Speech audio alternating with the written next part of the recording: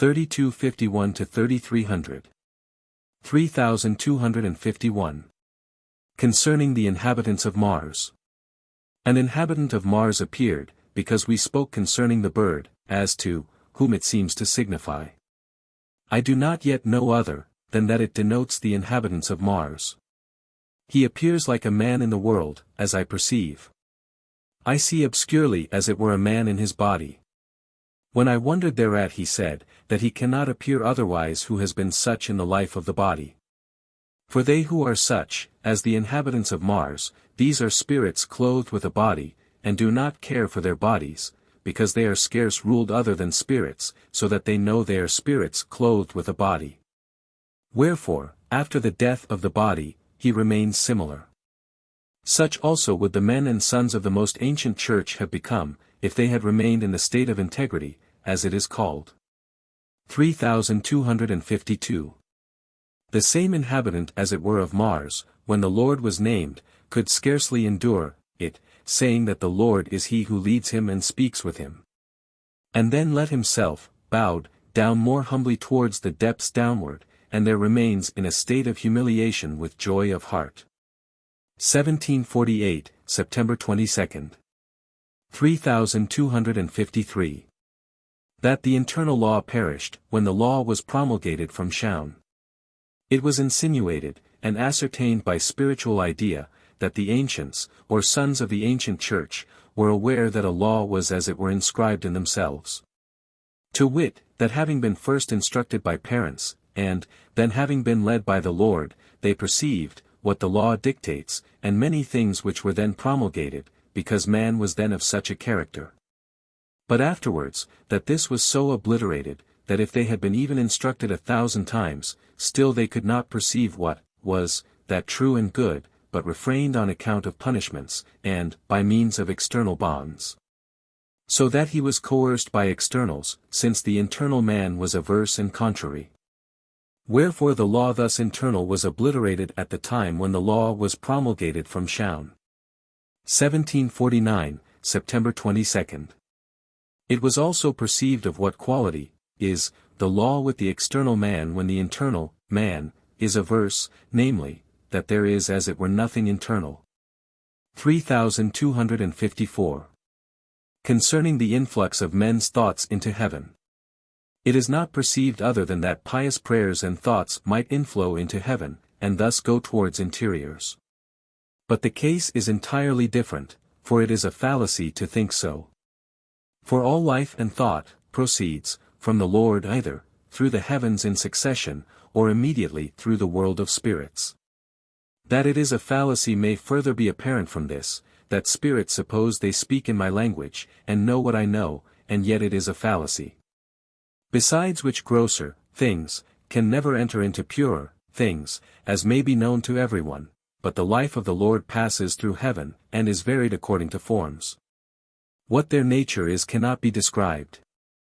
The more perfect the form of the general, communis, society, the more true and blessed, also the more quick or direct, the influx, wherefore it is a fallacy that man or spirit can penetrate by his thought or his art into heaven, or into spiritual and celestial things. But the more adapted, apture, that man is, or the more fitted that his interiors are for receiving, the more truly and happily do the intermediates feel and perceive. But the more unfitted the man, or the more unfitted his interiors, the more the perversion of influx on the way. 1748, September 22. 3255. Concerning the spirits of Mercury, how they replied to our spirits. The spirits of our earth were with them, and spoke with them, and asked them in whom they believed. They said that they believed in God. But as their disposition is to be unwilling to answer questions, they said that they are such that they do not say in whom they believe, nevertheless that they know. Wherefore in turn they asked the spirits of our earth in whom they believed. They answered that, they believed, in the Lord God. The spirits of Mercury said immediately that they at once perceive from their reply, they have exquisite perception, that they believe in none of them. Wherefore the spirits of our earth were speechless, and were not able to answer anything. 1748, September 22. 3256. Concerning the spirits of Mercury, that they desire to know what is to come. Certain things were written concerning what is to come. When I was unwilling to read these in their presence, they were highly indignant, and desired to scoff at me, contrary to their usual custom, only saying that I was the worst of men, and the like. Hence may be concluded how much special delight they take in the knowledges of future things, because they are the internal sense. And moreover, it was granted them to excite something from my interior memory, which was done readily, besides that, I knew what it was. They did not excite anything but certain dreams, and the like. Such is the sagacity of those spirits, that they immediately perceive from others, and their ideas, what they know. To such they cannot propose opposites, for thus they could not be present in their society. 1748, September 22. 3257. And inasmuch as they were angry, in order that they might signify their anger, they brought upon, into, the right part of the head, as far as the ear, a certain kind of contraction and pain, supposing that they must have done it from themselves. Moreover, when they departed, they removed themselves, se elongabot, by degrees, but deep below, profundius, inasmuch as they were thus compelled to humble themselves. L. 748, September 22. 3258. As regards the internal sense which the spirits of Mercury represent, referunt, it is such as is the memory, yea the memory of particulars, but not of the images, of things. For the memory of particulars contains visual images, which pertain to the imagination, thus to images of terrestrial and corporeal things. Further, it contains things, for instance, laws and knowledges of laws, also, the things, of faith, like as that there is nothing but evil with man. This part of the memory more nearly respects, se referred ad, thought, because it affords to thought subjects of deep thinking, thus passes to speculation and constitutes it. Such memory do the spirits of Mercury represent.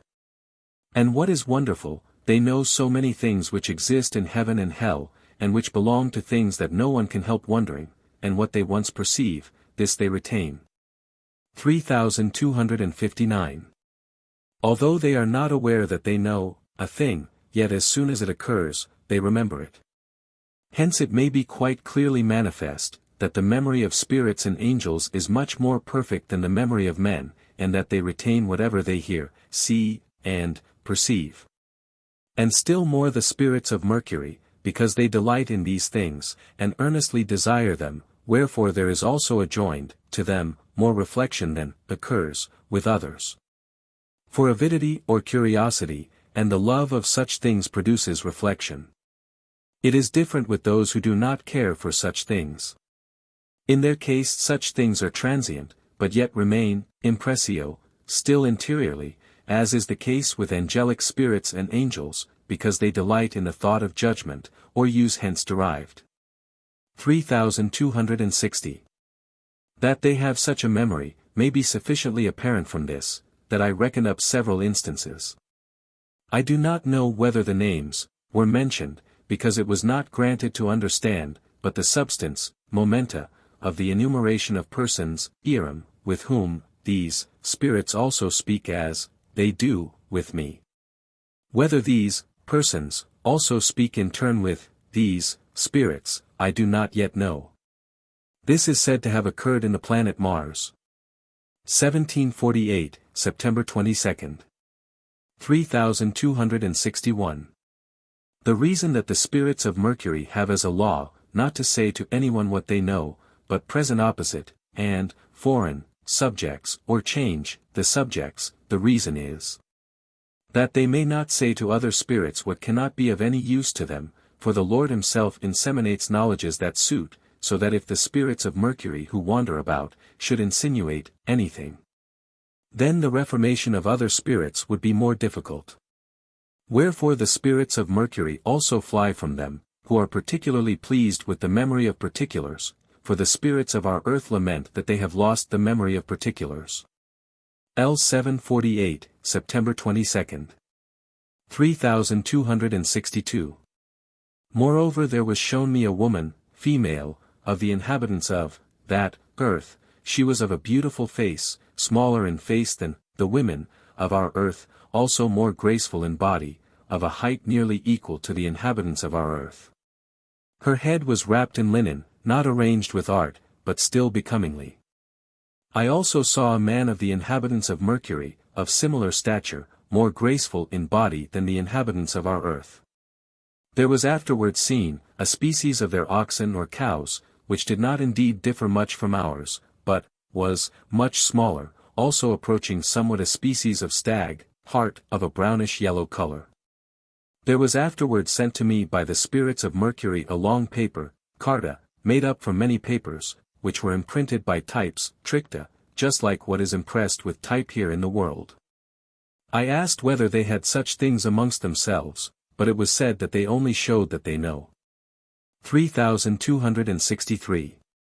That there are such things in this earth, and they now add that in this earth their knowledges are of such a character, thus that they are as it were printed, exorato. They do not wish to say that they think the knowledges of things are alone written thus in this earth, then also they laugh, mock, saying, that men here are as it were dead, and are only such papers. They so consider the interiors of this earth. Wherefore they also flee from, avoid them, because they know nothing except from papers.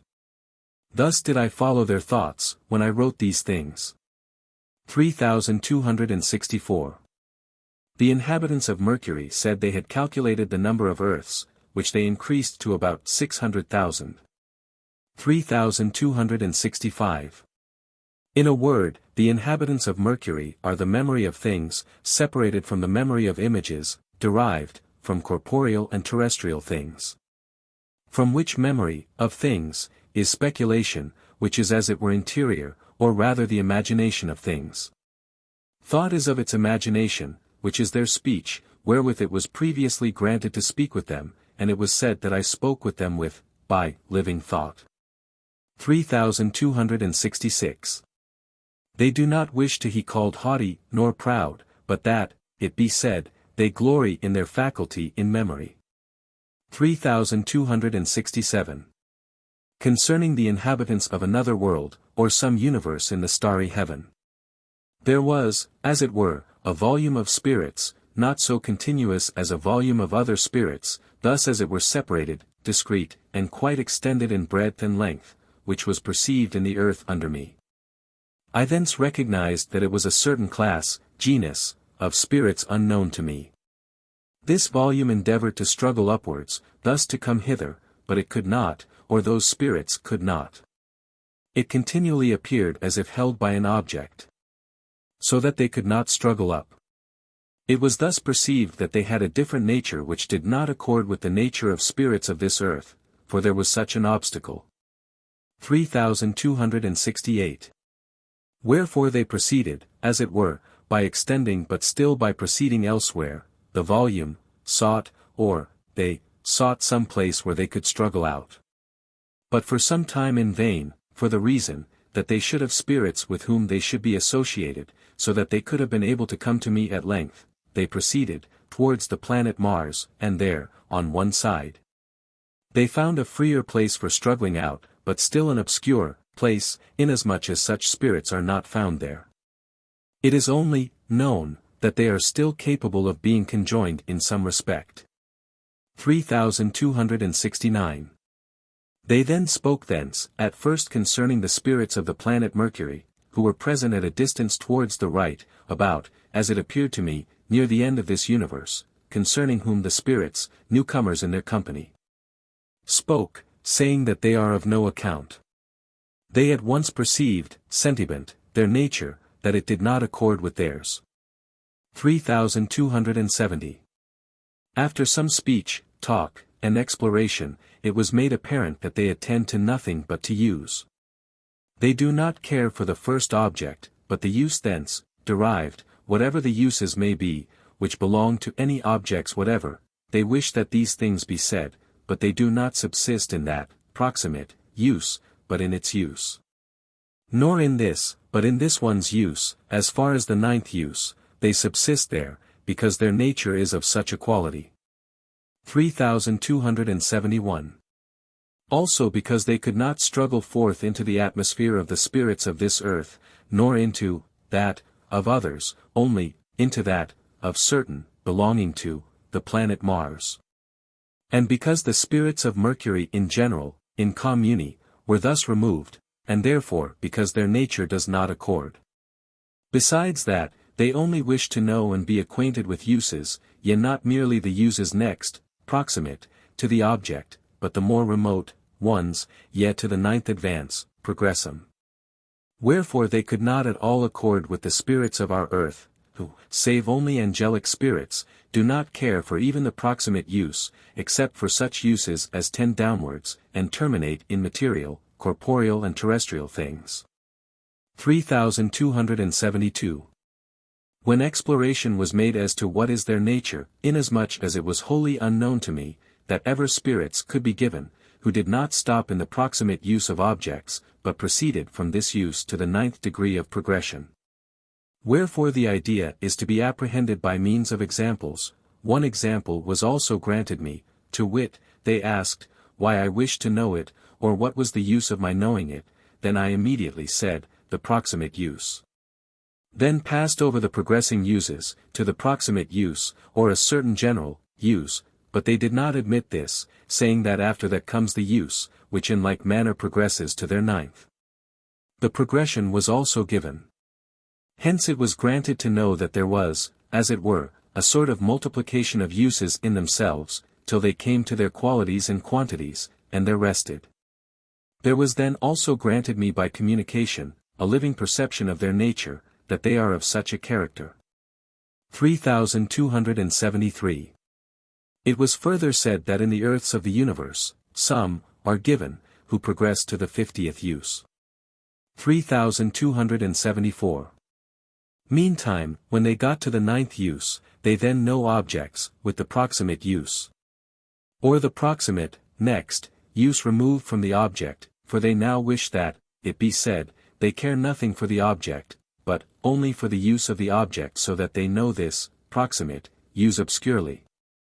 Progressing thence more manifestly according to the degree of progression, up to the ninth use, which they think they see clearly, yea, most clearly, because they are in, of, such a disposition. 3275. I also saw a man, a little to the right, a little above, but only as a sort of graceful cloud, he did not turn his face to me, only the left side of it.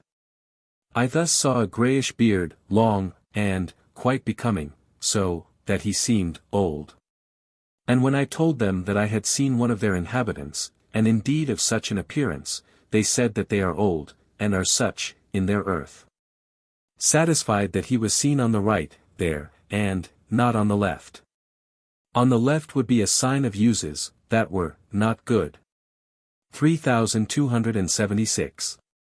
And when I told them that in this world, are proximate uses, they then said concerning them, that they are not so valuable, they said so, for the reason, as was given me to think, that to them proximate uses are in obscurity, and do not accord with their nature. 3277. I also perceive that they have reference to such a memory, because they thus come to the knowledges of uses, and are first content, when, therein, as is the custom with the old. Not that they rejoice, or take gladness in the knowledges of uses, but that thus they are contented. Their life is such, for it was communicated to me. 1748, September 23. 3278. They afterwards appeared above the head, quite high, saying that they have found those with whom they can be. So they spoke with me thence, and showed me the quality of their speech, to wit, that, there is a general, communis, speech by means of the lips. My lips also moved according to the manner of their speech, in an undulatory manner. Then, also, there is a particular speech by means of the motion, moving, of the muscular fibers in the lips, which I could only perceive in a general manner, communitor, to be so. When they were asked, whether or no they had a face, so that they could speak with the face, this they at first did not wish to say, but were compelled by this, that their bearded man might not be violated. They showed that their speech extended from the lips towards the eyes, which signifies extension to the intellectual principle. Afterwards they also signify their gladness, or life from knowledges of uses, by means of an influx of their life into the eye, as I believe, especially, into the left. Such is their speech. It was asked whether they had no articulate voice. They replied that they do not know what is the speech of words, consequently what is articulate sound, they know slightly, what is sound. For they speak with me through spirits, or by means of ideas which flow, labunter, into words with me, for their thought is of ideas as amongst all others, only that it does not flow into words, but into such slight motions of the lips. Which is the same. 3279. Moreover, when I began to doubt whether they had lungs like us whereby we speak with articulate sound, they showed me by living experience how from their lungs flows an aura or atmosphere into the lips. For, it flowed, from near the interior locality of the thorax towards the circumference of the thorax, and thus upwards by means of a sort of influx of ideas into the fibers, and so into the motive fibers. But by means of such internal pulmonary breathing. Thus by an afflatus. 1748, September 23. 3280. As respects their mind, animum, they are also in some relation to those of Mercury, but in a lesser degree, to wit, that they are not so willing to spread abroad what they know. Wherefore they are restrained but a little, thus in a less degree than the spirits of Mercury. They also exalt, themselves somewhat above others, but because they are ancient, not in a childish manner, they wish me so to write it. They are, therefore, like the spirits of Mercury, a memory not of scattered facts, rerum, but a memory of uses continued progressively to the ninth use. Hence it seems that a thought may be inferred from those things which have been said concerning the way of thinking of the spirits of Mercury. 3281. That old, Vetustus, man, who was seen is adored by them, as their god, to wit. They apprehend that so seems he who rules all things, to whom, therefore, they wish to be similar, thus, to be, old with a grey beard. And when they were told that such, a personage, does not rule the universe, and that he could have been conducted to them, in order to confess it, they therefore wished to see and hear him, and when he was shown them, he told them that he was a thief, who is above my head, and directed the things which I wrote. He confessed before them, that he told them he was thief, who is above my head, and directed the things which I wrote. He confessed before them, that he is nothing, and perceives himself to be ruled by another supreme being.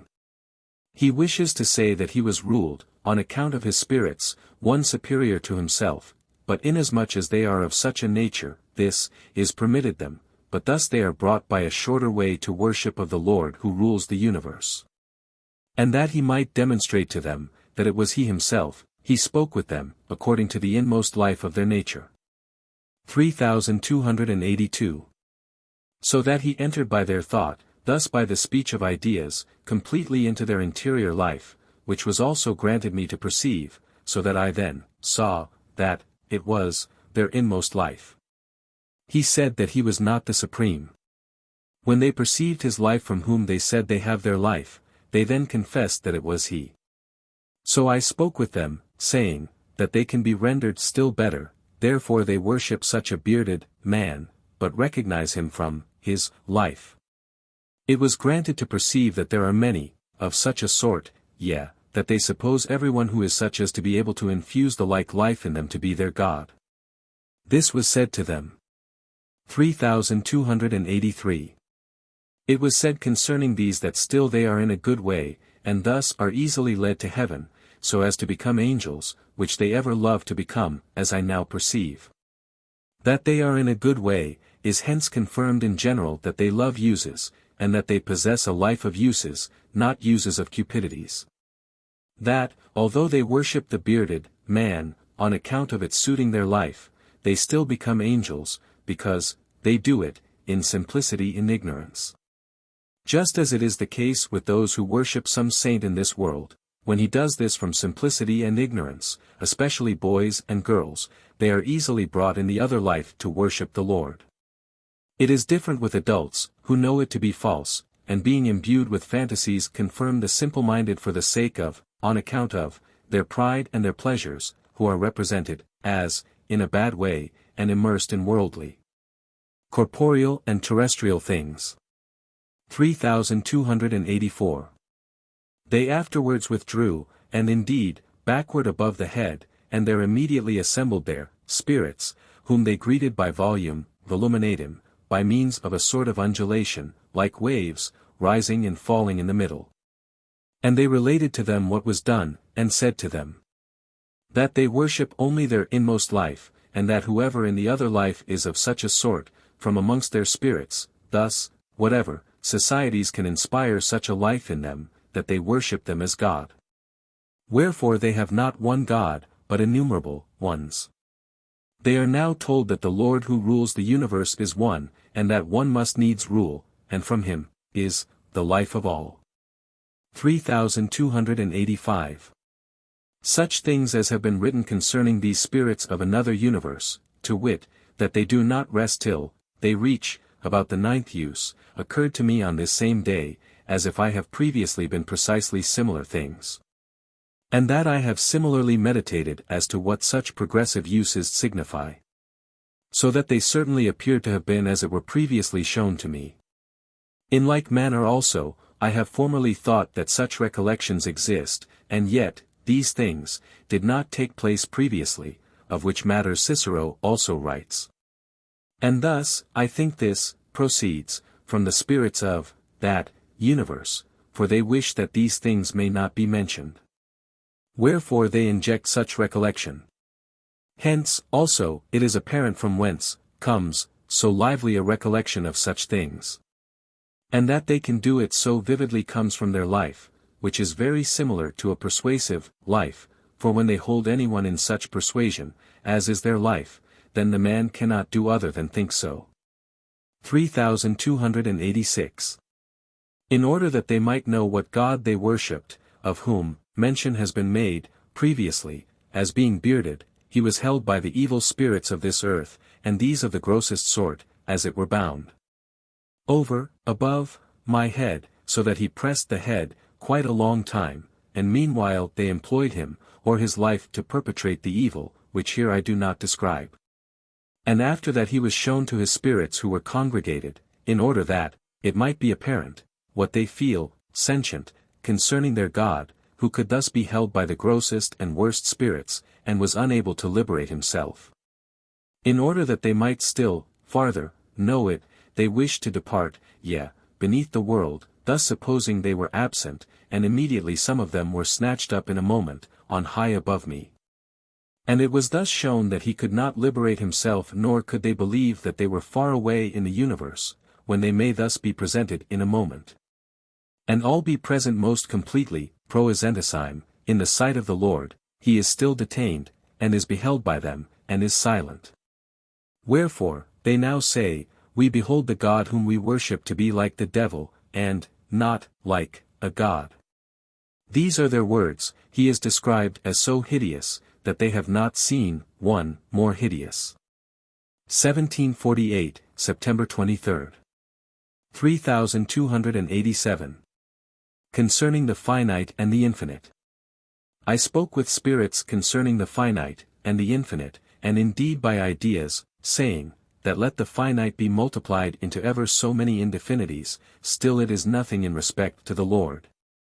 Who is infinite, thus the finite is nothing in relation to the infinite. But when it wishes to think concerning the infinite, that it appears, as a something more obscure, so that it appears to it as nothing. 1748, September 23.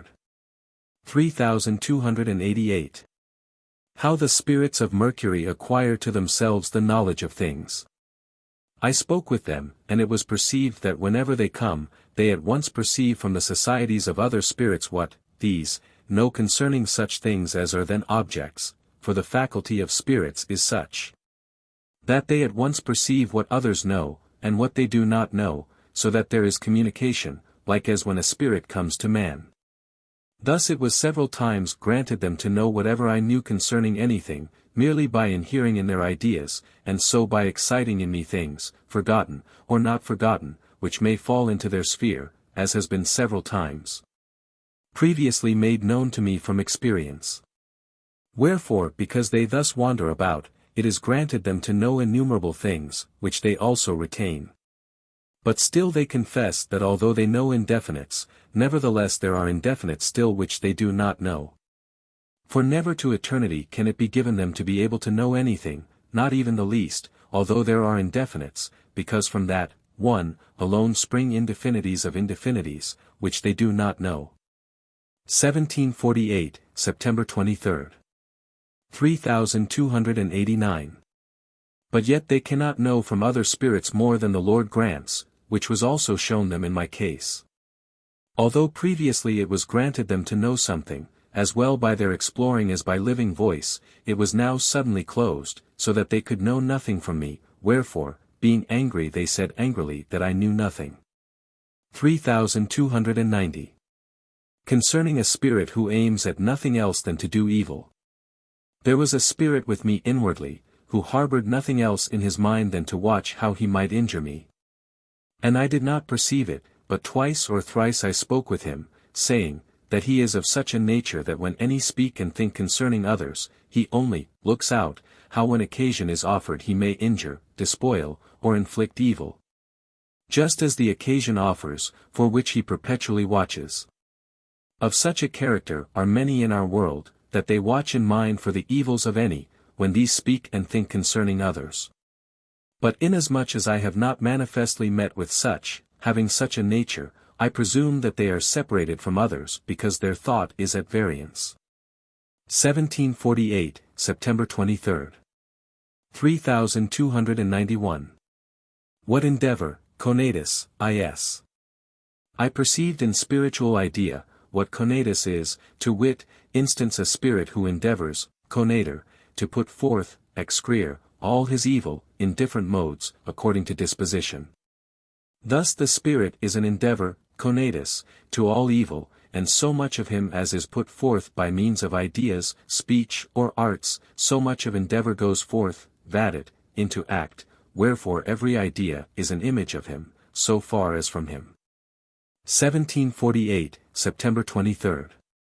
Moreover endeavors go out, abunt, into active and efficient forces, vires, and where they become efficient operate according to their nature, but are received according to his nature and disposition, bestowed, by the Lord, thus also. According to state. Active, efficient forces thus again go forth, vadant, therein to act, and, so are terminated. 1748, September 23. 3292. When it was written concerning the spirits of Mercury, that knowledge, of the Lord, was promised them, and that there was shown the likeness of a son, and they said that it was not the Lord, because they did not see the face. And when spirits spoke concerning it, though what they spoke I know not, then the Lord appeared like the sun, in whose midst, was, the Lord, surrounded by a solar bond, as it were. The spirits of Mercury then sunk down in profound humiliation, and acknowledged, him, in anxiety of humiliation. He was next seen by spirits of this world, by those who saw him in the world, he appeared, as when in the world. They confessed one after another, consequently many, of them, that it is the Lord who was in the world, thus, they spoke, before all the assemblage. Next he was also seen by the spirits of the inhabitants of Jupiter, who also said with manifest voice, that it was he whom they had seen, for in that earth he occasionally presents himself to be seen. 1748, September 23. 3293. Concerning a light. Certain spirits, after the Lord was seen, were let down, towards the front regions, on the right, and as they progressed, said that they saw a light, much purer than they had ever seen, and so said many. That they have never seen greater light, and this, when here, it was evening time. 1748, September 23. 3294. Concerning certain naked ones. Certain, quotum, of those, who had insinuated themselves into the companies of the good were recognized to be of a different character, hence being separated, they appeared to them, as naked, as if, thereby, they attested their innocence.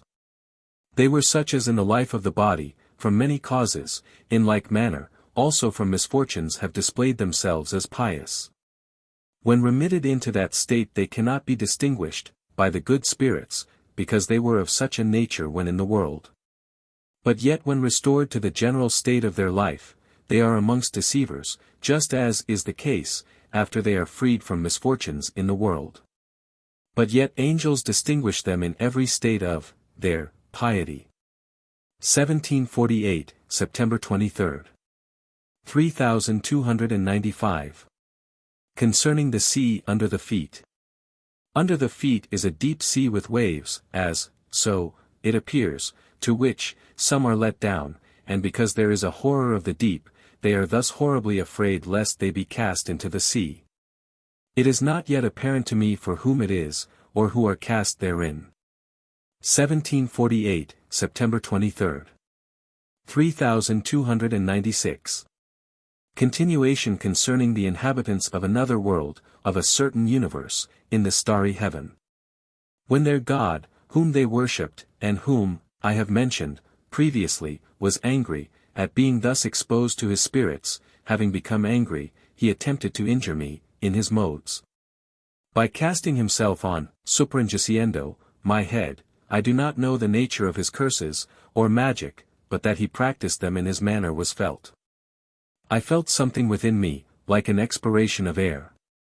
I said to him, that I knew how this takes place, to wit, how they respire, when the lips are moved, besides other things which I do not remember. I said that he could do me no injury. Meanwhile I sought to sleep, and so fell into slumber, and dreamed something concerning my lost writings, and the fireplaces in which they were burnt.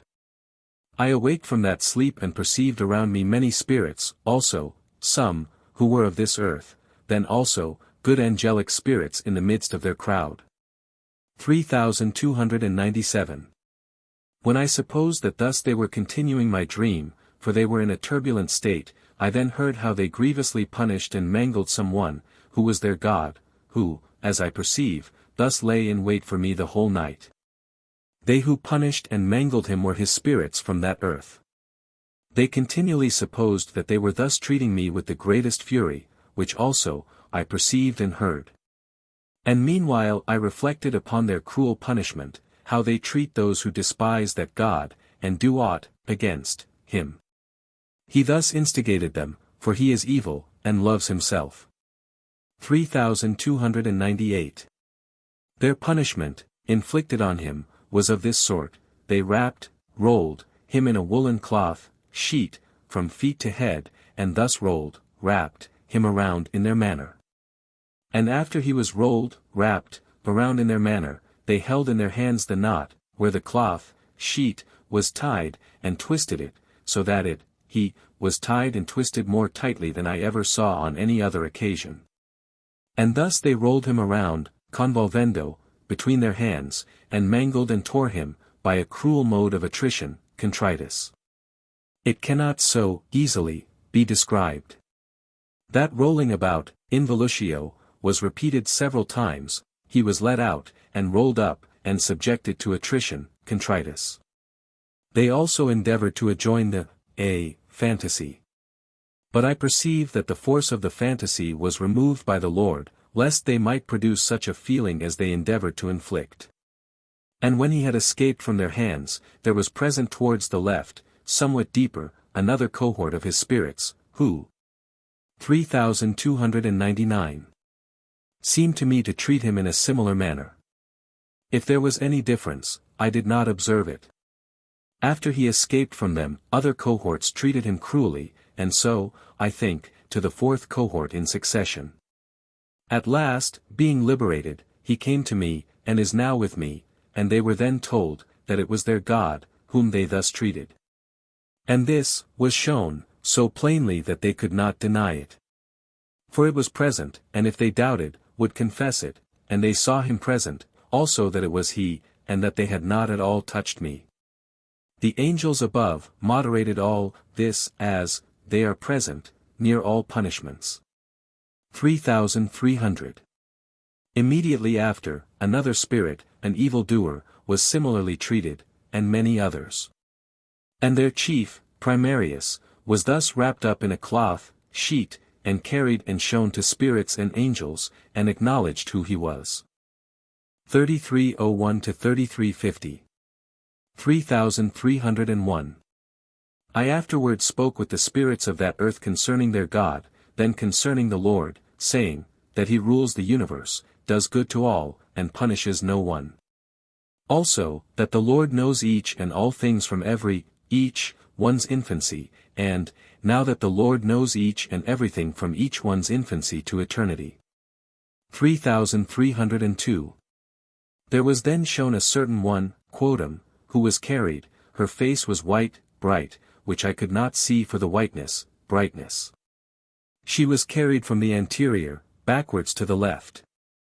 And it was insinuated, and, then manifested, that she was his mother, for he thought of his mother, but the thought fell upon the evildoers, who were punished, as has been told. For he wished to call his foster mother.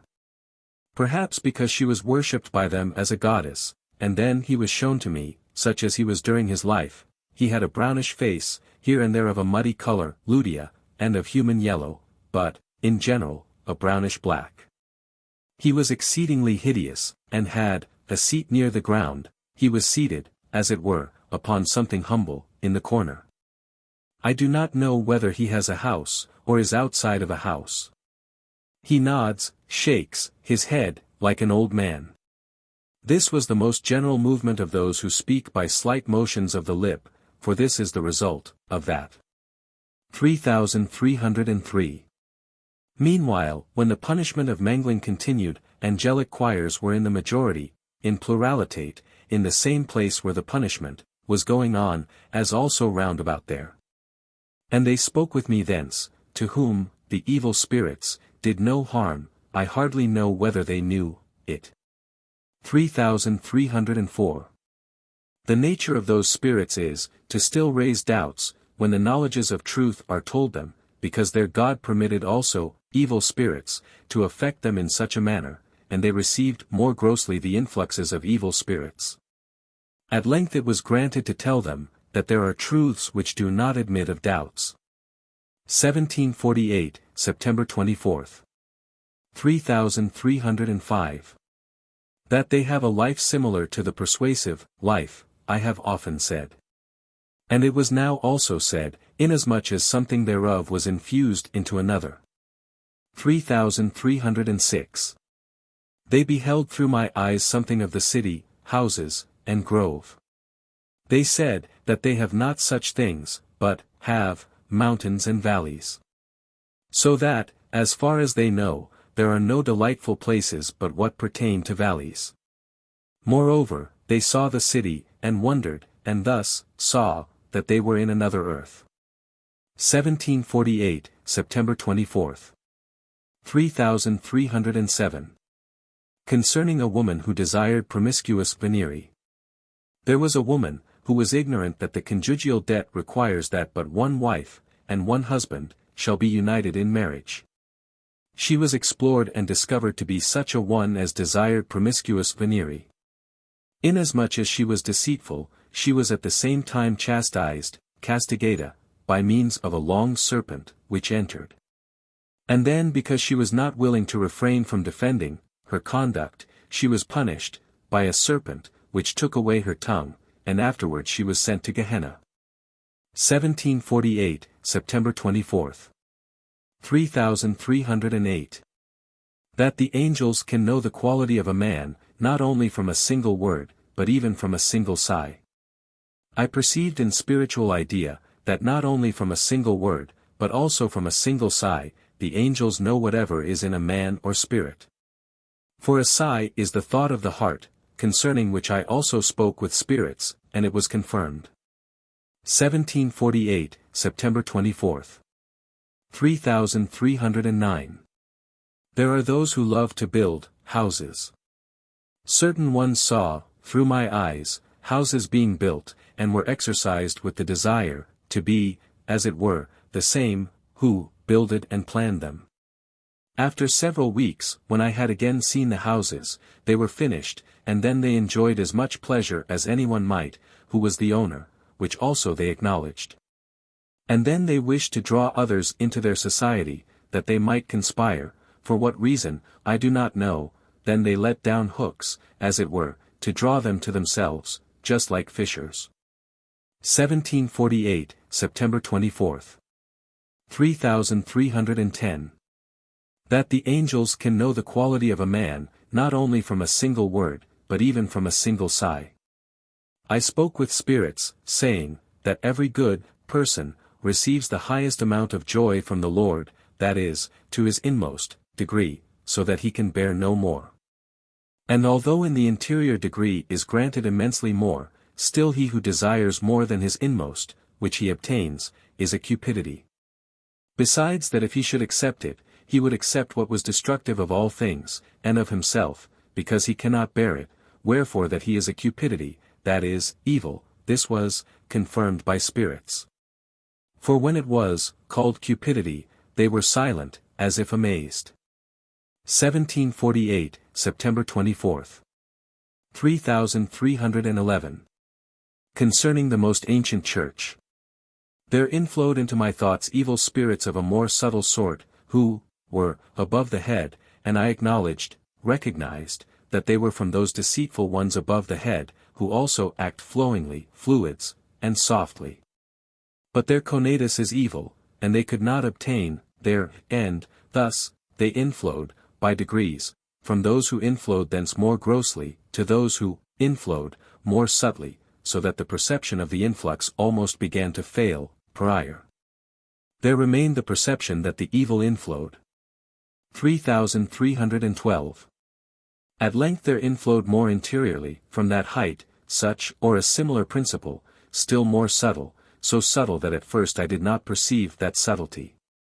So that it was within the former subtle influx, and when the mediate spirits perceived it, they wished to seize hold of it, as is their habit, and so admit it to injure me, but they could not be other than distinct from the subtle ones. For they who are their subtlest, could not enter into the exterior subtle ones, nor these into the interiorly subtle. 3313. It was disclosed to me that the subtlest, whom I did not perceive before, were those who were sons of the most ancient church, to wit, the church, before the flood, and were remitted into their state such as they were, then. Their wickedness cannot be described, because it was more subtle than could come to my perception, save what it was. But what, or of what quality, was given to perceive only from this, that, they were evil. In a word, they were interiorly evil, so that if they had been still more interiorly evil, they could never have been saved to eternity, for they also wished to pervert pure spirituals. 3314. Afterwards spoke with me they who have been from the most ancient church, who were in the highest place, than which a higher, I think, is scarcely given. They said that they were thence, and are thus associated. They are ignorant why they are in that attitude, and why others rarely come to them, save sometimes from elsewhere, as they said, from the universe, but from whom, they did not know. 3314_1/2. Moreover, I spoke with them concerning the Lord. They said they cannot speak concerning the Lord, for their ideas were celestial, and because in the word, Lord is a spiritual idea, then also, I spoke, concerning other ideas, by which the Lord is expressed, for instance, Jesus, and Christ. And this they could not perceive for the reason that the ideas were covered up by naturals, because they are names, but when he was represented as mediator, because they are names. But when he was represented as mediator and regenerator, then almost half admitting it, they acknowledged it, because then there were celestial ideas, which gave perception. They said, that they expected the Lord to come, who should save the universal human race. But these were only those who lived when the most ancient church began to decline and be perverted. Revelation was at that time made to them.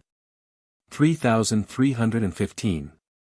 For when it was asked them, whether they know what it signifies, that the seed of the woman should trample on the head of the serpent, one said that it was he who first said this, but because it was the society, they were told that the whole assemblage, coctus, thus spoke, in general, and expected a Lord to come into the world, who should save the human race. But before they were instructed, they did not wish to admit, that he should be born a man. But when it was said that, he was, not of the seed of the man, but of the seed of the woman, and that he was not born, and of the seed of the man, but of the woman. Like as also the words say, that the seed of the woman should trample on the head of the serpent, they then acknowledged, although not easily, because they have a perception of a man to be born of the seed of man. They said moreover, that from that time, they thought of scarcely anything but offspring, so that it was their continual delight to love their wives on account of offspring, which was also shown to me by this, that a delight of the whole body, in wakefulness and sleep, occupied the region of the loins. 3316. And, that, they desired nothing more earnestly than to procreate posterity, Sobolum, and I perceived that, this was, because there was influx from the advent of the Lord into the world. Thus it was insinuated, as operating, hence, arose, their inmost most pleasant delights, or most delightful pleasantnesses, which did not inflow other, than as conjugal love and storage, therefore together with love. No longer, the love, of the spouse, interiorly, but only towards offspring, wherefore I now perceive that conjugal love perished, and remained within love to offspring or storage. Like as may also be apparent from that church, and the ancient, one, succeeding, which is evident from many things, which, will be treated, elsewhere, if the Lord think worthy. 3317. Moreover, I spoke with them, touching the state of their speech. That it might be perceived there was shown me the nature of their respiration, and I was instructed that the respiration of the lungs is varied in succession, according to the state of their faith, which fact was before unknown to me. But still I can perceive and credit it, because my respiration was so formed by the Lord, that I could respire inwardly for a considerable time, without the aid of external air. So that my respiration was so directed inwardly, that the external senses as also the act still remained in their vigor. This can be granted to do others than they who are so formed by the Lord, it is so said, save miraculously. I was also instructed that the respiration is so directed, whilst I am ignorant thereof, in order that I may be with spirits and speak with them. 3318. I was then also instructed, that the celestial and spiritual angels induce various kinds of respiration, celestial, angels, one kind, with every difference, and the spiritual, angels, another kind, with every difference. As was shown me by means of the respiration itself. Besides which, the spirits of Mercury enumerated many kinds of respiration, part of which were communicated to me, as well as such as inflowed into interior respiration, as those which externally towards the left eye. So that every society of the grand man has its own sort of respiration, which inflow and constitute the general respiration of man. And as the genera are innumerable, and the species of each genus are innumerable, I am not yet able to represent their nature specifically, as has been said. 3319. Besides this there was shown me a respiration which belonged only to the region of the loins, as far as the soles of the foot. It was said that a respiration, belonging only to the foot and sole signified the lowest accordant respiration, agreeing with inferiors, or, one, flowing from inferiors. Which, respiration, they did not feel, in like manner it was afterwards separated from the interior, respiration. Hence they who apprehend the pleasantnesses of the spouse, or rather of offspring, apart from the interior, are such as in the ancient church were afterwards separated from the interior. And because they still supposed that they perceived interiors, are called the head of the serpent, for the head of the serpent signifies such a thing. Therefore, also, they are adulterers, or such as adulterers as of no moment, and at the same time are cruel. Cruelty thus conjoins itself with such conjugal love, they also are under the sole of the foot. In a word, the spheres of adulteries and cruelties are one, together with such lasciviousness as appears to be conjugal, love. This I know from experience. 3320. It was also shown that every sense of the body has its own respiration. Yea, its place of respiration, for when the voluntary respiration which is prevalent in wakefulness according to the state of wakefulness, ceases, then there is present only a natural respiration. Thus, just so much of this or that sense is wakeful or vigorous, when I am present among spirits, as the respiration is voluntary, which is regulated by the Lord, so that so much and such a sort of the voluntary principle of the respiration is present as contributes to the quantity and quality of that sense, as was also granted to perceive from experience. Moreover, it was previously granted me to draw the same conclusion from a considerable experience, before I spoke with spirits, to wit, that the respiration corresponds with thought. For instance, when in childhood, infantia, I wished to hold my breath, spiritum, purposely, when they prayed, or at prayers, in the morning and evening. Also, when I wished the times of the respiration to agree with those of the heart, and so observed that then the understanding began to almost fade away, vanish, as it were. Then afterwards, when I wrote in imagination, that I had observed that I held my respiration as if it were tacit. 3321. Concerning which matter, it was afterwards granted to think, of which, I have treated, previously here and there, I think, amongst my observations concerning the lungs. Yea, know what is the falling of, letting out, the respiration and what its drawing in, and also what its natural, principle, and what its voluntary, that the natural rules at, by, night, and the mixed voluntary by day. Also that, when, in the womb there is no respiration, but that as soon as the senses and muscles have, need, to operate the respiration, begins. It was also said to spirits that they are unacquainted with the ordering of the respiration, and that, men do not care to know, which is most diverse in its action, how it operates into the muscles is directed, intended, remitted, and determined. Also in each thing of speech, which are cost secret to man, and this, also because scarce anyone attends or reflects thereupon, not even knowing that there is given a natural and voluntary respiration. That it is variously mixed in wakefulness, according to the directings, intentions, and qualities of the sensations and acts of the body. Hence it follows that there is an internal respiration when it is granted to man to speak with spirits, which is regulated by the Lord alone, the angels also being ignorant of the mode thereof. 3322.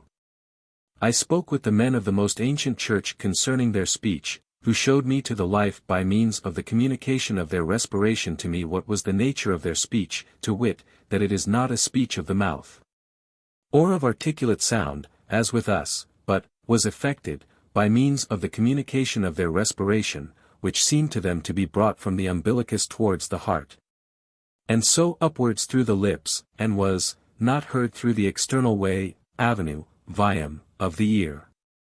Thus not through the external ear and tympanum into which external sound blows, and as it were beats, pulsat. But through, by means of, such respiration flowing out through the lips, and entering through their mouth, thus through the nostrils, and through the eustachian tube into the ear, and so is perceived. That the respiration alone contains a full idea I was not aware of before, but now can perceive. 3323. As well from a certain perception confirmed by experience of internal respiration, as that all speech and affection, affectus, of speech is directed through respiration. So that there is nothing in the idea of the word, voice, or speech which is not determined by the respiration. Wherefore it follows that ideas of the most ancient church were much fuller than can ever be given in these times, thus the external of the idea belongs to such respiration because the idea brings it forth, producit. Such also is the respiration of spirits, hence consequently their ideas, according to indefinite differences, also according to degrees, as respects interior respirations. Hence it follows that the ideas of angels, even of the celestials, are nothing but respirations, and their life the Lord alone. Thus have I now been instructed. 3324. It was shown by living experience that the respiration of the most ancient church was from the umbilicus, or towards the interior of the breast, more, towards, the region of the back. And so upwards through, the lips, wherefore their ideas were fuller, afterwards, when the state of the church was changed, that the respiration receded from the umbilicus towards the region of the abdomen, and so upwards through the lips. Afterwards more towards the region of the abdomen, so that a little of the respiration was apperceived above, and so on, downwards, until no respiration of the breast was apperceived. Then began, copit, I think, an exterior respiration, consequently sound, through the trachea, larynx, throat, nostrils, tongue, and lips, all of which especially determine sound. And render it articulate, hence how came the speech of the mouth, because men were wholly external. From which I perceive that respirations took place in succession, just as the state of faith in man, thus just as the sphere of faith is received by man. 3325. There were also shown me other varieties of respirations. For instance, abdominal respirations, pertaining to the region of the genital members, and loins, then also that there is a respiration of the left side, and not at the same time of the right side. 3326. Hence it is quite clearly apparent that evil spirits can by no means abide, versari, in the sphere of respiration of angelic spirits, still less of angels. For thus they would be suffocated, and could have no idea at all, because respiration corresponds with the idea, and because respiration is organic, inasmuch as respiration is the idea. L. 748, September 25. 3327. When I refrained from speaking with them, a black spot was seen at the side under the left eye, which they said signifies that they should refrain from speaking, thus was seen, visa, I think, when they should refrain. 3328. Concerning the hostility of the spirits of our earth towards the spirits of Saturn. When the spirits of Saturn again came into view, at a distance, then the spirits of our earth, as if insane, infested them long, during many hours, by infusing many impious things concerning the Lord and faith. Inasmuch as this lasted some time, certain spirits were astonished. But the reason was, that it might be presented before them, how it stands between those who relate to, referent, the external sense, and those who respect the reason. For the spirits of our earth respect the external sense, and at this day are nearly separated as it were from all reason, and the spirits of Saturn respect the reason. Thus was manifested of what nature are they who are hostile to reason, thus what quality of reason they possess, consequently, that they infest the internal man with continual revilings, for the interior man is the reason. 1748, September 23. 3329. The reason, as I now perceive, is, that when the spheres of the external senses, such as the spirits of our earth respect, referent, perceive the sphere of reason, therefore, the sphere, of the spirits, who respect the reason. That they, illy, cannot tolerate these, eos. There is a natural enmity, since the external senses are of such a character, that is, man or spirit believes nothing but what he perceives by the external senses, as may be known, to all. A similar enmity have all men in thin world, towards, against, the reason, but they do not perceive it, save in temptations, inasmuch as the reason departs as it were to a distance. And the irrational, principle, succeeds with its fantasies, with which they are conjoined. 1748, September 23. 3330. I was shown the nature of the conflict, concursus, of the spheres, to wit, of reason, and the external senses separated, therefrom, from which only, spring, ratiocinations, visions, hence fallacies, hypotheses, and hence fantasies. For the spirits of our earth could not but infest the spirits of Saturn. But these did not fear, our spirits, came amongst them, and could do them no harm at all. Further, when it was also told these, spirits of our earth, that they could not respire in that sphere, they were thence projected of themselves. One here, another there. For they did not seem to themselves to respire. Such is the conflict between fantasies arising from the external senses and the reason, which can never be conquered, as was also shown them by a living idea.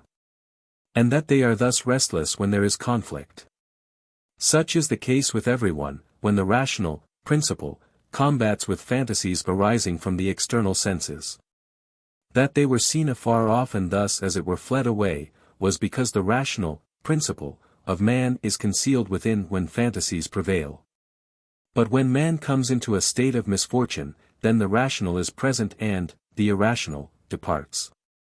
Meanwhile, the man who is in fantasies is in a tranquil state, as it were, thus, fantasies reign, as was shown by this, that, when the spirits of Saturn did not appear, then at once arose tranquility amongst the spirits of this earth, 1748.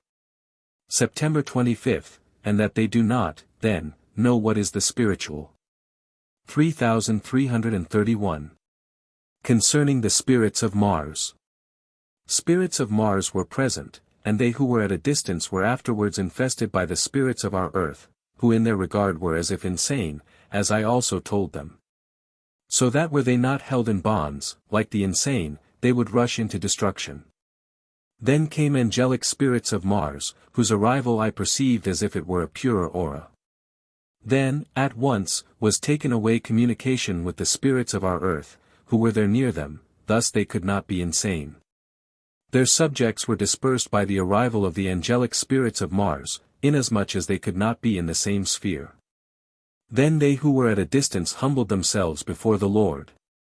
So that the spirits from thence said that they never believed such humiliation was given, they also sunk down more profoundly, in humiliation, and were represented on their knees. 1748, September 25. 3332. It was shown a spirit that he could not speak otherwise than according to the object presented to him through my thought. A certain evil spirit, speaking quite readily without resistance, hindrance, remisu, said that he spoke from himself. Wherefore I merely fixed my look, intuitum, on a fly. He then could not speak other than concerning the fly, according to my looking, intuitiones. The cogitative principle of the looking, intuitiones, could not be observed by me. Hence I was instructed that he did not speak from himself, so, that, he must have immediately retained from speaking, without an object afforded by me. 1748, September 25. 3333. Concerning spheres, in the other life exist spheres of whose existence even man is not aware, so that when I say that they exist hardly anyone can believe it. The only sphere known to man is odor, smell, so that, when he has an acute smell, he knows of what quality the atmosphere is, thus it exists in many, with a difference. There exists also another sphere known to man, to wit, his desire of this or that food, which is called determination of appetite, appetitus determinatus. 3334. But in the other life spiritual spheres exist so perceptible that at once is distinguished the quality of the spirit who flows by, below it, whether he is thinking or not thinking. Such spheres are innumerable, to wit, no matter how many spirits, and how many societies of spirits, when many are together, the quality of the general mixed sphere of all may be distinguished. Angels at once recognize them, and what the mixture may be, when the Lord grants them a perception of their sphere, innumerable as are the spheres of many. 3335. Today and yesterday I had a perception of the sphere incredulity, to wit, that such spirits wish to believe nothing of those things which were said and seen, when I arranged those things which were seen under their general heads. In the world these are commonly styled skeptics, because they believe nothing, nor will they believe aught that is said concerning the other life, nor concerning spheres. There are many of such a character, and they derive from fantasies, that they wish to believe nothing but what they see, or apprehend by the senses, wherefore, so long as they are in such credulity, they believe nothing. 3336. Every sphere of fantasy occurs, as perceptible, and while a spirit is mute, and hardly thinks at all, yet is he, it, perceived by others. They are not aware that they have such a sphere, and that it is perceived by others, and by angels, in the most distinct manner. 3337. As to the sphere of faith, and its quality, I have, here and there, treated of it already. 3338. Some days before, when I extracted what I have wrote, concerning spheres, inasmuch as I was then, not in perception of a sphere, I did not know what a sphere was, nor did the spirits around me know. So that, as it were, no sphere was given. I was then almost led to feel, that such spheres did not exist. Hence I was instructed how men perceive, to wit, that, such things, can never be, because they have not been so taught from any sense. 3339. Inasmuch as such spheres correspond to the sphere of odor, smell, hence, also do odors arise. It may, therefore, be proper to mention, that brute animals perceive, sentient, spheres, which they would never perceive in any other way. So that spheres exist in nature, natura rerum, that are wholly unknown to man, but reign, prevail, among beasts. For example, the dog, Canis, who smells, scents, where his master has placed things, which he searches out and finds. He recognizes his master amongst 1,000 men, both, simul, from the sphere of subordination, and friendship, thus from a sphere of gladness in staying with him, shuns all others, and does not rest till he stands at his feet. This is attributed to effluvia, but there is no effluvia, but what is a pretext for such a sphere? The animals possess a sphere of acquaintance with regions of the world which man has never known of. Thus in brambles and woods man continually wanders astray, but, an animal never, it knows its own home. 3340. Even if it should go through a way which it never saw nor trod before. It is so with dogs, who run back, home, through different ways, through many places, they have never seen before. It is similar with horses, it is similar with other animals, thus, bees, fly back, to their hives. So with all animals, mulla non animalia. They also have a sphere of gladness, when they merely come to the place, after several years, though they have never been in that place. Their gladness arises, merely from the neighborhood of the place, to their home. All animals whatever possess from earliest life, of infantia, spheres of knowledge as to the food which they eat, which spheres never mislead them. Nor are they instructed, as to this. Every animal possesses such a sphere, but not so with man. They at once shun whatever does not agree with them, they seek, find, search out, what does agree. Animals possess a sphere of seasons, temporum, for then flying far away, for instance, geese, also swallows. So all animals have a sphere, for instance, birds, of constructing their homes, or nests. Though they have never been taught, they have a sphere of rearing their young, for instance, doves, and others in other ways. 3341. Wherefore spheres of such a sort prevail amongst them, yet, these, are corporeal and natural. But such spheres do not occur with man, because, he is, in fantasies. Man also, were it not for this, would not only possess such spheres, which are the lowest, but would have a sphere of recognizing, his, companion, fellow, socium, as soon as he sees him, yet his quality. As regards natural inclinations against, towards, himself and others. Also his quality in general life, his quality as to internal sense and reason, his quality as to earth and all his interiors. 3342. As to the sphere of faith, their quality as to faith, he might recognize, distinguish, like a spirit, at his first arrival, without exploration of one after another, also, even, if, one, should be thinking of entirely different matters. Such spheres have been most thoroughly attested to me, by experience, these spheres are human. 3343. Such spheres are of the Lord alone. For they descend from the sphere of faith in the Lord, from and through this, the rest of the spheres are distinguished and they flow forth therefrom, wherefore spheres of odor correspond.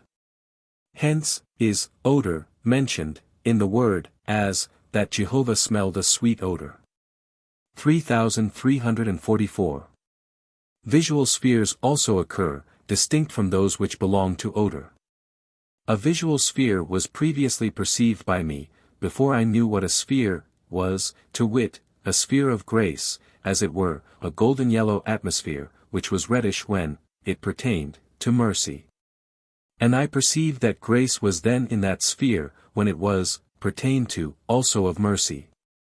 3345. I saw, today, a sphere which I had not seen before, while the discourse was concerning the inhabitants of the earth Venus, to wit, there was seen by me a sphere made up, as it were, of mere human flesh. So that I perceived nothing else but a continuous principle, which was yet discrete in general, and human, thus such a principle, as belonged to, was of human affection. But it cannot be described in different terms than as being truly human. Hence I perceived the quality of the inhabitants, to wit, as inwardly human. But below the sphere was an animal, forinum, principle, not represented to me, but granted to know, by cogitative perception, thus that their exteriors are of such a nature. 1748, September 26. 3346. Concerning the inhabitants of Venus.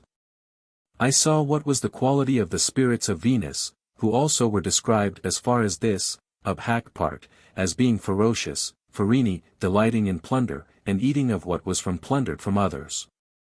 Their pleasantness, derived from plundering was communicated to me, it was great. Such are they, it is said, that had they been previously in the place of others, for instance, of the inhabitants of the land of Canaan. Also of David, also, of those who after they had burnt Tiklag, and pillaged everything, rejoiced from the heart, so that at certain times, they might go forth as kings and pillage, they would thus rejoice in plunder. Such was the custom in ancient times, in many other regions.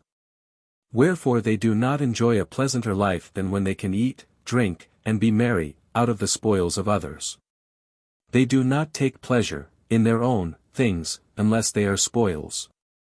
Hence the cruelty of David. 3347. But the inhabitants of Venus being explored, are found indeed to be such as delight exceedingly in plunder, so they hence derive the pleasantness of their life. But still that they are not cruel. They do indeed kill men, whom they plunder, deripient, but they preserve those whom they can, do afterwards bury those whom they throw into the water and so kill. So that they also have the human principle inwardly within themselves. It was otherwise, with the Jews, who even delighted to cast those whom they slew to beasts and birds, to be devoured. I now perceive that such are the Jews of the present day, who delight in such things. I perceived something of the sphere of some of them, who rushed and fled quickly in this direction. 1748, September 26. 3348. Concerning a certain one amongst the wisest of the world, what was his idea concerning heavenly joy? There was a certain one, who in the life of the body enjoyed much dignity and was amongst wisest of the world. In the other life, also, he is so esteemed that no one injured him, because in his life, he was exercised with much zeal, in behalf of the doctrine of faith. Yet, nevertheless, he had displayed to him, the quality of his idea concerning the state of the happy in the other life, to wit, that heavenly joy consisted in a light, lumen, of glory. Such a light as when solar rays appear golden, in which light, which he called Harliot Sken, he supposed heavenly joy to consist, and that if he came into such, he would be in heaven. Wherefore such a light was granted to him, and he in the midst of the light. Then was he so delighted, that he was, as he said, in heaven. Thus may be manifest what sort of idea concerning heavenly joy and concerning heaven, the wisest in this world have with manifold variety. They are so obviously and entirely ignorant, what is the felicity that springs from mutual love, although that felicity is represented to them, in love towards offspring, and the pleasantness thence derived. This, however, inasmuch as it is corporeal amongst the inhabitants of our earth, and is thus external, can never be compared to heavenly felicity. L. 748, September 26. It was afterward said to him, whether or no he could infer to some extent the quality of heavenly joy, merely from conjugal love, which he has called, and others call heaven on earth, since he is so wise. So that as he could thence infer, heaven is likened to a marriage, and the church is called the bride, betrothed, and wife, and marriages are representative, and hence the law, laid down, by the Lord, that there should be, but, one wife. 1748, September 26. 3349. Concerning spheres. Angels are not aware that they are in the sphere of perception of faith, unless the Lord grants them to perceive it. But yet they plainly perceive disagreements amongst others. That they are not aware thereof, because they are in it, may also be evident from the sphere of odor, that gardeners do not perceive the sphere of odor of flowers, like those who come thither. Nor do apothecaries thus perceive the aromatic sphere of odors, as they do, who enter, nor shoemakers the sphere in which they are, like those who enter, and so forth. 1748, September 26. 3350. It is shown that the odors of those who are in outermosts, thus in filthy fantasies, are spheres flowing forth from them, to wit, when to confirm, that the Lord rules the universe, I wrote concerning the soul, that it rules all things of the body. And that the will determines the muscles, then, evil spirits, of the lowest kind, infamy, thought of nothing else than what were the lowest things of man, thus how the soul and will ruled the anus, and excrementitious wipings. Hence, arose, an excrementitious odor, which also when odors are perceived, are the spheres belonging to them. 1748, September 26. 3351 to 3400. 3351. How much the science, knowledge, and intelligence of spirits exceeds that of men. They who come into the other life, sometimes wonder that they are not gifted with intelligence above the human race, as they conceived.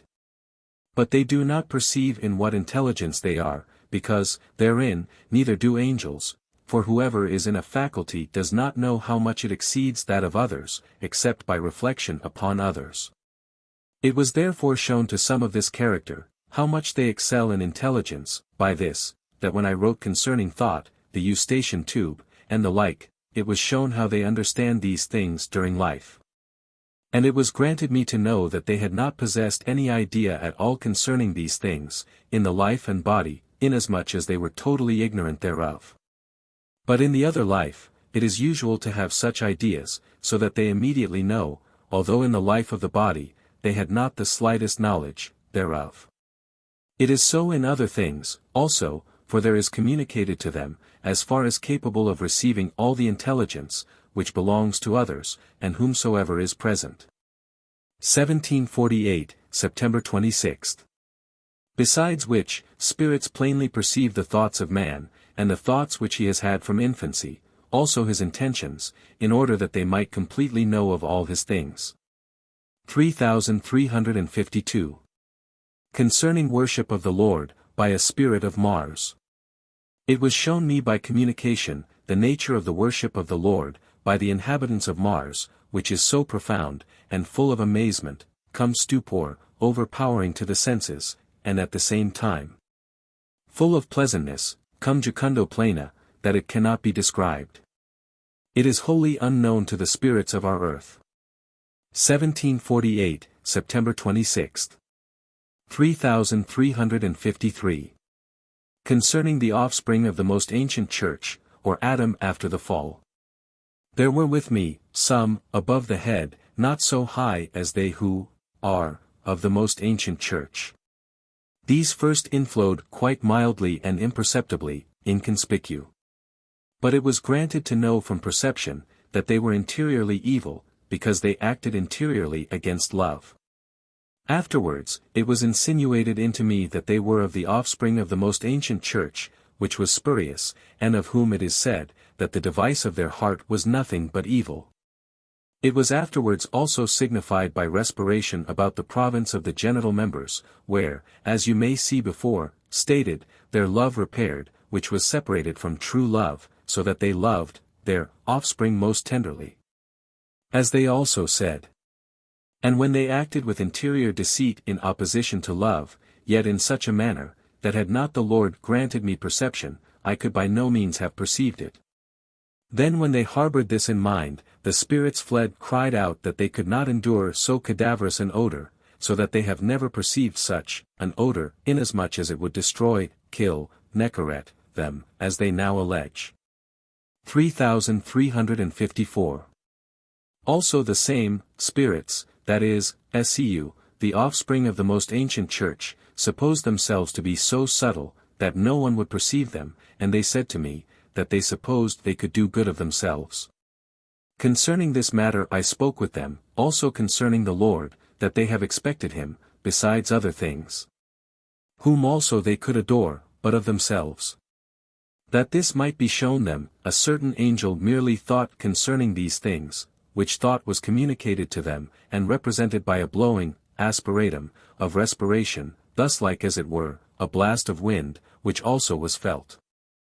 They said they could not endure it, and wished to flee away, but, inasmuch as it ceased, they remained. 1748, September 26. 3355. How they represented the Lord to themselves was shown, to wit, as it were, an old man, of a grey beard, that he was holy, and that from him they became holy, and similarly bearded. Hence, such a religion originated respecting beards, as is read concerning those whose beards were shorn off. 3356. That the thoughts and speech of angels, also of angelic spirits, fall into parables. When I wrote concerning those things which are, in number 1577, that the thoughts of angelic spirits and angels are like parables, certain spirits doubted, because the idea of a parable is not understood by them. Wherefore, angels and angelic spirits tested the matter, whether their ideas fell into parables, and it was confirmed by them, that they do not fail other than into parables, for parables contain generals. 1748, September 26. 3357. It was further shown, that, their ideas, fall into representations of paradises, vineyards, and feasts, entirely in accordance with the genius of the people, for it is otherwise with one than with another. Wherefore the Lord spoke nearly everything by parables, to suit the nature of those who are in the world. He likened heaven to feasts, because they placed heavenly joy in feasts, otherwise for others. 1748, September 26. 3358. Continuation concerning the adulterous or later offspring of the perverted most ancient church. These dwell under the earth, under a great rock midway in the deep, under the buttocks, and are there in their dire fantasies, hostile to the Lord, whom they treat in many most cruel modes. Concerning which impious things it is not permitted to write. They are in the greatest depth, profundissimo, under the buttocks, and labor under their fantasies, and this is permitted and admitted to be heard. There is a tumult, inasmuch as it is heard, it is also felt in each buttock, being subject to slight motion, commoditanter, as I now perceive. 3359. Such are not permitted to ascend, but sometimes the rock is, as it were, attenuated. And thus also, are they heard thence, like as they were heard by me, according to the hardness of the intermediate rock, they can be heard, and operate into the superior sphere. For that rock is a representation, that so distant is their impious and persuasive sphere, from the spheres which are above, thus are they held back. 3360. Certain of them, yea, many were admitted to operate on me in person, but the Lord disposed by means of intermediate spirits, that they should do me no injury. Then from that deep place, they came in front, as it were, through the rock, and seemed to themselves to contrive a way towards the anterior regions, through the caverns of the rock, and so climb upward.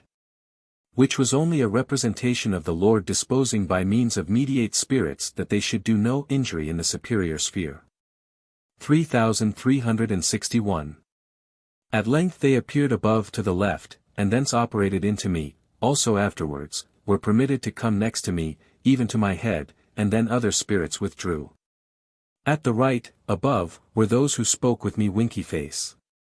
They did not allow, admittance, them to operate, and so long did good spirits talk with me, and these infused, their persuasions, till I was almost worn out with hearing good spirits speak. For from their infused persuasion, I seemed to myself to wish to speak with them. 3362. The good spirits were continually saying that, these evil spirits, are allowed to operate into the right part of the head, not into the left, and from the right part of the head into the left side of the thorax. But, by no means into the left of the head, for if, so, they said that I would be destroyed, ruined. This they were so long speaking, as was said, to my fatigue, and a sort of indignation, supposed if I spoke with them, no injury would result. 3363.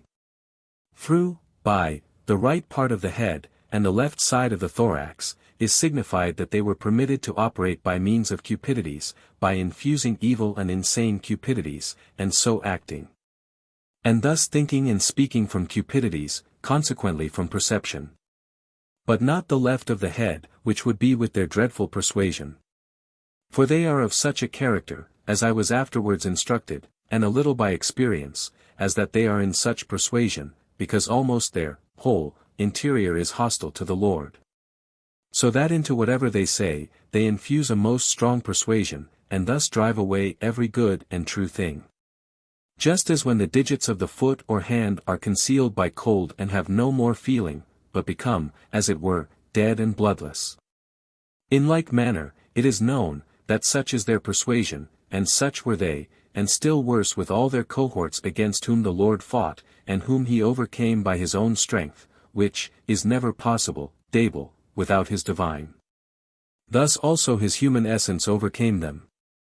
3364. When they began to operate in me, I fell asleep, and thus by means of cupidities, which I could not have resisted in wakefulness, they operated in me, and I had sound, graven, sleep, and am not now able to describe its nature. And wherein its soundness, heaviness, gravitas, consisted. For their cupidities are of such a character as, cannot be described.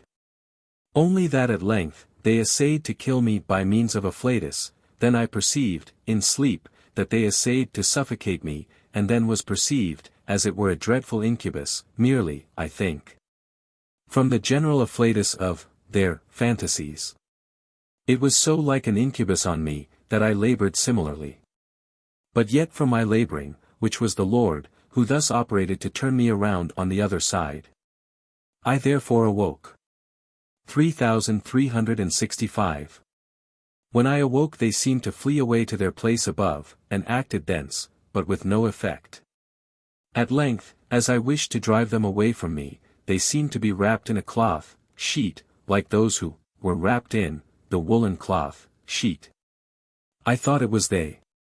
Thus were they let down through a rock, slanting in a straight line, to some depth. It was a hard rock, inclining downwards, which lengthwise was straight.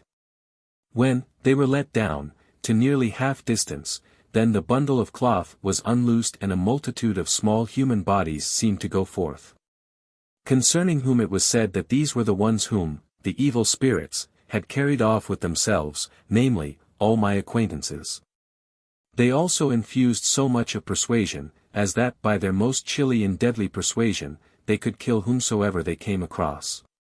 But the little men, mannikins, seemed to escape thence, thus were such as were wrapped by them in a linen cloth, sheet, and preserved, not, my, acquaintances, but others.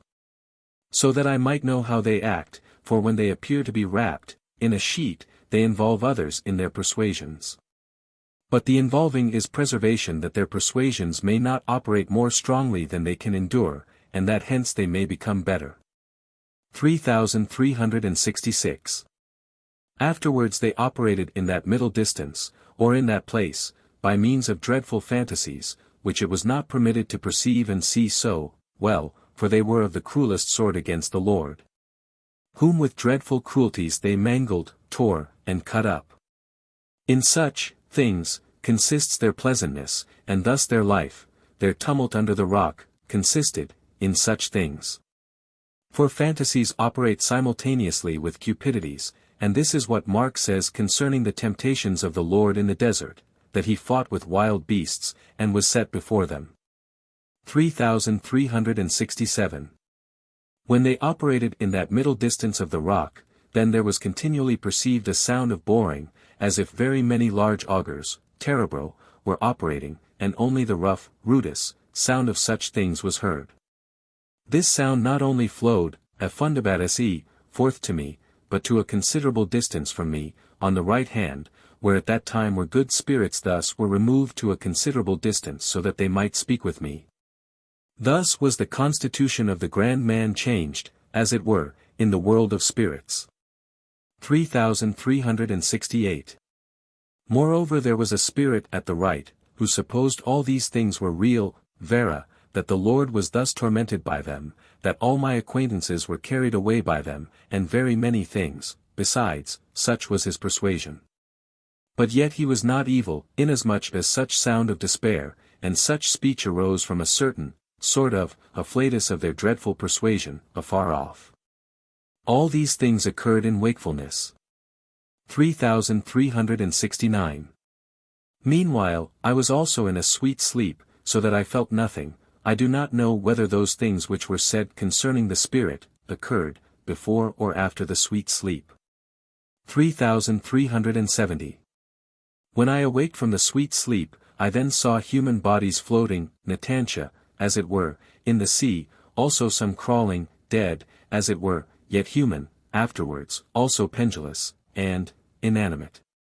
It was insinuated concerning these, that such thus perished before the flood, and became dead spirits, others said that they were dead, and so perished. Others that they were thus for ages, and so vastated, and that, when those things which were so dreadful, had perished, they would revive, come to life again, with remains, which would be tempered, in their case, by evils wherewith they could live.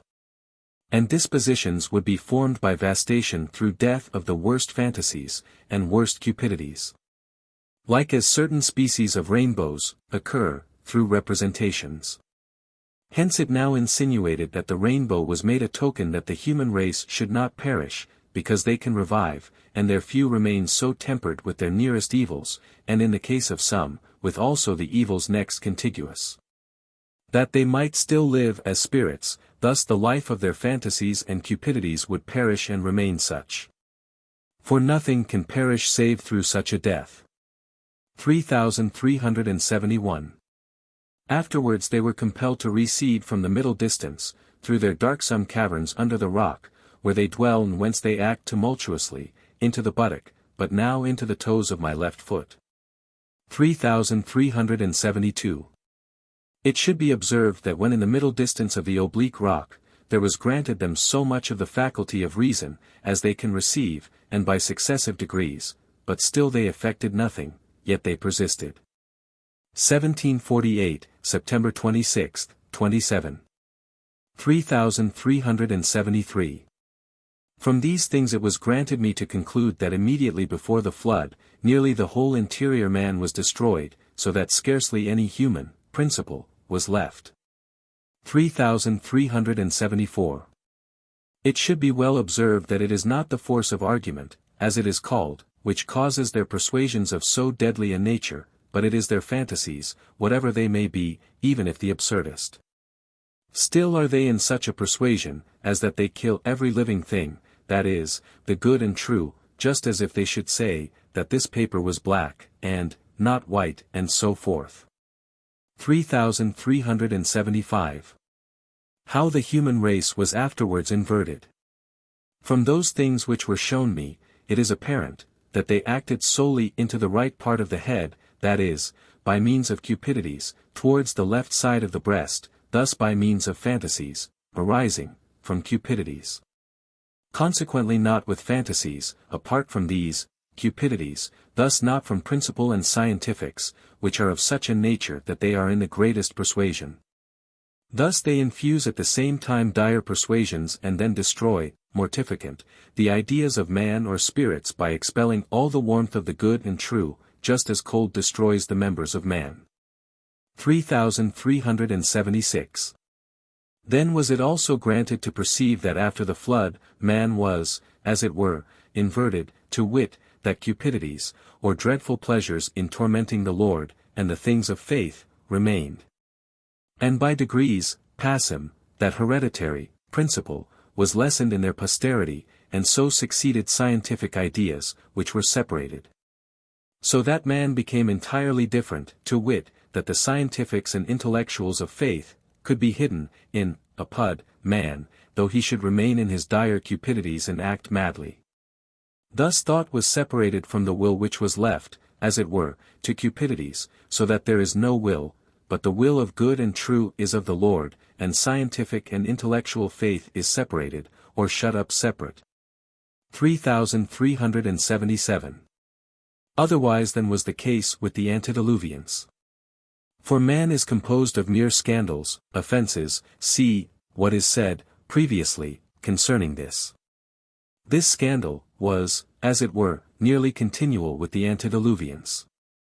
Amongst their posterity after the flood, it was made by the Lord, as it were, a separate, discrete, principle, which never could have happened unless scandals, offenses, should remain with man. Wherefore the Lord also became a scandal, an offense, to them, as the word here and there mentions, therefore did he also suffer and was crucified, that scandals might remain. Otherwise never could such continued scandal be rendered separate, discrete, and thus man be saved by the implanting, insertion, of scientifics and intellectuals, so that thus scandals should not appear. 1748, September 26, 27. 3378. It should be observed, that before those antediluvian spirits came to me, that there was first seen by me, a beautiful infant dressed in a shining, white, candida, garment, which signified the most ancient church as is now insinuated in me. Then in the same open doorway was seen a boy in a youthful, viridi, garment, I do not know what it signifies, whether, or know it means, such, people, of the same time, that is, of the most ancient church.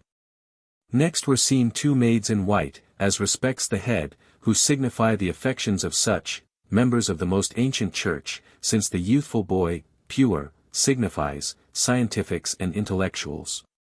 Wherefore in those times, to wit, those of the most ancient church, there were in part such rational ideas, that is, their scientific faith, was, as it were, youthful, yet like the boy. But the affections were like, those, of the maids, who were, shining as to the head. Thus there was just the reverse from what is the case with us. With us, there are good scientifics, but evil affections. 3379. Also afterwards, the sphere was poisoned to some extent from their persuasions, how much there was, and the quality, was represented by the way in which disappeared a long blue thread, broken at intervals, interstitiate. 1748, September 26, 27.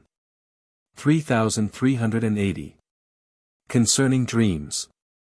In order that I know how dreams inflow into those who sleep, I dreamed, dormivi, for somni avi, I think, things that I do not remember. At last, that a ship came with all manner of delicacies for eating and drinking, especially inside of the vessel, so as to be hidden from me, with 2 armed sentinels, together with him who was the captain of the ship, so that there were 3. The captain of the ship and the 2 sentinels. The ship thus passed through into a chamber, so I awoke. 3381. When I awoke I thought about the dream, and then began to speak with those who introduced dreams, who were above me, a little to the front. They spoke and said that they introduced everything, but I perceived that, my dream came, through them from angelic spirits, who were near that region where paradises appear, and that they showed me, those things. They also showed me many things when awake, which they introduced into others, to wit, into spirits who slept, with whom I then spoke, and they acknowledged it. I then saw those things which they introduced, which were so delightful and varied, such inexpressible delights, and also men and infants so adorned that they can never be described. Besides in the beginning a sort of unknown animalcule, which dispersed like black rays, they wonderfully spread around the left eye, besides other things which I do not remember. There pertained to the spirits inducing dreams, a certain loud, sonorous, sound, as if the song of certain at a distance, ended obscurely in a sound similar to so loud a sound. They also said that they could induce sleep whenever they pleased. Which also as I believe they did effect. 3382. It is insinuated that the men and posterity of the old church, had similar most delightful dreams, and hence by insinuated perception, as was almost the case with me, perceived, what they signified. Hence their paradisiacal representations, and many things which were familiar in that time, for not only did they see delightful dreams, but also received perception, like as have I so many times, that I cannot enumerate the times. In order that they might know what these signified in general, wherefore, that most ancient church was a representative of all things which they had seen. So that from objects of sight, they thought at once what was signified, because they perpetually saw such things with inmost delight. 3383. Concerning dreams. Moreover there was another, who in the life of the body, thought illy of me, as I apperceived, because he spoke thereof so that if it had been allowed he would have persecuted me to death. Such was his purpose, and it was discovered that he would have killed me. He was also in a dream, and then was his dream represented to me, whereby was discovered how something had occurred, and how he had attempted connection with a virgin in a privy. Thus also may those things be manifestly disclosed with all the circumstances, places and persons which, occurred, in the life of the body, and, which they had done. 3384. The quality of the Jewish Church. It was shown me by experience how Leah represented the Jewish Church, and Rachel the new one, to wit, that the Jewish Church regarded the conjugal bond, debt, as of no moment, so that, as regards the debt, it was remitted. As was shown me by experience, and also by a spiritual idea. The conjugal debt was of such a nature, that so long as the venereal, principal, and its adjoined delights lasted, then there was a spouse or wife. But when these ceased, that the conjugal debt was remitted, so that they regarded it as nothing, and since it was remitted that adultery was of no moment, and thus that they could resort to whomsoever they regarded as, and desired to be, husband. Such, women, are also punished most grievously, one after another, by inexpressible manglings, in order that they may be brought back to the conjugal debt. I afterwards spoke with those above my head, and they immediately breathed in such things as were opposed to marriage, to wit, that many, women, ought to have one husband, man, thus they hated the marriage of one wife. Besides other things which I do not remember, and which it is not proper to mention. The same, women, also induced a weakness in the right eye. Hence it was given to know why Leah is described as weak in the eyes. 1748, September 27. 3385.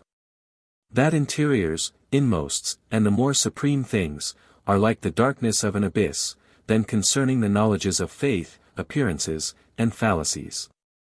I spoke with spirits who ascended like an imperceptible cloud, nimbus, in front beside the old Jerusalem, thus on the left, who were said to be of the ancient church, or the posterity of Noah, whether they were, I do not yet know.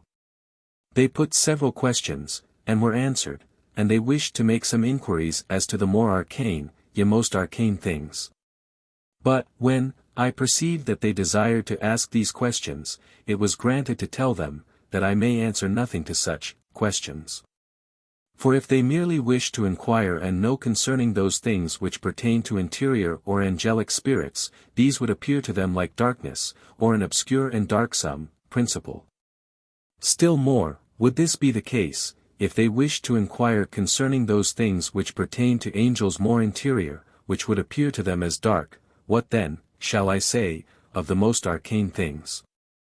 Whereby if they wished to view them from their natural light, lumen, they would be surely blinded, for what could they see in these things which were most dark to them, and he who desires it, would be surely blinded.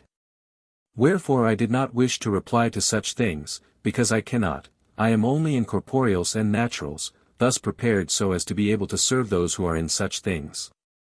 3386.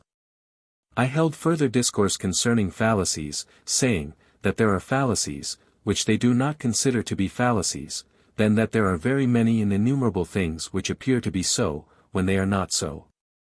For instance, paradisiacal, scenes, and the like. Wherefore they inquired whether or no, these, were fallacies.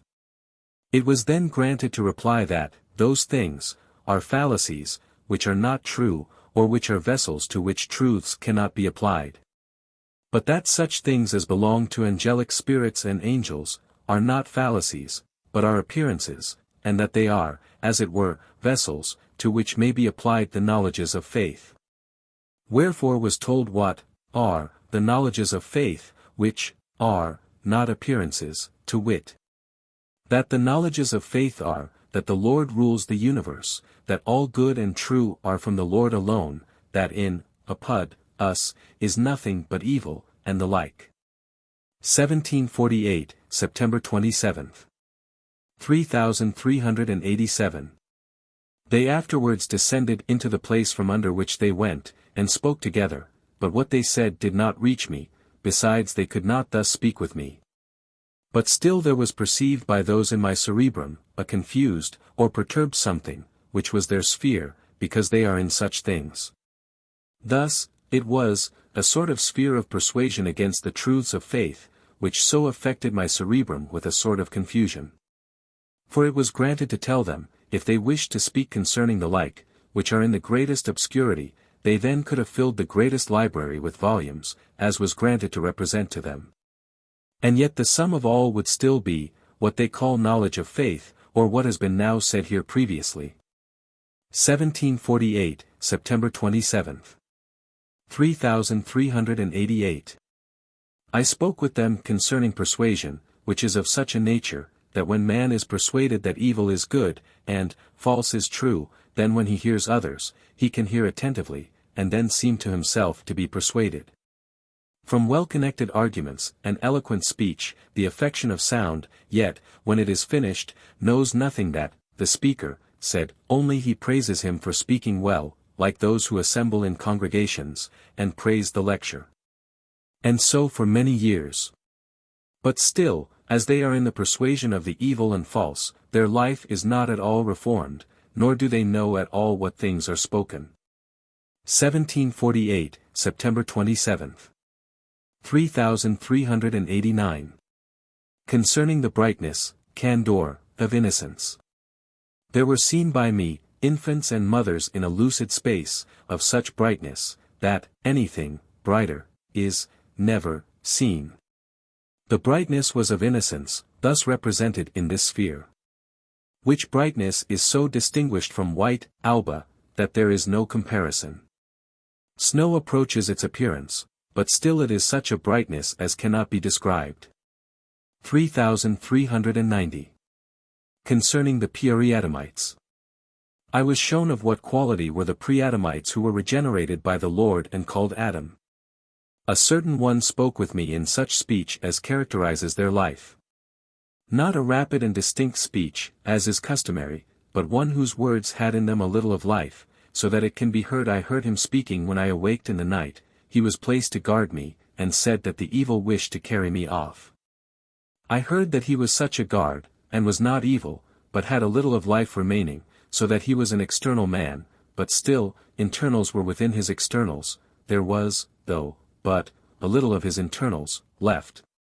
So that he has not become such an external man as those of our day, in whom externals are separated from internals. But, in this case, internals were within, though, but, little. This was now manifested to me. And now I can thus know thence, and also from his speech, that a little of his interior life remained, such it is insinuated, or said, were the pre-Adamites, so that they are not evil. It was also further insinuated and perceived that they then bore reference to the hair of the genital members. Whether he was a pre-Adamite cannot be known, because the pre-Adamites lived so many ages before, and at this day there are very many of such a character, otherwise there would be no correspondences to have reference to that hair. 3391. After that he was tempered.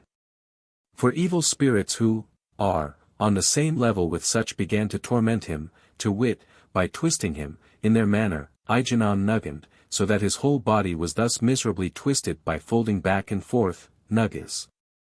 Not in so very rapid times, and not so rapid moments, and this with great pain. And I wondered that he, not being evil, should yet undergo such punishment, but I perceived that evil spirits could not but have acted into his exteriors, for his interiors were perceived like those of others who were preserved. But when he was so twisted and tormented by the evil, that he might agree with them, he, being good, was still held by companies of good spirits and angels in that state, that he should not consent but resist.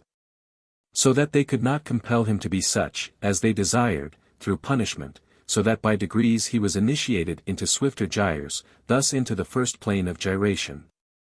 So that he could also be with his externals amongst interior spirits, which is the first plane into which externals are reduced, so as to correspond with internals, which indeed occurs with torment. But still they are kept in that state that they do not feel torment, yea by the Lord, to wit that interiors are then of such a character that they seem to themselves to wish to resist and conquer evils, lest external enemies, who twist their bodies, may conquer. Thus are they inaugurated by degrees. They are then also in a state of a certain sleep, so that thus they do not feel pain. 3392. Another, also, of those who lived in my time, with whom I was acquainted in life, was left by his companions. He was at my back, as it were, dead. Yet alive, which I perceived, sentibam, from his animation, as if he were in a deep lethargy. He was afterward similarly occupied by such spirits, so that he likewise was led into gyres. His gyres at first were gross. So that, if I mistake not, there were 6 gross gyres, distinguished by boundaries, limits, but so gross that I could hardly have hoped that he could have been exercised in swifter gyres. He was similarly tormented, but not as to the whole body as the other, but, chiefly, as was granted to perceive, about the gums, thus less about the body, which still was reduced to concord, as was afterwards granted to see. After some hours, principally, mainly, while I was asleep, he was introduced into such rapid gyres that when I awoke I wondered that within a few, aliquot, hours he could have been reduced into gyres almost continuous, as I thought, almost similar to the angelic gyres. I also observed interiorly, thus that other spirits wondered and complained that he should thus escape from them.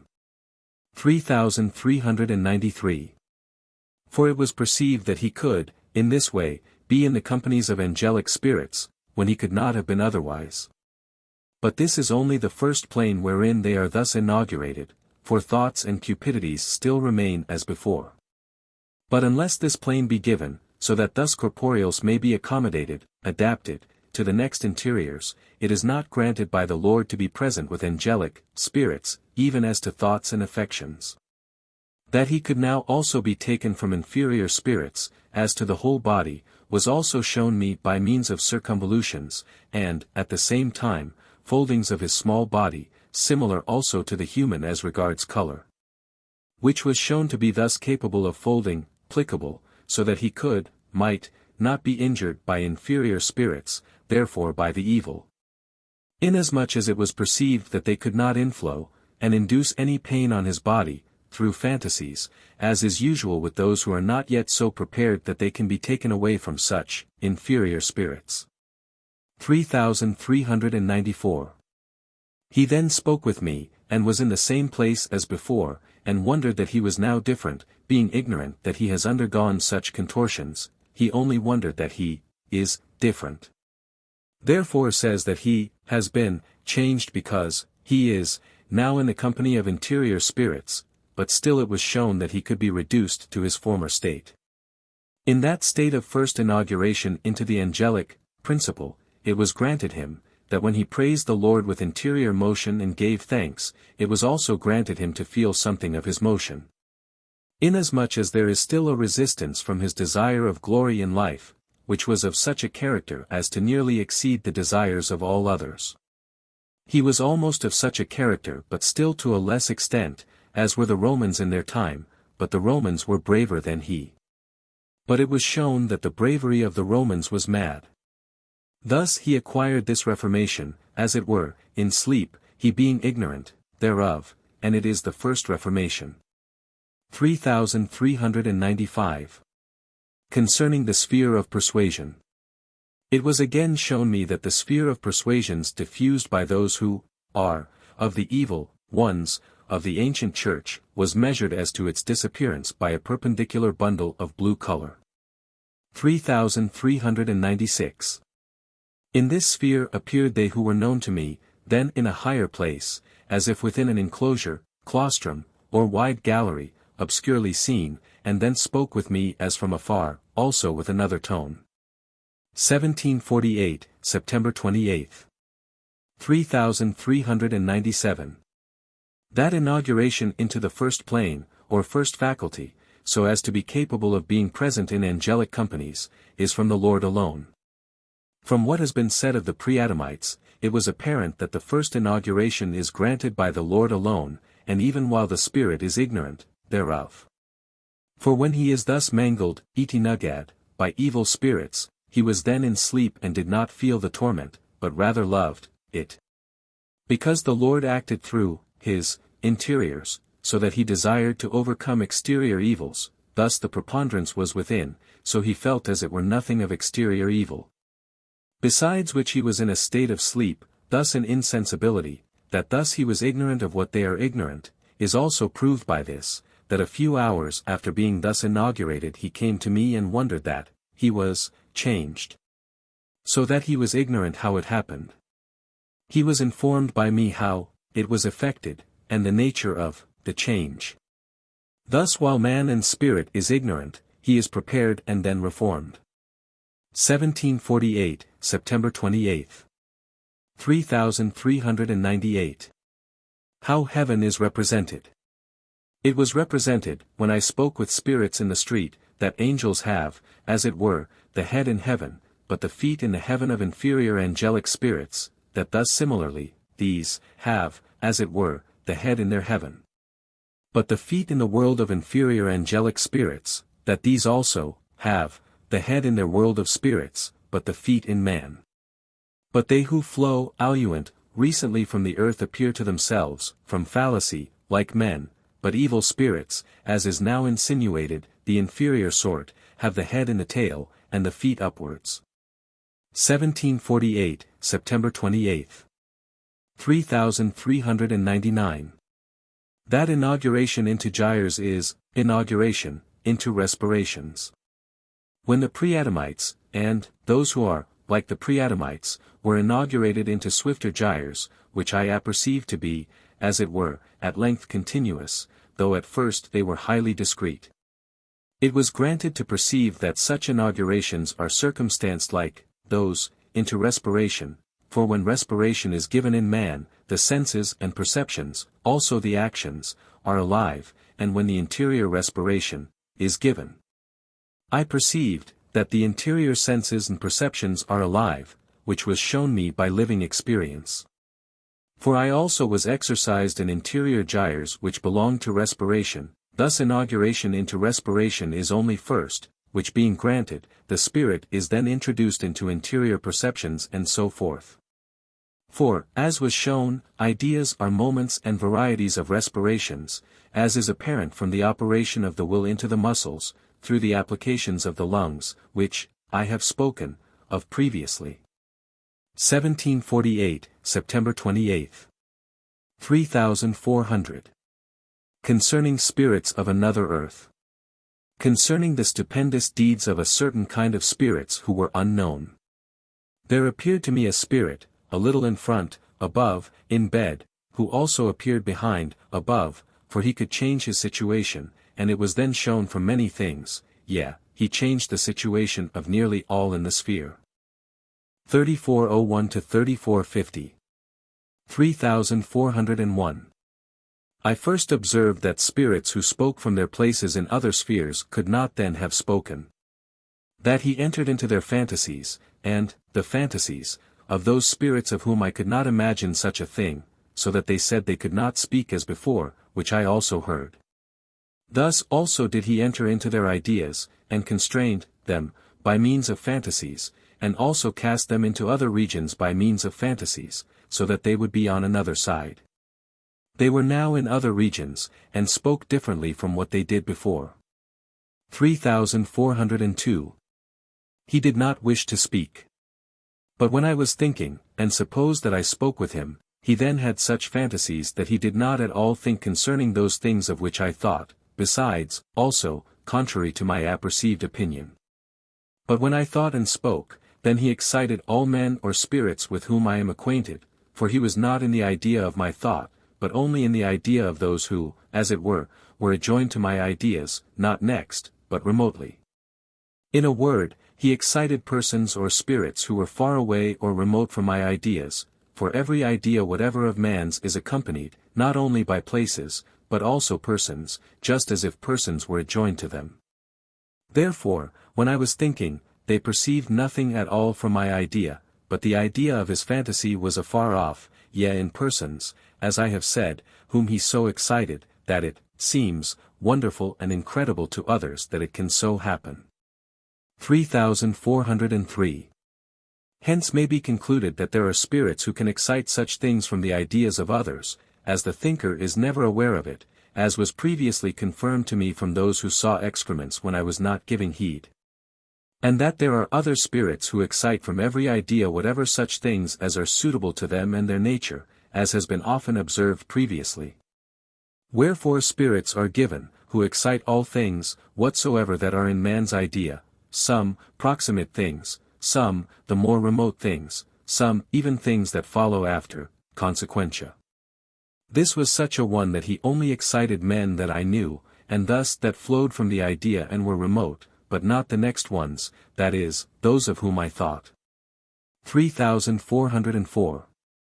He was shown to me, so far as his nature is concerned, to wit, that as it were from his eyes, but it was from the ears, there appeared to go forth, on both sides, rays, like bright stings. Such as pertain to certain insects who have stings on both sides. But his were bright which it was granted me to force towards myself and dispose, arrange, differently. He drew back these bright stings, and spread them out now towards me, now to the sides, now towards the hinder parts of his head, and it was said that when he thrust forth the rays towards the occiput, and there united them, then he collected all. Thus, he was then, remote from the idea, for when he thrust forth the bright stings at the back, and united them, then he excited persons remotely from the idea. When he extended them towards the sides, left and right, that, he was, thus in the idea, not so remotely, and when he applied them towards me, that he then, excited, those who, are, nearer in the idea.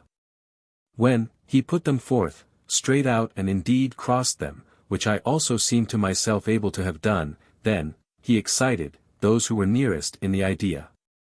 It follows, and is insinuated, that the matter is so. Except that he was shown, to me, nothing appeared of his face, as I was told, save only the beard and ears, from which the stings, came out, but he could vary these things, so that spirits were ignorant of what form was his face. Moreover he is invisible. 3405. Since he excited persons by means of his fantasies, for whatever was in the idea concerning persons he collected and held the intuition therein, thus enters the ideas of spirits which he penetrated, therefore persons, to wit, that is spirits, could not resist, but he excited their ideas, and so enter into their ideas, and as it appeared, attracted them to himself as has been said. I also heard other persons who complained, and then seemed not in their own place as before, but in a place between him and me, yea, as it seemed to me, he also excited the whole of Gehenna, which was heard near at hand under my left ear. So that Gehenna was near the left ear, and I heard their shrilly sounding gyres. Thus by his fantasies he perverted spheres, so that they were no longer heard in their place, wherefore if such begin to rule, the situation of the grand man would be perverted, as to the world of spirits. When they acted into my body, their action was into the middle of the left arm, or into his forearm, cubitum, as, which, was shown. 3406. I slept at intervals, passim, and awoke 3 or 4 times, and when I awoke he was present in his place, and continued, for he had no power on sleepers. There were also some spirits with me, who were asleep, whom he could not excite, but, only those, who were awake. In my sleep I dreamed that dogs had those things which were mine, that I pursued them because they carried off my things. But suddenly they ran along a certain steep way, and hid themselves, and, the way, appeared still steeper down. But the dogs hid themselves under a table, with some one, thus not seen by me. When I awoke I thought concerning the dogs and concerning the precipice that was before me. Then the greatest possible horror of the precipice, Hisna, affected me, and thus twice or thrice when I thought concerning the precipice, which horror, Hisna, inflowed from him, who has so great a horror for such a thing. I was told that he never dared to think concerning the angels or concerning heaven, and that such horror, Hisna, now springs up. So that he can by no means attract, draw, angels and angelic spirits by fantasy, if so, he would surely perish. 3407. When he awoke he continually called the devil, so that he cried out nothing but diabolic things, while present with me, upud me, perhaps because they, are those, who continually call the devil, and think they can effect everything. These he attracts, for thus he calls forth many, because such things inhere in the fantasy of many, thus cohorts are excited into whose fantasies he enters, and so attracts them, thus he can, attract, cohorts. 3408. When he spoke, I then supposed that he was thinking those things what he spoke, but they said that he does not think at all of these things, but spoke them as if not thinking. And that then he revolved in his mind very different matters, so that he did not know what he spoke. It was granted me to perceive that much men are given in this world, who when they speak pay no heed, and scarcely know what they speak, but that words flow from the mouth, and they meantime think entirely different things, as concerning men, whom they either destroy, mislead or persuade, indicant, they do not even, think, of those with whom they speak, but of others, entirely unknown, whom they remember from the idea of their speech, or, the idea, of others when they speak.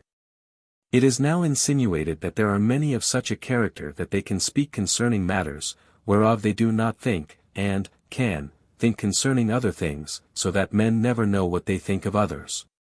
3409.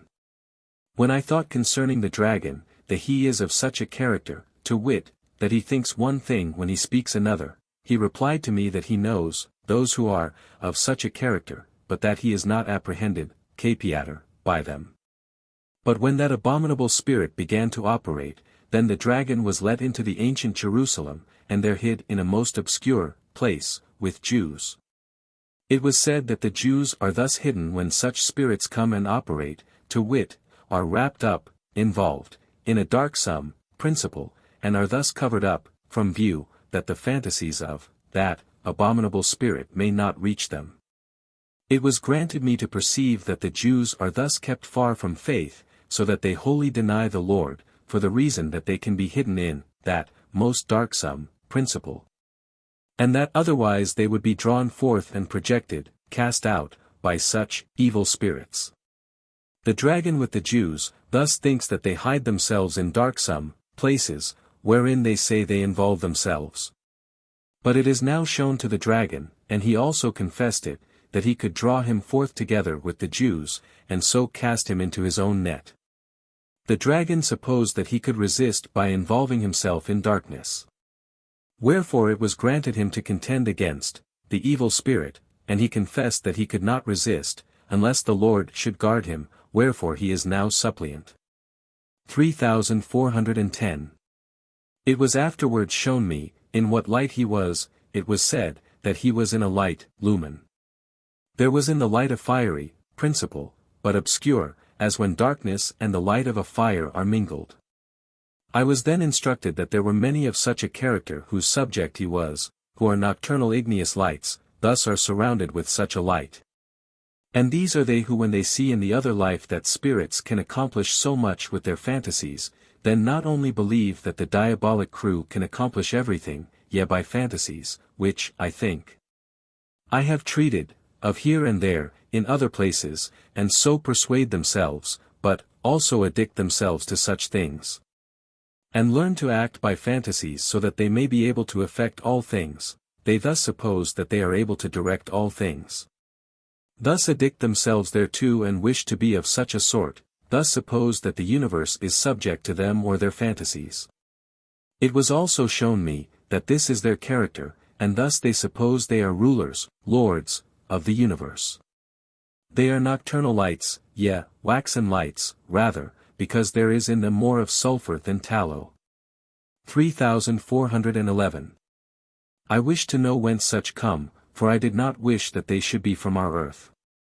He said, that he was from the stars. Others said that he was a cannibal, concerning whom I spoke with spirits, and it was shown that they were of such a character, moreover the nature of their delight when they kill man and wish to eat him, which delight was great. Also that such have lived, wherefore they are so denominated, but I am unawares whether such still live, thus whether the Kalmucks are of such a character. I was informed that such persons can hardly go forth from any other world than this, wherein they hold each other in such deadly hatred, that not only do they most cruelly treat others, but when the actuality once comes into play, that easily does the cruelty there let loose, extend itself as amongst the cannibals.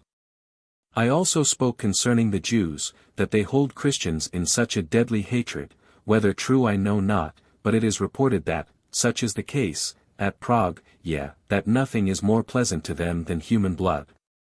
Also that some are possessed by such insane anger or fury, as even to desire to feed on such things in their fury. 3412. Wherefore this world has now wandered so far into externals, as so far into cruel thoughts, inwardly that externals are by themselves, and speak well so that no one apperceives that, I think, internals think cruelties. Wherefore the last times of this world are at hand, unless they return to reason. 3413. Still because the sphere of that fantasy is dispersed, only around me the regions are altered, so that they who appeared below are now above. But it should be observed that only the regions are thus changed before them who are not in faith. Yet the regions of the grand man still remain to eternity before those who are in faith, for it is impossible that fantasies can effect anything as regards the grand man. For the sphere of those fantasies is dispelled whensoever it pleases the Lord, only to me was it shown how the case stands. 3414.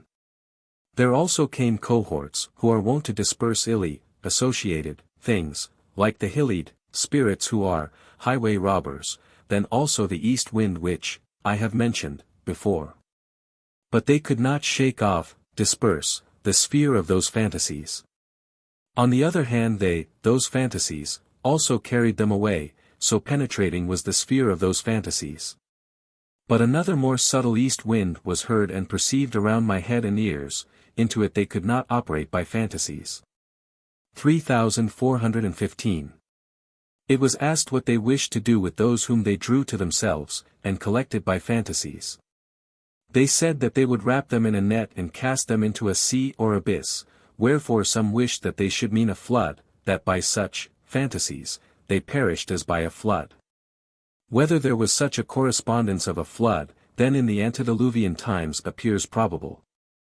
But that the flood took place is evident from very many things whereof I spoke with them, but as to Noah's ark, there were many things which induce me to believe that it signifies something else, for instance, that there must be place and food, pisana, also water for so many animals, which were contained therein, and that the ark must have been so capacious. But I drop these matters, because there are spirits who desire to confuse thereby what facts have actually transpired, so that I think that each and everything written by Moses in Genesis is of such a character. For example that there was such a paradise, and Adam and other things besides. 3416. It was shown me that all those whom he thus collected, he involved, wrapped, in a great net, for, by his fantasies he induced a great net, so that they were involved therein, and also lamented, but were let out. Aggregated in balls, conglobatum. It seemed that only one was involved. Who it was, I do not know. When I asked, they induced the appearance of various persons, for such is their custom, that they substitute now this one, now that. Who was enclosed in the net, that execrable spirit complained, and then one who was enclosed in the net, spread, expatiatus, himself within the net, into various regions under my feet by various flexures. It was insinuated in me, that it was that spirit who induced fantasies. But concerning the various spreading, expatiation, of the last part of the net where he was enclosed, it would be prolix to write, for the flexures were numerous. 1748, September 30th. 3417. That philosophers who have taken up fantasies concerning spirits cannot believe that spirits enjoy feeling, sense, sensu. When I extracted what is observed in Nos. 1719, 1720, concerning spirits and their sense, then were present certain learned ones, and their perception was communicated to me, from which I perceived that they can never believe, that spirits can be endowed, polera, with any sense. Still less a sense of pains, horrors, and terrors, thus have their philosophic fantasies induced, brought, darkness on them. Wherefore the unlearned are they who can believe. 1748, September 30th. 3418. That evil spirits, yea the worst, are not able to excite those who sleep. It was observed when evil spirits and genii were the worst, were around me, so as to be able to excite even subtler spirits by their ideas, that they were unable to do so to those who were asleep, for when I was awake, I apperceived near me spirits who were asleep, and though I was then surrounded by such evil spirits, that still they were not at all able to move or excite the sleepers. 3419. That the whole of the grand man is an organism, and represents the purer membranes, principles, and grosser things of the body, and the Lord alone represents interiors, thus the bloods in the derivatives. From what has been observed concerning the grand man, it is evident that he is only an organism, consequently a membraneous principle, to which correspond the organic, or membraneous things of the body, which are actuated by the life of the Lord. Thus think and act from the Lord. The Lord alone, inasmuch as he is life, vivifies and actuates these things, therefore is represented also by the animal spirits, or bloods, in the ultimate nature of the body, for his life is as well in ultimates, as in firsts primaries. Wherefore, whoever wishes to live, or act his own life, cannot be in the grand man, but so far as he desire this, so far does he expel himself, is purged away and rejected therefrom. Wherefore the whole of the grand man is a patient force, or passive force, which is termed dead in itself. But the Lord alone is the active force, the agent, or living force, hence, comes, marriage, and, hence, heaven is compared to a spouse, bride, or wife, and the Lord alone is the bridegroom. 1748, October 1st. 3420. That there exists no fixed star, but what has its own worlds, planets, around itself. I spoke with spirits concerning stars, and, of the origin, ortu, of the worlds around them. Saying, that no star exists, that does not have worlds around it, because it is like a sun and center, for nothing is created but on account of the grand man, as an end, thus on account of the Lord. 1748, October 20th. 3421. That the learned who have taken up fantasies attend to nothing else, but what confirms these fantasies. I spoke with spirits concerning the learned, saying, that spirits find, in them, more confirmations of such views, as they have taken up from self-love, and love of the world, and assumed as principles, than they do in others, for whatever philosophic and scientific is in men, they turn into confirmations, they do not see anything else, or if they are excited by other things bend them thither. In like manner do preachers handle the things that are in the Lord's word, they do not see those things which conflict with their views, but only such things in the literal sense as favor them. Wherefore the more learned in the sciences, and the more learned in the word, the insaner are they wont to be. Hence perhaps it happens that priests immediately as it were change their mind when they become priests, and become more unmerciful than others, and so forth. It is with these things as with the ideas of spirits, who see only filthy things that are far off, and, who conclude only from such things as they see. 1748, October 20th. 3422. Concerning the ideas or spirits. By means of a single tacit idea, it could be represented to spirits, what is the nature of the idea of inferior spirits, the nature of, the idea, of angelic spirits, also, that, of angels, merely by their perceiving an idea. That the interiors of the idea belong to angelic spirits and their interiors belong to angels, and it was at the same time said that this, which is done and perceived in a moment, cannot be explained to man in many pages, and still would not be perceived, because he has no perception what is an idea, still less what is inward or written ideas. For he supposes all things to be simple, for thus do corporal men conclude their ideas, to be. 1748, October 24th. 3423.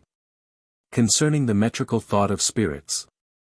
Spirits and angels speak metrically, in measures, so that their speech, sermo, flows spontaneously without hindrance. They use familiar words, and no word is introduced which multiplies the sense, meaning, or diverts it in other directions. They also take care that nothing of self-love, springing from artful elegance and arrangement of the words may flow, for these things distract the mind. When alone, without the close, comitanti, attention of man, they act in a more flowing manner. Also when they do not inhere in any word, but in the sense. In my case, their measures, terminated in concords, unidites, of the simplest possible kind. When they exercise, in other measures, they are brought into concord by means of accent. These things are so, on account of the simultaneous speaking of many spirits. Otherwise, many would not be able to speak together, wherefore there must be roundness to their speech. The last concord becomes rounded by means of its successor, into which the preceding one is thus rolled. Metrical speech proceeds from interiors to exteriors, through mediate ends so called, all of which are concords. But how the harmony of speaking, pertaining to spirits, differs from the harmony of the speech of angels, it is not permitted to observe. These things in the way. 3424. Concerning lice. They who secretly assail the things which belong to faith, and secretly pervert in various modes those who cannot know better, are lice, especially the domestic sort, which have a foul smell. In the way. 3425. Concerning mice.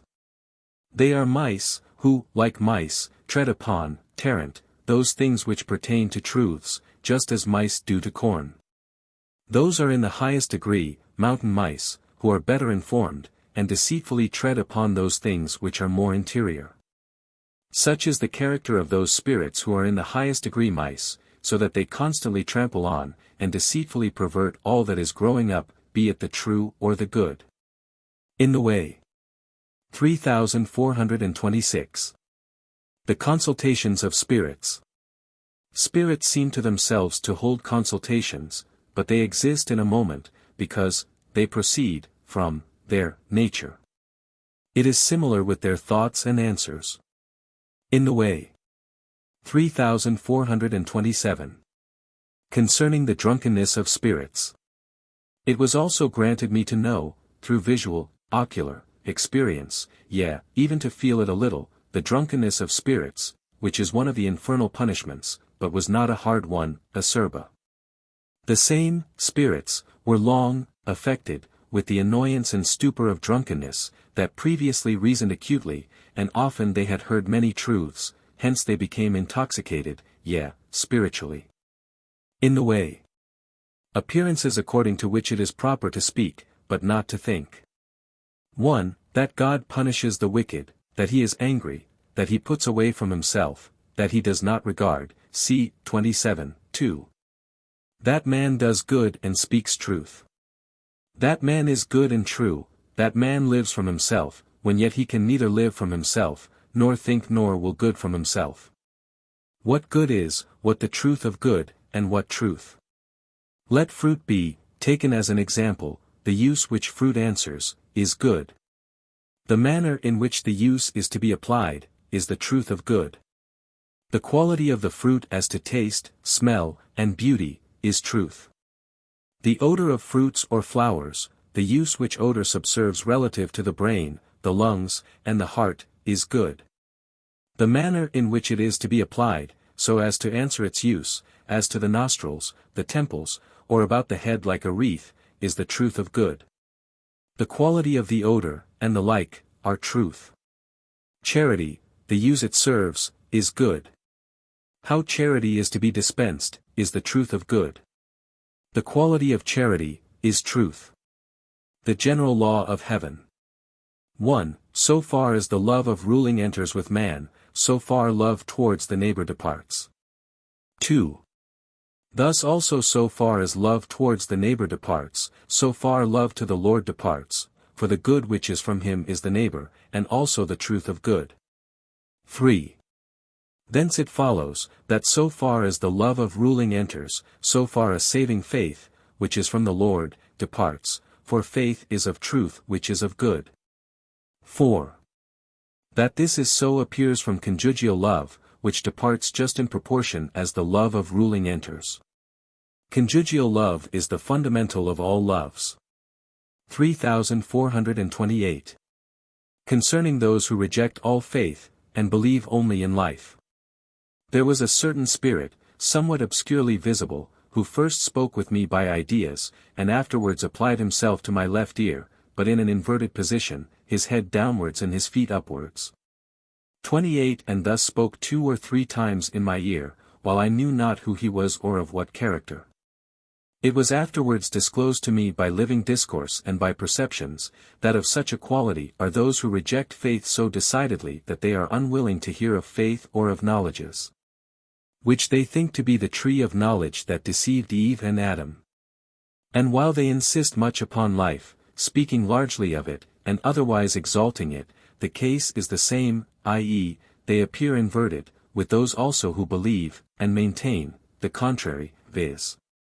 Such as are called Lutherans, who say that faith alone without works saves.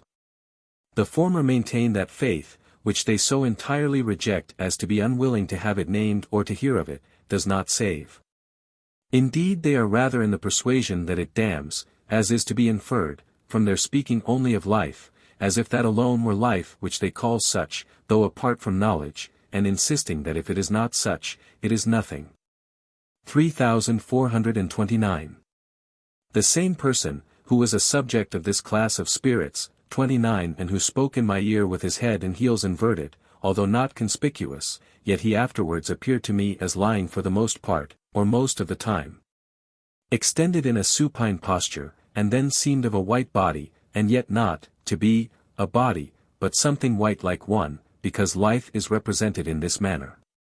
When he was examined as to the quality of the life which he perceived, in himself, it was found to be abstracted from faith, thus from knowledges, they thinking, i.e. the spirits whose subject he was, that life being present, knowledges were of no account.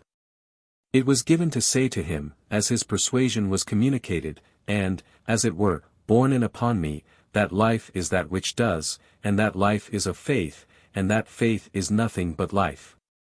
And when one lives the life of faith, that then knowledge is not perceived, as is the case with the angels. Or as a man, in speaking, does not attend to the sounds or words, but abides in the sense of the words, so also while he lives, that those things which are of knowledges do, as it were, perish. As also the things which are of scientific and intellectual faith. 3430. He who thus appeared, being exhibited naked, supine, and snowy, said that he was nothing, thinking that life chiefly consisted in that, and this, he reiterated, often, that he was nothing. For which reason, and because he was so imperceptible, evil spirits were unable to harm him, for it was his persuasion that he was nothing, and in that persuasion lay his life. But in what manner or respect he was nothing, I was not able to perceive, only, that he said it, not from humility towards the Lord, nor from the consciousness that there was nothing but what was evil and impure in himself. For this he did not admit, as, all such, deem themselves pure, though they do not say holy. But his or their persuasion was, that he was then pure, and that there was nothing of evil, still less of defiled, pertaining to them, thus that all evil and defilement were washed away. 3431. But this subject spirit was not, I think, in any other persuasion than that life consisted in this, viz., that he was nothing, but what the being nothing is he did not know. In other things he was, compared to others, rather open to conviction. As, for instance, when it was said that the Lord is life, he gave his assent to it, besides other things which he could easily be drawn to admit. Wherefore his whiteness appeared like that of a body, naked and pliable, because he himself was pliable, as was manifest. I thus judged that he was easily led to things that were true and good. But I now perceive that the fact was otherwise, and also that he had lived in ignorance, and thought that state to be everything his preacher or instructor, who is now with me and directs and has directed him. Does not admit what I am now writing. He does not admit that I shall say true and good, because this involves faith, which he regards as knowledges, or sciences, that pervert and thought all this was so, as his preacher or instructor has taught him, thus, remaining, in ignorance.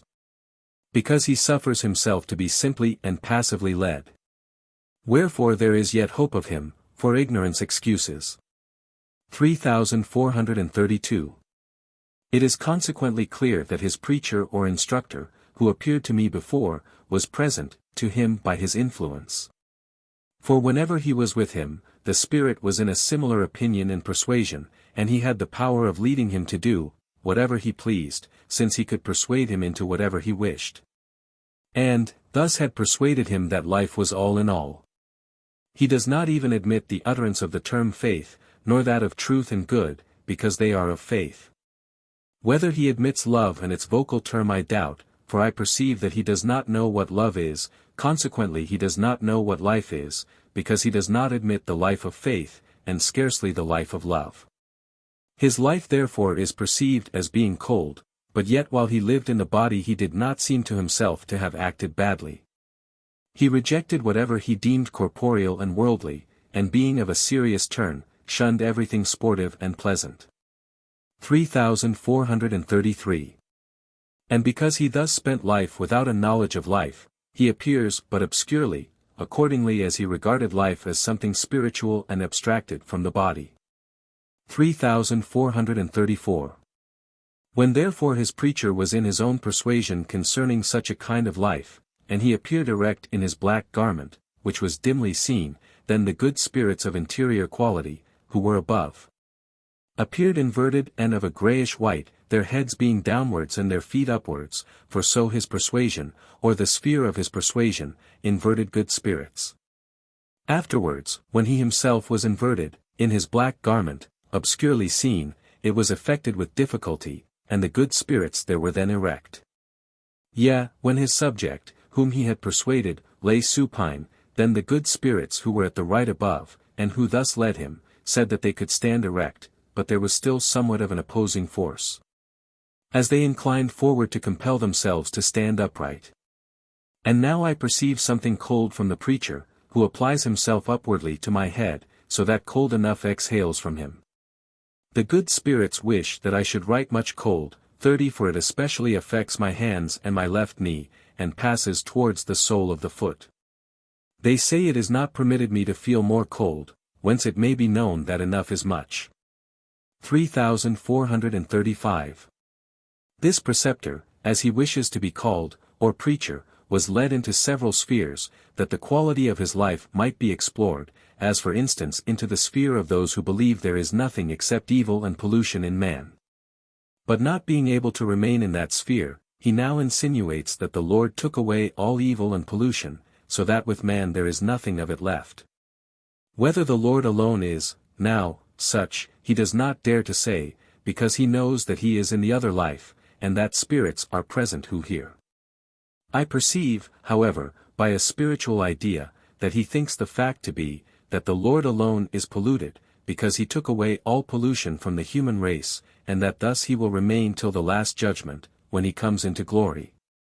When it will be different, and that he chose to assume this pollution in order to save the human race.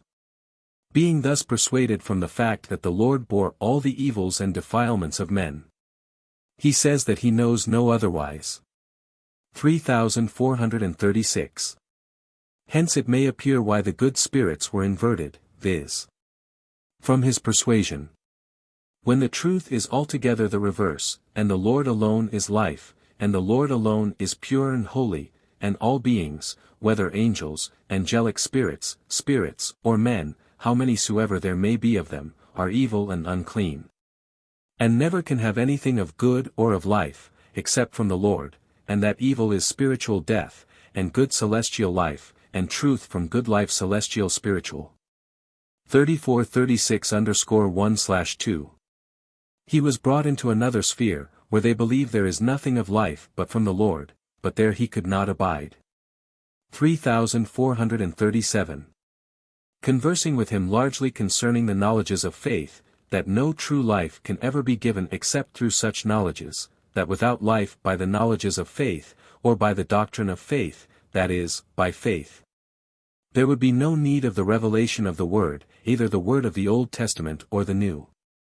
In order that this might be evinced, it was given to say that otherwise there would have been no need of his preaching, in order to instruct as to the conduct of life, and the rejection of faith.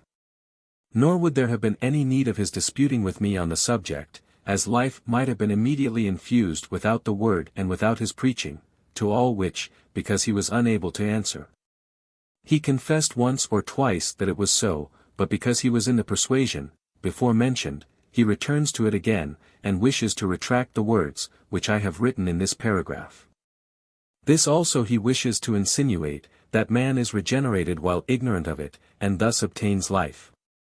Concerning which it was also previously given to speak with him and to say, that such is indeed the case with regeneration, but yet, that it is effected, by the knowledges of faith, and that although man is ignorant of it at the time, yet in a state of adversity and temptation, when bodily things recede, the things that are of faith are recalled by the Lord to his mind. 3438. It was also previously given to speak concerning the angelic life, that it is a life of love, and it was intimated, that a life of love is their felicity, inasmuch as they perceive the felicity of life in doing good. That the celestial life is such, and thence the spiritual.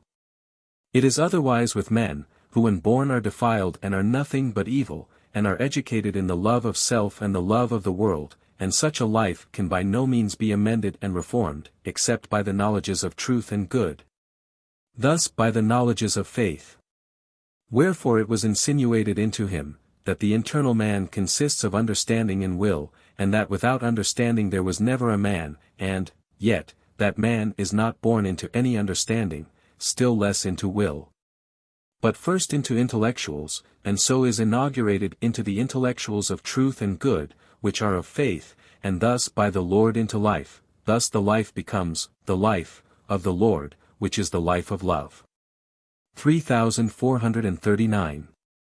He was then brought to him, or to them, whose subject he was, who thought faith alone without the works of the law to be saving, thus to those were in a contrary persuasion, that I might see how those spheres upon concurrence would be affected. They each confessed themselves to have been in life Lutherans, but he who supposed faith alone without good works to be saving, began, from the sphere of the other's persuasion, to be changed first about the head, which appeared obscurely white. He then became almost invisible, and complained that he could not resist perhaps seeming to himself to be only inverted, then he appeared to recede, and his vacated place seemed as a fiery lumen, or as something peculiarly bright. 3440. Above the head a little to the left in the rear stood those who favor promiscuous marriage, from the persuasion that every good ought to be common, thus also marriages. And who hold, that the reason why matrimonies are contracted is solely with a view to cohabitation, and that thus the offspring may be reared as belonging to one party, while at the same time they really belong to others. Upon being asked what he thought of that kind of life, in which the good was thus common, he replied, as it was given to perceive, that he did not reject it, saying indeed that he did not approve it. Yet still did not condemn it because every good is common.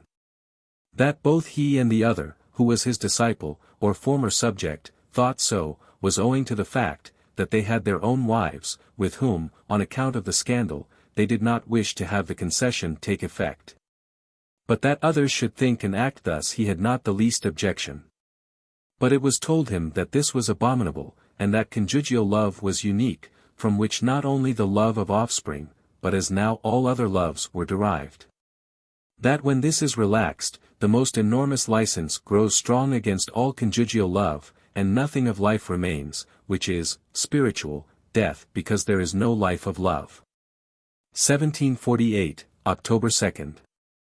3441.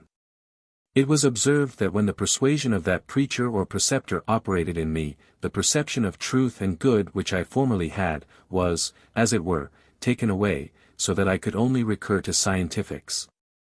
Or scientifically to the knowledges of faith, for I did not then perceive that marriages were so holy, inviolate and strict. Hence it may appear how powerfully the persuasions of certain men are able to work upon those whom they instruct, thus of this preceptor upon his disciple, who was, notwithstanding, a king. It appears also from this, that he before whom he stood, and who believed that faith without good works was saving, became himself, from the sphere of the persuasion, transformed, about the head into a white cloud, for the persuasion penetrated so deeply that he was almost ready to affirm, wherefore he was removed. Such is the power of the sphere of persuasion. 3442. From the incidents above related it appeared that a single expression of the word, which, one interprets, for himself according to his fantasies, is able to induce an entirely false doctrine or heresy, and thus a life. As, for instance, from this alone, that all goods ought to be common, thus also wives again from this, that man is regenerated while in ignorance of it, and without the need of knowledges. From this also, that the Lord has borne iniquities, implying, that all the human race is pure, and that consequently the Lord alone is burdened with sin. Moreover, that life is that which is regarded, but not faith, because it is something scientific, besides other similar things, thus myriads of heresies may exist from the literal sense of the word. 3443. The subject before mentioned being elevated to heaven in order that he might perceive a certain pleasantness communicated to me, inquired, for what end is such pleasantness? For I suppose that one would place his happiness only in use, like the angels. Being then, conveyed among those who would have the whole heaven, without exception, to be as nothing, I perceived that he had, in that persuasion, his own felicity, thus not in any use. Concerning which it was given to say, that mutual love, and a preference of another over one's self were angelic, and that then felicity was given by the Lord thus now or then I said to him. 31 And that all were dedicated to their uses. Some that they might be delighted in marriages, some in the love of infants, some in helping the distressed in temptations, some in resuscitating and introducing the dead, and so on. 1748, October 2nd. 3444. What the quality of that life is it was given to perceive when I sifted the truth respecting, the things of, love, that they are represented by heat, viz. That as nothing of the vegetable kind can exist and subsist without heat, as nothing, of this kind can flourish, in winter, so neither can anything, exist, in man without love. If destitute of love, his life is the life of winter, which, kind of life, the preacher also appropriated, as if it were no other than a wintry life, from which nothing of truth and good, still less of the fruit of faith, could be produced. Wherefore his presence was cold, as it was given to say to him. 1740, October 2nd. I thence perceived that it was only with the utmost reluctance that he would admit the word love. That he did admit it, notwithstanding his repugnance, seems to have been on account solely of the well-known sexual love towards a wife, and other similar things. 3445. Continuation. This preacher or preceptor was afterwards examined, and conversation was first had respecting conscience, that true conscience is not given without the knowledges of faith. But he would have it that the human race was born into the conscience of truth, that he might thence know what truth and good is. But it was shown, that man is not born into any knowledge, but is viler than the brute, and unless he received the knowledges of truth and good from education, would be much viler than the brutes, and scarce an animal. Thus that he is altogether destitute of conscience, which is the product of those things that the man thinks true and good. Thus it happens that false and defiled consciences are given, as for instance when one is troubled on account of prevarications against those things that are not true and good, but which he only thinks to be true, and good. But which he only thinks to be true, like heretics, idolaters, and others acting from trifling considerations, in which there is nothing of evil. Whereas conscience is true, when there is trouble or anxiety on account of transgressions or prevarications, against the things that are of the truth of faith. This kind of conscience is never born with man, but there are first knowledges, by which it is to be procured, and then at length it is, fully, given by the Lord, so that he may sometimes be ignorant of the causes, from which he acts. Like a man who, having learnt languages and sciences from infancy, becomes at last as if he did not know them, but they follow as though they had never been acquired. 3446. Thus now to live honestly, to live according to laws of subordination, to study the good of the commonwealth, these things are, first, learned, and afterwards remain fixed. And thus it is granted by the Lord that one should not take cognizance of what he has learned, but that conscience should dictate. Such things were said to him, but he was unwilling to admit them, being confirmed, it would seem, by them, in the belief, that as ideas are connate with man, as it is termed, so also is the conscience of those foul adulteries, maintaining. Beside many other things, that it became defiled from fallacious reasoning. That conscience was such, as I had affirmed, he would not acknowledge, wherefore he was elevated on high, where they perceive interior things, that he might better perceive the truth. But being of the quality of one without conscience, he acknowledged and yet did not acknowledge, and so much the less as he did not admit the knowledges of faith. 3447. It was shown also that from the sacred word he had acquired to himself many confirming things, by means of foul representations and shameful nakednesses, which it is not permitted to relate, thus he was without conscience. 3448. Being examined also as to whether he wished to rule over others, it was detected that he had in his mind a desire to hold all others in subjection, thus not only the king, above mentioned, whom he transferred under his feet, and into whom he wished to infuse persuasions, but did not fully dare to do it, but he wished to exercise the same dominion over everyone else. So supreme with him was the love of self. This was evinced by the vile attempts, to this end, of similar spirits, who for a long time have been well known to me. 3449. He desired also to inveigle the innocent, as when anything was charged upon him, he would fain substitute the innocent, in his place, pretending that even those whom he knew to be innocent were liable to the same charge. And this that he might not only exculpate himself, but also persuade others that it was lawful thus to substitute whomsoever he could find. In this manner those act who are without conscience and without love towards others. 3450. Afterwards the fact was detected and confessed by him, that he was leagued with them, the adulterers, and he disclosed the manner in which those abominable promiscuous marriages were conducted, both in darkness and in light. For they court obscurity, but when those whom they fear withdraw, they bring a light and kindle it, when their rites are detected, which from their abominableness are not to be described. And as they say that the intercourse is to be common, so they act promiscuously, that a wife may not know by whom she is pregnant, and thus the progeny may be common to all, and yet may be brought up by a husband. Thus everyone acknowledges the offspring as common, and in order to this many have connection with one woman, and indeed all, in order that the particular person may not be known. Their quality was represented in the light by filthy swine, which they resemble. 3451 to 3500. 3451. They confirm themselves also by this, that in this manner propagation of offspring is promoted, and by many other things equally wicked and revolting. 32. 3452.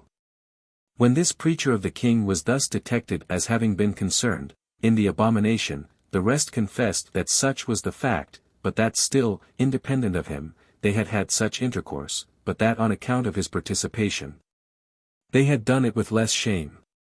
The house also, which was of a yellow color, was shown, together with the entrance, but the entrance was presently covered by a cloud. He said that he had his wife there. 3453. Ostensum mihi quelia sunt spersi alorum amores, nemp quomodo confirmant talia spersis ratiocinis, per inducto sensus in regionem membrorum genitalium, primum in glandulas inguinals. Tum per invasionum quandam sensibilum ab abdominis region versus regionem istum, dine per inductionem sensus in membrum genital, successive versus bulbum, tunc simul in polysem sinistri pedis, per sensum ignium sub media planta. Compromis in unguum polysis pedis sinistri, catali ignio ardori in bulbo tandem correspondit, ignium erat. Cabus significatum quomodo progressive se confirmerant et instigurant spersis ratiocinis, tandem crucissimis naturalibus, quae significata per ignium in ungu polysis sinistri pedis, tum ardoris cugistum sensu in urethra prius. Quae significant quae ad spercam vesicum pertinent, sic successorant eram fidi amores, nam ultimo estimant conjuges, ita conjugia pro urinatorius vasis, cabus uniquique permittitur urinam infundra. Ita datastanter et abominanter tandem conjugia, et amorem conjugialum, tum totum sexum foemininem. Consequenter omnes amores in derivados, sic ut vita earum tandem sit vita hiemis, et cadem sperca. 3454. They are so powerfully allured by this foul cupidity, that they think there is not an individual in the whole world who may not be persuaded that he is of such a disposition, or may become so. For in principle they place the highest terrestrial pleasure therein, although afterwards they nauseate and abominate, together with conjugial love, everything which truly belongs to love. 3455. That preacher was at length changed as to his face, and having become fiery yet black, his body clad in white, in this black and deformed aspect he was carried about and exhibited to spirits and angels, that they might know how vile a man he was. And because he deemed that his conduct was for the sake of offspring, he represented to himself something like an offspring, which was seen. But, as in the case of a young child, his head was enveloped round about and made as it were black, thus rendering his face still more deformed. At length he represented to himself that the innocent were participators with him, for these he was in the practice of substituting, that he might screen himself. He then scraped together whatever he could from the word, some things respecting David, and others respecting the pre-Adamites, which I had not before heard. And his whole body being then again enveloped, and presenting thus enwrapped a dusky aspect, the entire front of his person, from his head downwards, became, as it were, an elongated face, which added vastly to his deformity. Afterwards he was torn and rent by the tormentors, but still not very cruelly, and placed against a column, when his face appeared only of its natural dimensions, but unsightly, from a cadaverous hue. 3456. But still he spoke, or another in him, from which it was manifest that he was void of modesty, for he was not ashamed of being made what he was, nor that he was affixed to the column with his hideous face. For not the least sign of shame was to be observed. 1748, October 3rd. 3457. It was perceived, by a spiritual idea, that nothing of true life inheres in the wicked.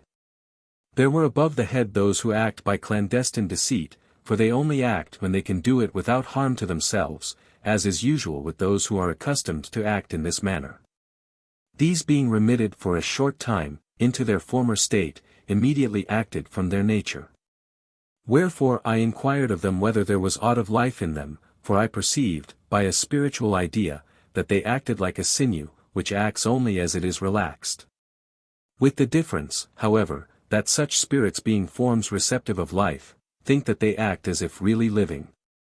By a spiritual idea it was also perceived, that of themselves they were destitute of life, which was indicated by the appearance of something black, and lifeless. They answered that they did not know, because they also perceived that they acted like a sinew that is relaxed. Thus they, from their own form, into which the life of the Lord flows, in proportion as this is diminished or withdrawn, tend to what is deceitful and depraved. 1748, October 3. 3458.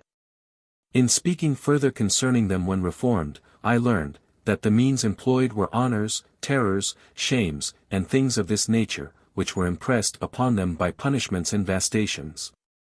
Until they contracted the habit of being more watchful over themselves, and could thus be restrained with less reprehension. The consequence is, that in process of time, they become such that a greater degree of liberty can be allowed them, though the same nature remains. 1748, October 3. 3459. Concerning the animal spirits and fibers. Speaking with some concerning the animal spirits, when there was one or more present who in the life of the body seemed to have known something about such things, I said, that very few of the learned would believe that any animal spirit is given. But that the fibers are empty, like dry stalks of flax, when yet it may be evident to anyone that no such fiber could operate without its inner fluid, any more than there could be a patient without an agent. This was perceived to be impossible, for the fibers would then be destitute of all vital operation, like a blood vessel without blood. Yet, these same persons, if they see any juice expressed, or a liquid injected by instruments, will then believe, because it becomes sensible. When at the same time nothing subservient to life can be given, unless there be an agent within and a reagent without. This was not all actually said in so many words, but it was thought over with spirits, as it is while I am writing. 1748, October 3. As long as it is disputed whether an animal spirit exists in the fibers, which may be done for 1,000 years, they can never come even to the outer court of knowledges, nor even see it, but stand afar off. For on most points the learned simply dispute whether a thing is or not. 3460. The sciences are not in themselves of such a nature that they are to be rejected, for those things which are spiritual may be confirmed by them, for the angels understand indefinitely more in all sciences than ever could be believed. And those too of the most hidden character. But the learned in every science, be it what it may, scarcely ever fail to endeavor, either openly or to themselves, to reason concerning spiritual things, each from his peculiar science, and thus everyone blinds himself. For many, in order to gain a character for learning, reason from their sciences. As the philosophers from theirs, the logicians from theirs, the metaphysicians from theirs, the anatomists from theirs, the geometricians from theirs, the historians from theirs, the politicians from theirs, and so on. Whereby they heap up fantasies, like the Jews from their trifles. Wherefore the ideas of the learned are closed, and with them spiritual and celestial things, and thus heaven itself, which is open to the unlearned. 1748, October 3. Who worship nature as God more than those that are skilled in the different sciences. 3461. Continuation concerning the preacher and his life. It was given to know the quality of this man's life and that of those of similar stamp, from this circumstance. That while I was reading of those things that constitute the primary knowledges of the faith professed in heaven, it was attended at first with such a full idea that the angels also were delighted. But when he was present, and the persuasion of his life flowed in, then those perceptions were so dulled, and deadened, that the spirits around me could scarcely apprehend the sense of the words, much less feel any delight. So completely was everything closed, obscured, and weakened, from the life of his persuasion alone. 3462. Moreover, because he was in the persuasion that he might have eternal life, he was restored to his former freedom from restraint, and again explored. The reason was, that being a preacher of much dignity, he might have served as a subject of this class, of spirits, and then, as a subject, he could not have thought differently, from them. And consequently the explorers themselves might have been deceived. But because the course of events detected his quality, and the persuasion of his life, it was given to state what the result would be. But because he was a priest, and priests are accustomed to shield each other, however flagitious, certain spirits were disposed to protect him, as if it would be injurious to the priestly order were he to be impeached. He was therefore transferred into the society of others, and first of those who were cunningly malicious, but yet his true character was seen as it was. Afterwards he was conveyed to a society of the pious, pietists, who deemed themselves holy, and who were with me in the face. He there became associated with those who directed him through right and wrong, pious and impious, sacred and profane, but still he was recognized there also in his true character. At length he was delivered over to the company of certain spirits who, because he was a priest, were ready to screen him, from the false idea that unless the priests were screened, the priesthood would suffer. In this society he became such that he never could have been read as he really was, for he seemed ready to confess faith as fully as those who now led him, although it was obscurely perceived that, as the spirits around me said, it was rather they than he that were chargeable with it, and that he merely served them as a subject, which he did without his own agency, for from this he would have shrunk at all hazards. But the truth was, the priests had reduced him into their own state, so that forgetting himself he spoke as they did. 33 Hence it appears what the quality of priests in general is, as well as that of the bishops who are among them, viz. That from a false principle assumed they will defend the most abandoned and reprobate, and see the church of the Lord suffer rather than permit the vilest wretch to be removed from the priesthood. Though it is plainly their duty to prefer the care of souls to the well-being of a base miscreant who can seduce and pervert whole congregations, and plunge them into hell. But most priests, as well as their bishops, rioting in worldly and corporeal indulgence, heed none of these things, nor think at all of the church and the salvation of souls.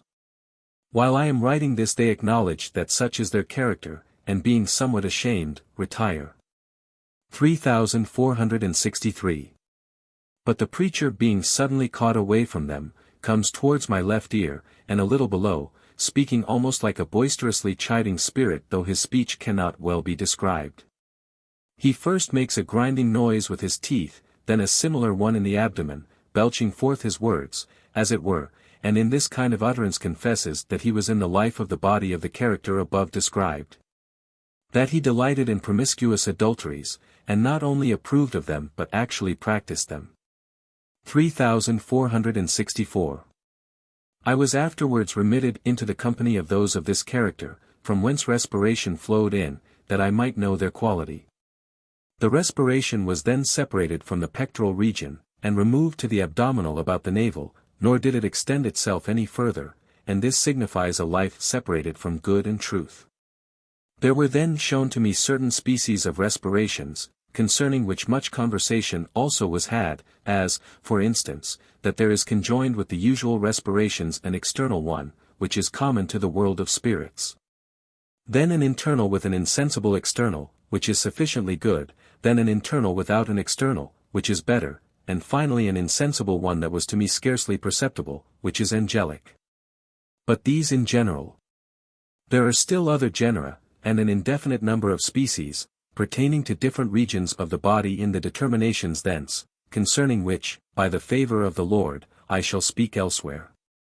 I was first accustomed thus to respire in my early childhood, when saying my morning and evening prayers, and occasionally afterwards, when exploring the harmonies of the lungs and heart. And especially when deeply engaged in writing the works that have been published. For a course of years I continually observed that there was a tacit respiration, scarcely perceptible, concerning which it was subsequently given me to reflect, and then to write. I was thus during many years, from the period of childhood, introduced into such respirations, especially by means of absorbing speculations, in which the breathing seems to become quiescent. As otherwise the intense study of truth is scarcely possible. Afterwards, when heaven was opened to me, and I was enabled to converse with spirits, I sometimes scarcely breathed by inspiration at all for the space of a short hour, and merely drew in enough of air to keep up the process of thinking. Thus I was introduced by the Lord into interior respirations. I have also again and again observed, that when I was passing into a state of sleep, my respiration was almost taken away, so that I would awake and catch my breath. When I observe nothing of the kind, I continue to write and think, and am not aware of my respiration being arrested, unless I reflect upon it. This I may say has happened in instances innumerable. Nor was I at such times able to observe the various changes, because I did not reflect upon them. The design of all this was, that every kind of state, every kind of sphere, and every kind of society, particularly the more interior, might find in my own a fit respiration, which should come into play without any reflection on my part. And that thus a medium of interaction might be afforded with spirits and angels. 3465. Once on awakening after sleep I heard a subtle sound as of a peculiar kind of turning or twisting above my left ear, which I can hardly find words to describe.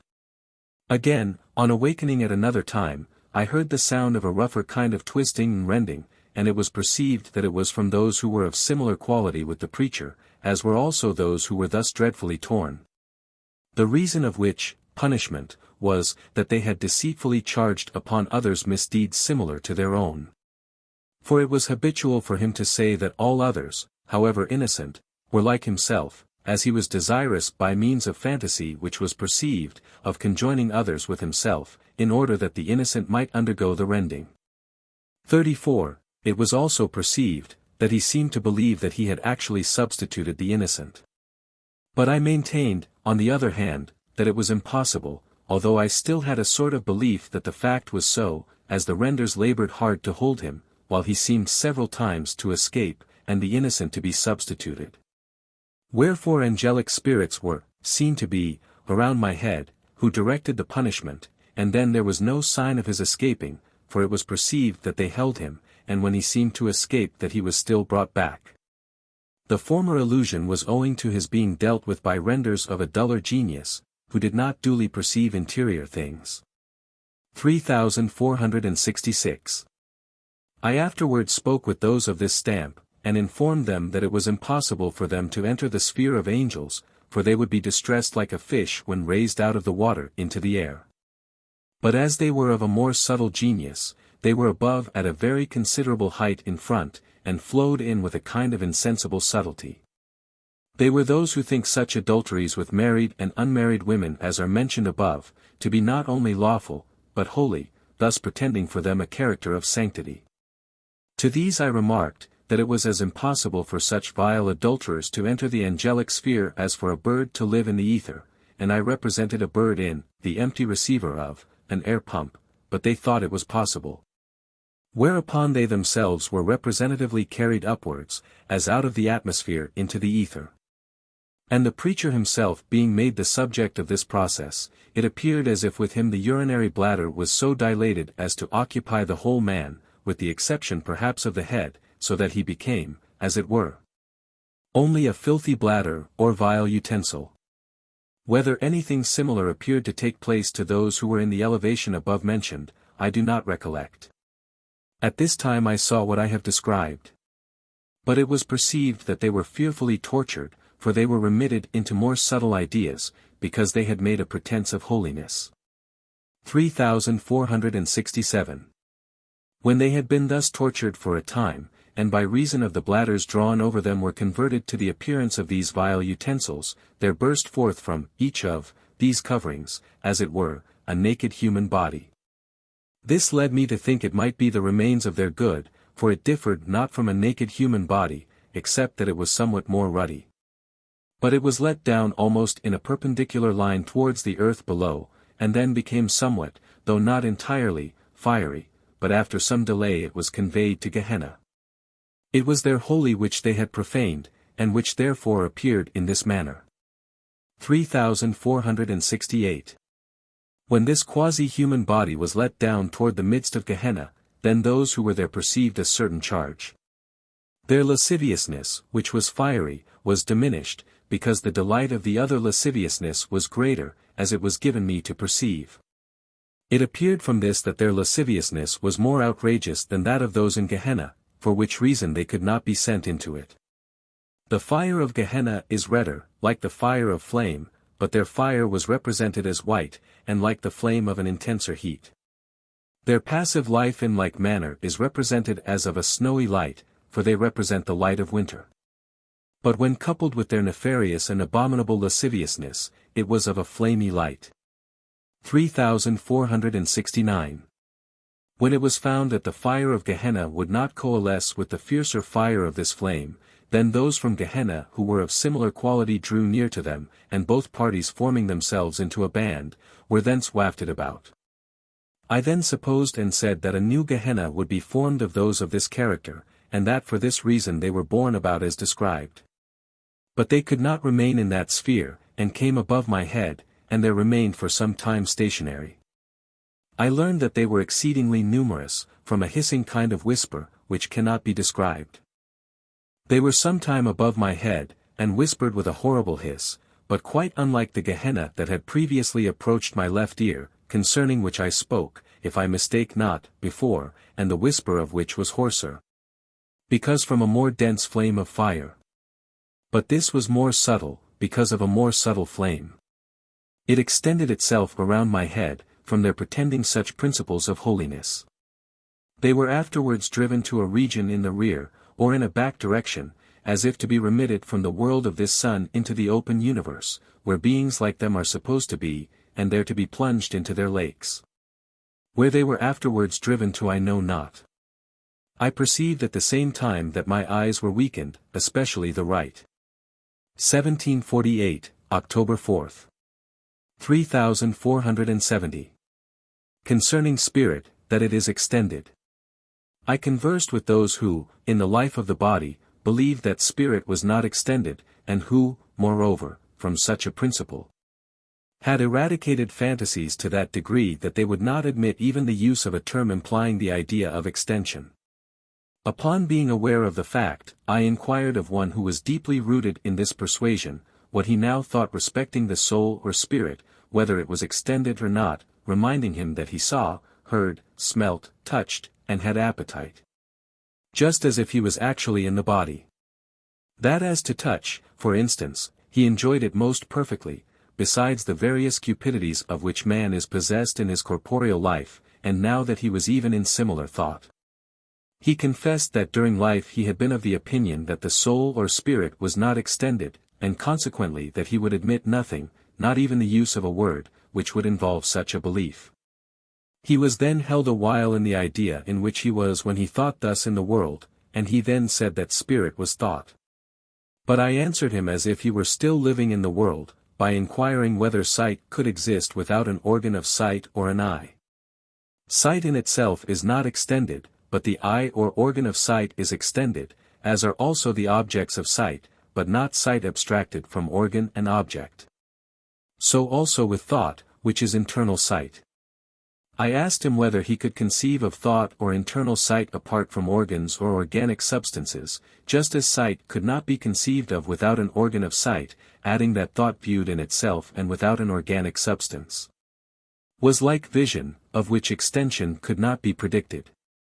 And if internal sight or thought were practicable without an organ, I demanded from what source or by what means. He then acknowledged that he had, during the life of the body, indulged the fantasy of supposing that spirit was only thought, but not organic. He now however manifestly perceived that it was organic. 3471. The cause is hence manifest why the learned do not believe in a life after death, nor in spirit, viz., that they abstract thought from its organic relations, just as they would sight and hearing from their organs.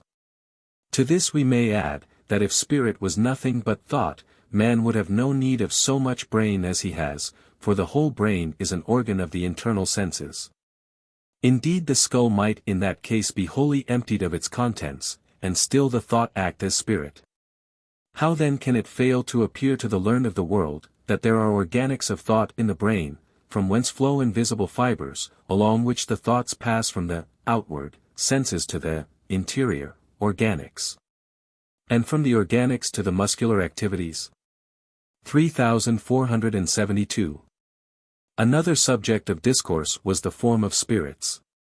For they know not that they are possessed of any other form than the human, inasmuch as the inmost things of the spirit aspire, and tend, to a form similar to the human body, as the spirit of the parent in the embryo to that form.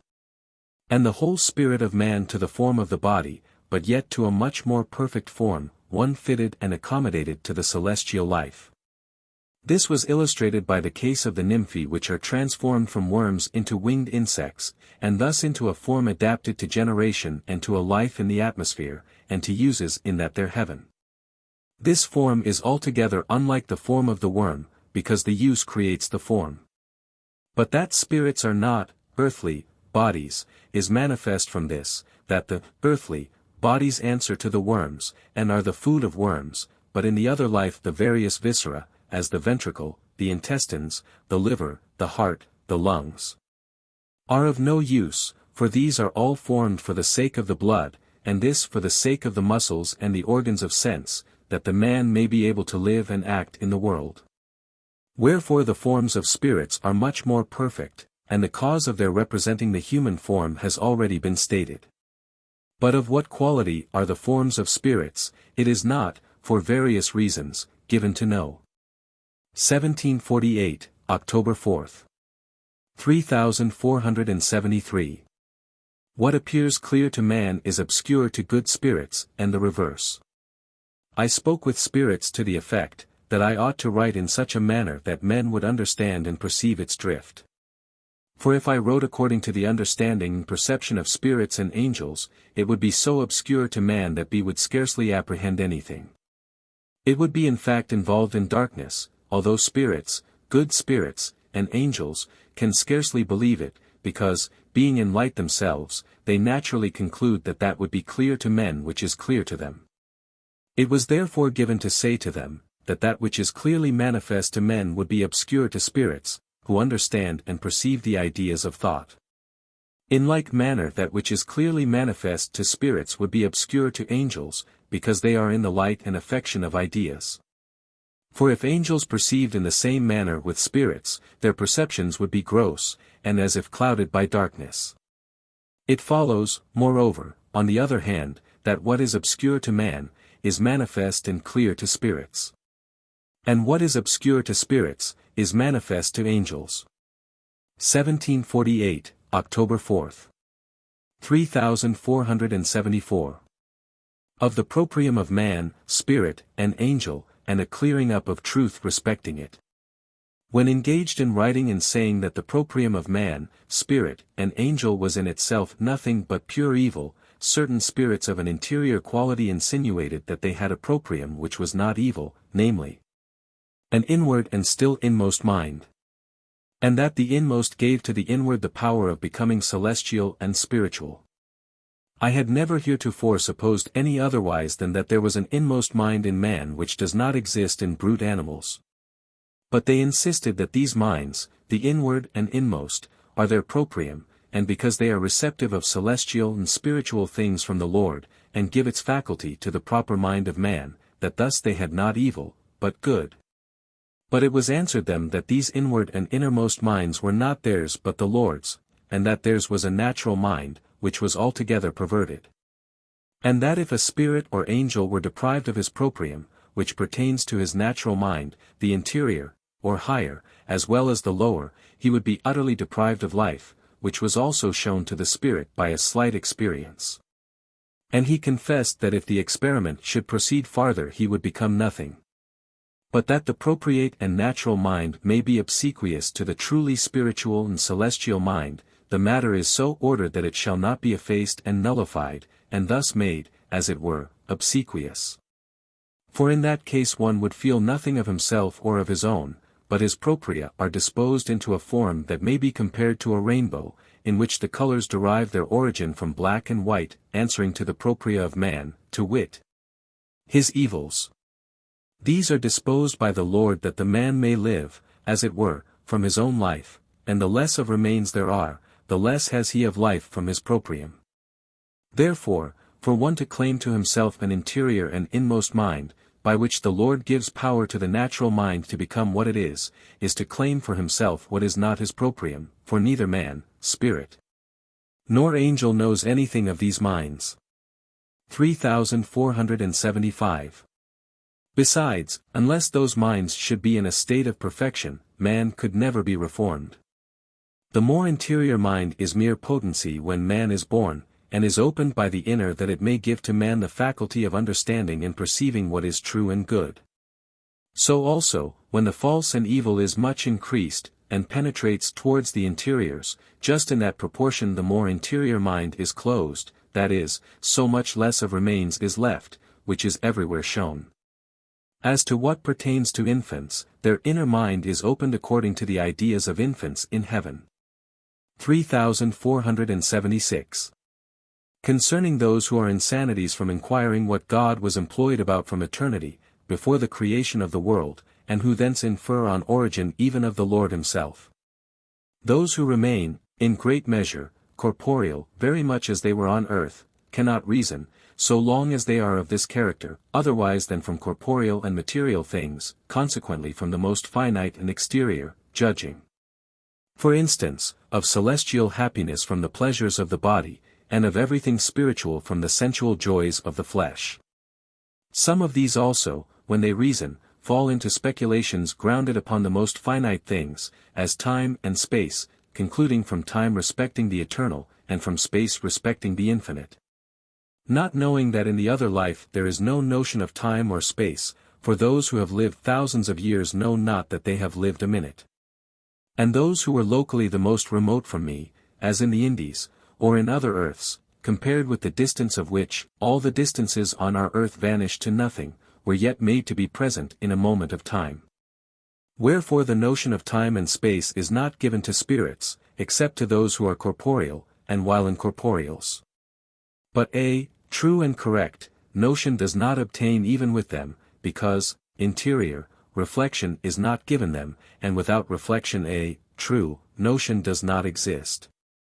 As is evident from the case of a man in the body who does not reflect upon corporeal things of this kind. He is not then in the notion of them. This is written in the presence of the angels, and thus with the angels. 3477. Hence it is that some engage themselves in reasoning from time concerning the creation of the world, and thus concerning God, what he did prior to the creation of the world. And because they have no other notion than that of time, some say that he was then thinking how he should create the world, and the things that are in it, and how he should foresee and provide for everything in particular. Thus they draw absurd conclusions, and those of them that are altogether corporeal, infer, that God began to exist with the world, thus that nature is God, or that God existed from nature, besides other things, of the same kind. 3478. Some corporeal spirits, when they were in such a fantasy, were unable to perceive time from eternity. They could indeed perceive an eternity to come from this, that there is no end of time, and that thus it is time without end. But time from eternity, past, they do not conceive, and when their reasonings extend in that direction, they fall into such absurdities, whence the naturalists confirm themselves to the utmost that nature is God, and God from nature. 35. 3479.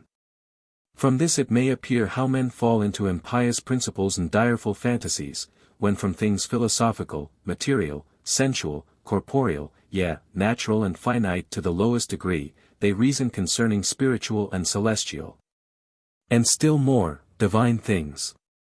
Which results from their not being in true faith, so that the Lord might lead each and all their thoughts, whereas they on the contrary lead themselves, for such things arise from their proprium.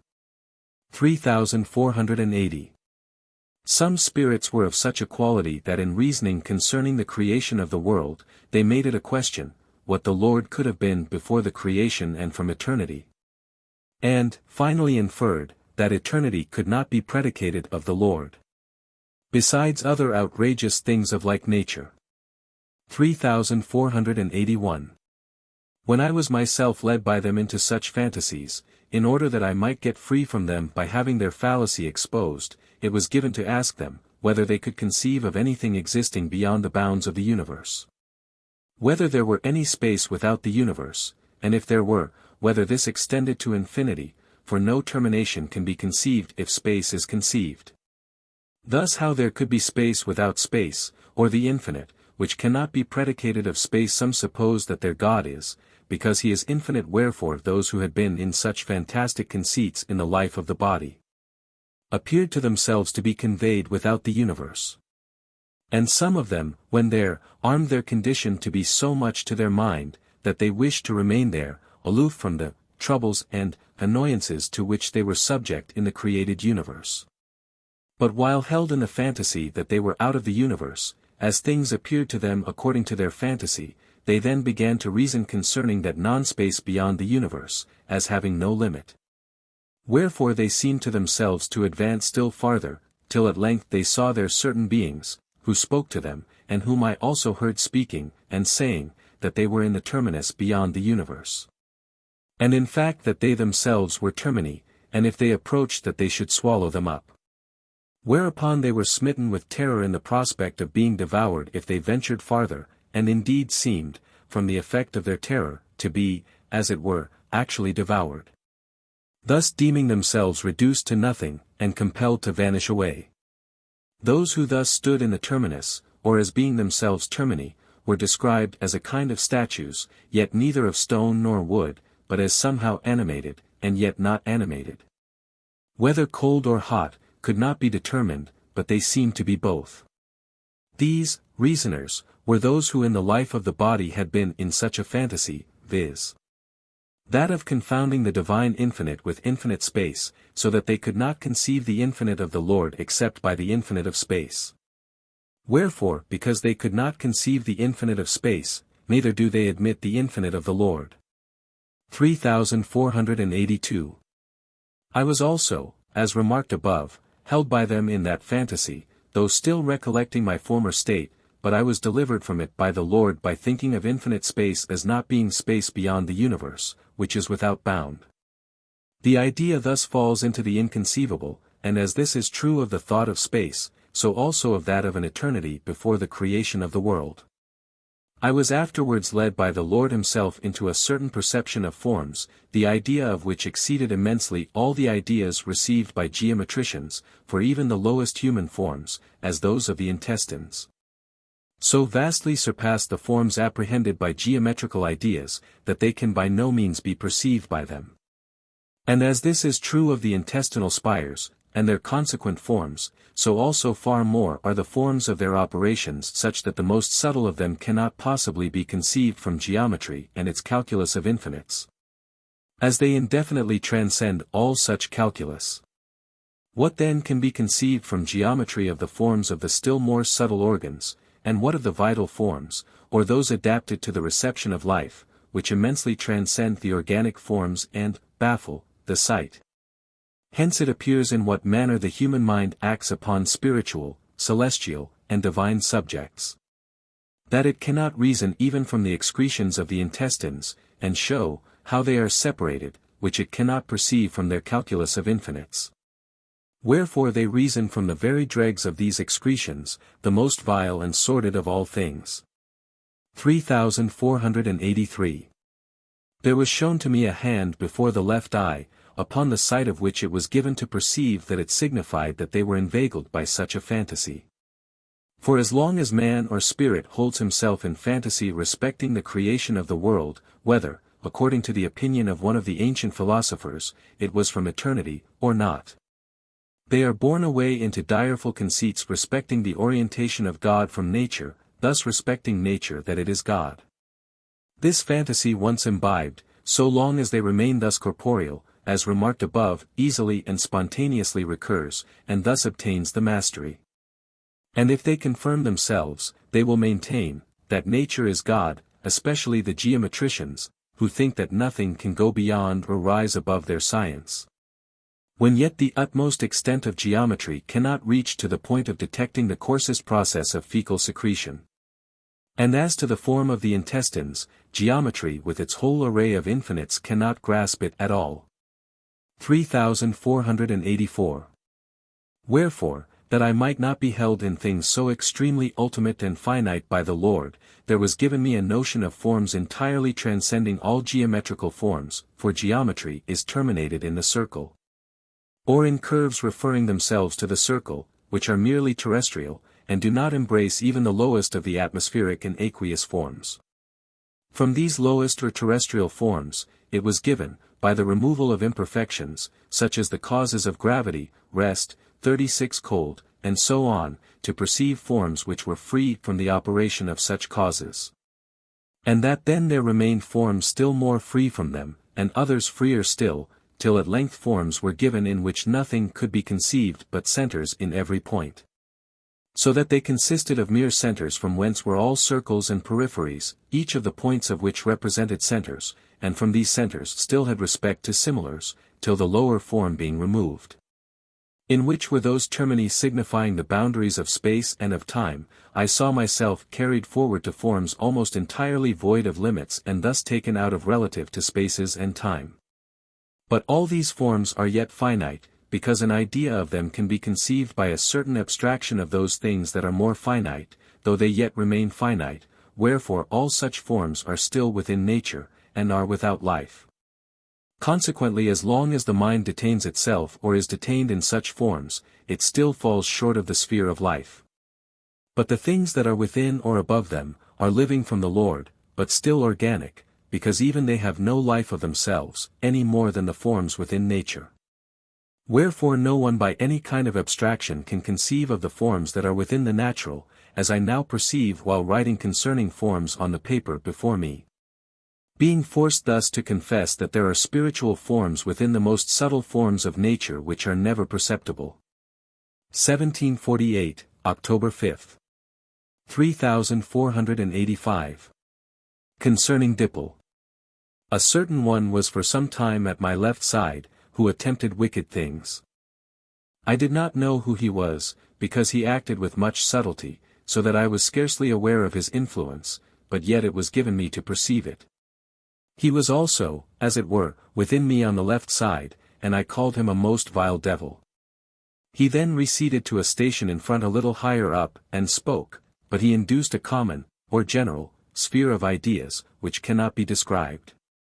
It was however such that there was no idea of particulars, and yet he spoke as if from particulars, for all discourse is of particulars. A similar sphere I do not recollect of having perceived before, that is, of one speaking in such a general kind of sphere. His sphere therefore was the sphere of his nature, the nature of one who was bound to no principles, but was in general opposed to all, whoever they might be, of whatever principle or whatever faith. He therefore arrayed himself against all, and could ingeniously refute and vilify them, while he himself knew nothing of truth and good.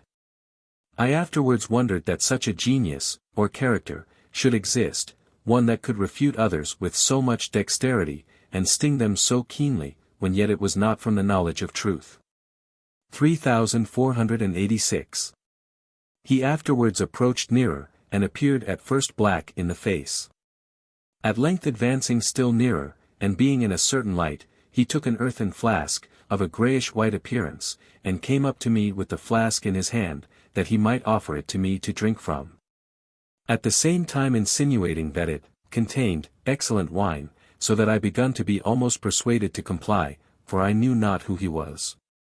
But I was presently informed that it was Dipple, and that he displayed this flask of wine because he formerly practiced the same stratagem, when in consequence of his becoming angry with anyone for contradicting him.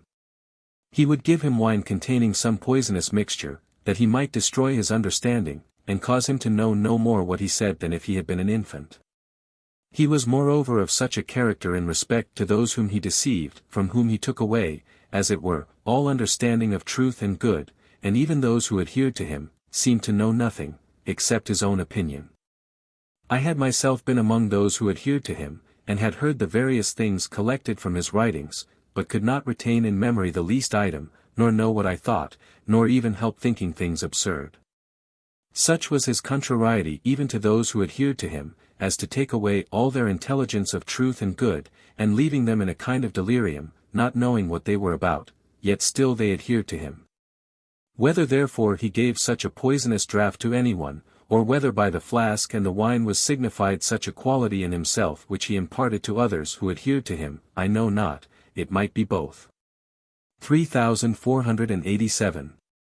His quality was represented to me by a great hurdle, or crate, of teeth of a yellowish hue, like teeth indeed, but so large as to be monstrous, so that the entire face was apparently nothing but teeth.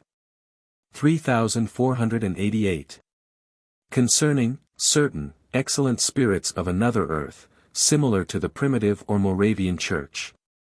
A company of spirits came to within a short distance of my left temple, and breathed upon me with a certain kind of speech, which, however, I did not understand.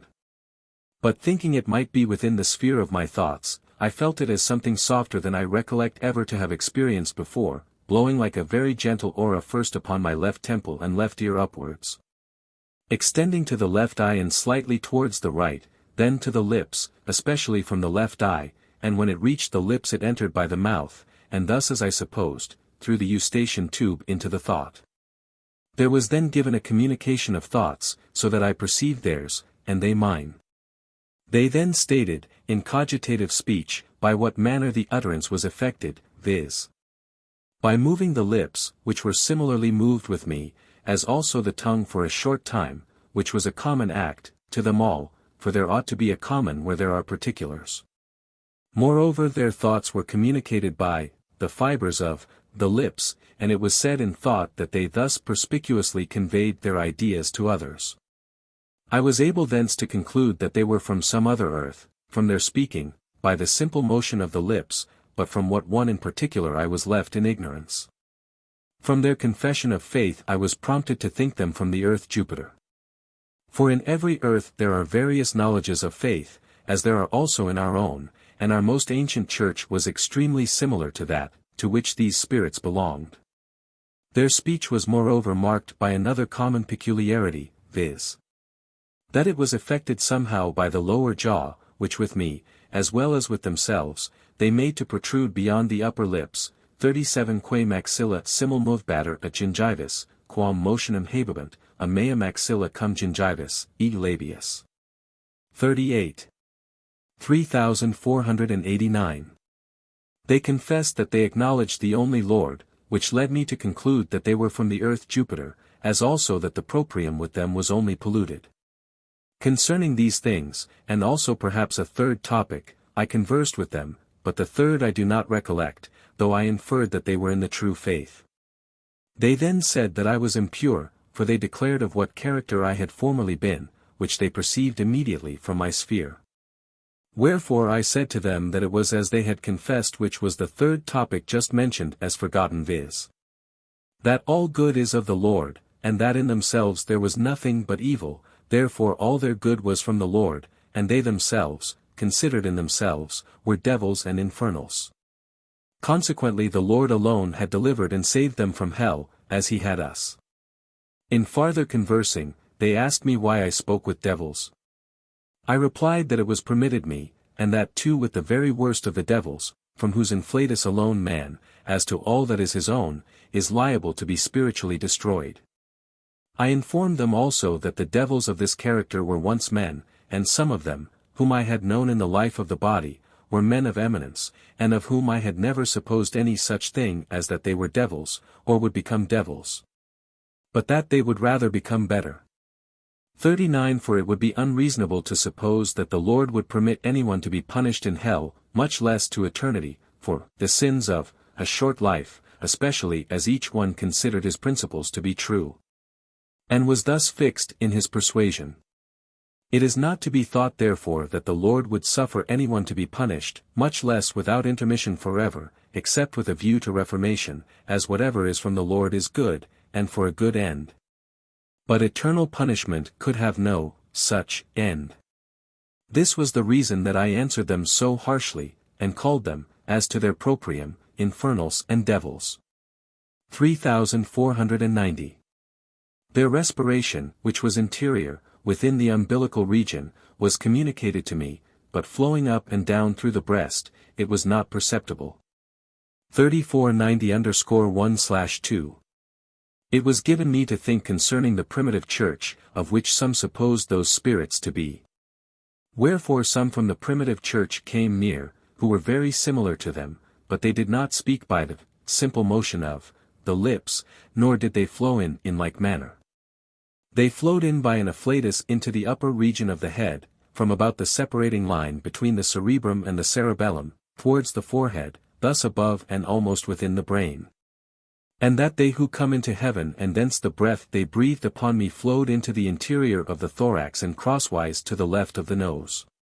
It then first filled the thorax with respiration, and thence passed to the region of the umbilicus, where they respired inwardly from the umbilicus through the back of the thorax, the breath scarcely reaching to the mouth. The respiration was thus reciprocally inwards, but not evolved outwardly. That is to say, it passed, from the umbilical region to that of the thorax towards the back, and then upwards towards the neck, and thus with a reciprocal rolling, which was sufficiently agreeable. 3491. I also heard from these the same confessions of faith, viz.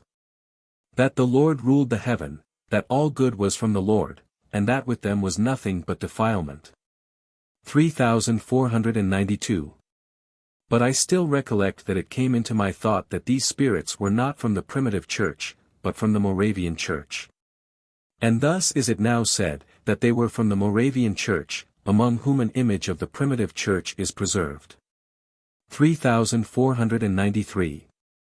That the knowledges of faith may be brought, by disputations, even to the point of denial. I spoke with spirits who supposed themselves to be in true faith, and who acknowledged with the mouth and in a scientific way, that the Lord rules the universe, that all good is from him, and that everyone's proprium is nothing but evil. All which they affirmed.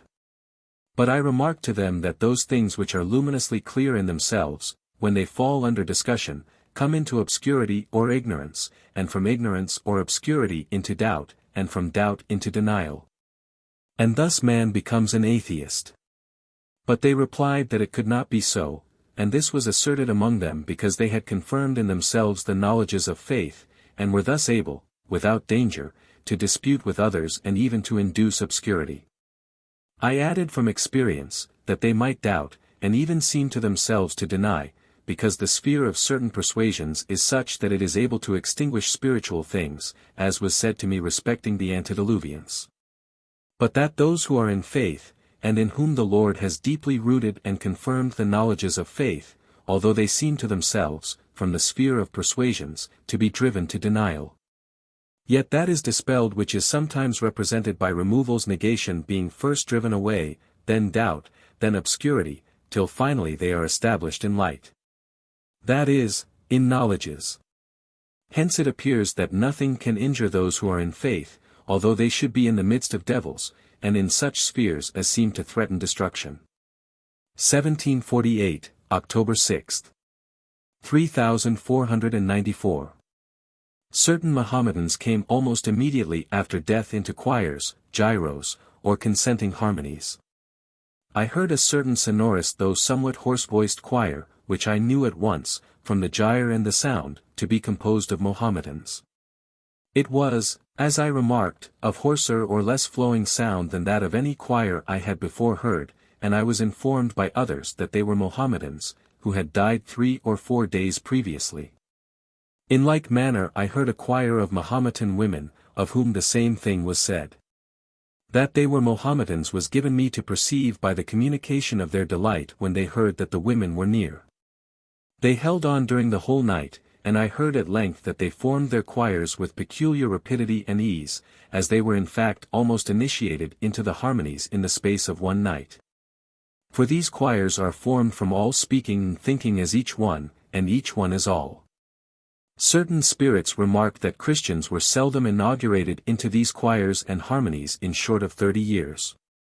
1748, October 6. 3495. How one spirit leads another to think and speak.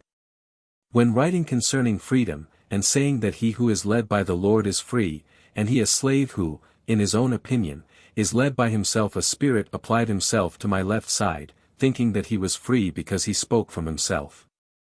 But it was given to say to him, that he was not led by himself but by others, and by those too of such a character, that they would kill him if they could. And I asked him if it were not better that he should be led by the Lord, who gives every good, or wills well to all. When he still persisted in thinking that he was ruled by himself and spoke from himself, it was shown him by what spirits he was led, and what one spoke through him, and that when these spoke others spoke in them and led them. And so on successively to the number of 5, 6, or 7, who confessed that they spoke through them one from another, while they supposed that they were speaking from themselves. It was observed that they formed a certain circular spire, and that thus the influx of the Lord's life flowed in through a kind of perpetual spiral form. But this form no one can know but the Lord. 3496. Concerning those who act through the good affections of men, and thus bend them to their own purposes. There was a certain spirit whom I knew during his life, although ignorant of his ruling motives and modes of action, but who in his time was highly esteemed for his endowments of intellect. With this person I conversed, and he flowed in a general manner, his influx differing but little from that of those who act without any fixed principles of art, or method. But as he assumed only such things as are agreeable to a man, and are termed good affections, to these he assented. As for example he would introduce infants, and thence exhibit pleasant spectacles, as it were, and such like things, that he might allure the good. In this manner he attracted their minds through their good affections. It was discovered also that he was possessed of conscience, as he was unwilling to do anything contrary to the sense of goodness and truth. I perceived also his tenderness, that he would not harm those who were in mutual love, which love was represented by an infant surrounded by rays and carried by a mother, as the Lord when an infant is sometimes represented. When he was told to desist from this conduct, he said he would not desist unless the Lord should save him. And because he was of such a quality as to act by good affections, and the like, and because he could be prompted by a certain tenderness of conscience, he was received to the society of those of similar stamp.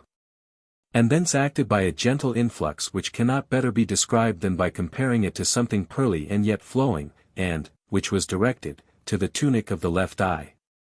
Those of this character, acted by their wills inwardly, but yet they are those who pertain to the outer tunics of the left eye. Their afflatus is somewhat cool, and this coolness is now felt especially in the region of the left knee.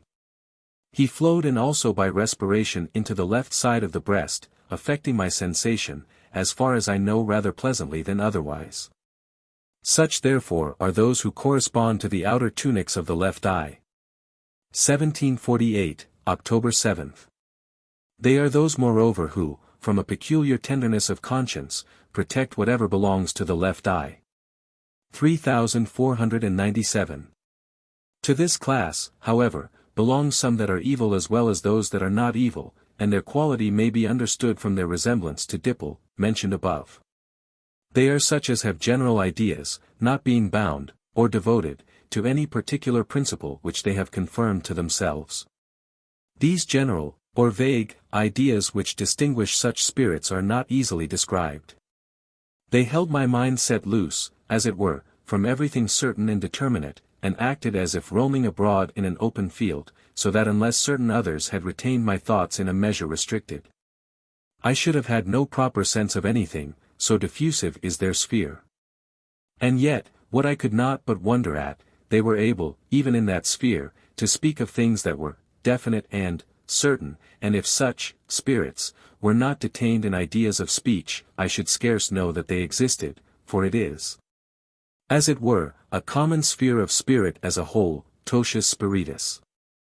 Should the operations in the body take place according to it, the motive fibers would be so relaxed that a man could scarcely restrain his evacuations, which it was also given to experience.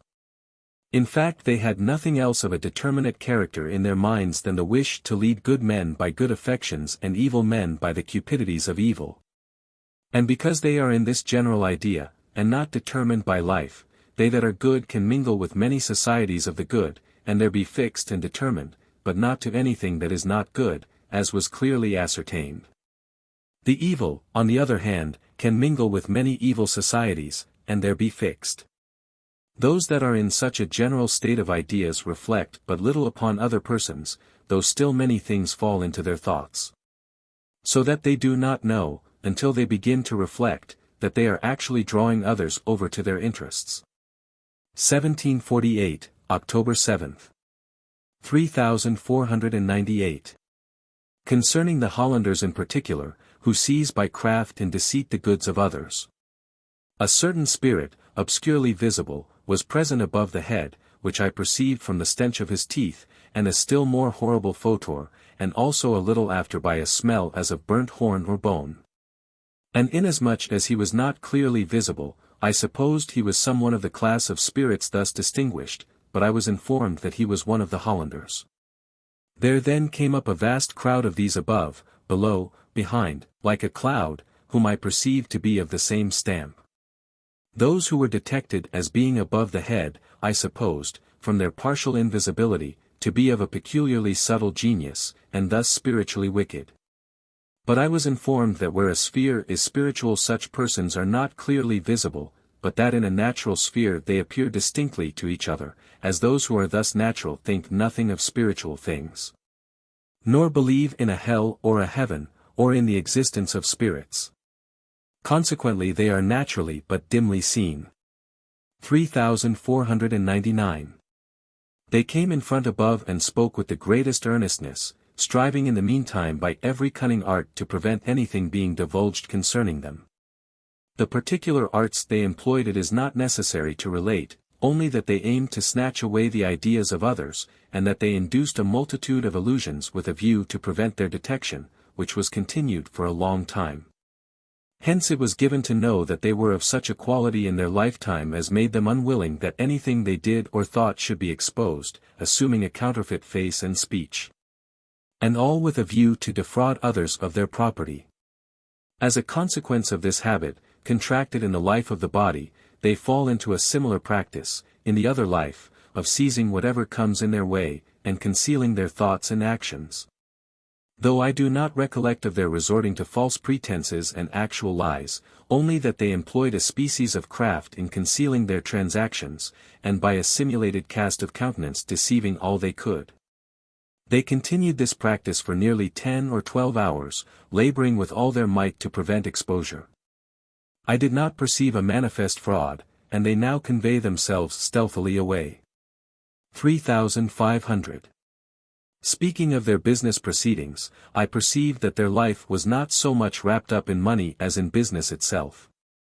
For their riches did not consist in money laid up in coffers, nor in their merchandise itself, of which they think comparatively little, but in business itself, which was their end and their life.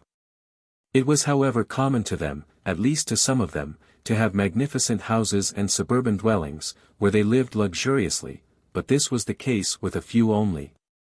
I conversed with them, at length, on this business propensity, which was their life and soul, and their desire for possessing, by whatever art and management, what others possessed, even in any part of the world. And their thinking that everything must belong to them. Concerning the Jews, they said they hated them on account of their foreign traffic, but as to business, as they draw much money into their country by various secret methods unknown to them, they regard them with a degree of tolerance.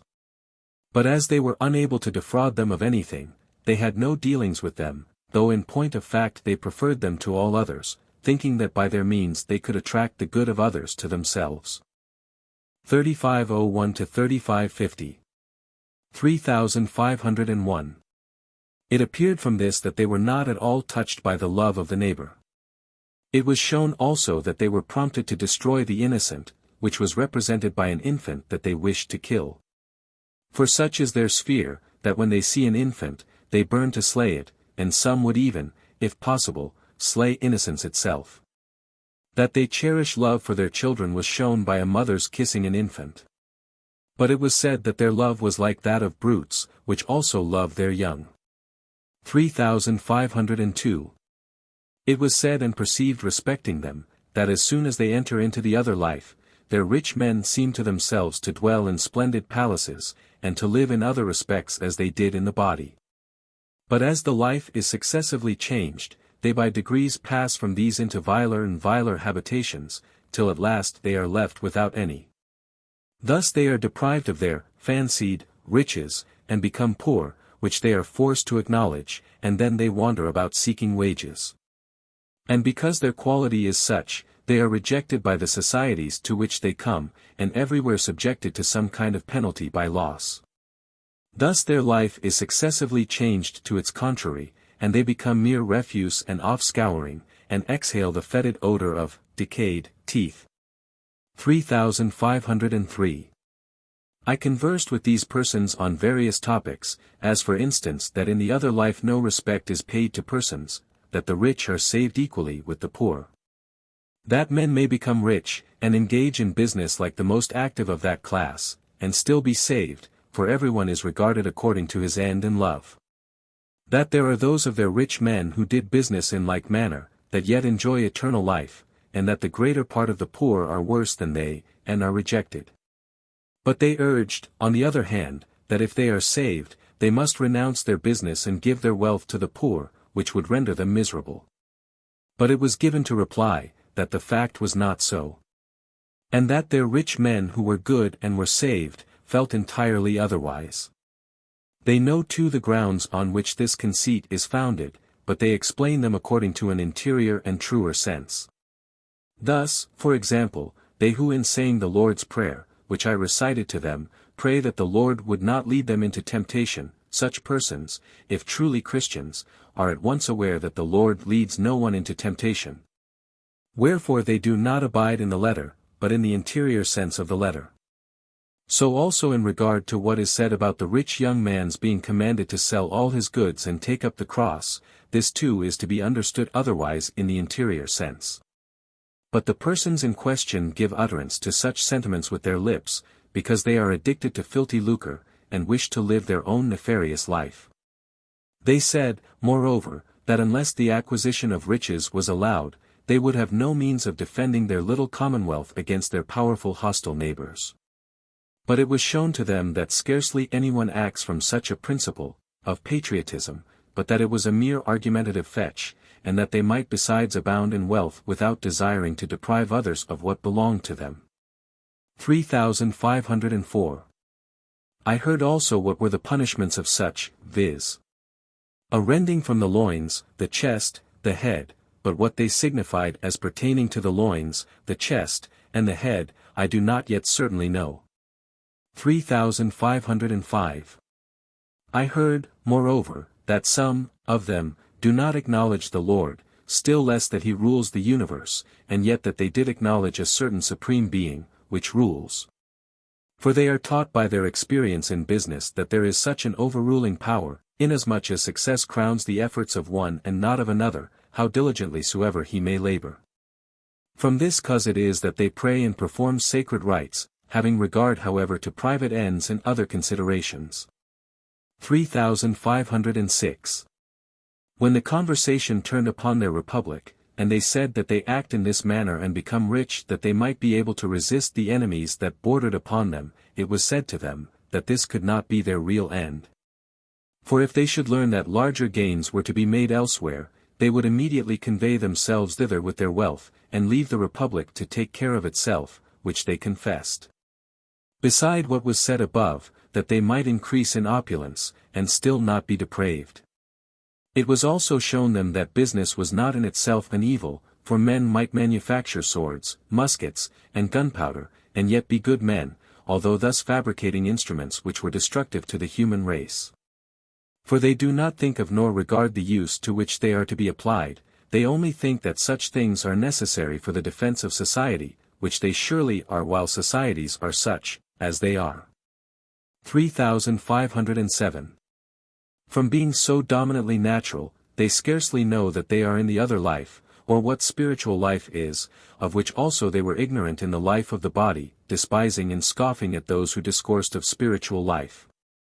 When in spiritual spheres they appear only as fetid teeth, their faces being so retracted above that scarce any face appears, which was manifest in a variety of ways. 3508.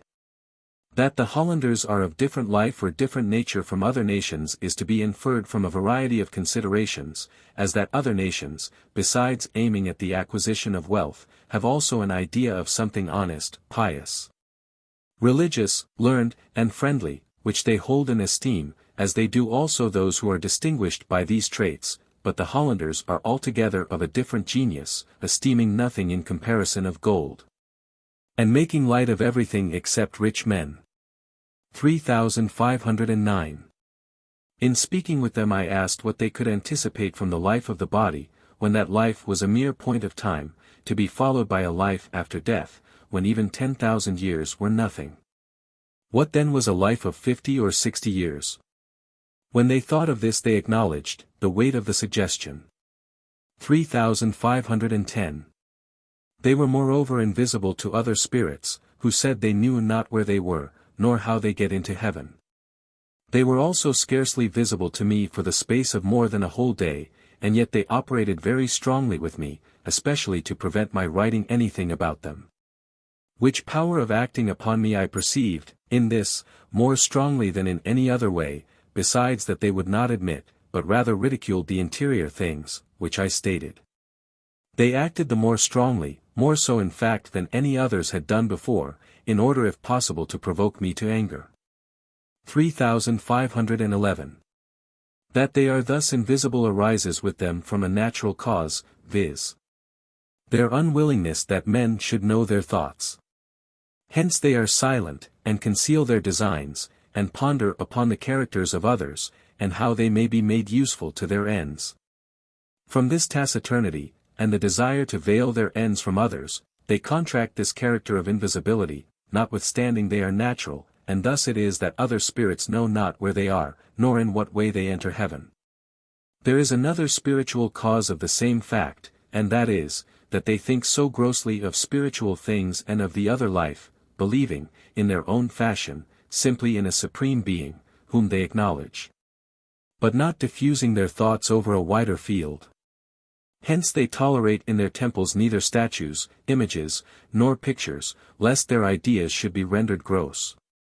This was evinced by their immediately flying away and vanishing when an image of the Lord on the cross, which is common in other places, was shown to them.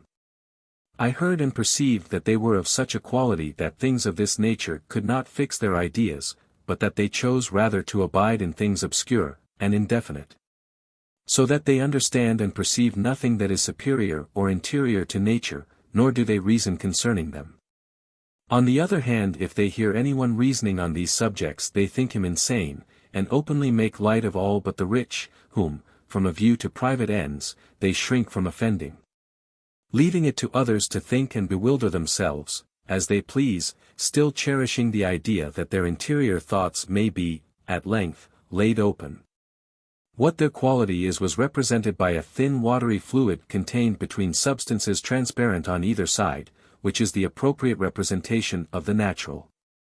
3,512. It was shown also that when they were elevated to the sphere of interior and angelic spirits, the speech of their ideas was undulating, and became so wonderfully subtilized that I could scarcely perceive it. From there thus almost vanishing from my perception, I supposed that they were among the angels. They were represented as a thin whitish cloud, in which they were wholly in that sphere, not only the head and body, but also the feet, unlike most others who have their feet in the lower world of spirits. But it was said that those thus elevated think nothing of spiritual things, but only how they may become thus subtilized, which as before hinted, is only a kind of first plane, on which it is possible for them to come into connection, with a higher sphere. 3,513. I heard some speaking from the same sphere, who had been instructed as to who the Lord is, who rules the universe, who are received, by him. And when thus instructed were convinced and persuaded that the Lord alone is the ruler of the universe, from which they become more constant than others, 40 and as they are then almost entirely in that sphere.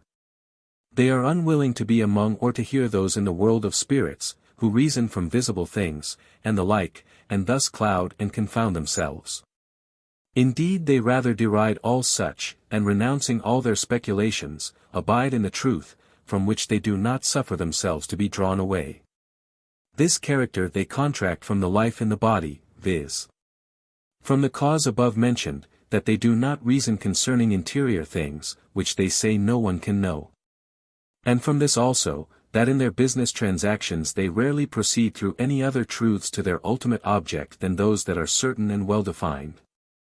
And thus adopt such means and such a policy as they have learnt from experience will not deceive. Then again, being possessed of a subtlety of thought, which imbues their nature, they see how others err in adopting uncertain counsels and measures, without experience or principle, and thus generally fail of success. That they are of this character, may be known also to others. Wherefore when in the other life they are confirmed and persuaded respecting whatever is true and truly good, they follow the same course, the Lord still upholding them in their peculiar nature. From which it is that they are confirmed and persuaded more strongly than others. It is for this reason that other spirits said they knew not where they were, or how they came into heaven. 1748, October 10th. 3514. They are not instructed like others, because they call such instructions reasonings. But when they have wandered about for a long time, not knowing how they can reach heaven or escape misery, they are left to reflect upon the means, and to be aware that they are not in the use of the means.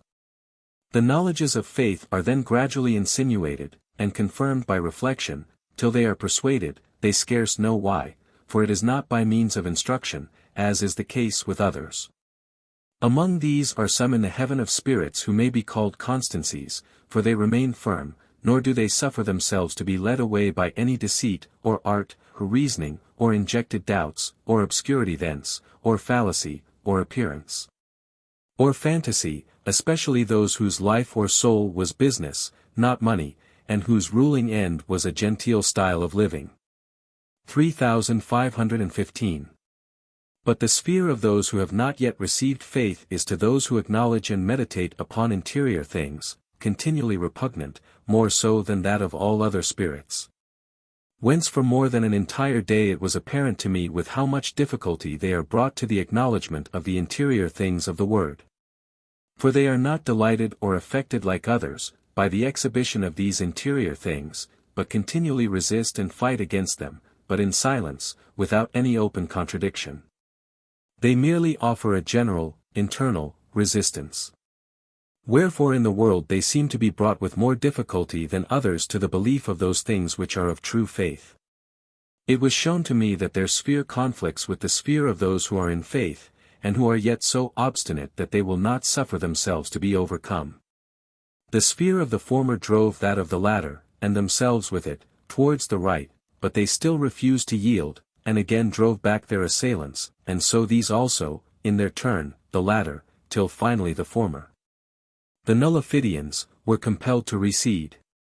They moreover sometimes were seen clad in upper and lower garments like men of our earth, but in this dress appeared but obscurely, or as in an obscure vision. 1748, October 10th. 3516. They everywhere pretended with their lips that it was wholly for the sake of their republic that they were disposed to wrest from others their property, as if to them alone pertained everything in the whole extent of the earth.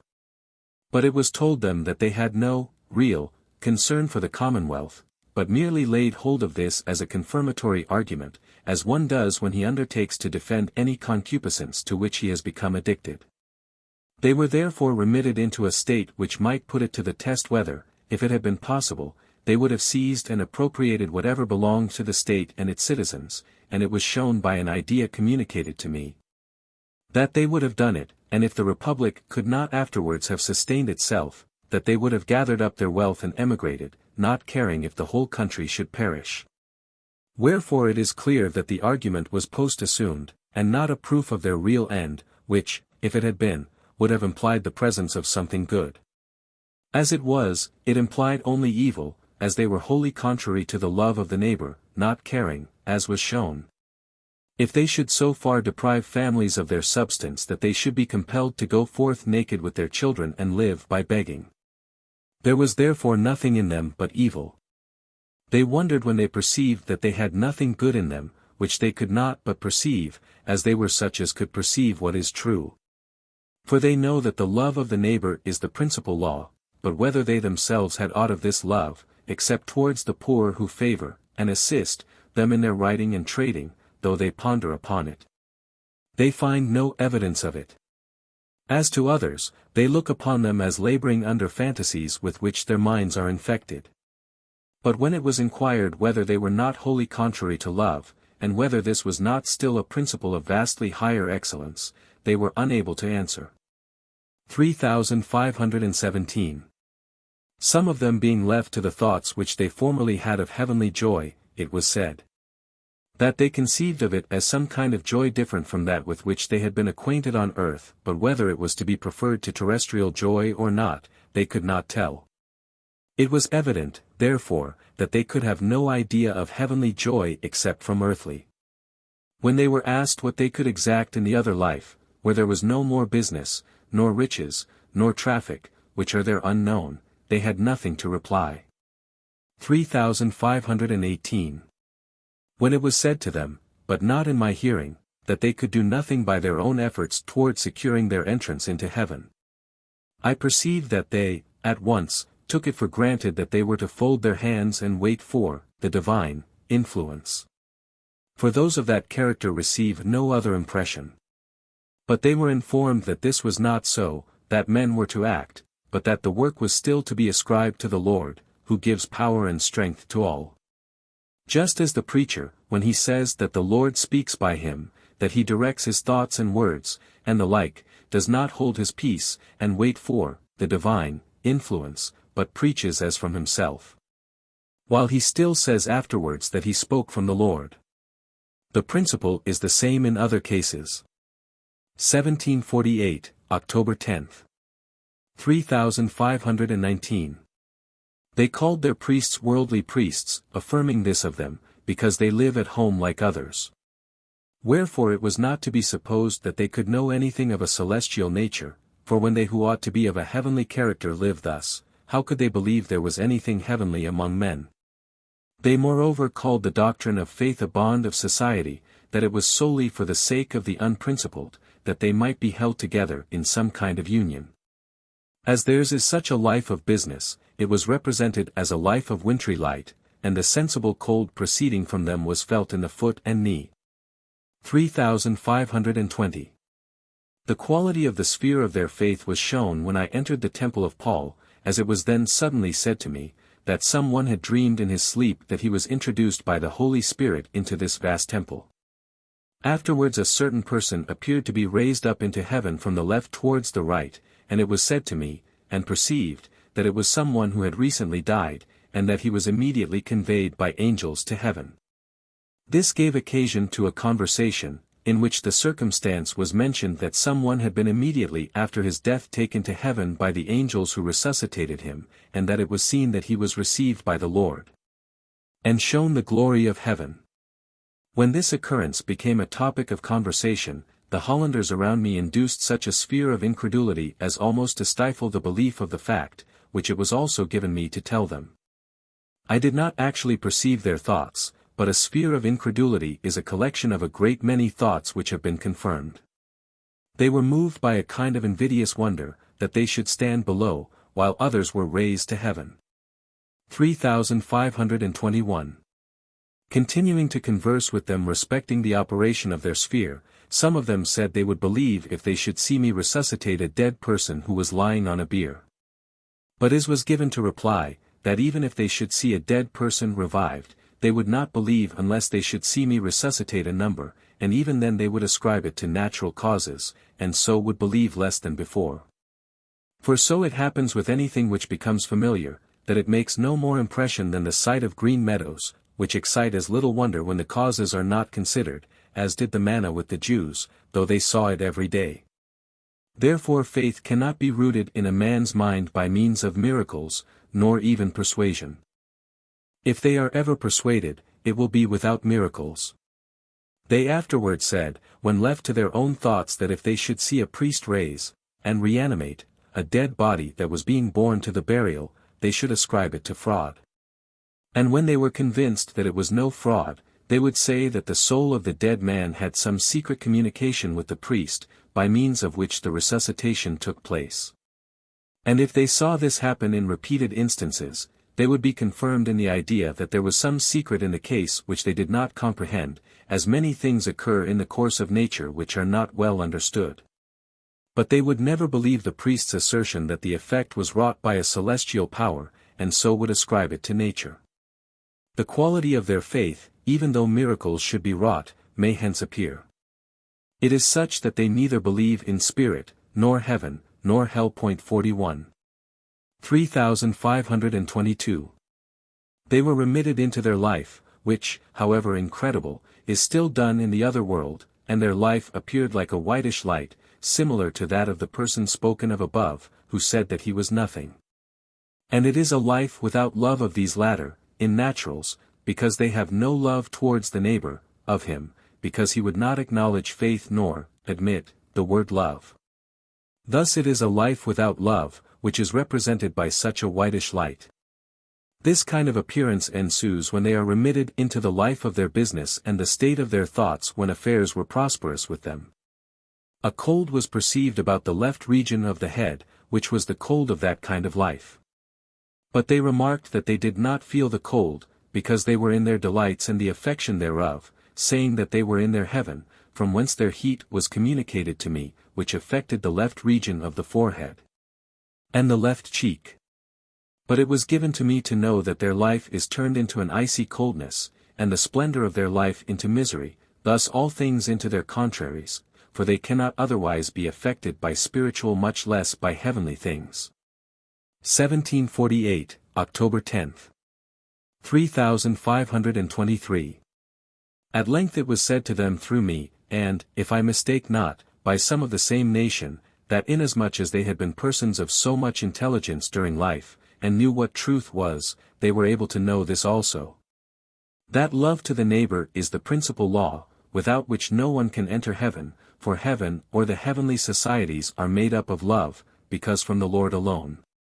Hence they might know whether they possessed this love, and could thus be admitted into heaven. But they objected that those who were devoted to business could not attend to thoughts of this nature. To which it was replied, that there were rich men of business in heaven, and much richer than they, who spoke with them through me, confirming what I said, and saying, at the same time, that they had had the common good for an end, and love to the neighbor, and that they had carried on their mercantile pursuits for the sake of performing a use in the world, and had not set their hearts upon them, nor acquired a life from riches and trade. That they had actually become richer than the others, was shown by a spiritual idea. They said, moreover, that in the other life there was no respect of persons. 1748, October 10th. This only is to be added, that, the impression with these spirits that, the rich would remain, rich, that they would pertinaciously hold on, in their ruling character, and would practice their multifarious wicked arts, these were perhaps the illusions of spirits respecting things to come. 3524. That spirits have an exquisite perception the things that exist from societies. I recollect its twice happening, that, while not aware of it, certain spirits, by means of a kind of affection or indignation induced upon my mind and my face the things which they perceived, and which were no otherwise made known to me than by that effect. It was hence given to know that spirits have a very exquisite perception of the changes of affections and persuasions which occur, but which I could perceive only from the effect. Thus they inspired a species of indignation or of shame, the cause of which I did not understand till some time afterwards. What kind of spirits they were I know not, nor do I think they spoke, still they were present. 1748, October 10th. 3525. Concerning tutelary angels, and the spirits by which man is led. I was instructed that with every man there are two angelic spirits at his head, by whom the Lord protects man, whose office it is to moderate and control the evil spirits who approach him. Besides various other things pertaining to a man's truth and good. Those spoken of just above were, I think of this sort there are, moreover, spirits who think that they are themselves the man, 1, 2, or 3, who are subjects of the world of spirits, upon whom their influence acts. These spirits are changed according to the general changes in the state of man, and are controlled by angelic spirits of whom they are entirely ignorant. Angelic spirits, without reflection, know no otherwise than that they are themselves the man, but the interior man, in whose interior thoughts they act, thoughts which do not fall within the consciousness of the man himself. But when reflection is given they know that they are angelic spirits. As to a change of these, whether others succeed in turn, instruction is not given. The case is similar with that of the inhabitants of Jupiter, with whom, when the chastising spirits approach, there are 2 angels present at the head. Thus, too, with the dead who are to be resuscitated, there are always 2 angels. 1748, October 10. 3526. Continuation concerning the Hollanders. Many things were represented during this night, and after I awoke, concerning their wicked machinations, tending to the destruction of interior things, and against conjugal love. But as I was unable to learn what they signified, or whether they proceeded from themselves or from the prior instigation of other reprobate spirits, I omit the recital. 3527. I will only say that there was in no case a disposition to change anything true and good, as, being, what they truly and rightly believe, as that the Lord rules the universe, which is the doctrine of faith with them and others. For the Lord himself said that all power was given to him in heaven and earth. It is also known to them that they are nothing, that they ought to put off the old man, which is to die with its pleasures and lusts, that the new man may rise. As also that the Lord himself is the all of life, for they pray and teach that all their thoughts, words, and actions may be governed by the Lord. It is known moreover that they say they believe that faith is everything, that the love of the neighbor is the principal law, and that thus love is in all and each of the things of heaven, and also in faith. And as the Lord is the only love and thence compassion, that the Lord rules the universe, and that faith is of love and therefore of him. 1748, October 10. Consequently their businesses are not condemned. 3528. Since then the state of things is such that 2 angels govern the interiors of man and at the same time rule the spirits who induce cupidities and think that they are the man. And especially since the state of things is such in general and in particular that evil spirits flow in so strongly as to have become acting powers, while good spirits or angels are mere resisting powers. It thence follows, that the world of spirits is filled with the spirits of evil, who infuse into man the evil of their own nature, and that to such a degree that good spirits and angels are scarce able to resist it any longer. And thus the equilibrium is in danger of perishing, which is the same thing with the predicted consummation of the Gentiles. For when evil begins to conquer, or rather to drive away good, if good spirits then recede, the case of the human race becomes hopeless. But that good spirits cannot resist without the immediate help of the Lord, has been abundantly shown me. Yet immediate help is not according to order, for order requires that there should be an equilibrium of all things, and when the equilibrium perishes, then the last times have arrived. That this crisis is at hand may be gathered from various things in my experience, for at this day the throng of evil spirits is so immense, and their malignity so great, as to be incredible.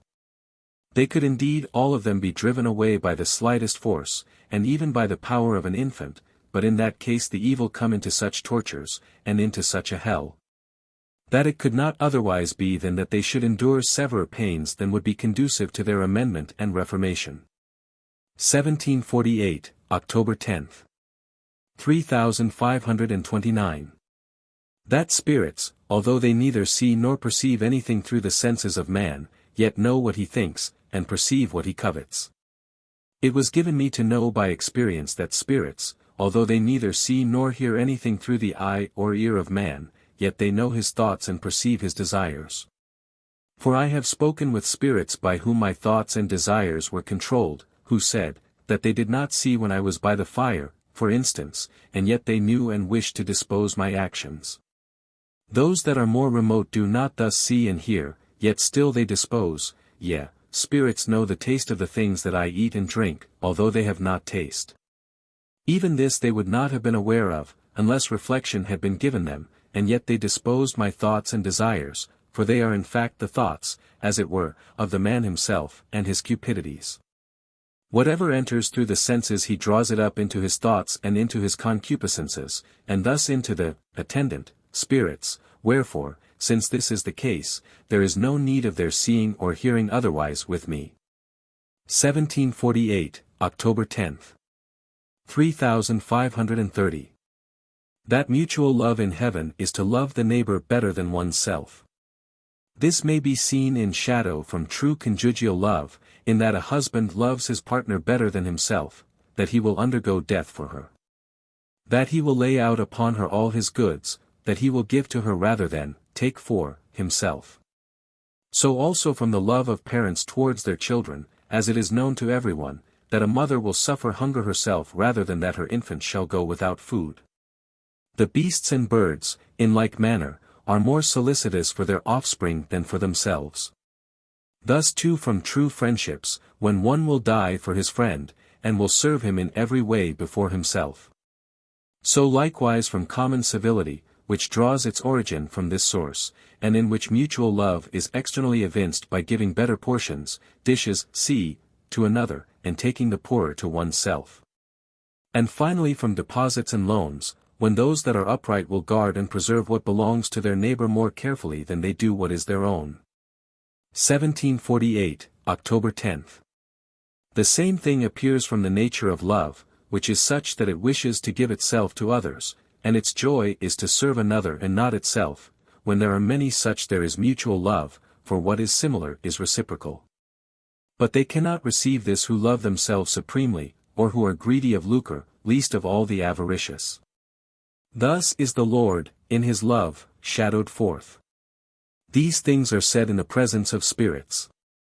3531. Concerning the common people, rustics, and the like. At the right side, as if from a deep abyss, there rose up a voluminous mass or flood of people, as great numbers of people appear like such rolling masses or billows in the other life, as I had often observed before. They rose in this voluminous manner, as if with a hoarse sobbing kind of sound. I called it gurgling, clunka, because it was of a gurgling sound, clunkwise. Wondering who they were, it was told me that they were of the common people, rude but not depraved like robbers, the deceitful, or the malignant, but of other classes, which are vastly numerous, such as simple rustics. I spoke with them and found that they knew nothing except respecting the Lord, to whose name they commended themselves. As to other things they were profoundly ignorant, unless it were that they had some knowledge of faith. Other similar spirits succeeded in like manner, but their sobbing, as it were, or the modulation of their rolling mass resembling sobs, was quicker. They rose very near to the right side. Then others rose with more quickness, and animation, through the foot, through the body, even into the belly, whom I perceived to be those that possessed, during life, more of the knowledges of faith. And so pertain to the various provinces of the interior regions of the body.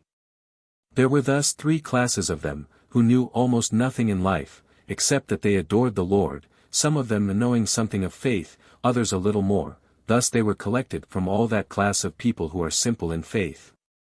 I heard those who were on the side, and they read the Lord's Prayer with so much simplicity that it scarcely amounted to the literal sense, still it was in such a manner as showed that their interiors might be opened. It was also given to perceive from the odor or stalls, that they were such as had been devoted to the tending of flocks, bullocks, and similar domestic cares. 3532. As to what relates to their speech, many of them, indeed all that came together, were prompted to speak simultaneously, and no one any different from another, although there was no society. Still all spoke and thought alike, which made them better capable of being initiated. I afterwards heard from these and others like them, who were nearer the side, a sonorous speech in society or choir, but somewhat hoarser. Then a quicker one, indicating that they could shortly be initiated and come into concert with the societies of good spirits, and afterwards, when duly instructed, with the societies of angelic spirits, and so onwards. Their conscience and perception of good was communicated to me, and especially their conjugal love, which was such that they loved each other mutually, like married partners. But it was so extremely simple that I know not how to describe the perception of it. I spoke with them of conjugal love, and they said that they knew not whether their wives loved them. They conversed only partly by speech, yet from the perception communicated to me, it was given to know that they really loved. And if they did not abhor adulteries, yet they abstained from them from a certain law of conscience, which they now say they do not know, only that they had no inclination that way, and consequently no power. 3533.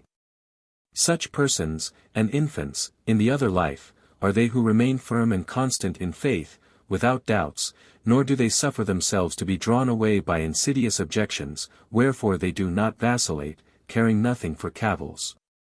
And being assured that the Lord rules the universe. 1748, October 11th. 3534. Concerning certain persons of extreme craftiness. A little before the left eye, and somewhat elevated in front, were gathered together in a kind of globe, those of such a quality that they act insidiously in secret, far more so than others. Concerning whom it is permitted on this occasion to relate barely the fact, that they continually send forth insidious emissaries, whom they inspire as subjects, and who act with a subtlety that cannot be exceeded, simulating other persons, and practicing various deceits hitherto unknown to me. They especially practice their arts against conjugal love, thence against interior and more interior principles, and so against those that are spiritual and celestial. Their subjects go forth to a considerable distance, and then return and report their proceedings. Some of them, like other, i.e. like good societies, dared to send their subjects to me, and to hold me for a while under their influence. 1748, October 11th. 3535. Some of those insidious spirits wish to instill into me their poisonous suggestions concerning the Lord, as those are accustomed to do who are made up, as it were, of mere scandals. But it was given to say to them what might suffice for their conviction, that the Lord was the Father, and thus one, as he himself said, which might evidently appear from this, that from him is innocence, from him peace, from him mercy, from him mutual love, from him goodness and truth, all which are divine. Of him Moses and the prophets wrote, and he was represented by all the typical rites of the Church, and as I was fully convinced and persuaded on all these points, what would they have more? They were unable to make any reply. 1748, October 11th. 3536. Such being the persuasions of their life, that whithersoever they come, they can, as it were, seduce other spirits by the life of their persuasions. As soon as their sphere begins to operate, it was given to ask them how. If anyone was warm and he should be surrounded with ice, he could help becoming cold. Or if he was in light, and the windows should be closed, how, he should not be enveloped in darkness, and thus unable to see. 3537. Concerning truths, and their being varied by circumstances, I spoke with spirits respecting the position, that the character of a thing is often varied by circumstances. They suppose that no absolute truth is given, and maintain that from the power of circumstances to alter the character of a fact. Pilate said to the Lord, "What is truth?" It was given to reply, that all the knowledges of faith are verities, that truths are eternal, and that whatever is of the truth of faith is an eternal truth, but that while circumstances may affect, they do not take away truths. As, for instance, let it be granted that Adam was the first and only man, and that his sons and daughters might be joined in marriage, yet this does not nullify the eternal truth that such marriages are unlawful. Again, let it be assumed that it is better to enter into marriage in the season of youth than to practice concubinage previously. This does not take away the truth, that as society is constituted, such marriages cannot be contracted before they are able to bring up children. So in regard to the Jews and Gentiles. As for instance, concerning the Jewish children who, from the persuasion of their parents that the Lord is not the Messiah, are not instructed to believe it. Yet as it is owing simply to circumstances that the children cannot believe otherwise than they do, this does not abolish with them the truth, that the Lord is the promised Messiah. And thus as to the Gentiles who are in ignorance, not knowing that the Lord rules the universe, this ignorance, being a circumstance, does not preclude their being instructed in the other life, and thus saved, besides many other things. 1748, October 11th. Thus the literal sense of the word, implying, that the Lord does evil, that he slays, that he is angry. As also that man does good, and other similar things in the Old Testament, do not affect the position, that the interior sense is the truth. 1748. 3538. How angelic spirits view whatever comes to pass. I perceived by a spiritual idea communicated by angelic spirits, that they so regard existing things as to recognize the Lord's disposal and permission in every particular. They unceasingly look upon the events that occur as proceeding from the Lord, thus disposing and permitting, yet not as men, or non-evil, or evil spirits do, who would fain have the Lord dispose things according to their views, fantasies, and cupidities, and when they happen otherwise give way to doubt and deny a providence. All which flows from the fact that they are not in faith, and thus from their fantasies would have the universe and all its details governed just as they would govern it themselves.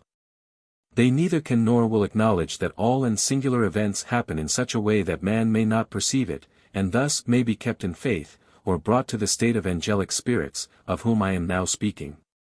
Especially that man should not be solicitous about the future, or trust to his own prudence. Wherefore those that are in faith rarely obtain the objects of their desire, while they desire them, but yet, if it be for their good, they obtain them afterwards, when not thinking of them. 1748, October 11th. 3539. What the quality of the life of the evil is. The life of the affections or of the will of the evil is like the fire of a torch, or of a wax candle, or of sulfur. For into such a life, which is one of cupidities, is the life of the Lord's love and mercy turned. The life of their understanding is as a dim luminance, which extends to a considerable distance, but yet verges to obscurity or goes out altogether. But when true celestial love approaches and spreads to a distance, as when the light of the sun dawns upon the world, it is extinguished. The fiery part first dies away, and is afterwards turned to cold because contrary to true love. The difference in the degree of cold is according to the nearness and quantity of the love, that is, according to the measure of mutual love, of conjugal love, of parental love, as also of mercy, peace, and innocence that there is in it. But at the approach of truth, which is intellectual light, their fiery lumen begins to grow dim, and at length turns into darkness, and that too according to the distance and quality of the light, the degrees of which are indefinite. Hence we may learn the nature of the rainbows, which correspond to affections and truths, or to will and understanding. 3540. Concerning the general sphere of those who suppose spirits to be of the nature of the atmosphere. I was for some time in a sphere which was very far from being agreeable, as it was so general that I could not perceive spirits any more than if there had been no spirit at all. As they disappeared so completely that I could scarcely perceive that they were anything. They were very numerous, and were manifested as in a small star or white scintillation, made up of a vast multitude of little wandering sparkles. And it was said that they were like these in number, so that no one of them could be perceived as anything. There was at the same time a certain disorder about them, such as to prevent any apparent consociation, so vaguely erratic were they in their sphere. Indeed there was nothing in such a sphere but a loose general somewhat, without any fixed tendency to societies. In a word, nothing but an indeterminate and unassociated commune, a sphere that affected me most unpleasantly, and induced an idea as if there were no society, and that one did not know another, but everyone wandered about, as though flowing forth into the universe at large. I was instructed that they were those who in the life of the body had cherished the idea respecting spirits, that they were somewhat of the nature of the atmosphere, invisible, without any quality definable by words, thus not perceptible, though wandering about in the universe. Those that entertain this idea are innumerable, on which account all that are of such a quality are remitted into it. While in that sphere I wondered whether, in the other life, one would ever know another, thinking that all perception would perish, and still more, consociation. And yet, notwithstanding, one would, somehow, find another, and from this arose that most disagreeable sphere which I have called general. I was informed that they actually were in society, though it did not appear so, for they yet had life, and, from their associated life, they spoke with me. 3541. Concerning the persuasion of certain spirits. There was a certain spirit who entered into me with his persuasion, and attempted by means of it to do me injury. He was thrust down below, because such persuasion is not permitted. Exploration was made thence, and those who were above the head were found to be of this character, and they appeared to have rays shooting out of their eyes, which were bent backwards, but not extending so far as in the case of those who had been previously exhibited in the strength of their persuasion, or as in that of the antediluvians, who were distinguished by such pointed emanations, though longer. Such are those who in the life of the body had succeeded in all their undertakings, and hence had acquired the persuasion, that let them attempt what they would succeed in it. When such persons are evil, they believe confidently, in the other life, that whatever they engage in, they will succeed in it, and are in the full persuasion of this. And certain great ones induce upon others the persuasion, as is done here also, when they are, themselves, in the persuasion. They then modify and vary the sphere of the one to whom they come, as may be seen in what has been previously said of the antediluvians. Those who were above the head said, as they believed, that they could pour forth their persuasions upon others, and effect anything by means of them. The sphere of their persuasion was widely extended, and it was perceived as being external, so that they had no power against interior things, still less that they were able to pervert those that were in faith. This faculty is among magical arts, but they are expelled from societies. 1748, October 12. 3542. Concerning infants. Infants were oftentimes sent to me in bands, which surrounded me, and from the sound they made I was enabled to know that they were infants. They were heard as something tender, yet inordinate, though their sound cannot well be described. They flowed, as it were, round about and just above the head. It is proper to state concerning them, that as often as they were heard, the spirits who were present could scarce refrain from leading them, or compelling them to speak, that they might speak through them.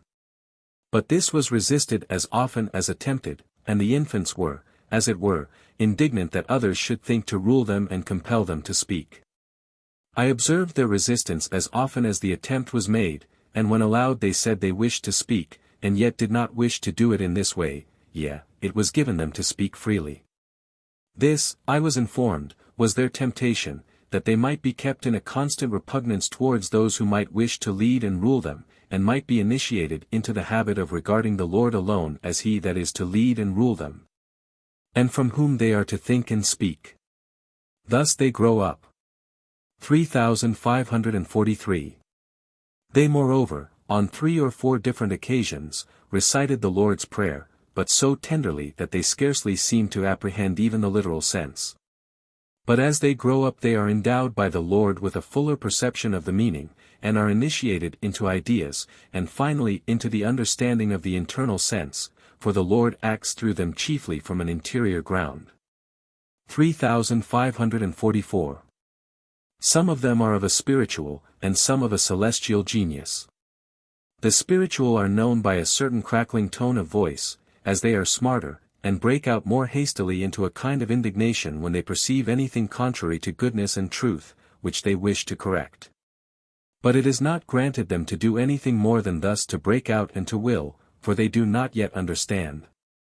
I have several times witnessed this peculiar ebullition, as if by a sort of wing darting forth, when they wish to utter their indignation because others did violence to the truth, and because it was not allowed them to declare the fact as they knew it to be. But as this is not yet permitted them, they are immediately restrained. 3545. That they are instructed by angels, or in heaven, was declared to me, as also that they grow.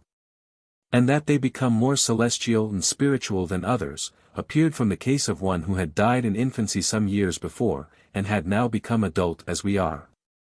He spoke with his brother from the promptings of mutual and fraternal love, and so moved his interiors that he could not refrain from tears, because, as he afterwards said, it was love itself that spoke. Such are infants while growing up, and they are those who are nearest to the Lord. 1748, October 12. 3546. That the world of spirits cannot help flying before the powerful presence of a single angel. There were spirits around me not of an evil order, and when one angel, who deceased in infancy, the son of a prince, came to me, I remarked to him that the spirits would fly, as it was perceived that they could not stand against his sphere. Which accordingly happened, for the spirits removed themselves to a distance, that they might get without his sphere, or place themselves within its outer border, as they were not evil. Hence it may appear that one infant, or one angel, can drive away myriads of spirits, nay the whole world of spirits, for they cannot sustain the sphere of mutual love. And yet it was perceived that his sphere was tempered by the consociation of others, so that it had comparatively little power. 1748, October 12. 3547. That infants, although they grow up in heaven, are still sinful and impure, and in themselves nothing but evil. It was the perverse opinion of certain spirits, that infants who grew up in heaven were pure, because there was in them no actual evil, as in adults on earth. But there was a certain one who had died an infant and grown up in heaven, who because he thought otherwise, and perhaps because he was ignorant of his own evil, was remitted, like others, among spirits. And then spoke with them on the subject of infants, saying that they were made up, as it were, of hereditary evil, so that they were nothing but evil, yet still with some diversity. According to the evil successively transmitted by descent from parents, which continually bursts forth, and, as being the evil of lusts, continually suggests falsities. Wherefore they can never be perfected to eternity, or an absolute correspondence be given, because the stock of evil incessantly buds, from whence are abundant actual evils in the life of the body, excited by hereditary evils. Of which the diversities exist according to the actual evils of the parents successively transmitted. Hence it is that the evils of some families may be distinguished from those of others. Good therefore can never, from this source, be implanted in infants, because they cannot be good and evil at the same time, but all their good is from the Lord. 1748, October 12. 3548. One who died an infant and became an adult in heaven, was remitted among spirits that he might know the quality which he had acquired from hereditary evil. He was born a prince, and I perceived that he retained a hereditary disposition to exercise dominion over others, and also that he made light of adulteries, as had also his ancestors. Whence it appeared that hereditary evil adheres without receding, and that when opportunity offers it breaks out. He was otherwise, or ordinarily, such as to be capable of being imbued in heaven with mutual love in an eminent degree. 1748, October 12. 3549. That evil spirits may be dispersed by those who are simply kept by the Lord in the knowledges of faith. It is now perceived by experience that evil spirits will recede and remain in an inability to speak or think or communicate aught of themselves to me, so long as I am kept simply in the faith of universal knowledges. For it is given to say to them that it is of no use to urge objections, but that if they are so ingenious they ought rather to discuss the objections and doubts, arising from the knowledges of faith in which I am now held and kept. But all the spirits are as dumb as if they had retired, indeed some of them have retired, as I am given to understand. Hence it appears, that they who believe in simplicity, as for instance, that the Lord rules the universe, that the Lord alone is life, that their proprium is nothing but evil. And who do not admit objections from whence come doubt, that with them evil spirits are dispersed, for with such an one they cannot be, as I perceive that they themselves also think. 1748, October 12. 3550. Concerning the lowest of the common people.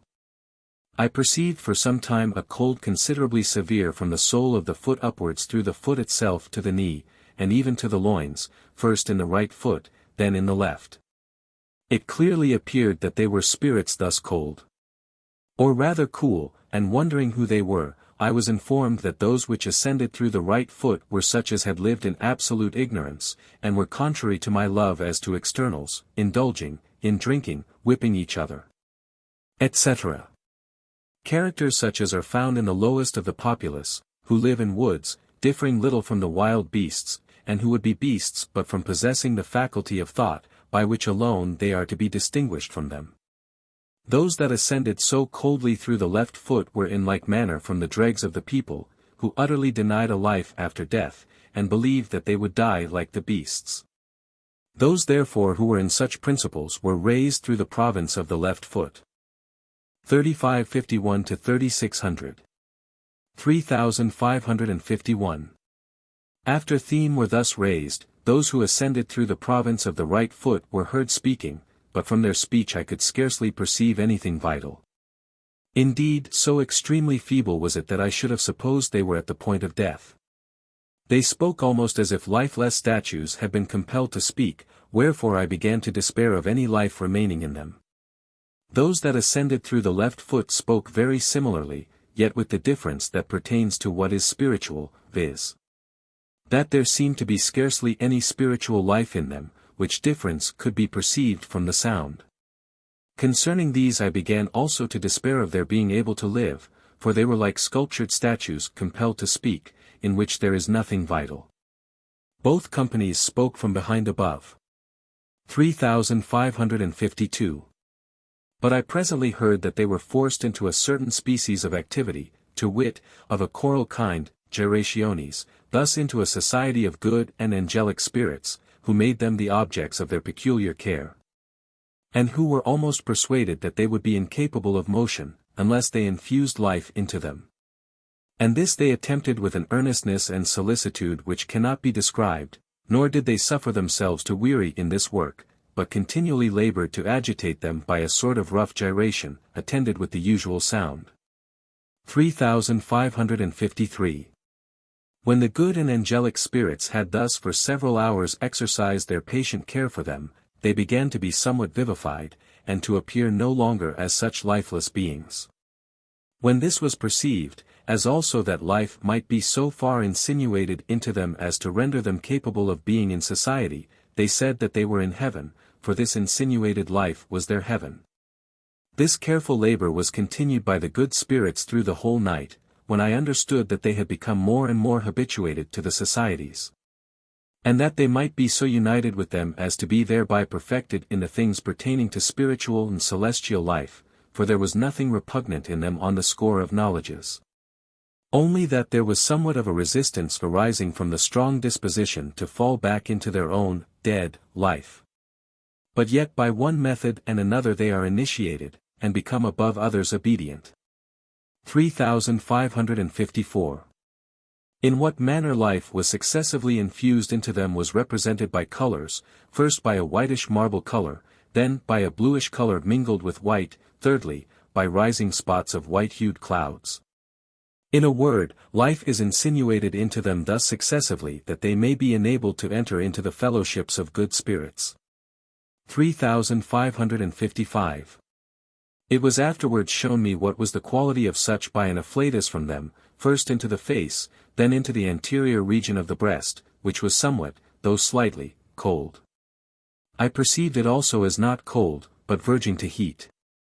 But whether from others or themselves, I know not. 3556. I could not sufficiently wonder, to see, how solicitously the good and angelic spirits, as also the angels, strove to infuse life into them. Far from being wearied, they labored, in the task, with the most strenuous endeavor, which was perceived to be from the Lord alone, who not only insinuated into the angels such a studious effort, coupled with an affectionate delight, but who also insinuated life into these, semi-animate spirits. For they were, in a condition, similar to death, so that they could be said to be resuscitated from no life into life, and thus into that which is spiritual and celestial. 1748, October 13th. 3557. That distance in the other life is a fallacy of sense. It was sometimes observed that a spirit, when he believed himself to be absent, nay, when, he seemed, to speak with others at a distance, was at once close by me, so that he could not understand how the matter was. That while speaking with another at a distance, he should be immediately present, and his thought, which was intermitted, be continued. 1748, October 13th. 3558. That the speech of others is conveyed in a common, general, manner. It was sometimes perceived that others spoke, and what they said was conveyed to me, not by speech nor by distinct ideas, but in a certain general manner, so that I knew what they said, but the mode of it cannot easily be described. Except that it was as when others speak together, and it is known, as it were, from the countenance what they say. But this barely, and remotely, represents such a perception. In this general mode of communication, there is a certain indication of what they say, and yet so definite that it does not deceive. 1748, October 13. 3559. Concerning a homicidal poisoner, that he was cast into a lake. Those that were with him complained that he continually fought against the things which are of faith. He was in front, and slightly or about half enveloped as to his face. And being rolled onwards for a long distance towards the filthy Jerusalem, he appeared to me over the roof of the city, but was cast down into a airy lake, from whence he said that it was excrementitious and foul. 3560. Being explored as to whether he was constant in his opposition, which was not a bad sign, because he was then less lukewarm, it was said, that after a delay of some time, when he should perceive that his help was in the Lord alone, he would come into better thoughts, and so would be firm in that part of faith, viz. dependence upon the Lord. The quality of which he would then become was shown by a certain plain, whereupon was a slight sprinkling of gold dust, which signifies something of the affection of good. Besides which, there appeared, green walks, abundantly covered with grass. The same thing was, afterwards, indicated, by a certain luminous something intermediate between fiery and flamy. This was shown because there were some who doubted whether he could ever live, because so contrary to faith. 1748, October 13. 3561. Concerning infants. It was shown, when infants were sometimes sent to me, and they appeared as if dispersed about the head, that they had no fear of diabolical infestations, nor were at all concerned, because they had no perception of such things. Wherefore, while anyone is in faith, he is rendered safe from such infestations, and infants also are sent to guard him. This was often said to me, and it was given to perceive it. 3562. 42. 3563. That spirits deeply resent being ruled by men.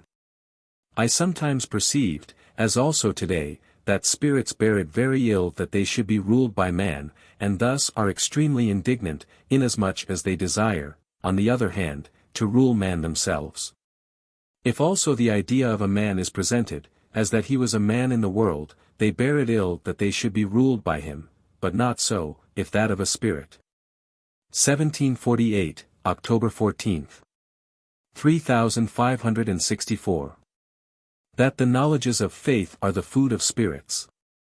That the knowledges of truth are the food of spirits may appear from the case of those spoken of above, of the lowest of the common people, who were as dead, and as sticks or statues, in whom, because there was scarcely any life, life was given by means of their consorting with good spirits.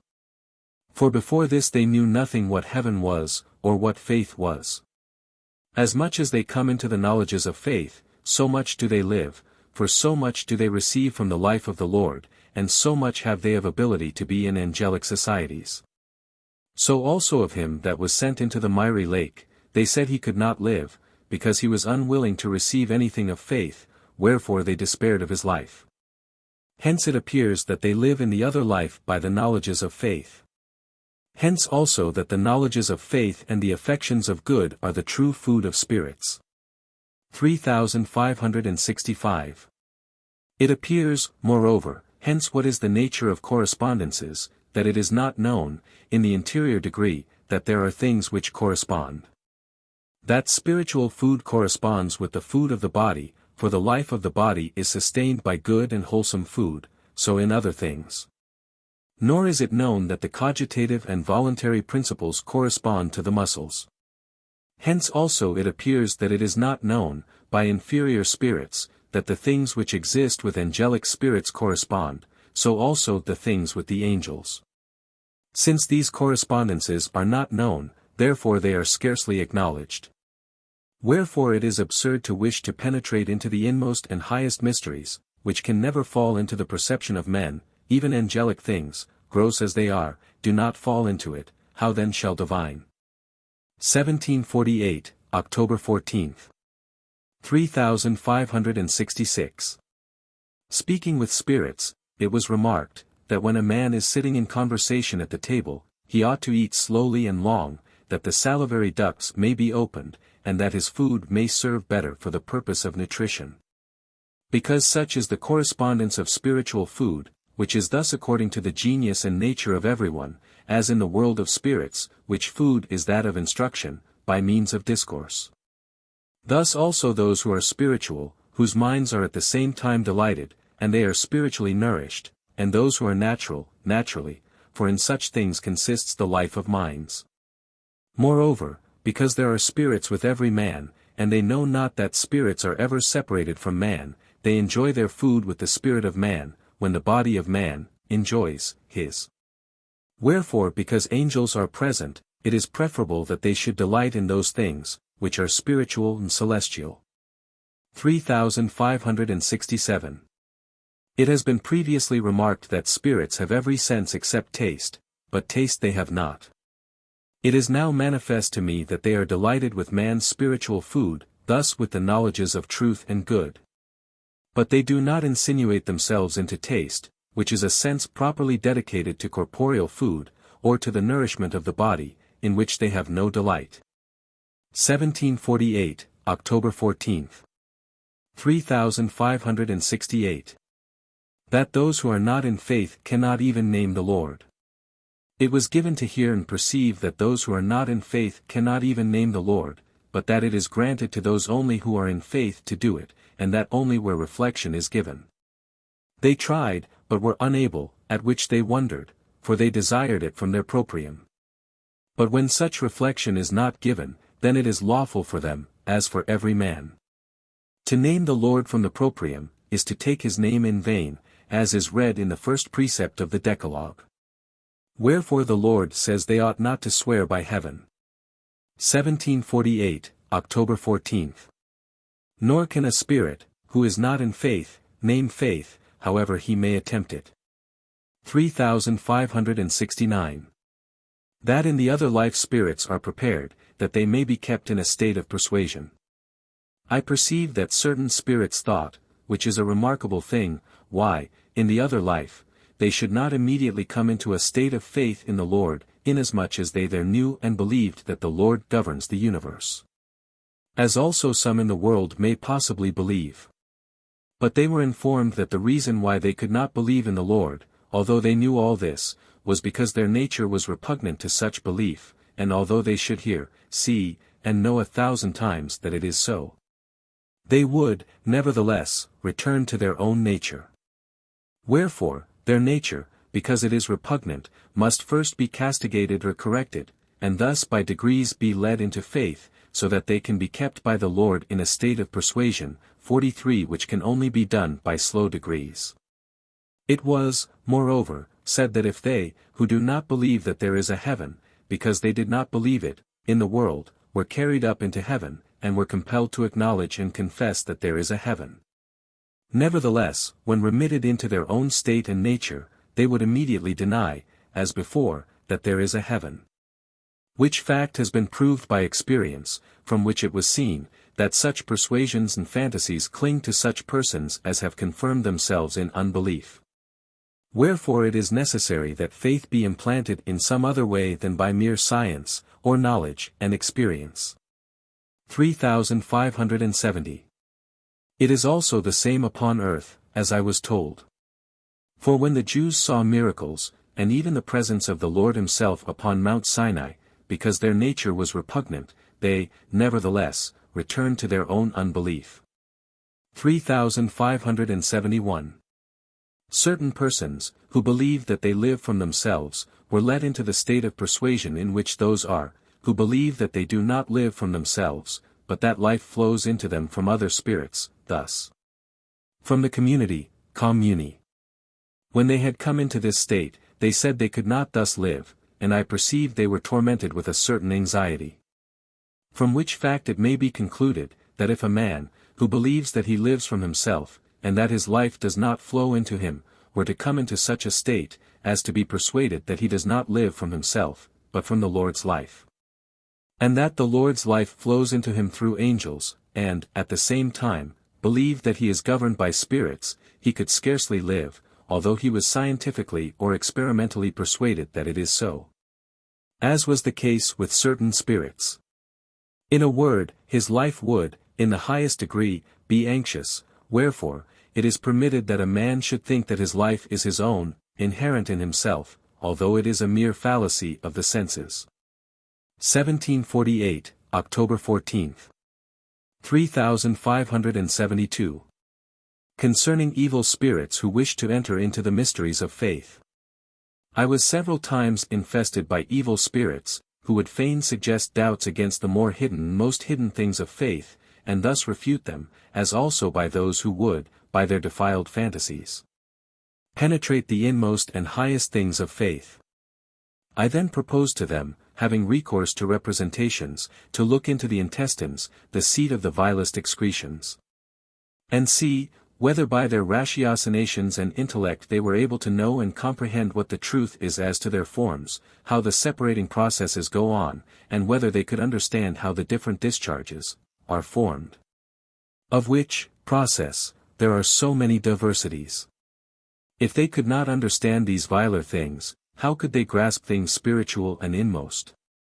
1748, October 14. 3573. That evil spirits seize upon truth and good, although they do not know what they are. There was something which I had forgotten, and which I seemed to myself anxious to recall to mind, but, certain spirits were unwilling. Wherefore when it was recalled, or was on the point of being recalled, they snatched it away, so that I could not recollect it. I know not what it was, nor did the spirits know, supposing it, however, to be something which might infest them, or which proceeded from malice. It was hence given to know that spirits can seize and secrete even things of which they know not what they are, as also that they can perceive how near a thing is to being recalled to my mind which I have once seen. It appears also from this, in a twofold manner, that evil spirits, at the first presence and approximation of truth and good, seize upon it and pervert them, one reason of which is that they are so directly opposed to their nature. Another, that their malignity is such that they are prompted to seize and conceal. 1748, October 15. 3574. That all things are created from use and for use. I spoke by ideas of thought with angelic spirits, that nothing was ever created in the world but from an end, whence is use, and from use effect, and thus everything is created from use for use. I spoke first of the lungs, that they were formed for use, being designed to be subservient to particular functions, as first to give life both to the muscles and to the organs of sense, and then to apply themselves to each, the most singular of the various functions. Thus the use of everything is pre-existent, and ought to be foreseen and provided for. The end is that the whole body, as to functions and senses, may live. Thus it is a kind of commune, to which every single use has respect, so that uses are mediate ends to a universal use, which is the life of the body. The muscles and organs of sense, as the sight, for instance, have respect to a common use, namely, the internal sight, wherefore they also are for use and from use. Internal sight, or thought, has respect to a common end, which is the good of society in general and in universal over the earth, wherefore all things of thought will be uses, and tending to that end, thus, they will be intermediate ends. 3575. Interior thought has respect to the common good of society and societies, thence of the whole world of spirits and of heaven in the other life, wherefore each and all the things of interior thought have respect to mediate use. In the inanimate and animate world also everything in like manner has regard to use, that they may, in various ways, subserve the interests of man. They are therefore uses, to which each and everything is formed, and from the interior have respect to the exterior.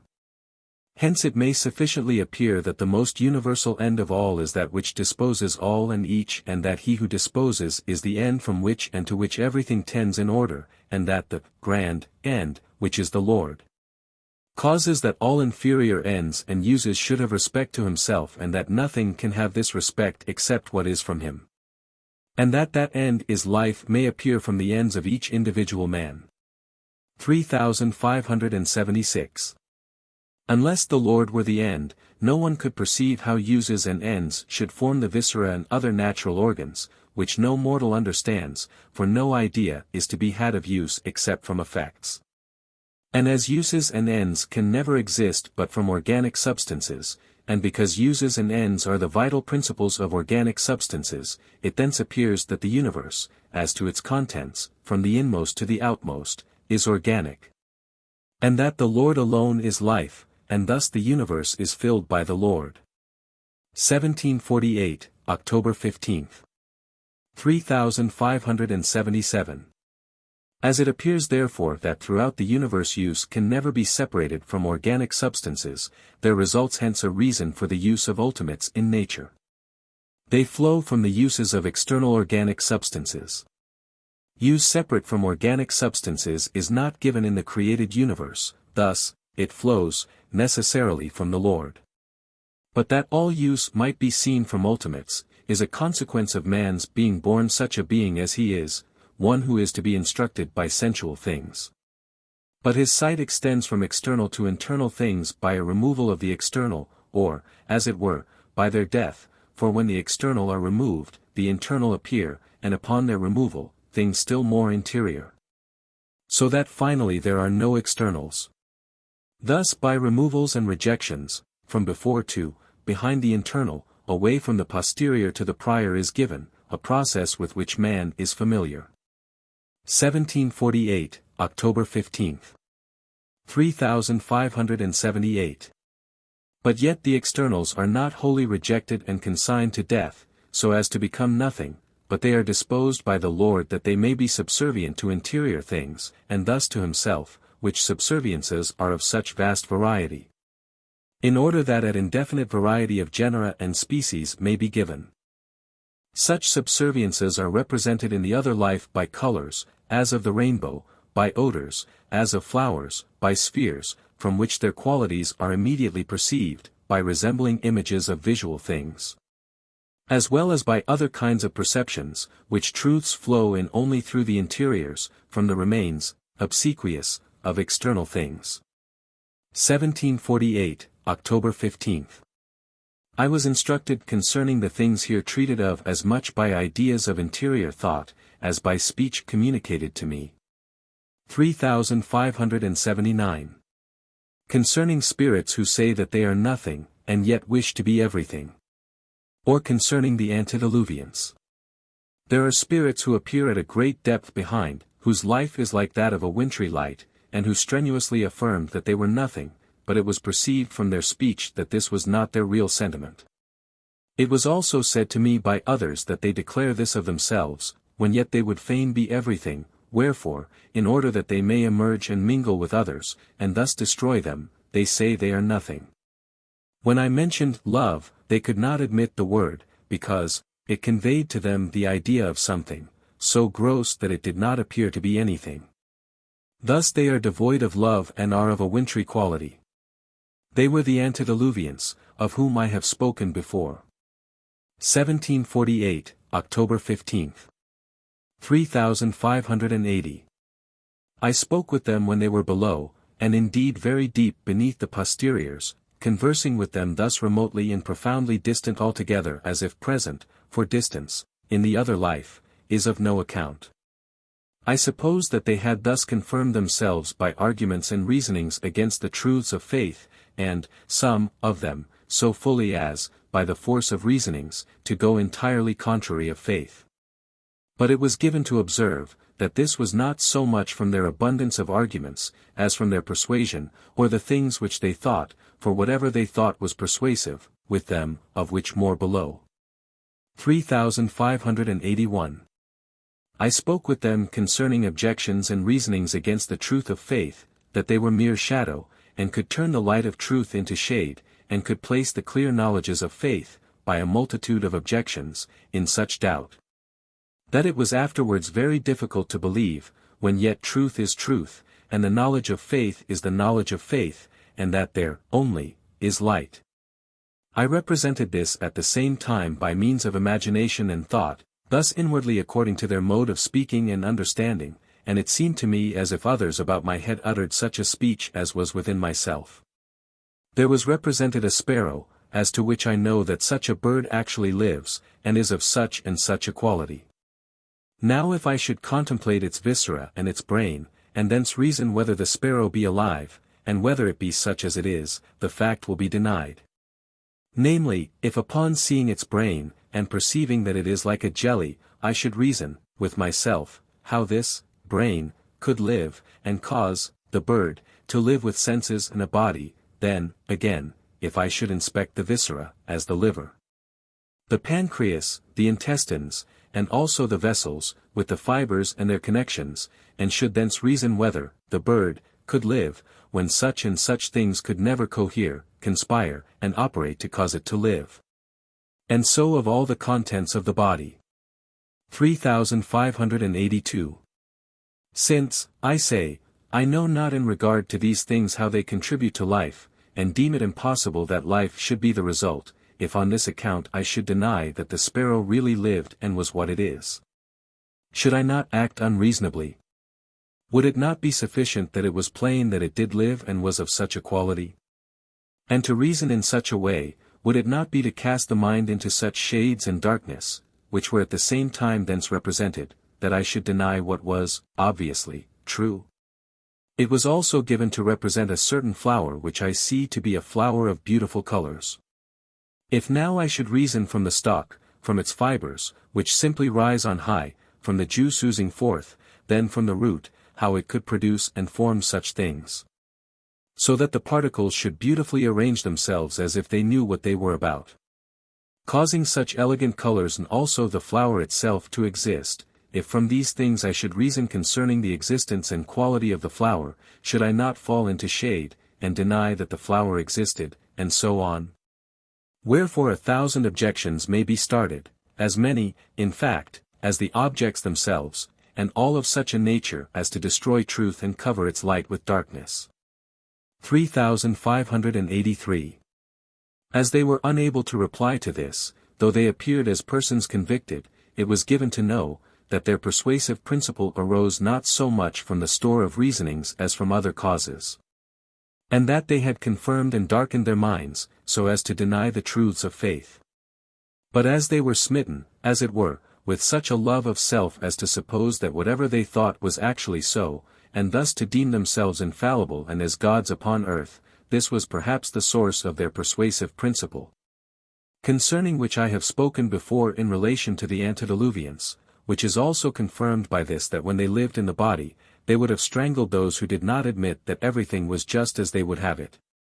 They would not allow its being said that they wished to kill them, but rather, to strangle, and thus to suffocate them, for their persuasive principle is such as to suffocate, when some would have it that the flood is to be understood in this way, as something by which men were suffocated one after another.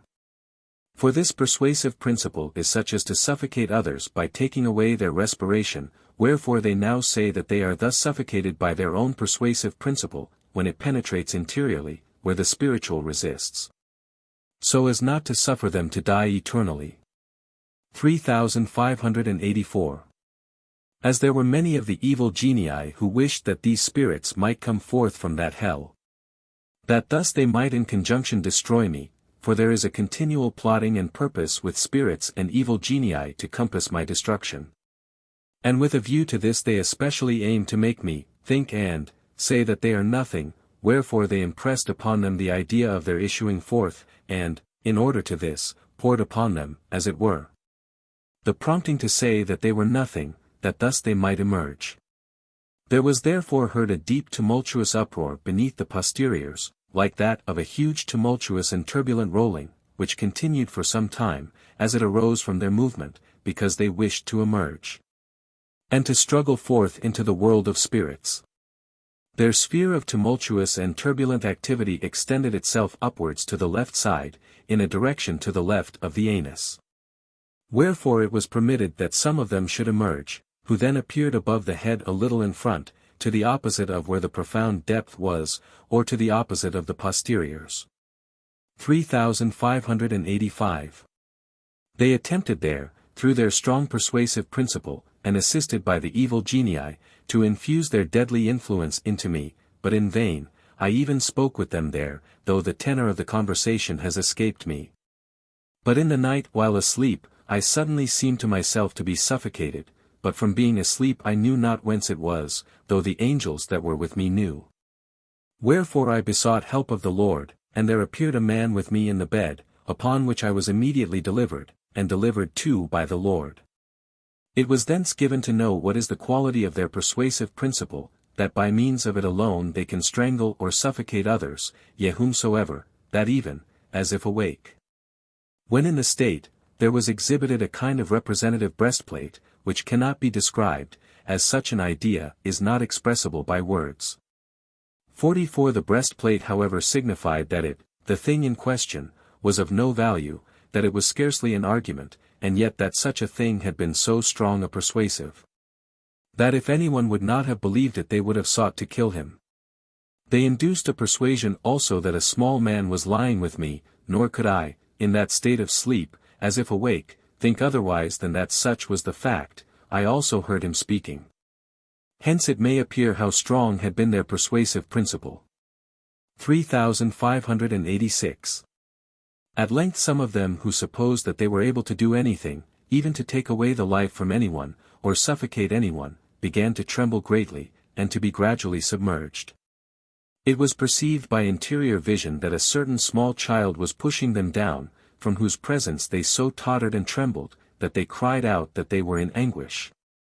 And indeed to that degree that they often betook themselves to supplications that they might be delivered. But still they were thrust down with such trembling and anxiety that they related to their companions under the mountain that they were overpowered, so that they could scarcely breathe. And thus that they no more desired to come into the world of spirits, and lead men, as they said this desire was infused into them by evil genii. 3587. The spirits who were before around me fled, and some who returned remarked that if they had remained the life of their respiration would have been taken away from them. Some who were on the left of the head, and who were their subjects, afterwards complained that they more than others were rendered almost lifeless, for, the spirits spoken of, inwardly held that all others compared to them were nothing. Such in fact is their persuasion, that in comparison with themselves others are nothing, and this persuasion penetrates others, so that they are affected with great anxiety in finding themselves, in their own esteem, to be reduced to nothing. There were those who desired that they might emerge in order to my destruction, but their presence made them feel, with much anxiety, that they were as nothing. Some of them were seen by me to be seized with vomiting, for when they seemed to themselves to be recovered from that, apparent, death, the effect of the recovery was to produce the vomiting which was seen. Certain of the evil genii who were above the head associated with themselves several others, for they are intent upon craftily taking my life. They said those did not suffer in this manner from them who think themselves to be so subtle that they cannot be affected by their persuasive principle, though they were still liable, as was in some measure perceived by me, to be seized with various anxieties growing out of such strict conjunctions. I knew, however, by positive assurance, that if they did not desist they would be inwardly affected and punished worse than others. Such are the genii who eagerly watch for an occasion of acting in this clandestinely deceitful manner. 3589.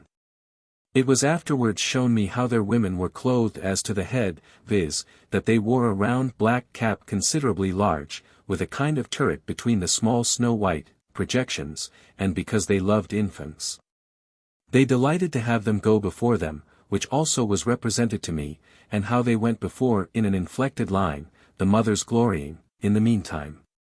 Speaking of the love of infants, I said, that the same principle existed among all the brute beasts, and thus among the worst of the human race.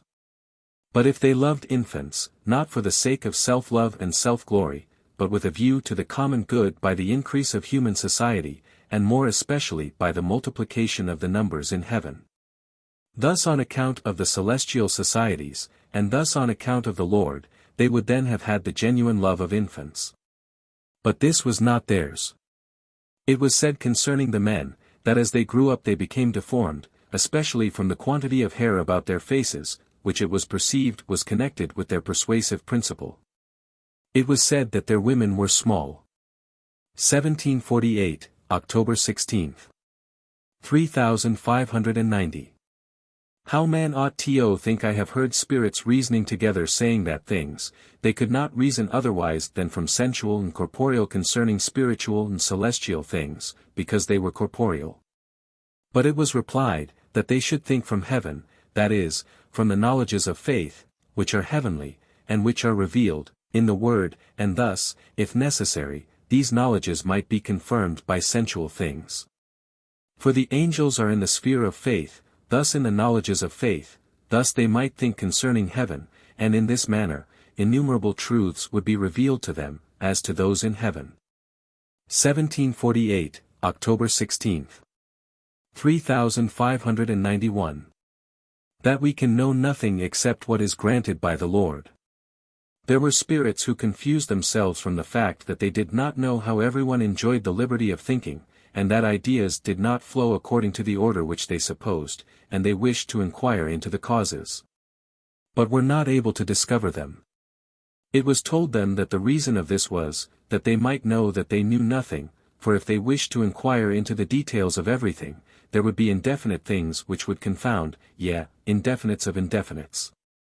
And if they should know some of these, still there would immediately be others that were opposed to them, and so on. Thus the inquiry would be protracted to eternity, and contrary things would continually confound them.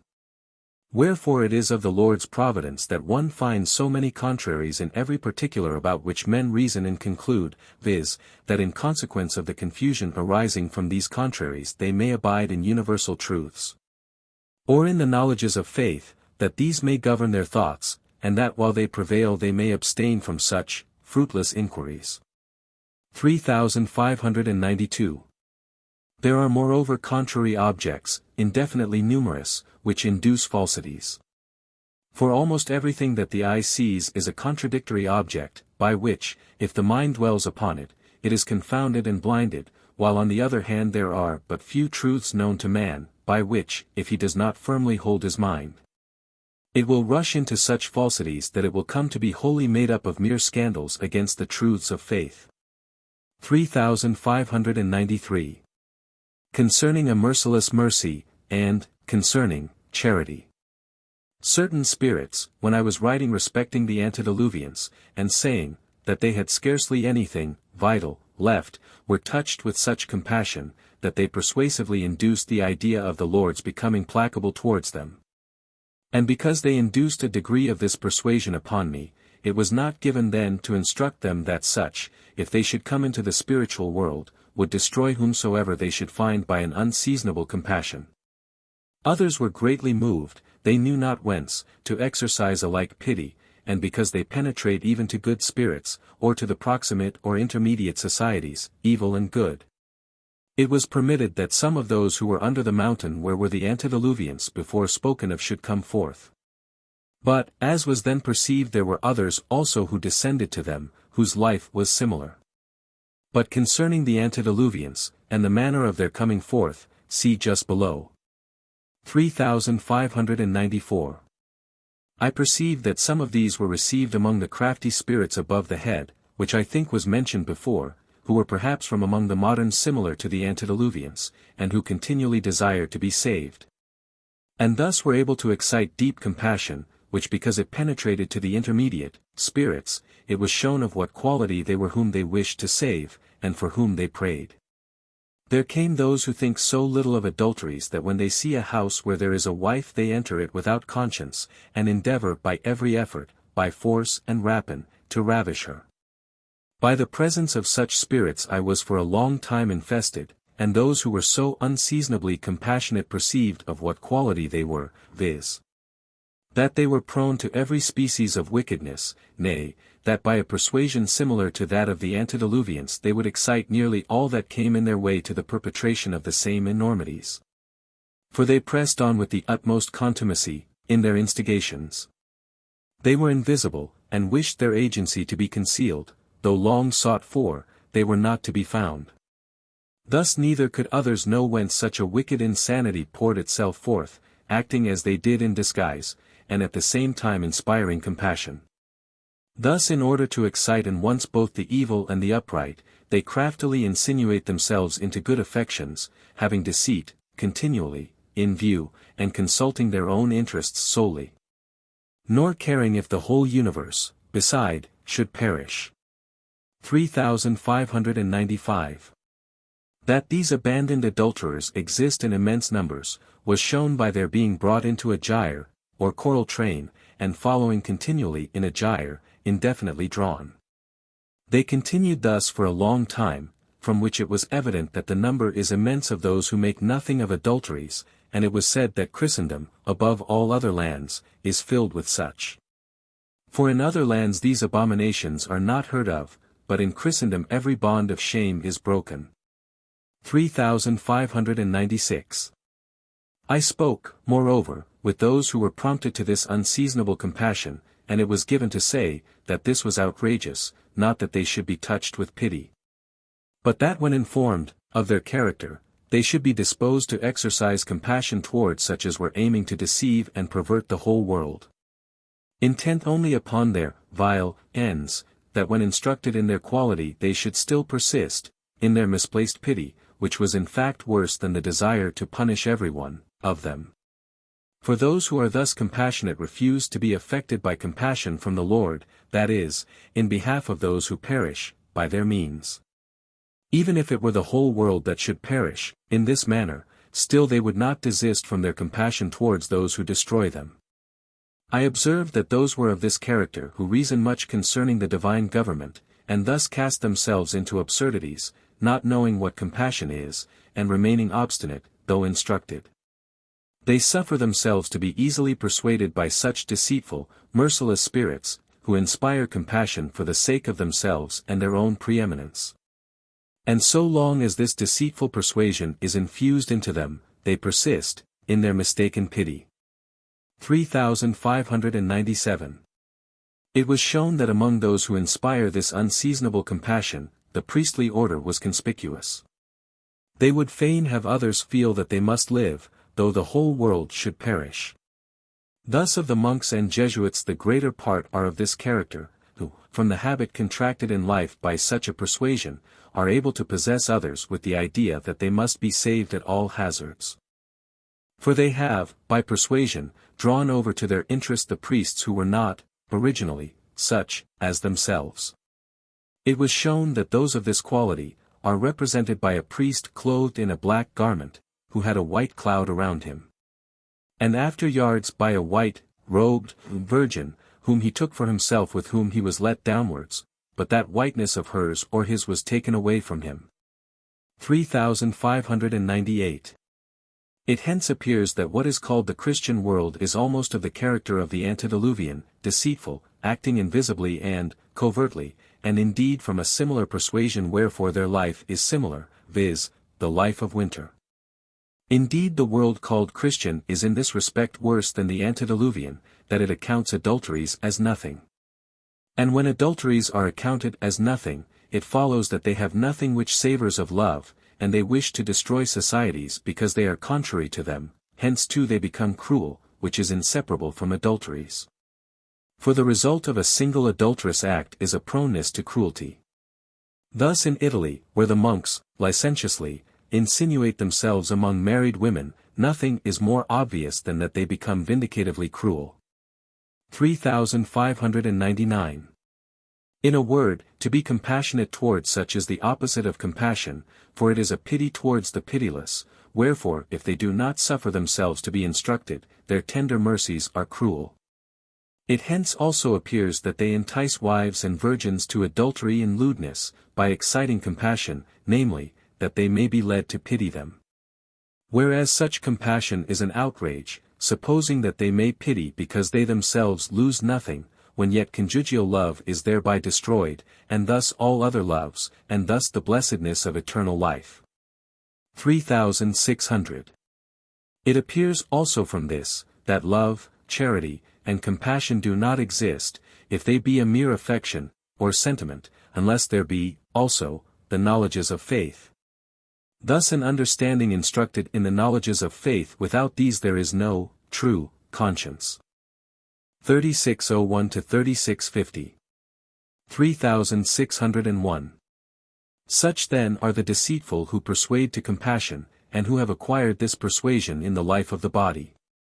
They possess themselves of a place under the occiput, both because they wish to rule in heaven and earth, and because they desire to act covertly. For they were accustomed during life to act in such a manner that men should not detect their stratagems. They speak piously and mercifully with the men whom they deceive, wickedly and deceitfully with each other and within themselves, and live flagitiously. 1748, October 17. 3602. That objections are not to be urged against the knowledges of faith. I spoke with spirits concerning those who form objections to the knowledges of faith, remarking, that this is a sign that they will doubt and deny. Wherefore no objections, of this kind, ought to be formed, because they are doubts and denials. For 1,000 books may be filled with objections. Consequently confirmations ought to be assumed, which are insinuated. Such are those in heaven, that they love only confirming things, and reject objections. Another reason for this is, that, objections, are innumerable, and scarcely anything can be clearly known, not even in the lowest departments of nature. 1748, October 17. 3603. Concerning faith. There are those in the other life, as I have long perceived with myself, who say that faith alone is saving, and who yet do not know what faith is. They suppose it to be a certain looking to the Lord, this is their only idea. Thus it is an indeterminate and universal something, which signifies nothing, wherefore no distinct idea of it can be had. But faith signifies the universal knowledges and truths of faith, and thus involves the things to be believed, concerning which you may see elsewhere.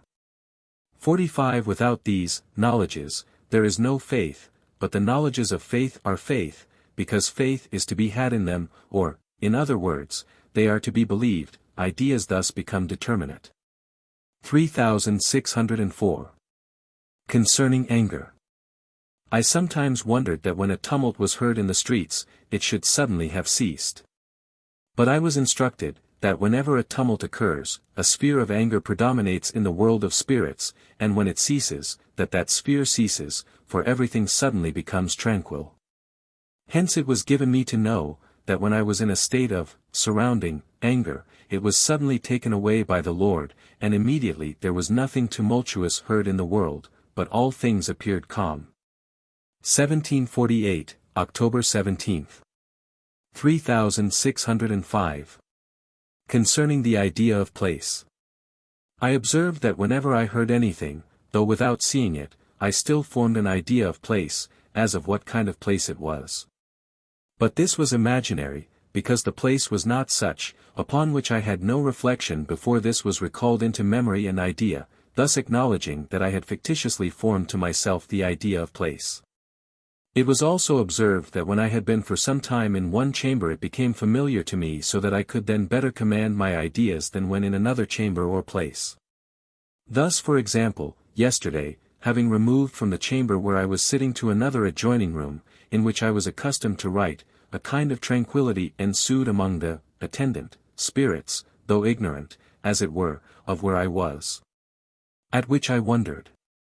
I am now speaking of the fact, that spirits wish to have their ideas connected with place, as unless, the place is, at the same time in their idea, things have a kind of foreign air to them, and they know not, as it were, where they are.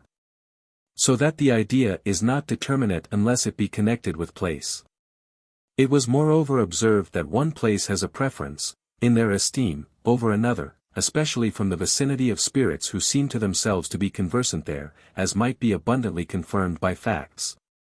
Besides that the same effect is produced by the presence of men who are near, and in the house. So that in fact such things exist, with us here, as, do, in the world of spirits, upon which, however, because they become of such everyday and familiar occurrence, man does not reflect, yet he derives, all, his causes from the world of spirits. L. 748, October 17. The ground of all this is, that the idea is not finite, or fixed, without space, or which is the same thing, without structure, or form. They drew back the foot when thinking of places, a kind of sign that places and material things served as fulcra on which their thoughts stand. 3605_1/2. Concerning the interiors of the word, and how they are to be explained. There was a representation made to me in sleep by means of a number of sacks of money, in which was contained a vast quantity of silver, that was buried, some in a lower and some in a higher place, so exposed that anyone could plunder the treasure. As the sacks were not tied. The place was then explored where the sacks were concealed, which was a manger in a stable, by which was signified the human intellectual. But that was an unsuitable place, signifying that the human intellect ought not to have a part in explaining the interior things of the word. I then went into a small arched room, or saloon, where it seemed at first that it would have been pleasant for me to dwell. There were modest virgins there, with a modest wife, signifying that these things were not to be expounded, as is usually done by preachers, with a view to excite the affections, for thus not much, besides the declamation, remains. Afterwards I was in a place of ample extent, where were 2 little children with which I wished to sport, signifying that it was proper to engage myself with them, but not to sport in an infantile manner. There then came out of the saloon a most dissolute maiden among the fairer ones, who would fain have prevailed upon me by force. And when I was in the act of flying, I awoke, and saw the carcass of a horse, signifying that human eloquence was not to be cultivated, which appears as a beautiful virgin but because she was a harlot breaking out from such a saloon. She appeared to me to be such as was the black carcass of the horse. These things were represented by spirits, and therefore not as a pastime. I recollect also that I was in a place where were sacks of silver, and 2 persons sitting upon them, of whom one was obscure, and very plainly dressed, signifying that such is the sense of the letter. While its interior things are stored away in the sacks. 1748, October L8. But these things were represented by spirits, and with a view to favor them on account of their worthy aim, they are here inserted. 46 Concerning the quality of the fantasies of the deceitful genii. 47 A deceitful genius was with me behind for the space, I think of a whole day, the same who had moved others to compassion in his behalf when yet he regarded himself alone. His fantasies, when he came into another sphere, were represented by serpents. 3606. In what manner filthy ideas punish those who entertain them. Filthy ideas which were represented by spirits, and appeared representatively, while not flowing from any special effort on their part to render them such, are not here treated of. But there were other obscene spirits who dwell intently on these things with the express purpose of imprinting, on their minds, the idea of something foul and filthy. It then appeared to me that that idea, because it was the fruit of their filthy fantasy, proceeding from themselves, though at first somewhat separate, yet because flowing from themselves, was, actually, in them. And thus by consequence, was formed, according to them and according to their defiled conception. They therefore appeared to themselves to be of the same quality, with their idea, for an idea is the image of him who produces it. Thus they appeared to themselves such as they were. And in that manner were punished from themselves for being what they were, wherefore a foul idea from fantasy carries with it the punishment of a representation like himself to him who forms it. 1748, October 18. 3607. That the celestial gyres can never be understood. Spirits who are prompted to inquire into the nature of the celestial gyres, if they do not succeed in comprehending it, are prone to doubt and deny, as they are accustomed to do in regard to every subject which they do not understand. That the celestial gyres are never intelligible, as how, for instance, the thoughts, endeavors, and forces flow, was shown by the courses, fluxions, of the fibers in our bodies, which it is impossible to trace. As in what manner they proceed, or flow, from their principles or cortical substances, how they attach themselves to the cerebrum, which has the appearance of a mass of jelly, and upon inspection resemble a series of knots. How they are intertwined with the fibers of the medulla oblongata, how with the fibers of the cerebellum, how they are united in the medulla spinalis, and then fill themselves with its fibers. How they afterwards arrange themselves in knots or ganglia, how they thence issue forth united or separate, how they anatomize with each other, and thus unite or separate, how they come into pluriform junctions, and thence flow into the viscera. And how they act in each of the viscera themselves. Since no one can understand how the fact is in regard to these matters, in things corporeal and of a gross nature, how can the truth be grasped, as to those which exist in the world of spirits, considered, as to the forms, influxes and effluxes of thoughts and endeavors? The fibers represent spiritual things, the principles of the fibers, which lie under the cortical substances, represent things celestial, in which there are forms still more indefinite, or numerous. Wherefore it is to be confessed, that since scarcely anything can be known, upon investigation, on these subjects, there is very little reason why anyone, from mere ignorance, should doubt respecting the things that are of faith. 1748, October 18.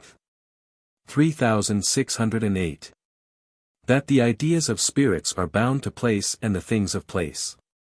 Upon my conveying myself into an adjoining chamber, from whence I was to pass back into the former, it immediately seemed to me as if a solitude had been created, and the spirits had withdrawn from me. When yet they were present in the adjacent room, where were my books and other things, which they had seen. Hence it may be inferred that such things are in the ideas of spirits. In those of some, the things pertaining to books, in those of others, the things pertaining to utensils, in those of others the things of light, fire, and other matters connected with these, so that when they were left, and were not seen in the other chamber, they seemed themselves to have disappeared. For they are present according to their ideas, to which, if such objects are wanting, they seem themselves to withdraw. 3609. The case was the same when I put on a garment different from that which I had worn for several months. I then seemed to them so much like another person, that they scarcely knew me. Hence an inference may be drawn respecting the ideas and genius of spirits. 1748, October 18. 3610. It hence appears that the ideas of spirits are terminated in material things, the ultimates of order, upon the removal of which they know not where they are, and disappear before they have fixed their ideas in other material objects. Thus also in regard to the word of the Lord, and this in like manner with the angels, acting, through spirits. 3611. The quality of those given to reasoning. They who are addicted to reasoning are those who doubt and deny. It was perceived that they are persons of levity, suffering themselves to be led one way and another. They were thus represented in a nocturnal half-waking vision, and appeared as women wandering about through outer regions, concerning whom it is usually believed that such are distinguished for levity, leave sunt, as also that they are adulterous, or easily ensnared into adultery, of which some complained respecting them. But it was said to them that if they did not actually commit adultery or lewdness, yet they were prone to it upon suitable occasions, and when external bonds did not restrain. They were resembled in the first instance to oyster shells, containing nothing inside, being mere shells, but an oyster soft and fat within signifies things that are natural, by which spiritual and celestial things are well confirmed. 3612. Such moreover strike a pain into the left side of my head, forming there, as it were, hard knots, thus they are those also who incrust the brain. When it was given me by the Lord not to regard such objections or to admit them, then I perceived a pain in the nerves of the left side of the neck, so that I could scarcely turn my head. By reason of the pain, arising from the hardness of the nerve. The cause of this was, that the reasoners were unwilling to be present, but began to recede, as they also said. 1748, October 18. 3613. That things more obscure than formerly prevail in Christian countries. Various obscenities were represented to me by many spirits that were above me, and it was said that they were from countries where Christians dwell, signifying, that they are obscene as to sexual matters. And that such are multiplied at this day in those countries more than formerly. For as vice increases, on earth, it is manifestly perceived in the other life, whither all come, after death. There are obscenities of thought, of discourse, and of life causing matrimonies to grow vile, though they are yet kept up for the sake of the propagation of the human race. It was then said that the lower parts of the earth, i.e., the lower orders of men, abound at this day with such evils. 1748, October 19. 3614. Those who do not admit objections against the knowledges of faith are kept secure from evil spirits. Certain spirits complained that they could no longer be present, because as long as anyone remained firm in the knowledges of faith, he was not allowed to admit objections. They said therefore that they had no means of leading them, affirming also that it was through this medium that they seduced them, that by the force of a single objection all confirming truths, however numerous, were rendered of no effect. For man is so borne on by his cupidities, which produce fantasies, that they willingly admit objections, of which a single one then becomes stronger with them than 1,000 confirmations. Wherefore that a man be true, or in true faith, he ought to be in the opposite state, so that one truth may prevail over 1,000 or 10,000 objections, thus evil spirits will flee, for they cannot live in such a sphere. 1748, October 19. 3615. What actual evil is? I was informed, that actual evil is not only that which a man has acquired to himself by acts, but also by thoughts without acts. For if external bonds had not prevented, he would, from cupidity confirmed by reasonings, and in reasoning from cupidity, have voluntarily, and without conscience, rushed into evil. An interior bond which restrains man from actual evil, is that which induces him to think, that if he commits evil he shall lose the happiness of eternal life, which he expects, and the desire to be chief in heaven is also a bond which restrains him. But this bond is not to be confounded with conscience, which, when it is true, cannot be given without love towards the neighbor, so that a man prefers his neighbor's interests to his own, and this love cannot exist without faith in the Lord. Genuine conscience is given by the Lord through the knowledges of a true faith, thus from genuine faith. This is said, in the presence of angelic spirits. 1748, October 19. 3616. Concerning the internal man. When writing, concerning spirits who were ignorant that an internal man is given, I was intellectually informed, and it was afterward said in conversing with spirits that it was wonderful that man did not know that there is an internal man. When every day he might, upon reflection, experimentally know that he bears himself differently in gesture, look, and word, from what he inwardly thinks, thus that he separates his exteriors from his interiors, and thus appears double. Especially when his interiors are deceitful, consequently that he is one interiorly and another exteriorly, on account of this separation. Hence it may appear that an interior man is given, separate from the external or corporeal, which, if one thinks it to be thought only, could not be separated from the external or corporeal, which, if one thinks it to be thought only, could not be separated from the external, unless it were something real. But because they do not reflect, but abide in externals, they do not know the truth, and are less deceitful compared with others. Moreover, they could observe that good separates itself from evil. That one, for instance, thinks that a certain thing is not to be done, thus that good in this way extinguishes the evil of thought, consequently that there is something still more interior which fights with the thought. 1748, October 19. 3617. That there are fruits of faith in the other life. When writing concerning good works, that good works are not necessary to salvation, according to the declarations of some, and that faith without works saves, a position contrary to the Lord's word. Who said that a tree is to be known by its fruit? Those who were in the persuasion, that faith alone, without good works or the fruits of faith, saved, drew a number of inferences. Especially that in the other life good works or the fruits of faith are not given, inasmuch as they are then in eternal felicity. But it was shown them that in the other life good works or the fruits of faith preeminently exist, that, for instance, there could be no felicity in simple repose. In being in societies, and having mutual love, and thence deriving their felicity, so that each should have the felicity of others set over to his own account. Such a life would be without use or end, and therefore not an active life, which is a life of love. But they there preeminently show forth good works or the fruits of faith, as they perceive nothing more blessed than to gather spirits from the life of the body, to inform and teach them, nay to revive those who are at the point of death. Concerning whom before.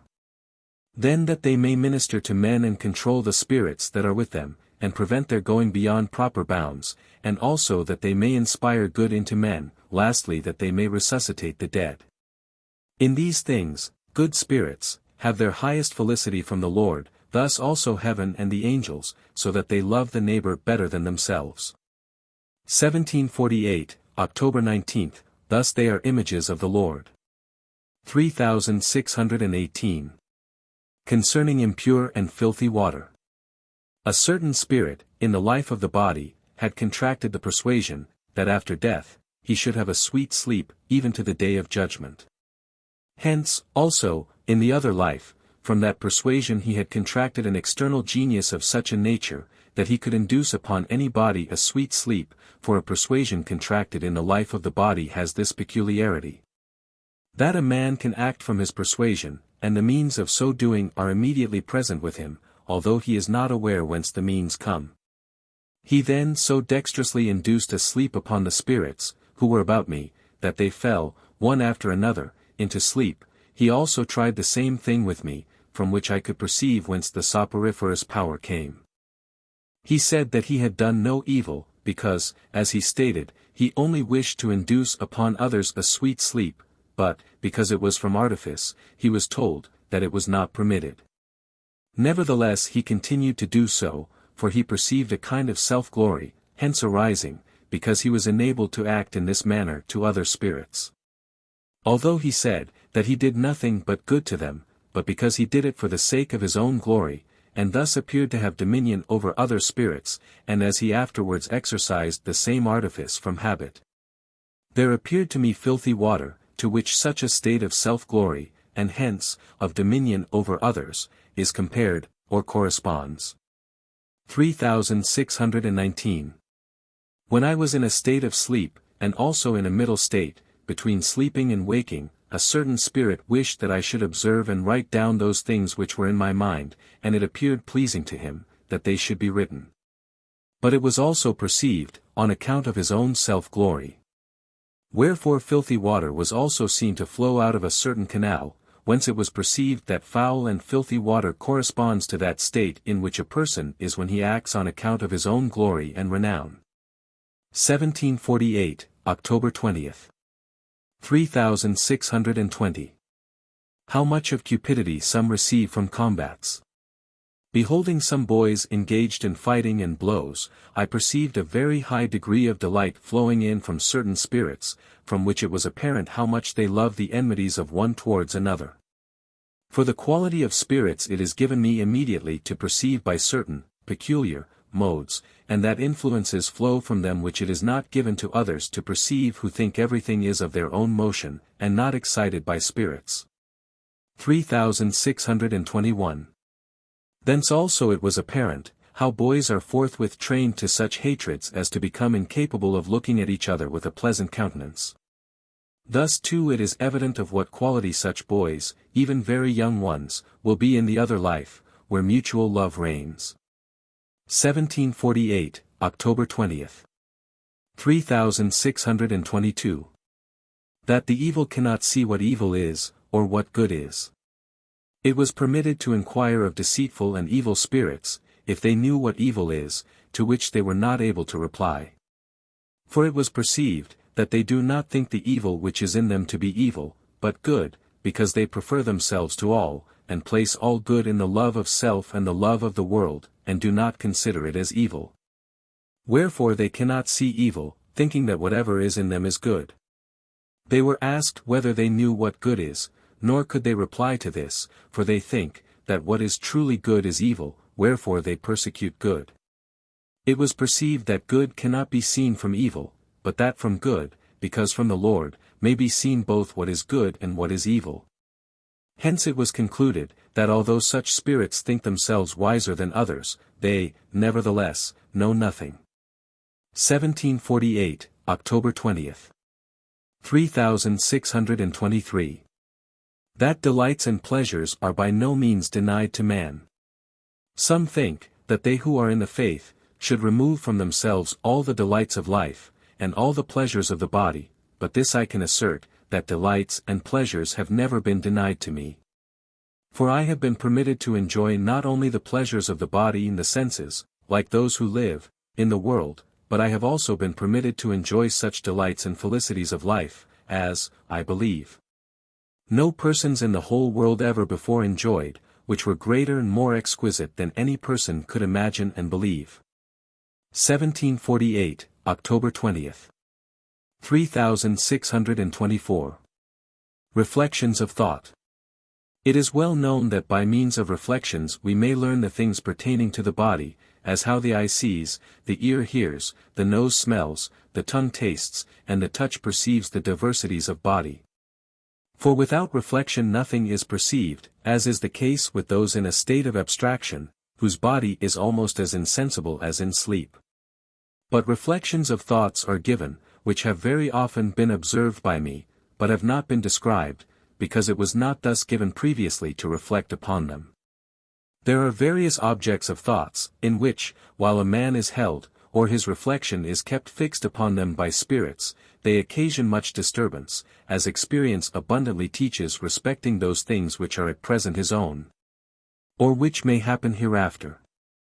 As often as it was given me to think of my garden, of him who had the care of it, of my being called home, of money matters, of the state of the minds of those that were known to me, of the state or character of those in my house, of the things that I was to write, especially how they would be received by others, and the probability that they would not be understood, of new garments that were to be obtained, and various other things of this kind. Whenever I was held for some time in this kind of reflection, spirits would immediately throw in inconvenient, troublesome, and evil suggestions, together with confirmations and cupidities.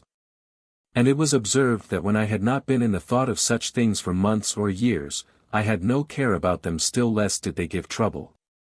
These are the reflections of thought, in which whoever is detained he is the more infested by evil spirits the longer the reflection is continued. 3625.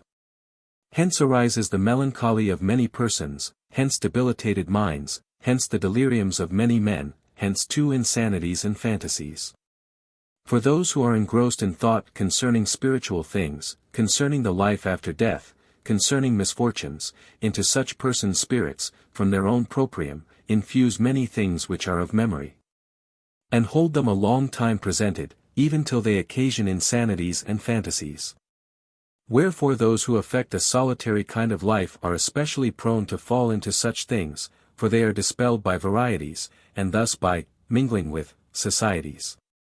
Still more does this arise from the solicitude of self-love, and more yet from the love of gain, and a pondering upon the future, and especially if any signal misfortune comes into the account, so much the more are they driven into fantasies, and at length into insanities. 3626. Some persons are led by spirits to that degree, that they cannot return to what is true, but their fantasies have become so deeply rooted, that as often as they fall into those thoughts, they are so completely absorbed in them that they cannot be dispelled by change of circumstances, but they remain in the persuasion that things are as they imagine, and themselves also. When cases of this kind are obvious to the world, they are called open insanities, for from such insanity or fantasy they do not suffer themselves to be recovered, though apparently sane on all other subjects, as many insane persons are.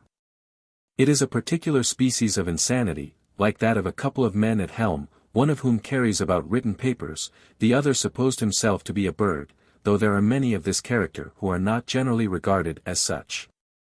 All fantasies respecting spiritual things derive their origin from this source, and which prevail so far as they have induced persuasions. 3627. There are spirits of such a quality, which is remarkable, that while a man thinks himself in another city, and to be walking there, while he deems himself to be out of himself, and his image is thus represented. While he thinks, or, as it were, dreams of a fact of this kind, then the spirits, who are still more without reflection, think the fact to be altogether so and that they are in the city. Yea, they have closely followed my image, not knowing but that it was I myself. Thus too in other things which in like manner enter a man's thoughts, they, from being but little in reflection, imbibe the fantasy that things are really so, as one imagines, as in the case of the insane man of Helm, who is like a spirit when in fantasy, thinking himself to be a son-in-law of the king. For spirits do not know otherwise than that he is, being of themselves to such a degree insane, but so far as reflection is given them, they may be restrained from their insanity, but not so with man. He can think such things, but still he knows the fact not to be so, as, for instance, he knows, that he is not walking in another city, and so of many other things. 3628. Therefore the Lord alone makes provision that man may not come into such insanities, and thence into innumerable fantasies. And in order to prevent this, he commands that we shall have no care for the morrow, for this is what is signified by having care for the morrow. Those, therefore, who are in such conceits, and strongly inclined to them, can by no means be drawn out of them, except by faith in the Lord. Those who are in faith are liberated by the Lord, however infested by spirits, and this by innumerable methods, both external and internal. 1748, October 21st. 3629. Concerning a flamy appearance before the eyes. There suddenly fell a large flaming something before my eye, which it dazzled in a manner that cannot be described. It was so resplendent as not only to dazzle the outward eye, but the interior sight also, which I now clearly perceive, for I fell at once into a state of wonder whence such a brightness could proceed. Presently there was perceived something obscure, like an obscure cloud, but in which there was something terrene. I perceived that this came from the Lord, through heaven, in order that it might appear how great is the wisdom of angels compared with the intelligence of inferior spirits, which are respectively as this intense celestial flame and that, terrene, obscurity to each other. Wherefore the difference is such as cannot be described. Thus are all and each of the things of the angelic heaven, not the wisdom only, in general, but each particular of the wisdom, so also the speech, the felicity, and everything else. This was several times perceived before by the influx into me of the interior angels, of which I was only sensible by, feeling, something approaching to cold. 3630. How curious spirits are may also hence appear, for many societies of spirits sent subjects to me, and very solicitously inquired what was signified by that flaming celestial appearance. They were not content when informed that it signified what I have just said. For there was then a vast number of societies around me, so that I perceived myself in fellowship with a multitude who observed that something flaming of this kind had been conveyed to me. L. 748, October 21st. 3631. That the speech of interior spirits could not be communicated to me without subjects. It was shown in a variety of ways that the speech and thought of interior spirits could not reach me without subjects, for they conversed with me both with subjects and without. When without subjects, there was a kind of undulation wafted to my ears, as of a number speaking, but of what they said not a word was understood, though I was informed that they were in manifest speech and thought. And that on their part they were entirely distinct, nor was theirs a perception in common, for I attended closely to observe whether the influx was one of common thoughts and words. But by means of intermediate subjects I perceived and heard what they said and thought. 3632.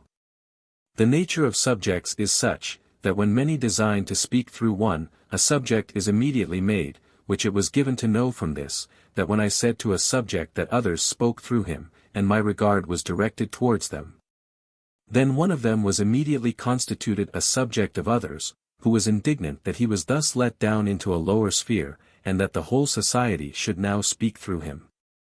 Subjects are thus made among interior spirits, and whenever others concentrate their thoughts upon one of their number, he comes into the world of inferior spirits.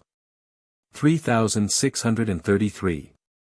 Whoever is a subject, inasmuch as he supposes that he speaks from himself, supposes also that those who speak through him are nothing, that they do not even think, while they that speak through him, or the interior, spirits, suppose him also, through whom they speak, to be nothing.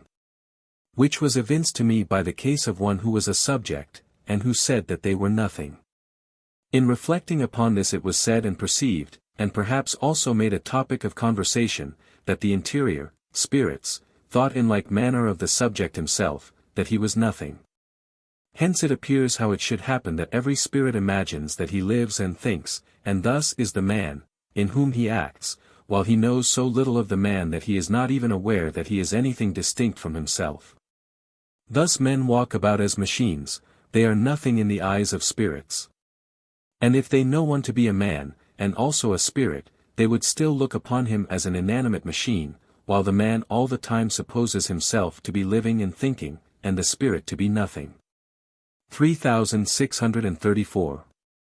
Wherefore, unless the Lord saw the man to be something, the whole world of spirits would see him as nothing, and even if something, yet still as something inanimate, as they have often thought concerning me.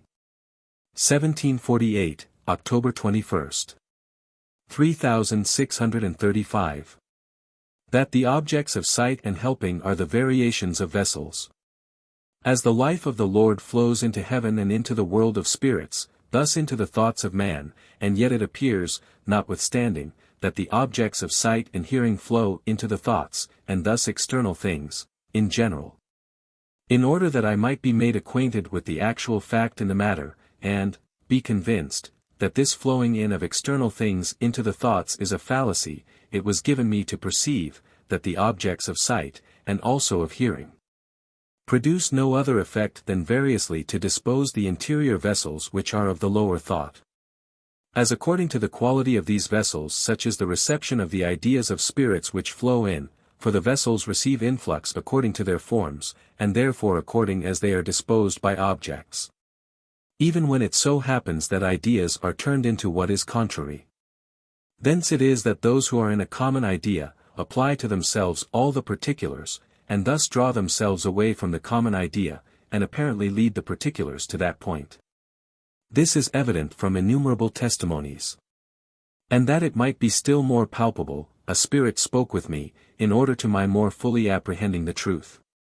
It was then given obscurely to apperceive it, but inasmuch as a fallacy of the senses prevails from the apparent flowing of objects into the thoughts, I could gain no more distinct knowledge on the point than is stated above. I perceive that spirits who are in that fallacy persist in it. L. 748, October 21st.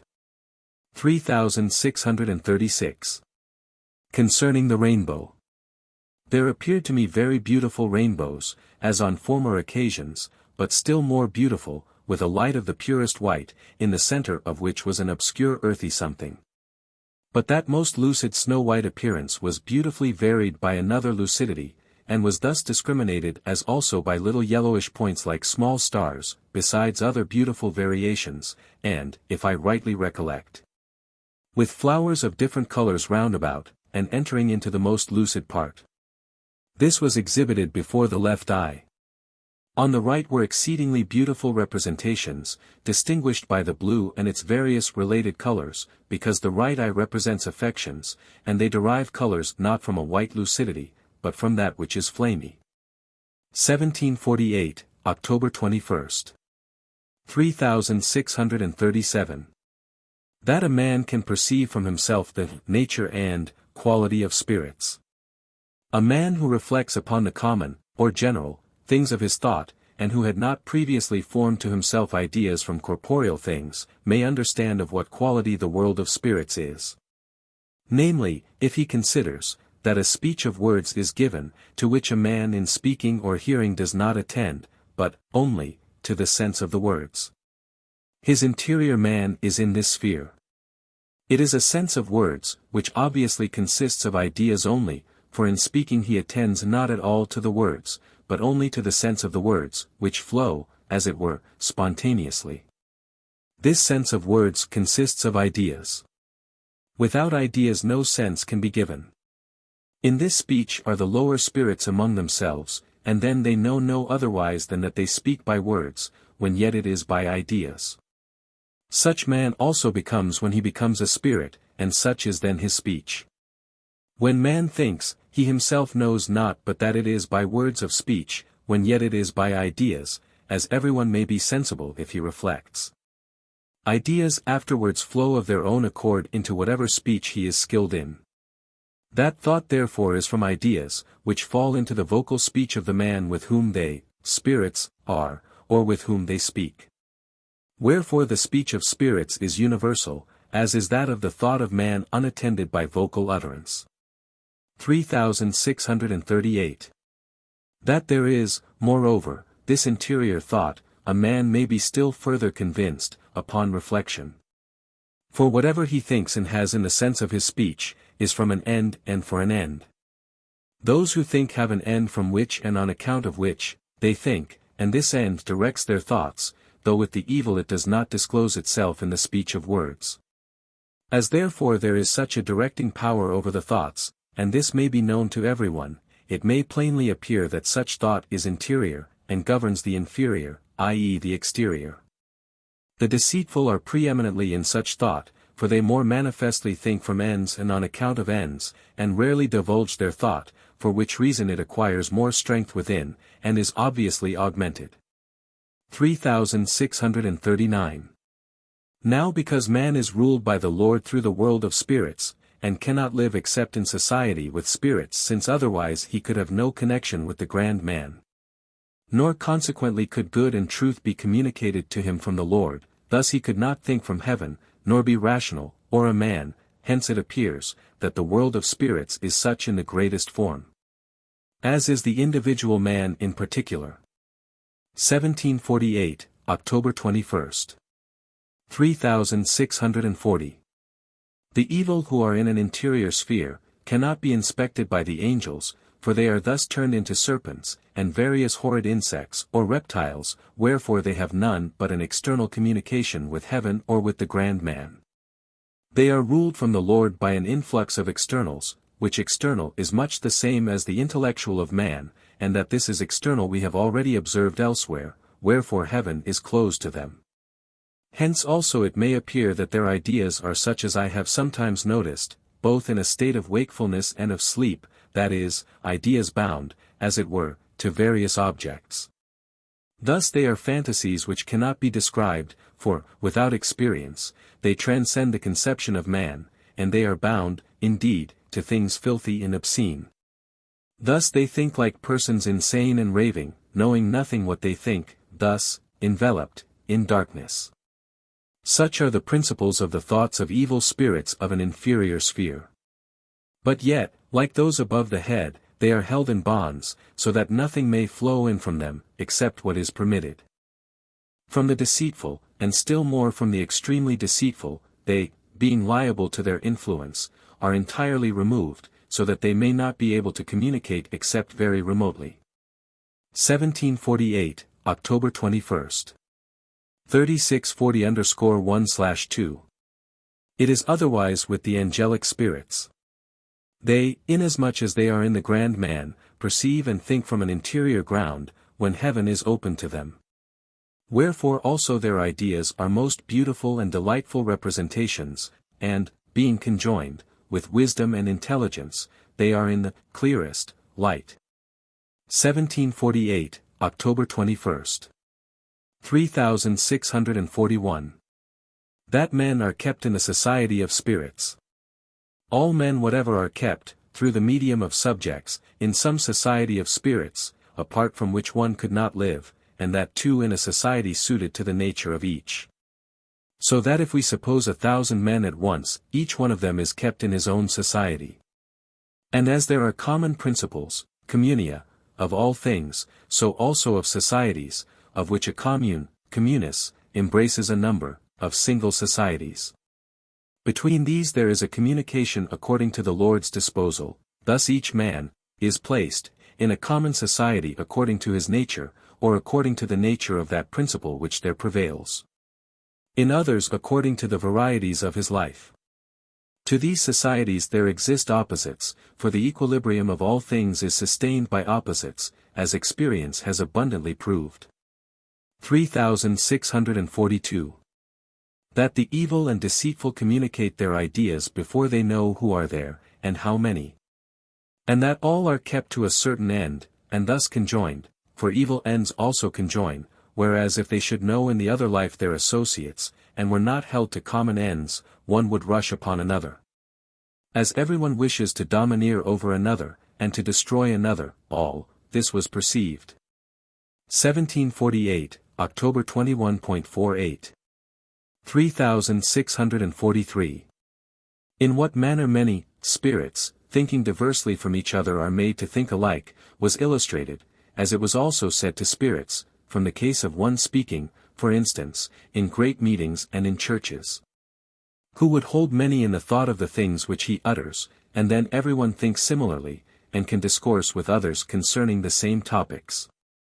This was said solely for the sake of illustration, for thus the spirits perceived it better.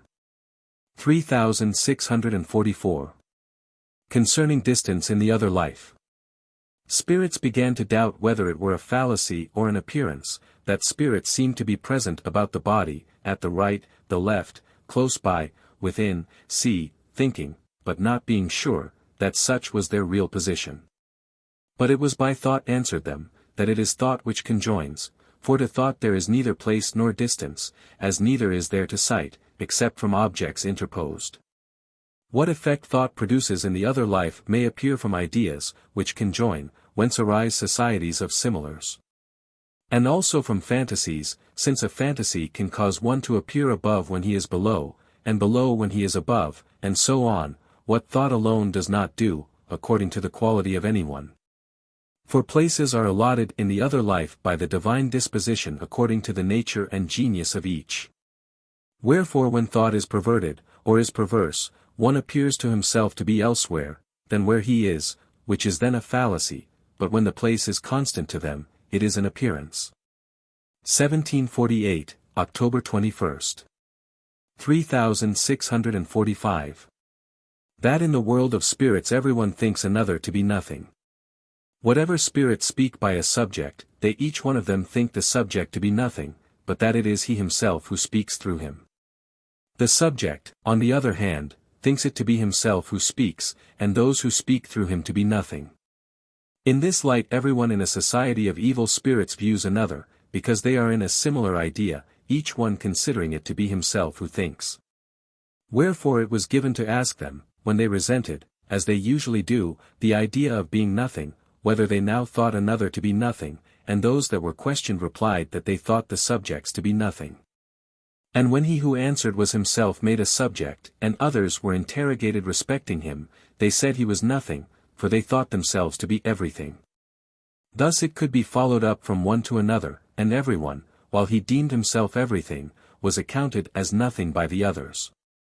Wherefore it was inquired of them why they were so indignant, when others said of them what they said of others, and when the whole multitude of evil spirits said of their companions that they were nothing, thus each of all the rest, that compared with themselves they were nothing.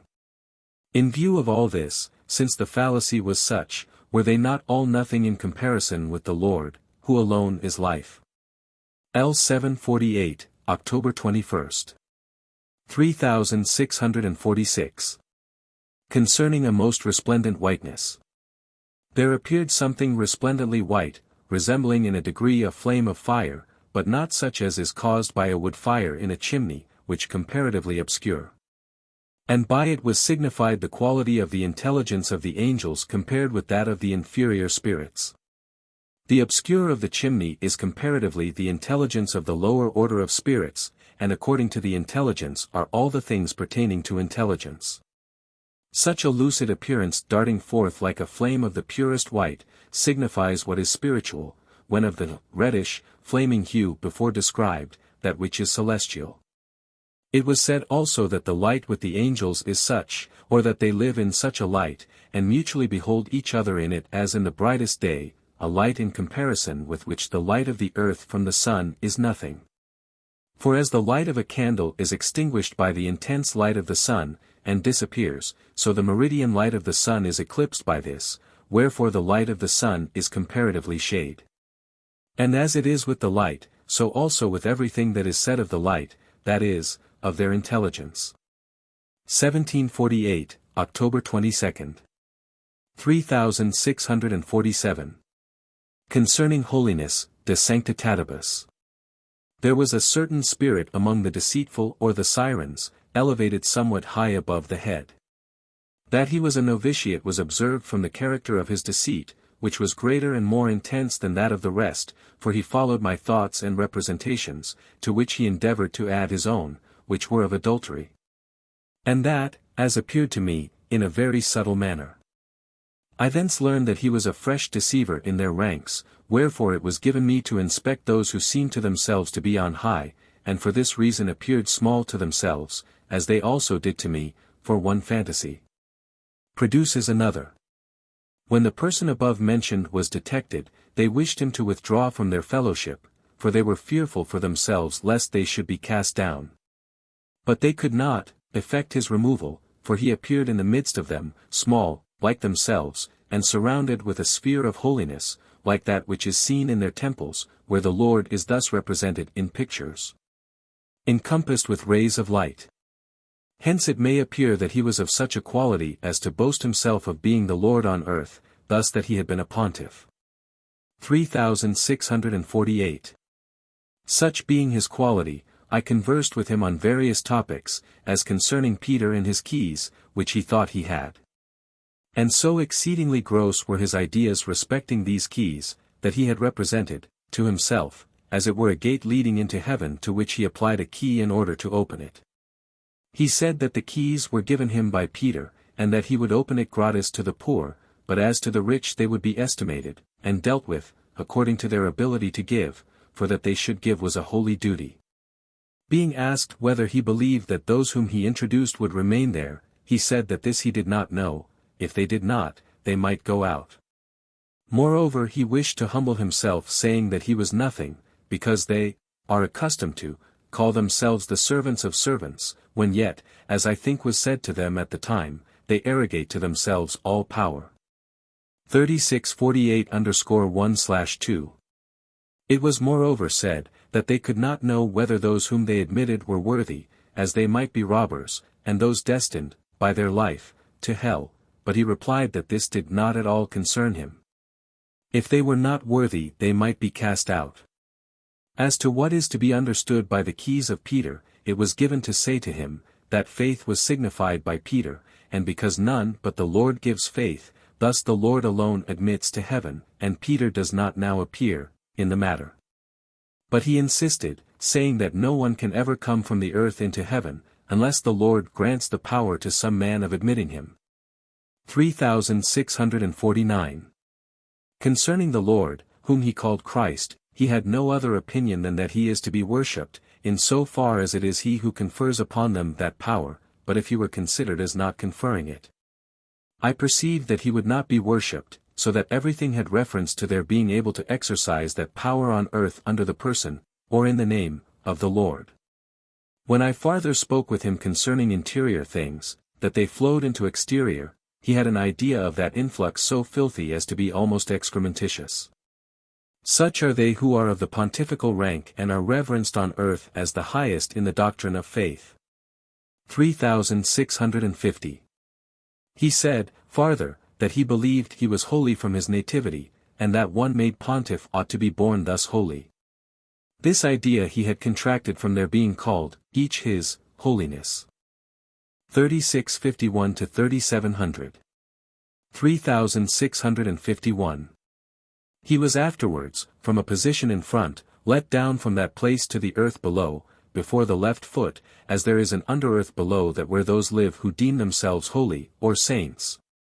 And thus came into fellowship with those concerning whose life I heard that they appear to themselves as shining in the face, and that one sees another as if they were little torches, or as sparkling spots. Like glow worms, a brilliancy flowing forth from their ideas of holiness. 3652. But the issue with such is, that they are kept in the lower earth though prompted by the most ardent desire to enter heaven, for they think that heaven is on high.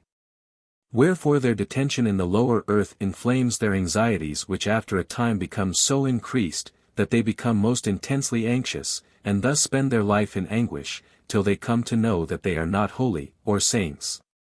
And when at length they are exempted, from that distress, they appear to themselves excrementitious to a degree that is not perceived of others.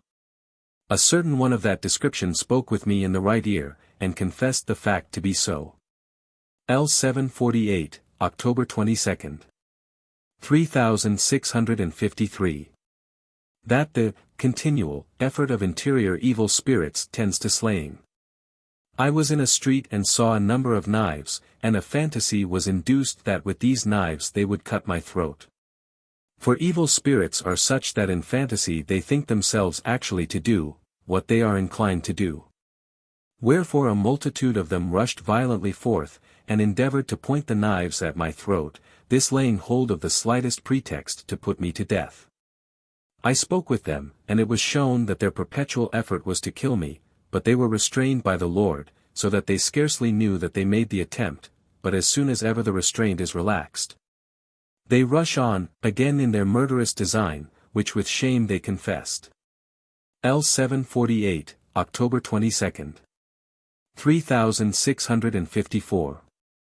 Concerning regeneration. Man knows not how he comes into the faculty of thinking and speaking, in which are things so wonderful, that they can never be explained to a 10,000th part. Nor does he know whence this faculty is, or what is its nature, yea, so great is man's ignorance of it, that he scarcely known that he has it, and that by it he is distinguished from the brutes. Man knows not how the lungs and their respiration are ordered, so that they concur to all and singular of their minutest functions, and to all and singular of the smallest particulars of the speech and voice. Nor does he even know that the fact is so. Again, he does not know how respiration concurs to each of the ideas of thought, neither how the tongue is initiated into each of the minor motions necessary to the process of eating, of speaking, and of articulating sounds. Besides innumerable other things, and yet he would inquire into the manner in which the Lord regenerates man, when this is interior, and still more interior, and thus most remote from his ideas of thought. It may thence be safely concluded that regeneration takes place from the Lord unconsciously to man, since the design of it is, that he may become a new man. 1748, October 22. 3655. Concerning the resuscitation of some who were spiritually dead. I again heard that some who were spiritually dead, and of whom mention has been made before, were resuscitated, or initiated into life by angels. 49. The delight with which they did it was afterwards made perceptible to me, and the sensation was delicious, filling my breast with truly delicious emotions. They also confessed that they seemed to themselves to do it of themselves, but yet that they knew it was from the Lord. They preside over the left nipple of the breast, and are, or correspond to, the ribs. 1748, October 23. 3656. Concerning David and a pontiff. 50. It was shown that David was desirous of being chief in heaven, for such a cupidity cleaves to him from his understanding himself, to be spoken of, in the Psalms. It is therefore sometimes permitted him to ascend, and thus to suppose himself to be in the highest heaven, an incident occurring today. Being sent up, or projected, from the lower earth, he was suddenly stopped in his ascent by some opposing force, but it is remarkable, that when projected upwards into heaven, or to the loftiest height, he appears to be mounting by other steps. As by the grades of a ladder, although there is no ladder, nor does he rest till he seems to himself to have reached the highest point of ascent, where he was afterwards seen. Though affected with a kind of fainting fear lest he should fall headlong, which I also perceived by communication. 3657. It was likewise shown in what manner he brings into subjection those that are in the interior sphere of spirits, and enforces their reverence of himself as a god. In the first place, the pontiff, who was lately with me, came again among those who are above the head, as was perceived, and he was then with David, who wished to reduce him to submission, and to the acknowledgement of his claims as a god, for David had previously proclaimed himself a god when on high. And his state of mind in this conceit was visibly represented by his hurling those down headlong who refused to acknowledge him as a god while in that lofty elevation. And he who appeared to me as if thus cast down head foremost, seemed to whirl, or spin, round like the motion of an auger, though only his whirling hair, and not his body, came into view. It then seemed to issue from his fantasy that he might transfer the Lord to the lower earth, where he would be retained, such is his quality when he ascends on high, and proclaims himself a god. And because the pontiffs also declare themselves, each, God on earth, he of whom I have spoken before came in conflict with David. For as both he and David were each in the persuasion of being a god, they strove against each other in consequence of the opposing sphere of their persuasions. But David prevailed, because he was not only in persuasion, but also in cruelty, and thus in the persuasion of bringing into subjection. Such therefore being their twofold persuasions, there was a collision between them. And when the pontiff refused to yield, David heard or perceived that he would profess Christ, for it is not permitted them to name the Lord, but Christ he then, because in the persuasion of cruelty, dealt with him in his peculiar mode. As with the heathen, namely, by casting them down and setting their heads a-whirling by fantasy, of which the pontiff complained. 51. 3658. He was tortured by being cast down, and by being sent into the infernal ton. 52, and that with great quickness, because of his, David's, being in such an interior fantasy. When the pontiff thus severely dealt with complained of these torments, David said to him that he was David. And concerning the Lord, that he held him bound, and that one only was to reign in heaven, at the same time asking why he wished to worship him, the Lord, as God, and proffering to show him his own kingdom. Upon hearing this the pontiff said that David was holy, he therefore denied the Lord and followed David. But when he wished to see his kingdom, he could not, and, being thus disappointed on this score, it came into the pontiff's persuasion, that if he should deny the Lord, whose vicar he had been, he would become nobody. Wherefore he actually came into this persuasion, which when David perceived, for he could instantly perceive in that state the persuasions of another, he turned him into a cloud, and in this form, which I saw, cast him off to a distance. In which condition he fancied himself nothing, for he was then hardly visible, but yet from the extremity of the cloud he conversed with me. From this it may appear what is the quality of persuasions when they conflict with each other. 3659. After this David, because he wished to be a god, conveyed himself among the interior spirits in front towards the right, and subjected them, because he was in the persuasion that he was a god, and could subject everyone from the cruelty in which he was during his life.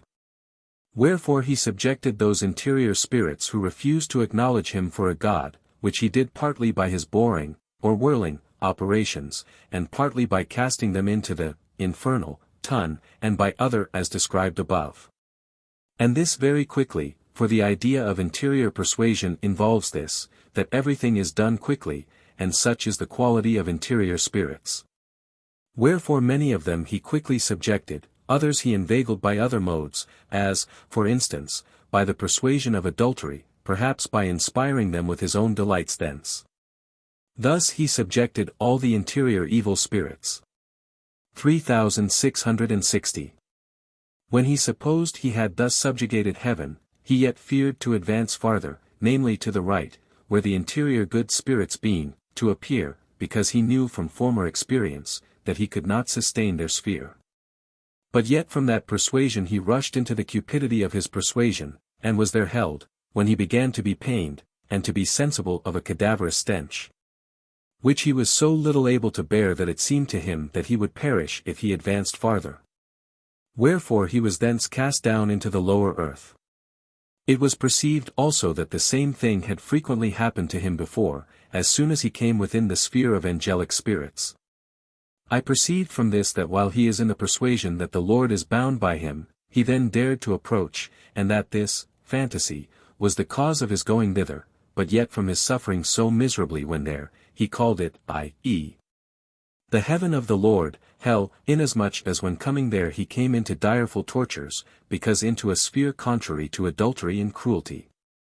But when he reached the lower earth he was suddenly projected upwards, from some kind of persuasion, but whether that he again wished to attempt heaven with a view to its occupation, because he supposed the Lord to be bound by him, I know not. 3661. It was also given me to perceive what is the quality of the persuasion of those who aim to be worshipped as gods, and, what their sensations, when in the persuasion that they actually are gods. Namely, a pleasurable sensation chiefly about the left breast.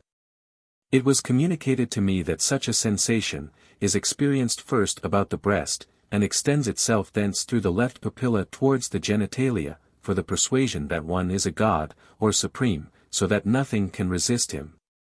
Has with it this kind of pleasurable sense. 3662.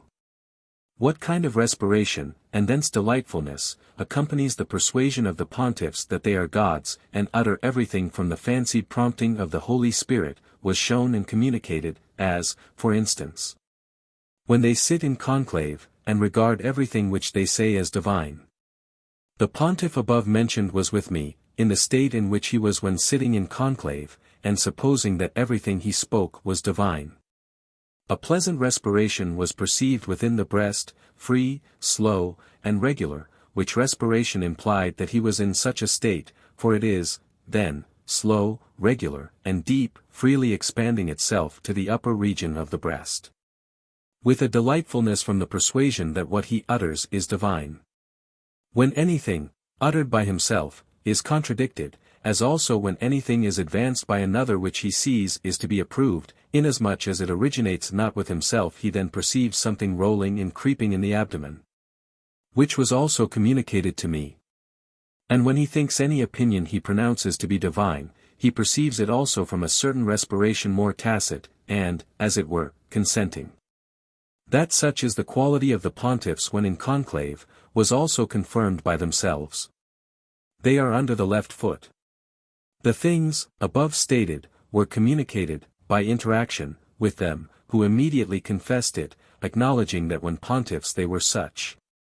3663.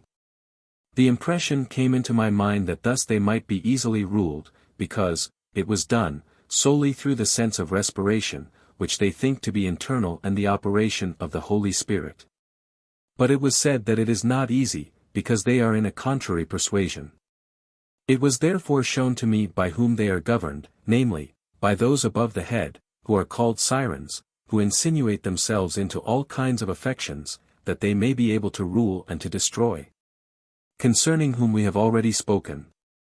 They study nothing else than to insinuate themselves by means of affections and cupidities for the sake of rule and destruction, and yet they greatly fear to rush forwards except on fitting occasions. For they know that they will then be thrust down.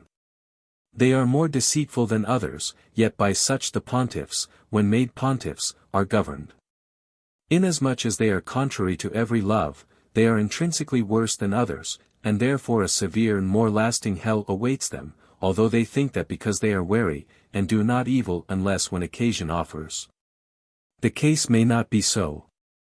But because order is perverted among them, so that they abuse affections to a destructive end, they thus upon occasion rush into balefulness and cruelty. Such, therefore, are the pontiffs and those that are nearest to them.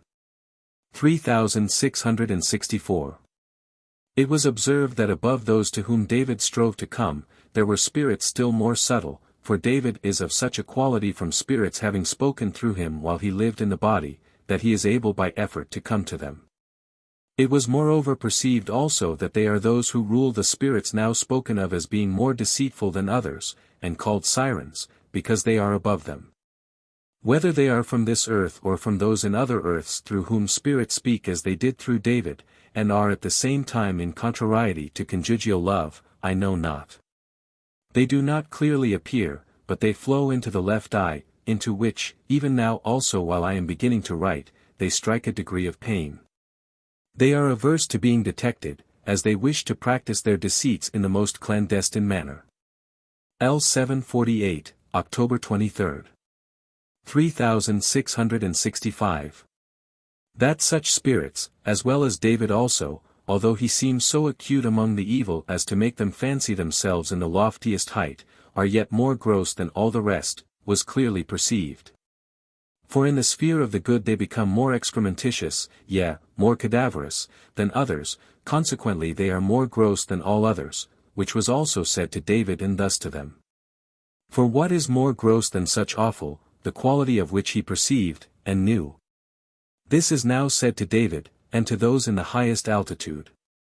1748, October 23. 3666. Consequently the objects of men. Spirits are greatly moved by the fact that the objects of man cause him to think concerning a variety of things, and that without order, supposing thus that the life of the Lord does not flow into all and each, of persons, and into all and each, of the things, which both men and spirits think and do. For they assume that if this was so, it would be most regular, and unvarying, and one idea would flow in order from another. Thus when I spoke openly with spirits who make such things doubtful to themselves, it was first shown me that there are common, or general, things which govern the thoughts of man. And certain common, or general, things so implanted that he knows not that he has them, as that he slightly looks upon certain persons whom he incidentally meets, as also upon the street where he walks. These objects arise from that common, or general prompting, that leads a man to observe, and take care, that he does not run against another, or against the objects that occur in the streets.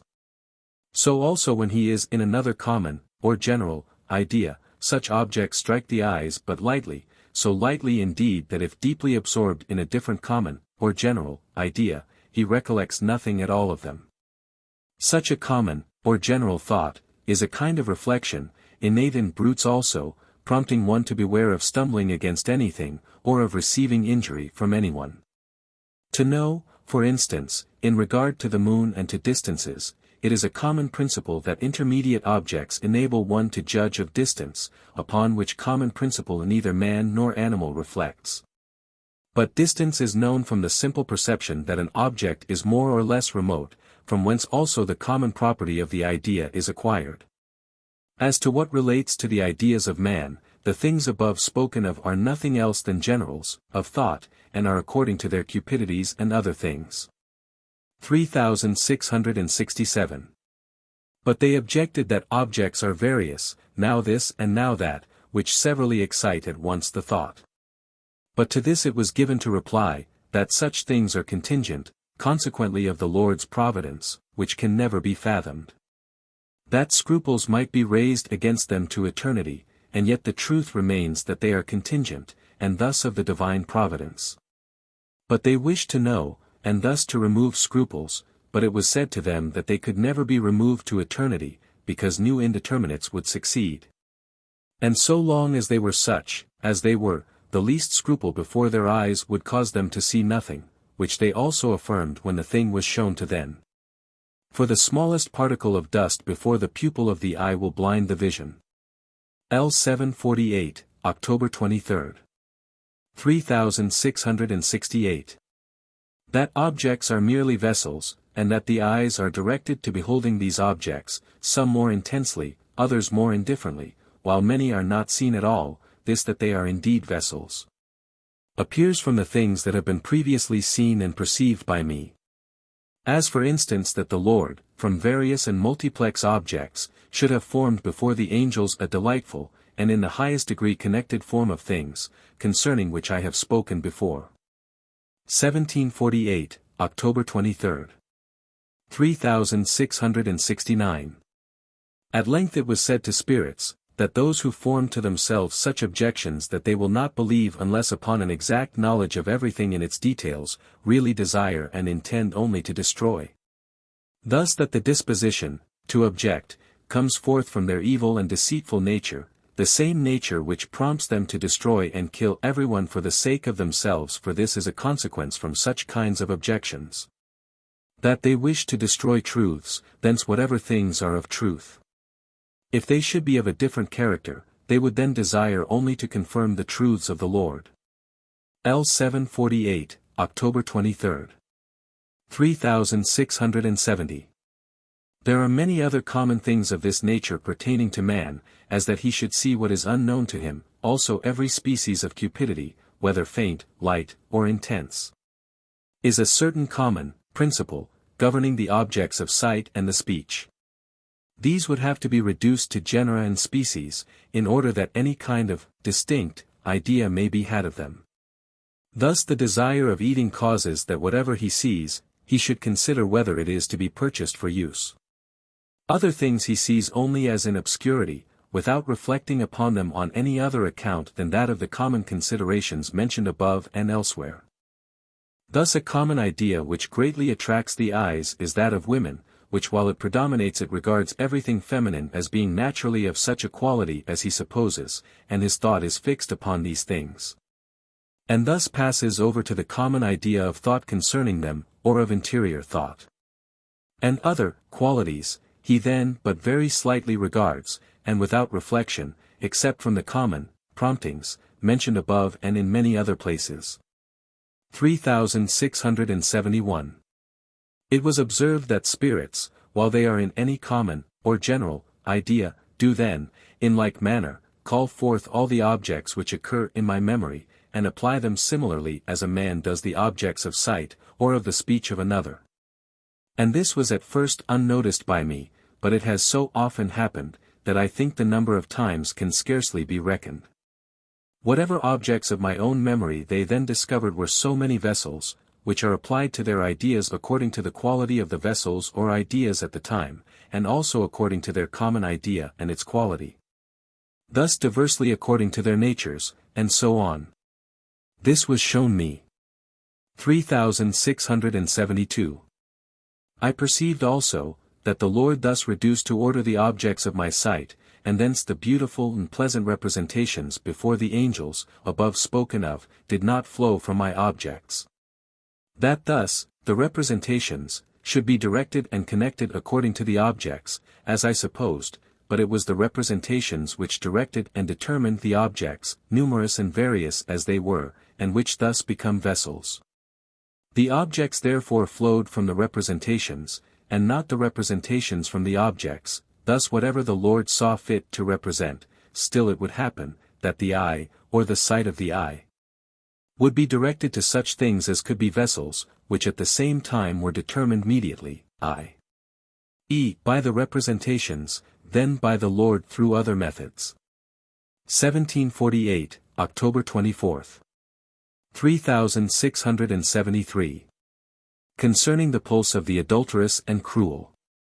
It was given me to observe the pulse of adulterers and the cruel from the case of those who were above the head, where David also was, and I noticed, that it fell outwardly on the left side.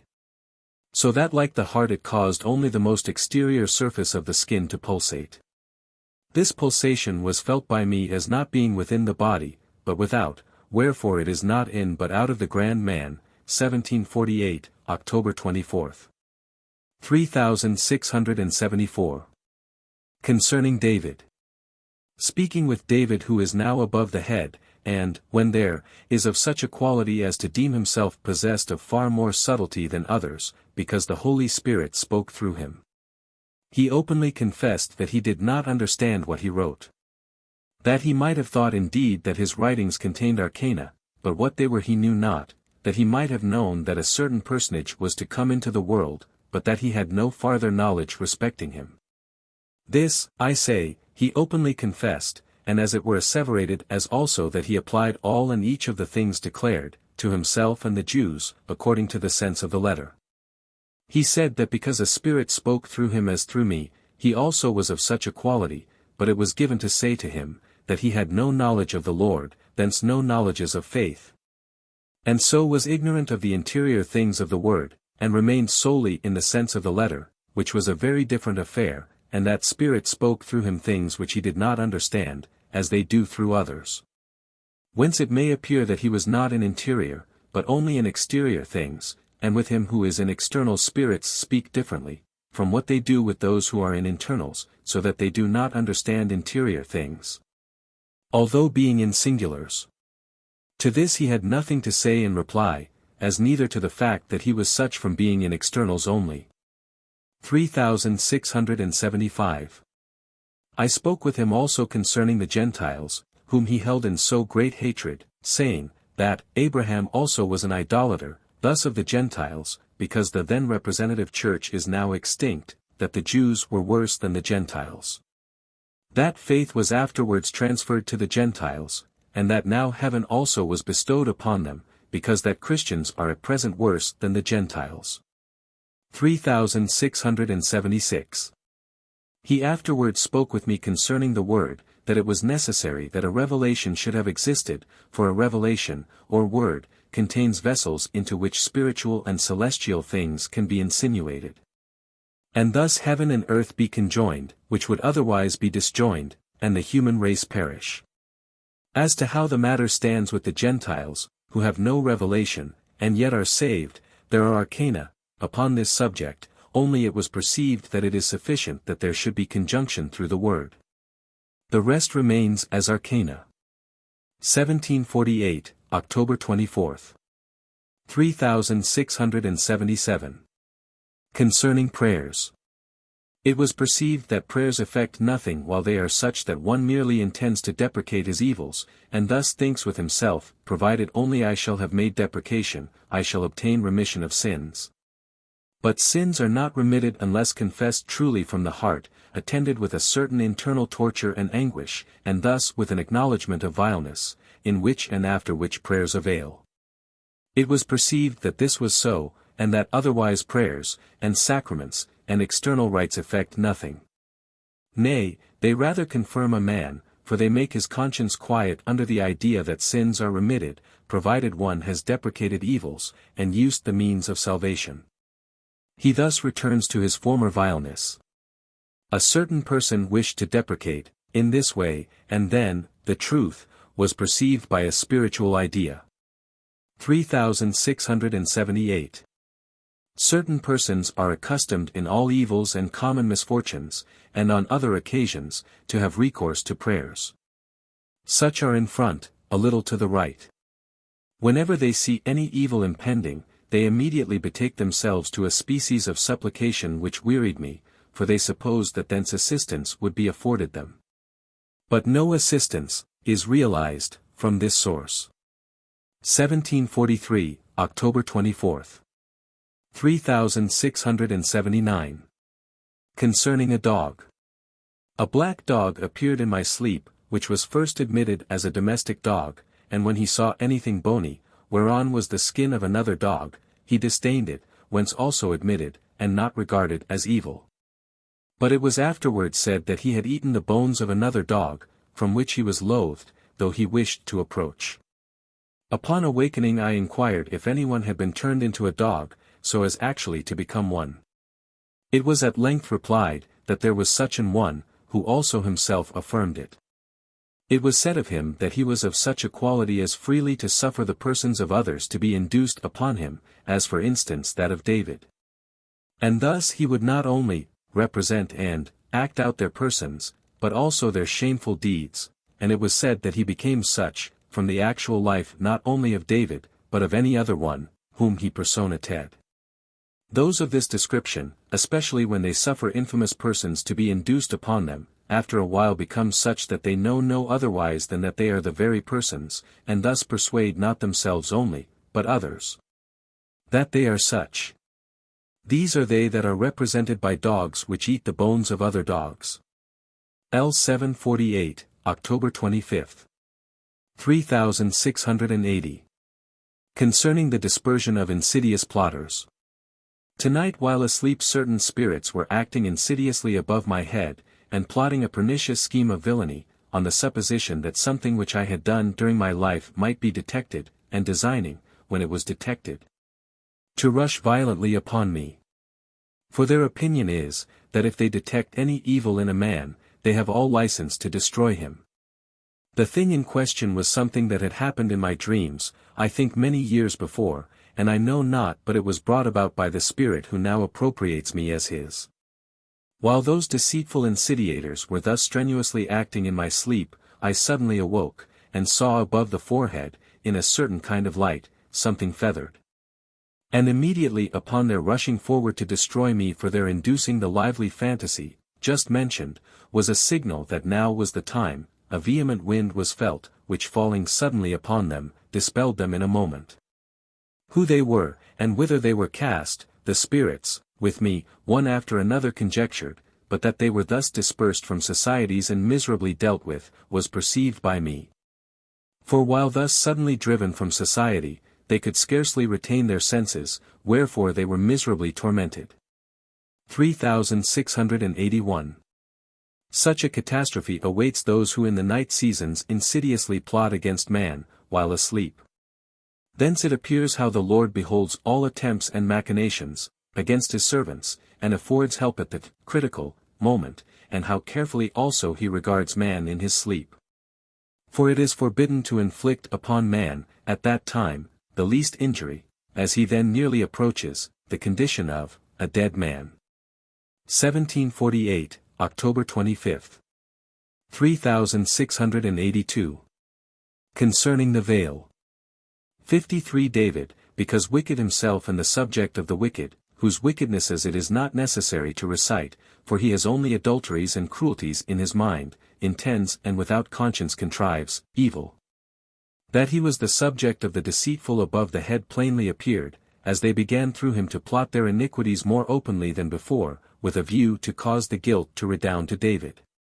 Wherefore David was enveloped in a veil and let down towards a lower quarter, but by persuasions and fantasies infuted into him by the diabolical throng on high, he struggled for the space of nearly an hour.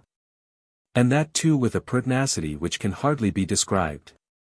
Fantasies were continually poured in upon him, which he received with his persuasion, and thus with the veil, with a lessening of the veil, and without the veil, he cast himself in all directions, below, now in midway, now above in front.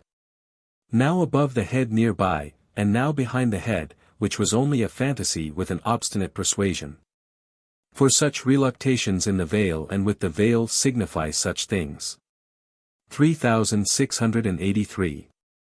After a while he attempted to act the Pytho, namely, by evoking others after the manner of the Pythos, that he might cause them to ascend, he standing upon my head, to which he did from his persuasion and, a kind of, Pythonic idea. Which was not perceived before, and which cannot be described, only that it is a persuasion, with certain spirits, conjoined with the idea of evoking whomsoever they please. Whether this Pythonic practice pertained to David during his life, cannot be determined from what now happened, but when he thought that he whom he evoked ascended, there were dogs and serpents ascending, which, unless he had fled, would have mangled his person, especially in the genital region. 3684. It was afterward said to him that he was like a dog, and was treated by others only as a dog, because he was their subject, which was confirmed by the deceitful above the head, who said that they could treat him as a dog. As this was contrary to his persuasion of authority, inasmuch as he imagined he had dominion over others, and thus acted from himself, he was filled with indignation. Wherefore he was enveloped in a kind of cloudy veil of authority, and thus let down. 1748, October 25. That they who spoke thus to David were those who boast of being the Holy Spirit, see below on this page. 3685. Concerning societies in the other life and, concerning, love.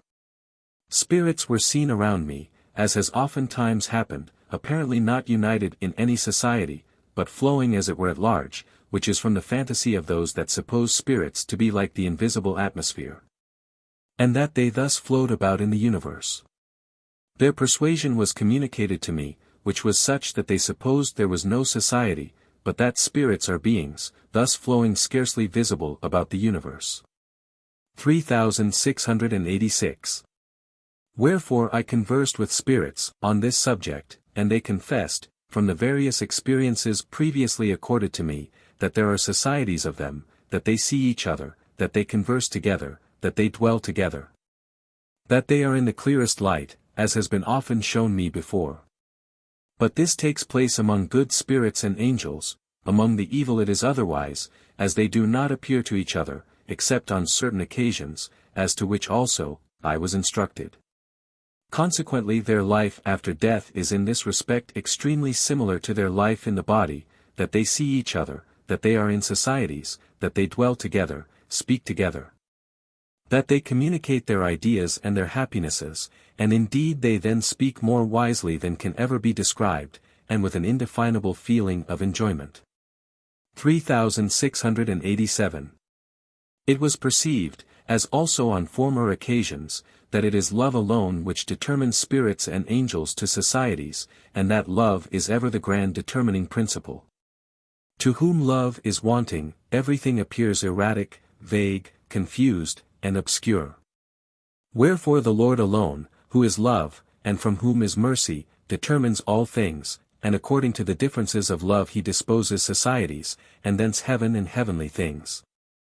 1748, October 25.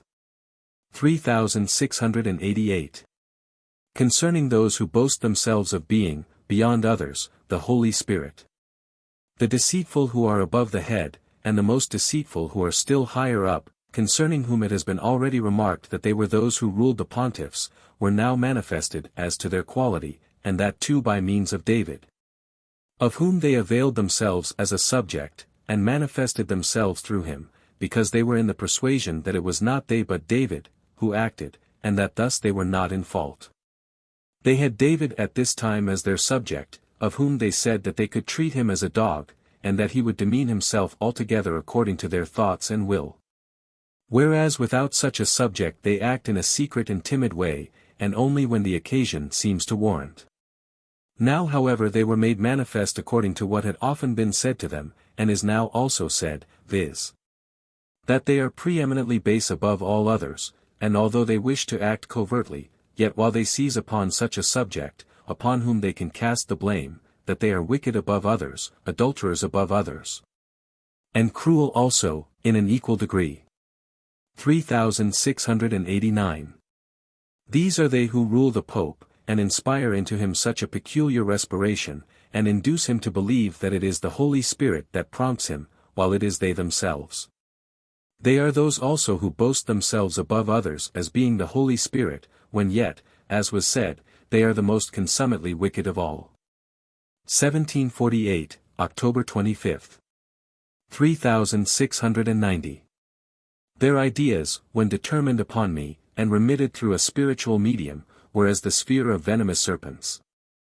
3691. They were those also who had subjects, occupied, with me while I was asleep, and, through them, wrought by insidious arts to compass my death, but they were dissipated, concerning which before. 3692.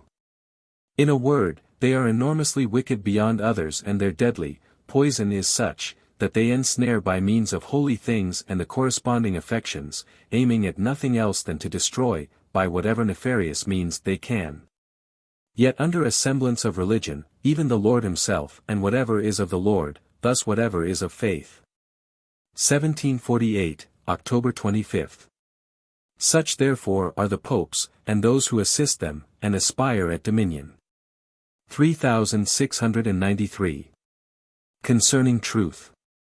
It was perceived that the Lord, who is love, and thence mercy, flows into heaven, thus into the world of spirits, in which, because celestial love is turned into the contrary, namely, into cupidities, therefore celestial order perishes.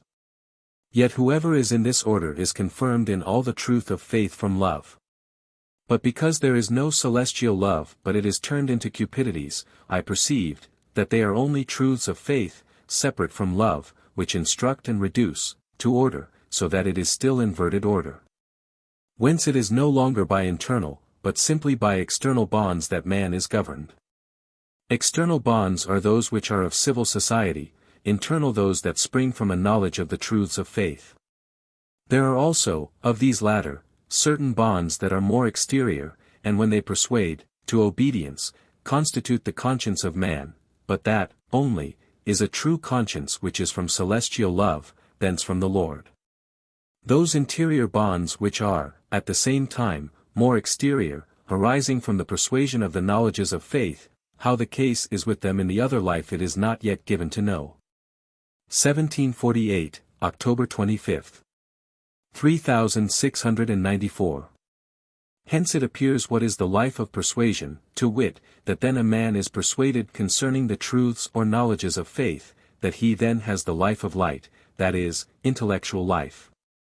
Which life is diverse according to the persuasions of the things which the man has conceived respecting faith.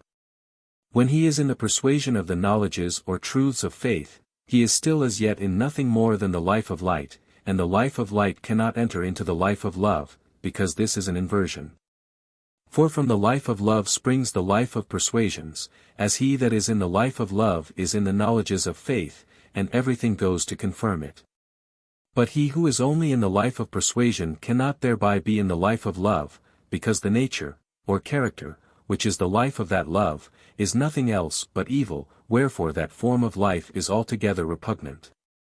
This is the reason that the character or nature, thence the life of cupidities, is first to be destroyed before anyone can come into heaven, for the mere life of light cannot introduce anyone into heaven, where there is nothing but mutual love. 1748, October 25. 3695. Those who are in the persuasion of true faith, have that gift from the Lord, for it is a part of true faith that there is no faith except from the Lord, wherefore they cannot come into the persuasion of faith except from the Lord. Then because he receives this from the Lord, mercy also is granted him from the Lord, and thus there is conjunction. Wherefore whatever is of the Lord, in its own nature, this is conjoined to him, because from him, although his, the man's, nature or character is, intrinsically, nothing but evil. And this it is the province of true faith not only to know, but to be persuaded respecting it, and thence that he is saved through mercy. 3696. But whatever differs from true faith, and by which persuasion is effected, derives thence a life of persuasion opposite to true life, wherefore there are innumerable species of life from persuasion, as also from nature. The life of persuasion constitutes the shell, and the life of nature constitutes the kernel, which conjoin themselves as far as possible. This holds true, while persuasion prevails. For persuasion flows in and subdues cupidities, as cupidities are wont to do which induce persuasion. 1748, October 25. 3697. Concerning adulteries. It was said to those who are on high, inasmuch as they are interior adulterers, that this single consideration demonstrated that adulteries are diabolical, namely, that as marriages are for the sake of the propagation of offspring. Thus of terrestrial societies, and thence of celestial, which as they acknowledged, has in it a divine end, therefore, whatever destroys or prevents marriages and thus destroys propagation, that is, essentially, diabolical. 1748, October 25. 3698. That an answer is reflected. A certain spirit above the head said something to me from a prompting of indignation, and on the instant he, also, seemed to me to answer. He however said, that it was I who thus answered. But it was given to say to him that it was not I, but that he himself had returned an answer as well as spoken. When he still supposed that the answer came from me, other spirits one after another said that it was from them, and thus 3, 4, or 5 in order. Thence it appeared how all and singular things are reflected, and what kind of order there is of all things, that an answer should be immediately returned or reflected, according as one had spoken. In like manner it is with evil, which is reflected from the commune upon him who intends or does evil. 1748, October 25. 3699. Concerning sirens and magical arts. Sirens in the world are those who have lived indulgent to their vein, wholly absorbed in the world, and reaping their highest enjoyment from the love of self. And because thus captivated by worldly things, while yet in civil society they wish to be deemed of a different character, they have placed their entire life in decorum. Consequently from actuality and habit thence, they have contracted the ability of appearing outwardly, to advantage, moreover, by showing off the decorous in 1,000 different modes they have aimed to insinuate themselves into societies. So also by a feigning of the honest, and even of the pious, when it would serve their purpose, anything in fact that would enable them to ingratiate themselves into societies where they could, at length exercise a predominant influence. So that their life has been a life of dissimulation. Thus they appear outwardly honest, as much from decorum as from assuming a feigned character. Like others also they frequent churches, and mingle in the rites, but still they are without conscience as regards the honest, the good, and the true, being inwardly wholly solicitous for themselves alone.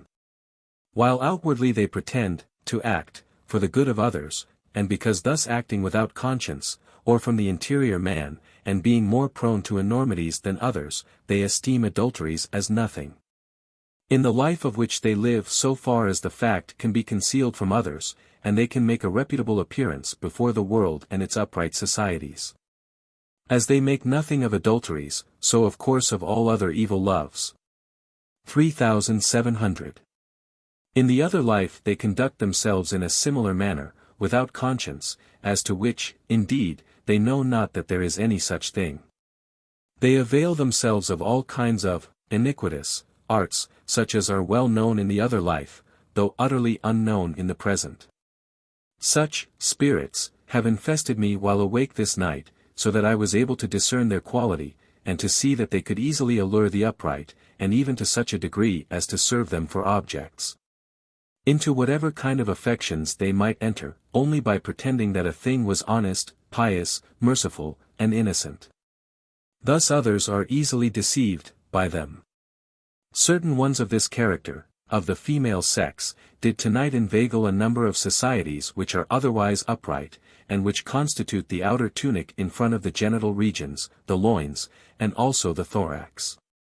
The number of such societies is wonderful, being more than I ever could have believed, yet they were shown to me and as constituting the whole anterior skin even to the feet. 3701 to 3750. 3701. The magical arts by which they enticed these societies were numerous. As, first, that they would persuade them by representation that the Lord spoke with them, and promised that, after they had endured certain punishments he would receive them to heaven. They were able moreover, when present with me, to speak as if they were in another place, where the good were, so that their voice was heard from a society of the good, just as if they were there. In like manner they could be at the same time present with others, and persuade them according to their temper and genius, and so likewise with still more at the same time, thus inducing the belief that they had a kind of ubiquity, which was magically effected by following the ideas infused into them, whereby they could discover those who flowed in, which is easily done in the other life. For when one of this class of spirits acts as a subject of so many societies, she can easily find any particular one. She can thus inspire anyone with affection according to their genius, i.e., the genius of the societies, by simply applying herself to the ideas which flowed in. Yet the particular manner in which she insinuated herself I did not perceive, but she contracted the ability from her nature, inasmuch as she had thus also insinuated herself while in the world. In like manner they simulate innocence by representing an infant which they take in their arms, and kiss, which she also represented. One thing in particular was shown me. Namely, in what manner she effected persuasion, which was by representing in full view before the eyes of the societies a white flame encircling the head. This they suppose to be a sign of the celestial or angelic intellectual. That she thus represented it in the presence of multitudes is now perceived, as also that as soon as it is beheld the persuasion is induced that they are angels, and thus perhaps that they are with them. Beside these there are various familiar arts of a magical kind, among which is this, that they suddenly vanish from the sight of others, and render themselves invisible. 3702. She was, moreover, a subject of the evil genii, who inspired such things, and from being thus a subject both of good and evil genii, she was enabled to be in a persuasive life. For the more numerous the societies which concur, the more fully are they in perceptive and active life. Wherefore I remarked to those that were in good societies, that this was outrageous, that they should have at the same time the same subject as the evil genii, and those of the worst stamp. Knowing too that she had been several times seen in Gehenna, that she had spoken through me while I was asleep, and that even now she was practicing other magical arts. Wherefore if they conjoined themselves in such a subject, it would be like conjoining Beelzebub with a saint, which were abominable, for thus they would be more thoroughly deceived than ever, as such delusion exceeds all other. Moreover should they respectively conjoin their ideas in one subject, they would be as if conjoined in themselves, however much at variance, which was to be abhorred and rejected with utter aversion. Yet still the sphere of her persuasion arising from the conjunction of different societies within herself was such, that they could scarcely be persuaded, for by her persuasive ideas and representations she was still with them, and thus seemed to confirm them. And it was shown how great was the consent and the dissent, by means of white clouds on a cerulean ground, for they are interior spirits which when they issued upwards, signified consent, when sideways, that they were beginning to differ. When downwards, that disagreement had actually taken place, besides that the clouds variously complicated themselves, and exhibited multifarious forms, for thus the idea of interior spirits are represented. 3703. There were some from the societies which, as was said, constituted the skin, who were everywhere inclined to reason, ratiocinari, but it was then perceived more manifestly than ever before, that this kind of reasoning, ratiocinatio, was the greatest folly, and that those addicted to it have no perception of what is true and good, and also that the more anyone reasons the less he perceives, taking it for granted that by reasoning only can he appear wise to others, and then seeming to himself to possess this character as compared with others. It was also clearly perceived and said, that such persons perceive nothing, when yet it is the property of intelligence and wisdom immediately, and without a process of reasoning, to perceive whether anything is true and good. For those who are intelligent and wise, and of course the angels, perceive at once without reasoning, whether a thing be true or good, as in fact it is well known that among men, though one may reason for whole hours, or through a whole volume, yet those who are intelligent and wise know in a moment as to what is true and good, nor do they pay the least attention to the reasonings of such, which in truth they deride, and regard with themselves as of no account. Nothing is more common than this, wherefore being indignant towards these reasoners, it was given to refute them as often, as they attempted to ply their skill in arguments. These are they who constitute the scaly skin. They are for the most part those who were made such by a confounding of truth and good by means of philosophical and scientific subtleties, and are those who have less common sense, if any at all, than the most unlearned. 3704. Those that constitute the external skin are, in the world, such as easily suffer themselves to be persuaded, and are destitute of that expansion of mind which would enable them to judge whether a thing be true or false, good or evil. Wherefore the classes, general and specific, are numerous, some of them, for instance, being easily deceived by a counterfeit love towards infants, and some by a counterfeit conjugal love, judging solely from externals. These are such as constitute the skin of the provinces of the genitalia. Those that easily suffer themselves to be led by a feigned compassion, are such as constitute the skin of the thorax, and so on.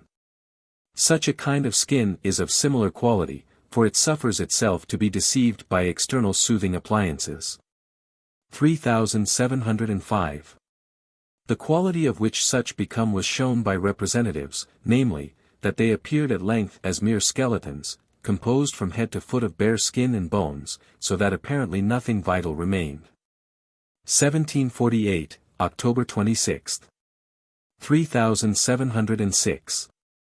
Those that are, thus, addicted to reasoning are of a twofold class, as was said, namely, one which does not know what the true and the good is, and thus, though they reason concerning everything true and good, yet the more they reason, the less they know. The other is composed of those who reason against the true and the good, and thus endeavor to destroy them. Those who defend truths by discoursing are not reasoners, but confirmators. Such are in the perception of truth and good, and confirm them rationally. 1748, October 26. 3707. Among the magical arts which she practiced was this, namely, that whatever of true or good was uttered by me, she would take it away, so that others should not hear it, and would substitute in place of it something false or evil. As when, for instance, I spoke of adulteries and of Gehenna, she immediately for Gehenna substituted a white light, so that they might not know what I said. This also is magical, namely, to take away the ideas of another, so as to prevent their coming to the societies to which they are directed, and then to substitute things, entirely, contrary. 3708. That in the other life, spirits, are not remitted into any different life from that which they have by actuality acquired to themselves. Certain spirits were moved with wonder that in the other life they should learn and exercise new arts of wickedness, supposing thence that by actuality they contracted a worse life, so as to add evils to evil. But it was perceived and said, that they were not remitted into any other life than that which they had by actuality acquired to themselves. While they are in that life, whether they exercise new arts or former ones, it is the same thing, for it amounts to the same whatever evil they do, whether new or old. Thus it is not acquiring a worse life, but exercising a life acquired by actuality, for it is provided by the Lord that they should not go beyond their already acquired life. 3709. As to what pertains to infants, who are not remitted into a life acquired by actuality, but one flowing from hereditary qualities, the case is this: that the cupidities are dominant which are connate, and in order that these may be diminished, as it were, or that a horror may be inspired in regard to them, and that thus they may be abstained from, they are led into such a life. More especially with a view to their being informed that with them there is nothing but evil. As otherwise they would suppose that inasmuch as they had not actual evil, they were therefore perfect. 1748, October 26. 3710. Continuation concerning sirens. Among the magical arts was also this, that they would inspire others with wrath and like passions, with a power of persuasion prompting them to kill each other, for they know that they cannot die. And when they have induced upon one such a persuasion, they think that they have power over him as a homicide, so as to accuse him and divulge his crime. Moreover, nothing exists, whether good or bad, true or false, as to which they do not aim to turn it to their own advantage, thus to a magical use, so that no others have a more watchful regard to such ends, upon which alone they are continually intent. Wherefore they seize the truths of faith and goods, but solely with the purpose of deceiving others. Thus they cannot learn what is true, good, and holy, for they pervert and profane everything. 1748, October 26. 3711. That at this day nothing reigns but the love of self and of the world. It was told me that nearly all who come from the world think of nothing else than of becoming great, and of possessing all things, scarcely anyone caring for the common good, or knowing that there is any such thing. Although under the pretense of the common good they consult their own peculiar loves. Inquiry was made concerning those who were only traders, as in Holland, who contemn dignities, and it was said that they also were such as would fain be esteemed above all others, and especially on account of their superior opulence. The avaricious are otherwise, as they are the most sordid of all, caring neither for honors nor pleasures. Everything pertaining to the love of self and the world they present to themselves with an exclusive regard to wealth, and thus show themselves to be worse than others. 3712. Continuation concerning sirens. They especially simulate the mind of another, or put on a likeness of the ideas of another, and thus attempt to deceive those who are influenced by a love to the persons to whom they thus resemble themselves. Such assimilations in the other life may be exhibited and represented in various ways which cannot be described. A subject of certain persons who were beloved effected assimilations of this sort, and indeed to such a degree as to be able to deceive those who were in the lower world of spirits, sometimes so fully to the life, that the fact could scarcely be known to be otherwise than as it appeared. Such, moreover, especially desire to come into the world through others, because they are exceedingly deceitful, insinuating themselves through good affections, and having no other end than regard to self and the world. As to spiritual and celestial things they are utterly ignorant of them, deeming them mere external matters, through which insinuations can be effected. They have a highly persuasive kind of life, but with difference according to their genera and species. 1748, October 26. 3713. Women constitute the greatest portion of the sirens of this kind, even those who have been distinguished in the life of the body, and who have been held in preeminent esteem because they had lived in fair externals, in which alone they delighted.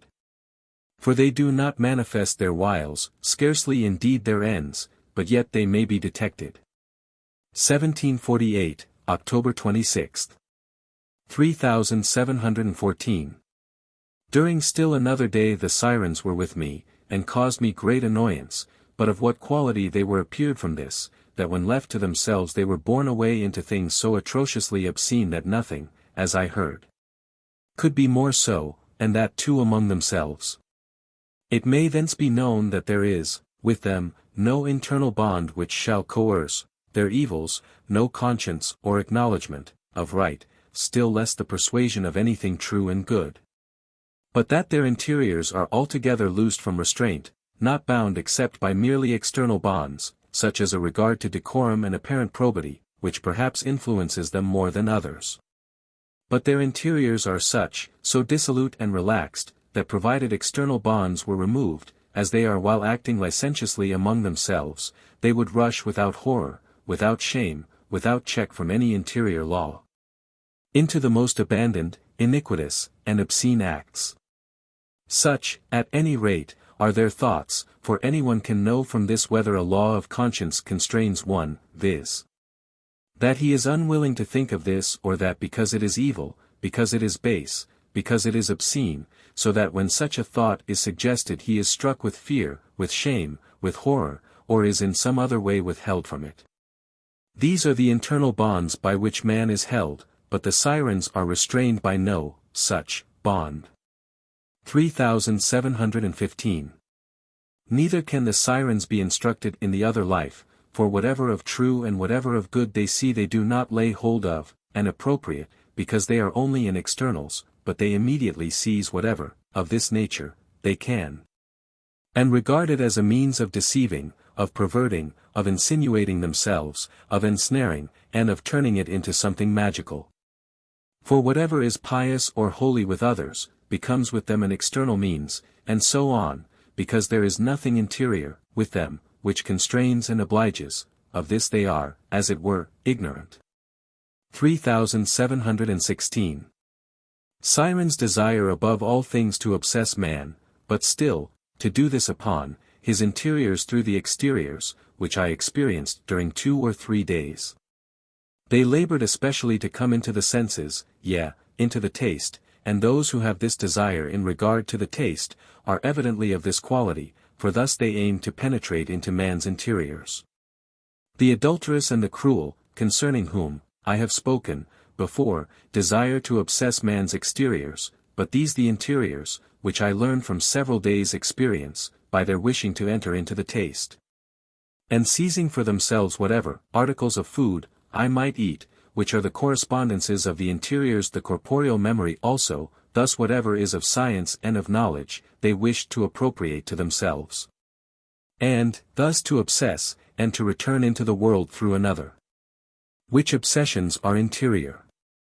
Whether many persons are at this day thus obsessed may hence, it seems, be inferred, let a man examine himself, and see, whether he is in any internal bond, so that his thoughts shall abhor and turn away with loathing, from evil. Let him prevail upon himself to abstain in some way from the most wicked, abominable, and obscene practices, inwardly or as to his thoughts, and let him then consider whether they are merely external bonds that restrain him, which, if they were removed, he would desire, without the fear of the law, to perpetrate them, and would perpetrate them. If he is such a man, then he is inwardly obsessed by such sirens, which obsession prevails at this day, whereas with the Jews, and in the time of the Lord, obsession was external. 3717. Let a man thoroughly consider whether he is of such a quality, for he is now able to know.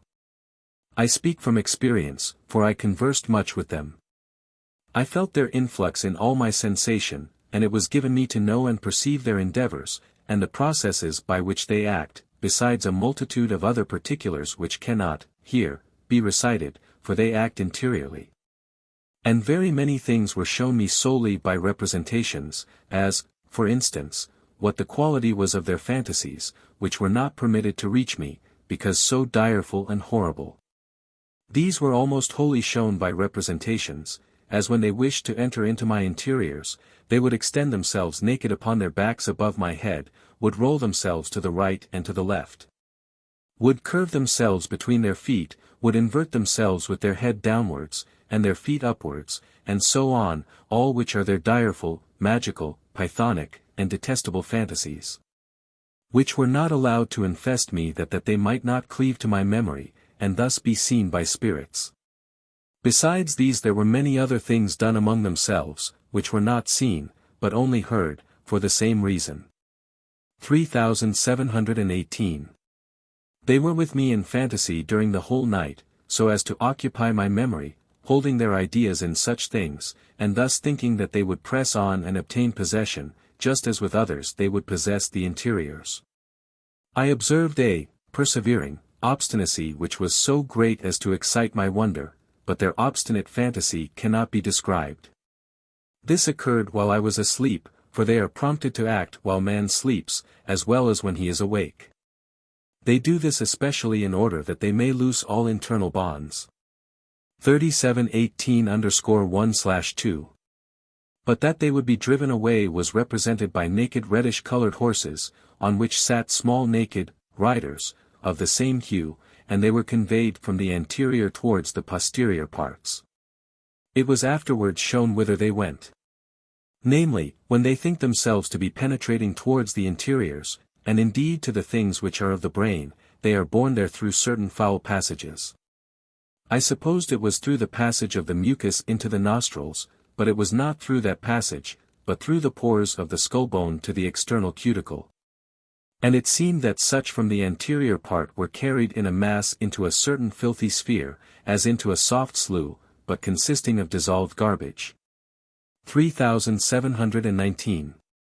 But which was not seen on account of the softness induced, and the sphere of sordid feculence, into which, when conveyed, they seemed to be dissolved. And it was perceived that they are the things which are called cavernulae, in the outer skin of the head, where is the abode of lice, and the place, where they are produced and grow. Which, insects, how filthy they are, may appear from the fact that they are principally found upon those who are infested with a baleful itch, and upon dead bodies. These are such as wish to enter in and obsess the scientifics and intellectuals of man, and would fain thus insinuate themselves through all kind of knowledges perverted to magic, with a view to obsess man. They are also of a like quality, in the present life, they can allure men to themselves, and thus fascinate them with a desire of being in their society, so that they are seduced, and made to prefer such allurements to internal things. In this manner they are drawn away by seducers of this kind from internal things.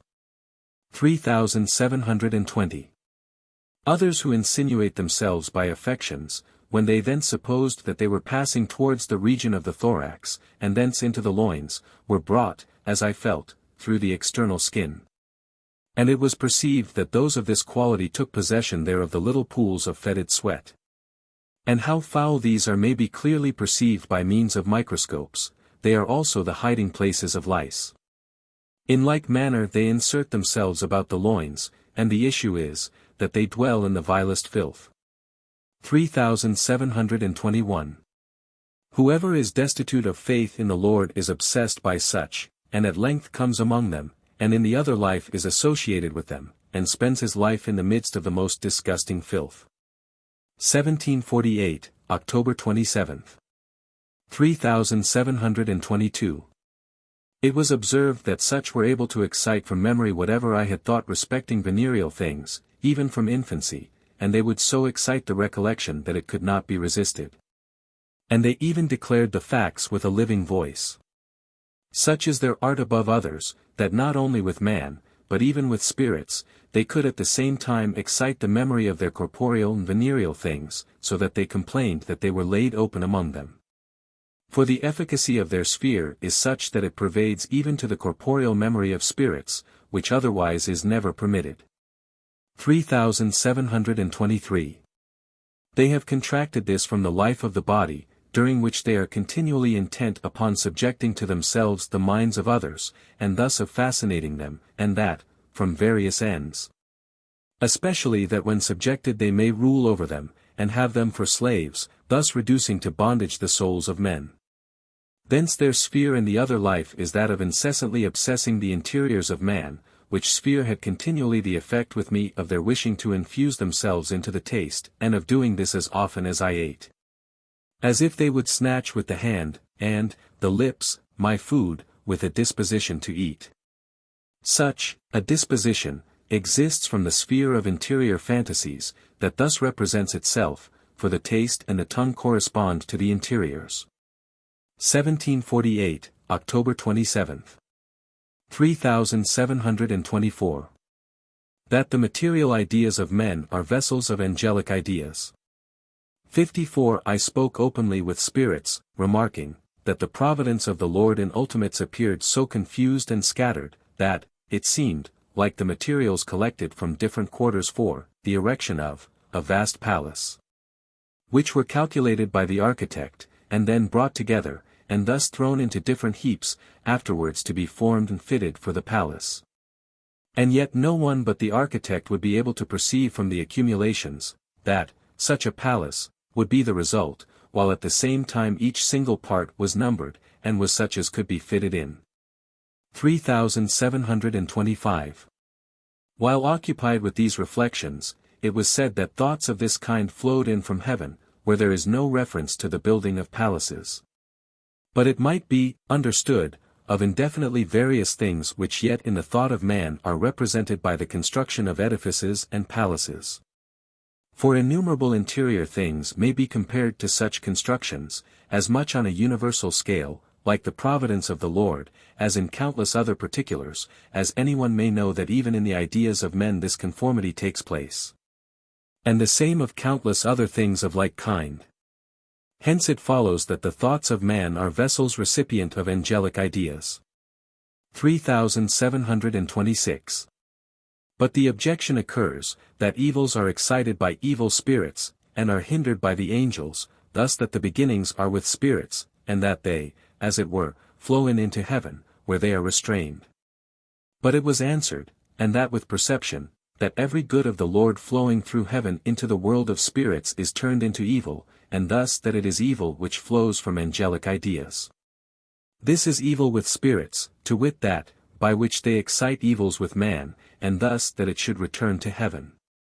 It does not follow because the Lord flows through heaven, and thence evil, results, that he also flows into heaven or into the angels, to restrain the evil. For that which is true in regard to the one is true in regard to the other, appears from the angels with man, who restrain and moderate the evils of spirits, and, who still confess that the Lord restrains, although it seems to them that they do it themselves.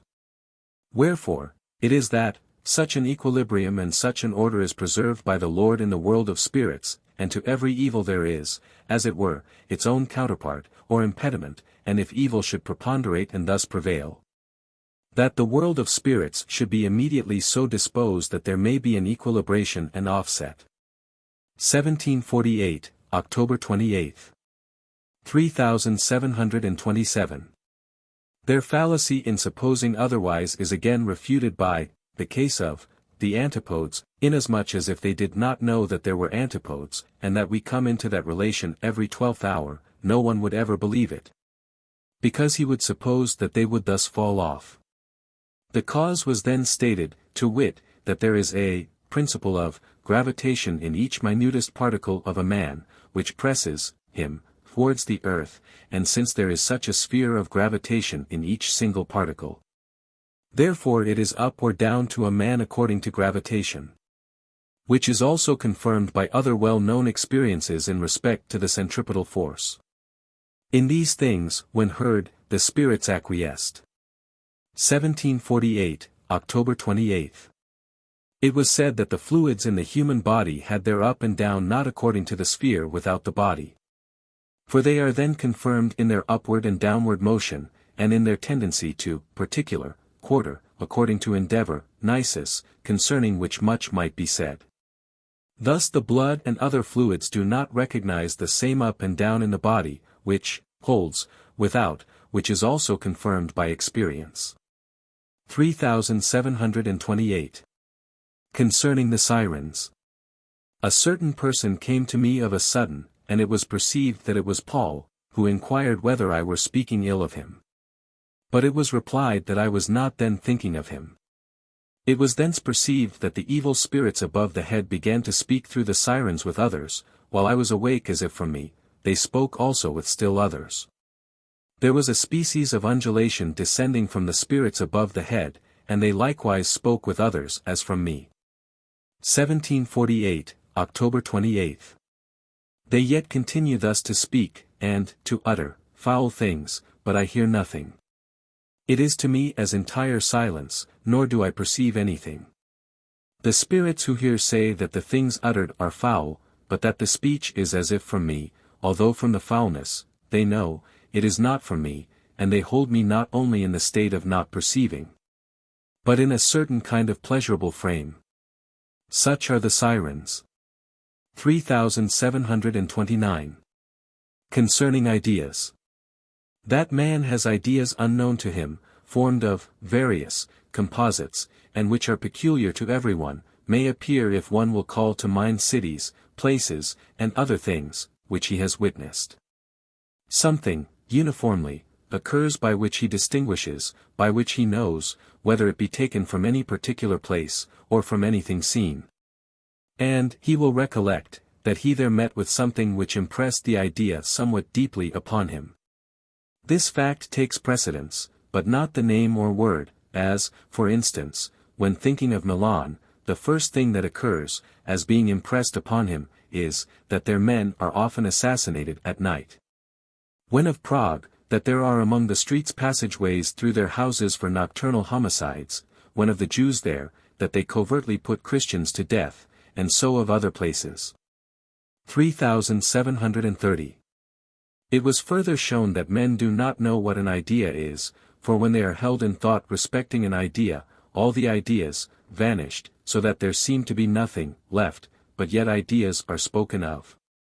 As it is still common in familiar discourse to say, that such a thing is according to my idea, and my idea is so and so, by which nothing more is signified than thought in general. Hence now it appears that men know nothing concerning interior things, thus concerning the interior man, since they neither know that thought is distinguished into ideas, or composed of ideas, nor yet what thought is. Nor can they distinguish it from will. Yea, they scarcely know that they have thought, because they do not reflect upon the inner man. Hence they can have no other conception than a most general one, scarcely indeed that they think, although they think otherwise than they speak or than they act, and thence they might know it. Wherefore it was said that an idea is a less thought, that of which thought is composed, this perhaps may be understood. Hence also it appears that interior things are altogether conjoined with external, so that man lives only in the bodily senses and in the body, in which things they are. 3731. But in the other life I have not yet known, for several years, one spirit who does not perceive what an idea is, because it is perceived by me. And they now wonder that men are such, when they also were such, and are such, except so far as I have some distinctness of idea. 3732. Concerning the Quakers. In my sleep Abr. Shanst appeared, concerning whom I had an idea of interior deceit and malice, concluding from externals. Whether he were really such I pretend not to say. He then appeared different, and as one concerning whom I had a somewhat better conceit, but still, thinking, that he was inwardly malignant, and especially that he had a contemptuous opinion of others compared with himself. They, the Quakers, appeared in my sleep, and at length, they were seen, clad in outer garments, that shone, splendidly with a profusion of gold, adorned as the garments of the French are wont to be. On whose persons the gilded flowers extend themselves from the garments to the face, so their face is adorned, or, as it were, clothed with an ample array of such small gilded cords, or tassels. 3733. When I awoke the Spirit spoke with me, saying that they were Quakers, concerning whom I had had barely the idea that they were, as to life, honest and upright, for I had never heard anything else. When I spoke with them concerning sanctity, as they deemed themselves to be led by the Holy Spirit, they said merchandise was sanctity. But it was given to reply that merchandise was not sanctity, but merchandise conducted so and so, especially with probity and compassion, that, when that was the case, then there was sanctity, which they perceived and acknowledged to be true.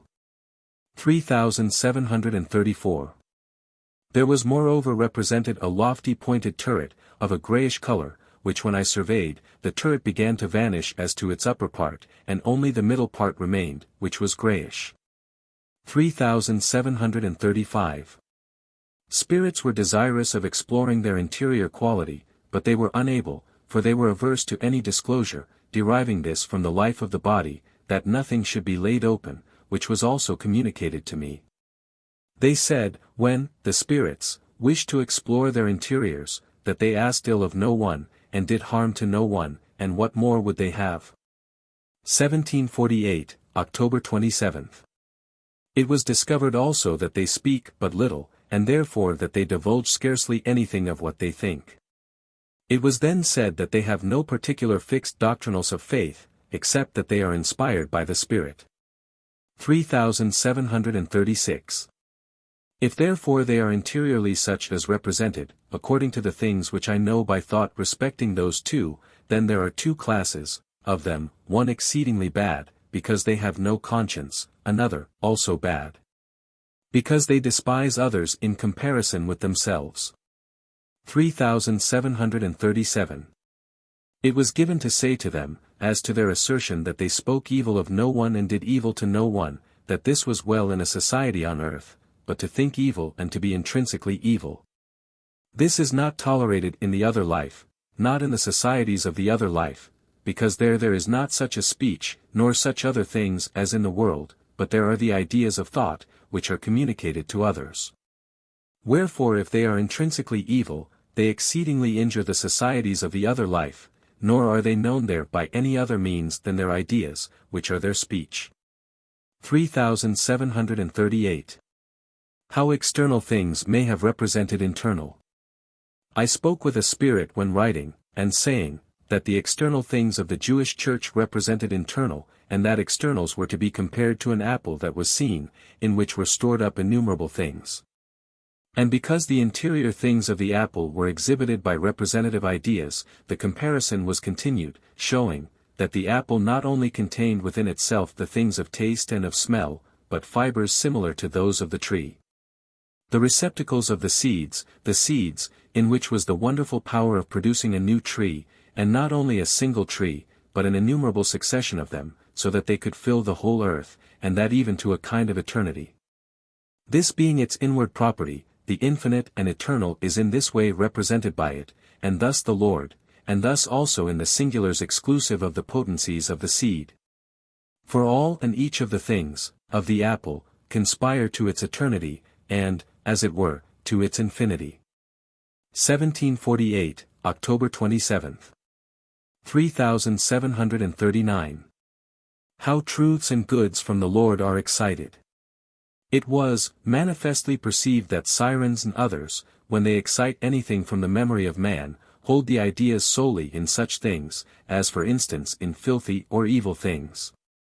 And then there immediately come forth from his memory such things as he had thought or done during his life, one after another.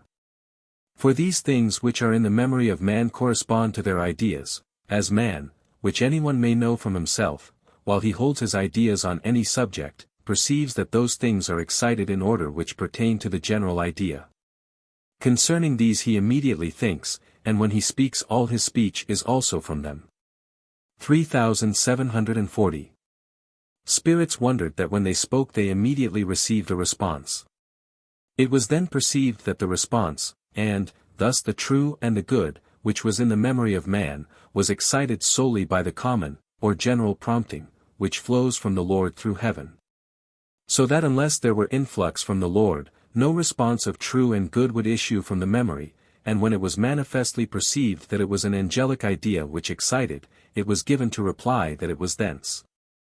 And then to interrogate the angels whether, because it was through them, it was also from the Lord. They insinuated that such was the case, and moreover that the general sphere of the Lord, penetrating, through heaven, in like manner excited the true and the good in the memory of man, which was a response to them. Hence it appeared that all life is from the Lord. 1748, October 27. 3741. Concerning those who despise the word and divine worship, and think them to be admitted solely in order that men may be kept in bonds. There was a phalanx of spirits in front, rising from the side of Gehenna, and coming on high in front. It was perceived from their sphere that they made light of the Lord, and extolled themselves. This was manifestly perceived from the sphere of their fantasies, which was widely and continuously diffused.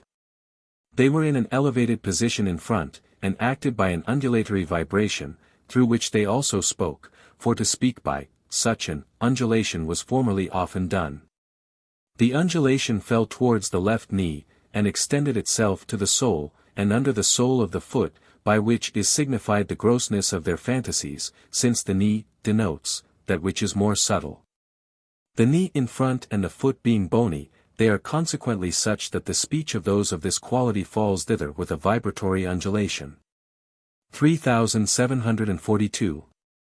This was manifested by a certain subject of theirs, who said that he should act against the Lord, and because he thus spoke scandalously he was manifestly thrust down and cast towards one side of Gehenna, concerning which below.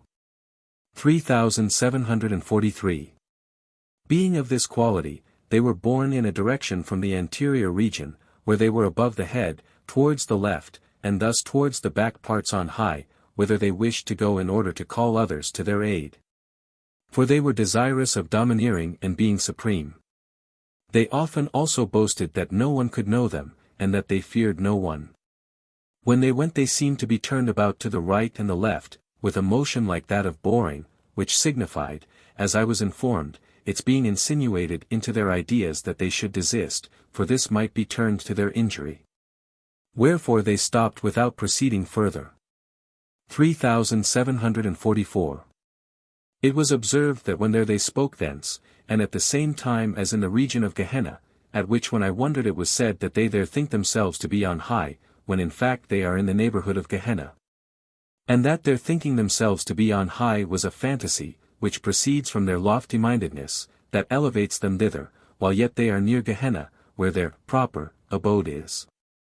3745. There then appeared to me a face which was black, and having a white bandage wrapped about the head.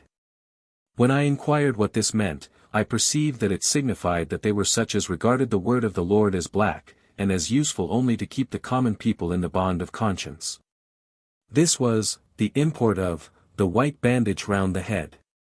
I perceived also that those of this quality made nothing of divine worship, and still less of the Lord, and that they ascribed all things to their own prudence. Thus they were in the spirit of domineering through their own peculiar prudence, as multitudes are, both those who are in dignity and those who are in offices of serving. 3746. It was farther said, that their abode is near Gehenna, where the dragons are, so that the haunt of dragons is ever where such spirits are. They are therefore of lofty aspirations, and ascribe everything, without exception, to their own prudence and intelligence, which is properly signified by dragons. They were therefore there, although they appeared on high, and the subject before spoken of was cast thither. 3747. I was instructed that from the success of their affairs in the life of the body, they had contracted the persuasion that they were to attribute everything to their own prudence. Wherefore it was said that they are not punished on the instant of their coming into the other life, because of their being in this persuasion, for thus they would be utterly broken down, but that it is done by degrees. That they may thus be restored from their persuasion, and instructed. It is a punishment sufficiently severe, to be obliged, to dwell with dragons, which are flying serpents. These, however, were not deceitful, with the deceitful it fares worse. 3748.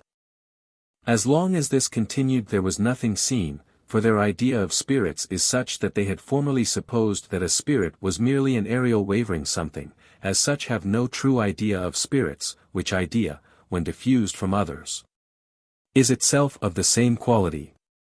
For when those who think spirit to be nothing, when they are present in the other life, nothing appears to them but a certain vacuity, they said also that they saw nothing, being ignorant whether it were spirits or an atmospherical inane. 1748, October 27. 3749. Their common property, which I also perceived, was that they supposed themselves competent to everything, and thus in the other life would fain be worshipped as gods. But it was given to say to them, that although they thought themselves all-powerful, yet if they were myriads in number, they could be driven by a single fly. At this they were enraged, but the truth was shown them by their being driven into a fright by a light whisper of wind, which they imagined to be a cohort from hell that would carry them away, about which I spoke with them. 3750. Concerning a certain dealer in artifices. A certain spirit was detected in artifices devised for no use, but merely with a design of vaunting himself of his cunning, who spoke with me, and that too in an artificial manner, not previously observed. There was a broad sound of speech, which vibrated like a wavering, aerial, imperceptible something, of a general kind, striking, crosswise about the mouth in which the speech is, seated. He said that he could speak like a great many at the same time, but it was said to him that this had been heard before. He could then speak remotely in another place, where still he was not, as also in many places at the same time, so that his presence should be supposed to be there and elsewhere at once, which was in some measure perceived. But it was said to him that such a thing was an artifice, and that such appearances could be presented, that with him, it was practiced, for no use but that of boasting, that with magicians it was for destroying.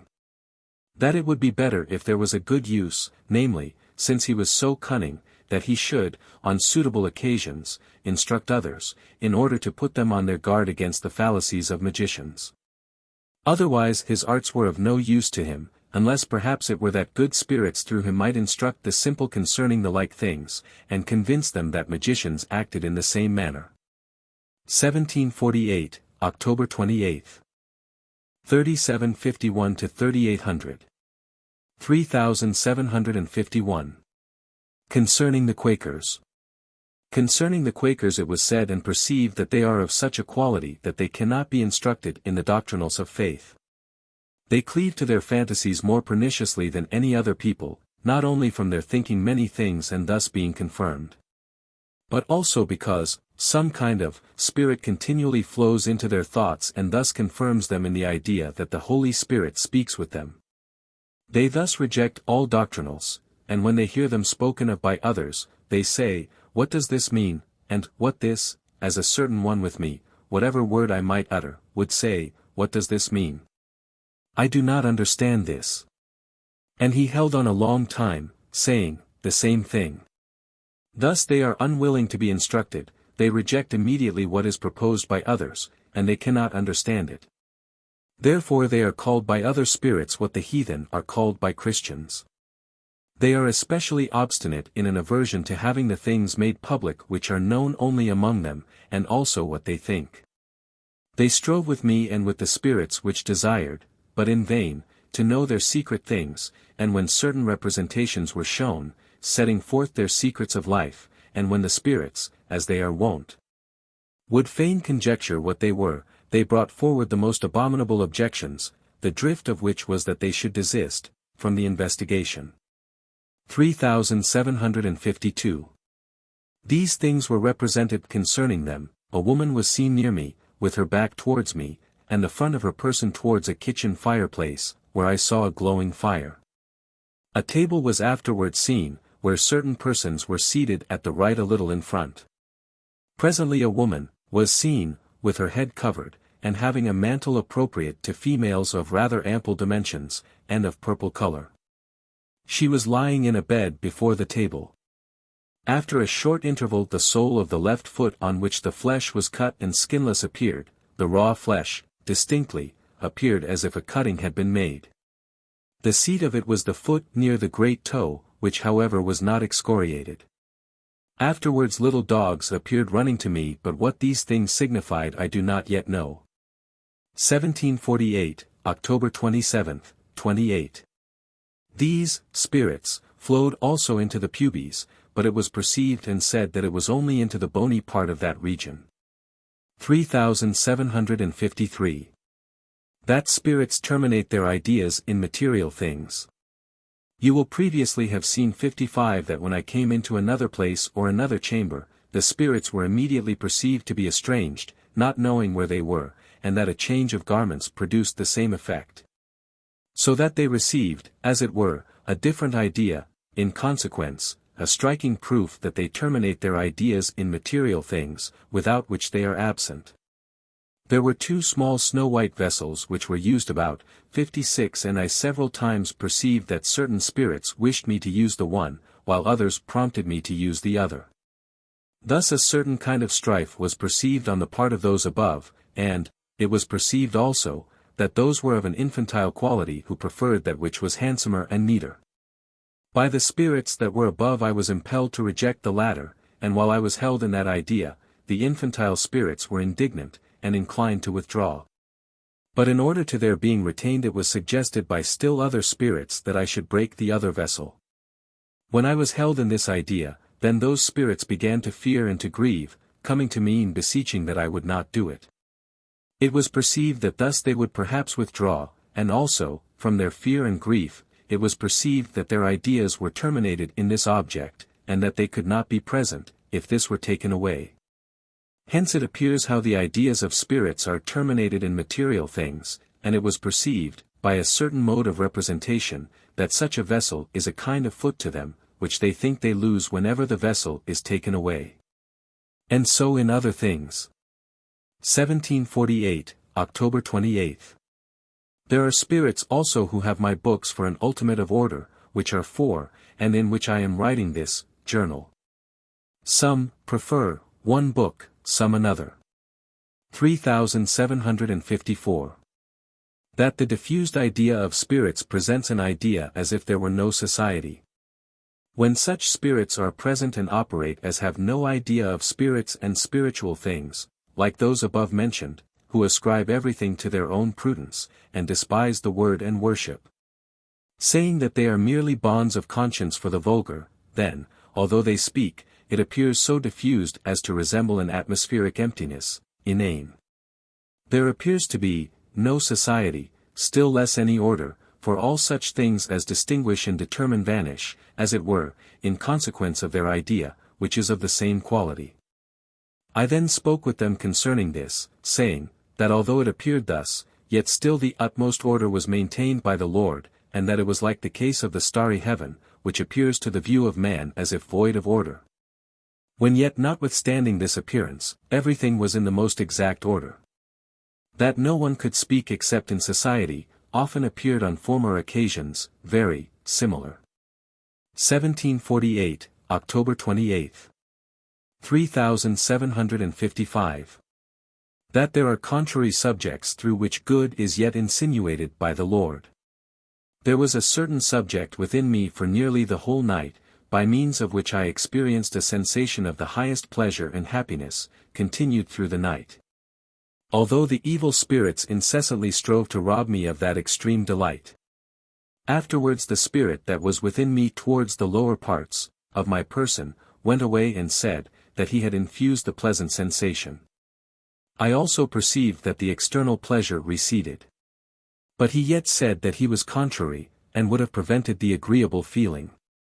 It thence appeared that the Lord makes use of opposed subjects, and also of evil ones, through which to insinuate delight, for the reason, as was said to me, that such an one has not the perception of delight, which if he had, he would then appropriate it to himself and thus take it away.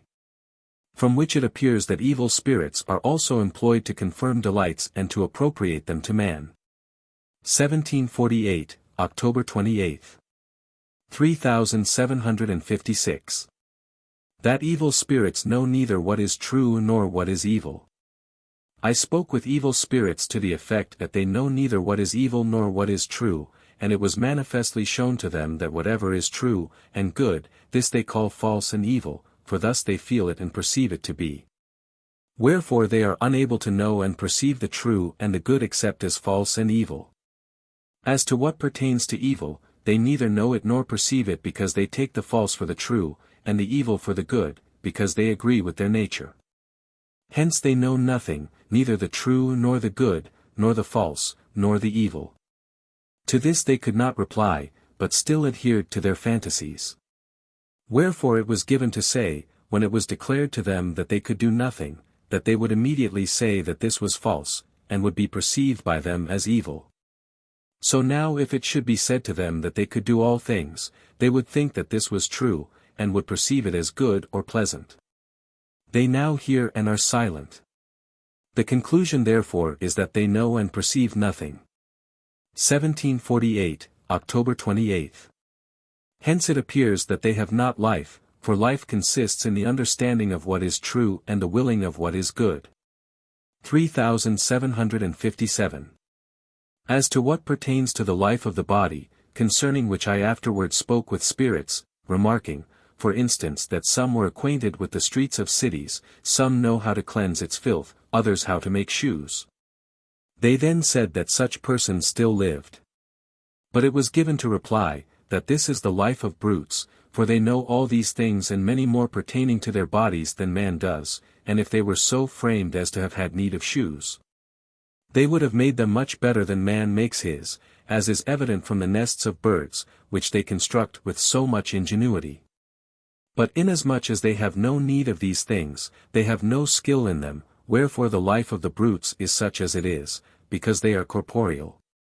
If they had had need of garments, they could have made them much more expertly than man, as appears from their being clad in more beautiful raiment than he is. It is hence given to conclude that such things as pertain to the body are the things which are common to the beasts. 3758.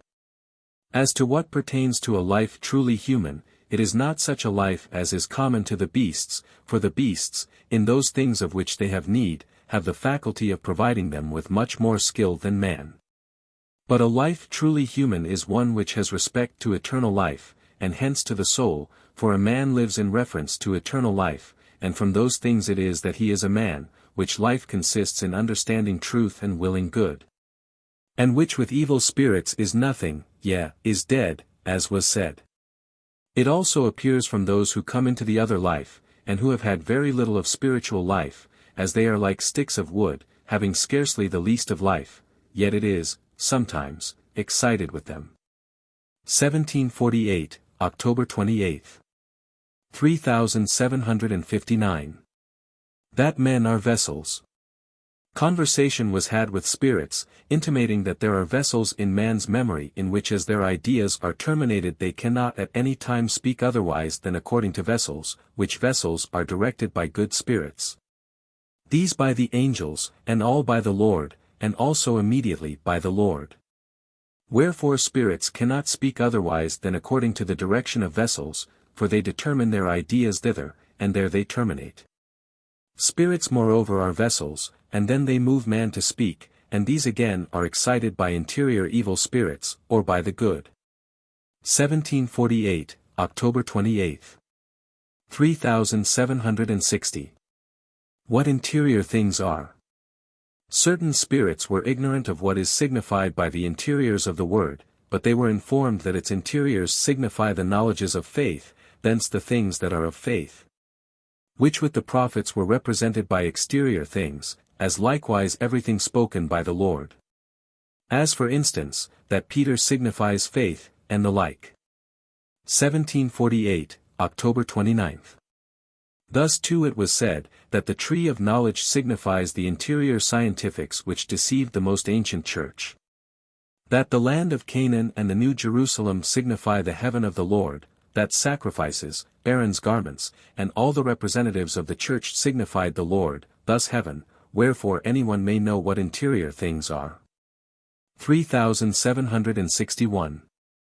As respects the interiors of spirits, which are similar representations, but of such a quality as can scarce fall under any idea, they are indeed interior, but yet all and each signify the knowledges of faith, heaven, and the Lord. 1748, October 29. 3762. Concerning the Quakers.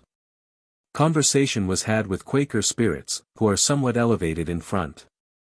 They then spoke with me saying that they were spirits from eternity, thus the Holy Spirit, to whom it was given in reply that there was no spirit from eternity. And asking, whether they did not know that they had been men from their associating new spirits to themselves, that they too might be the Holy Spirit with them, and that there is one only being from eternity, the Lord who is holy or holiness itself.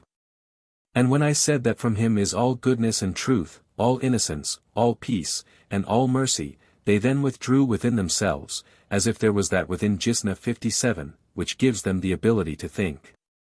They said indeed at first that this was from themselves, but at length confessed that it was from another source, but whence they did not know. This, however, was their lie, for I perceived that their belief was, that they lived, thought and spoke from themselves, consequently that they could of themselves do everything, wherefore they essayed many things, but in secret. For they act in secret, so that scarcely any spirit can detect what is from them. But they cannot wholly conceal it. At length, because they said they were able to do all things, and yet were plainly shown to have been men, while yet they vaunt themselves as being saints, they were published with an open voice by myself and others as foul spirits, much more profane than the dungy, cadaverous, and most filthy spirits, and as nothing else than abominable ordure, which was said to them openly, nor could one of them reply. 3764. These act also on the lower order of Quaker spirits, for these latter flow to them on their departure from life, as do all to their idols, and by them are they led. They still inspire and prompt them, as they did during life, to say nothing to anyone, and thus create a sphere which is more revoltingly fetid than that of other spirits, so that others cannot remain with them, but are obliged to separate, and are debarred all interaction. 3765.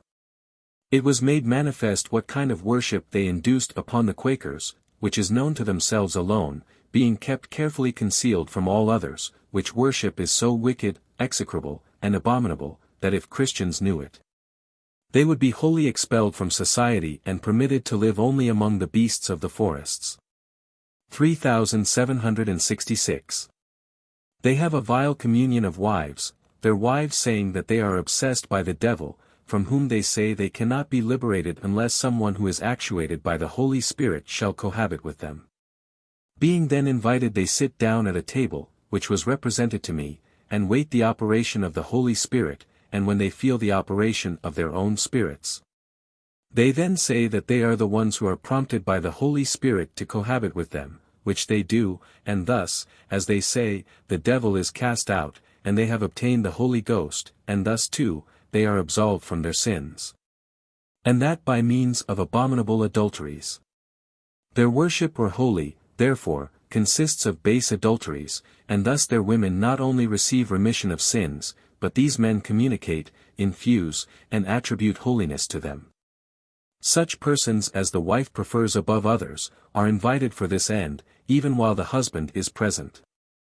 She lies in bed in the same room, and professing to be obsessed by the devil, seeks to be delivered by someone who is actuated by the Holy Spirit, and these, after awaiting the influx of the Spirit, as in their conventicles, say they are the persons, and cohabitation takes place thus promiscuously. 3767. As it respects the influx of their spirits, it was in some measure shown, though not perceived at the present day as formerly. Formerly they were manifestly moved to a trembling, so their spirits convulsed their whole body. At this day they barely perceive a commotion at the left side of the abdomen, and in the left arm just above the palms, formerly in the palms also. The left side of the face also is held in a kind of exhilaration. I inquired whether they did not flow into their thoughts by a certain manifest influence, but this it is not yet permitted to know. 3768. It was told them how abominable this was, since no less than 4 outrageous enormities concurred in this conduct. The first, that a community of wives involved the most detestable adulteries. The second, that they did this under the semblance of sanctity, placing that which was holy among things the most profane, and yet so that while they pretended the devil was driven away, he really entered in. That, thirdly, by thus giving remission of sins they relaxed every bond of conscience, to which it was owing that they became a viler offal than anyone could ever get conceive. Fourthly, that thus spirits through men had connection with their women. For spirits never so govern man as to act the part of man in those things which are corporeal, as in speaking, in eating, in walking, in conjugal connection, such things flow in from a common, general, endeavor. They act solely into the thought, and into the cupidities, but never into such, corporeal, things. Wherefore these cohabitations were much more abominable than those of the Sodomites, all which is now said to those spirits of theirs who say that they are the Holy Spirit. Also that these 4 abominations are such as I have described, to which they make no reply, nor are they able to reply. It was also given to know that when they cohabit with women they have scarcely any sense, but are so acted by their Holy Spirit that they are almost beside themselves. Hence also they conclude whether the women have obtained the Holy Spirit, viz. when they have obtained the devil. This is their sacrament of the supper, which, in its truth, they reject, as was also represented to me. 3769. It was inquired also whether, the same things took place, with the virgins, daughters, and maid servants of others, and it was said that the fact was so. It was moreover shown through a door opening into a chamber, of which the front part appeared of a greyish colour, the door to which apartment stood open, and a man was passing in and out, stationing himself near the wall.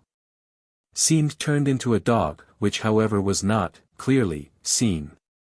A bed was then also seen, hung with a red curtain, by all which was signified that this kind of transaction, though managed in secret, really took place, for the parents do not resist when a command of the Holy Spirit is pleaded. But inasmuch as external bonds here occur, by which they are somewhat withheld, as, for instance, in the consideration, that these maidens are virgins, and may be married, and that therefore they ought not, prematurely, to become mothers.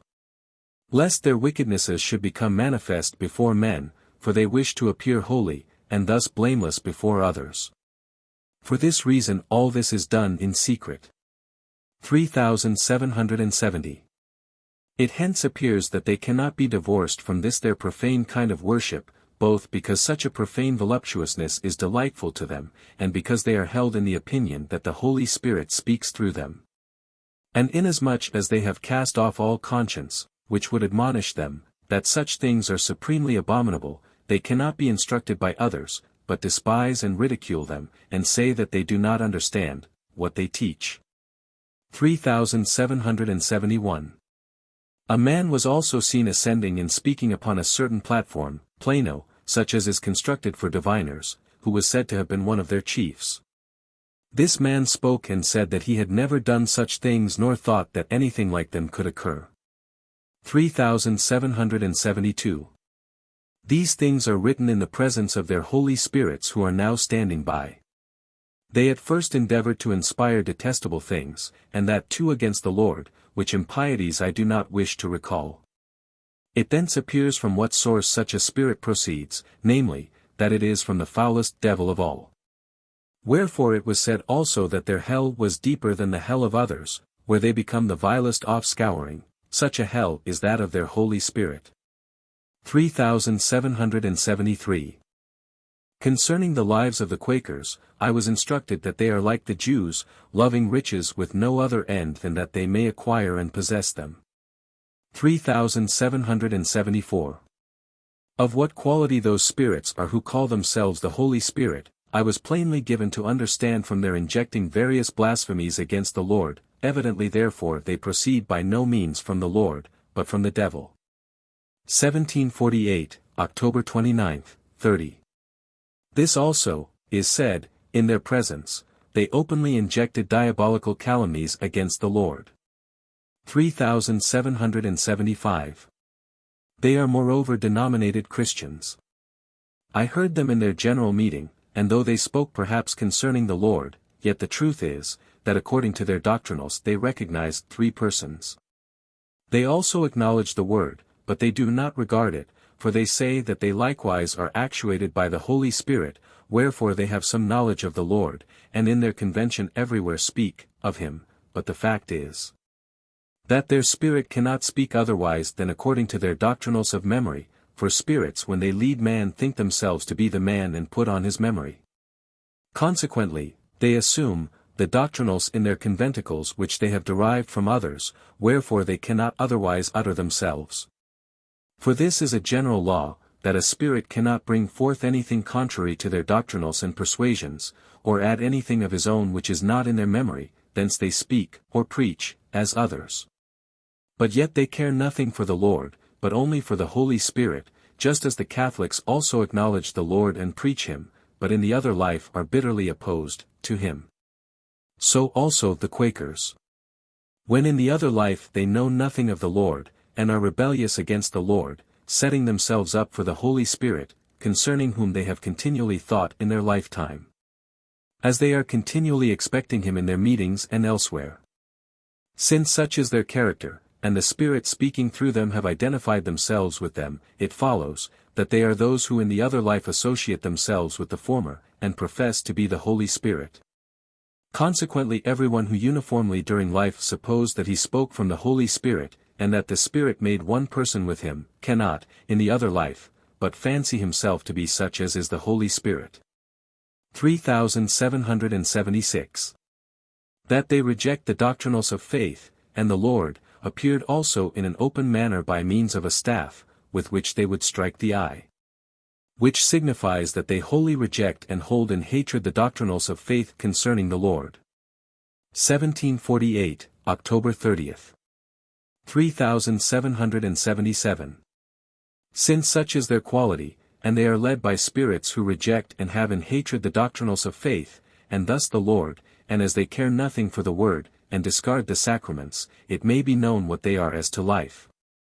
Inasmuch as they think their promiscuous cohabitations, abominable as they are, to be prompted by the Holy Spirit.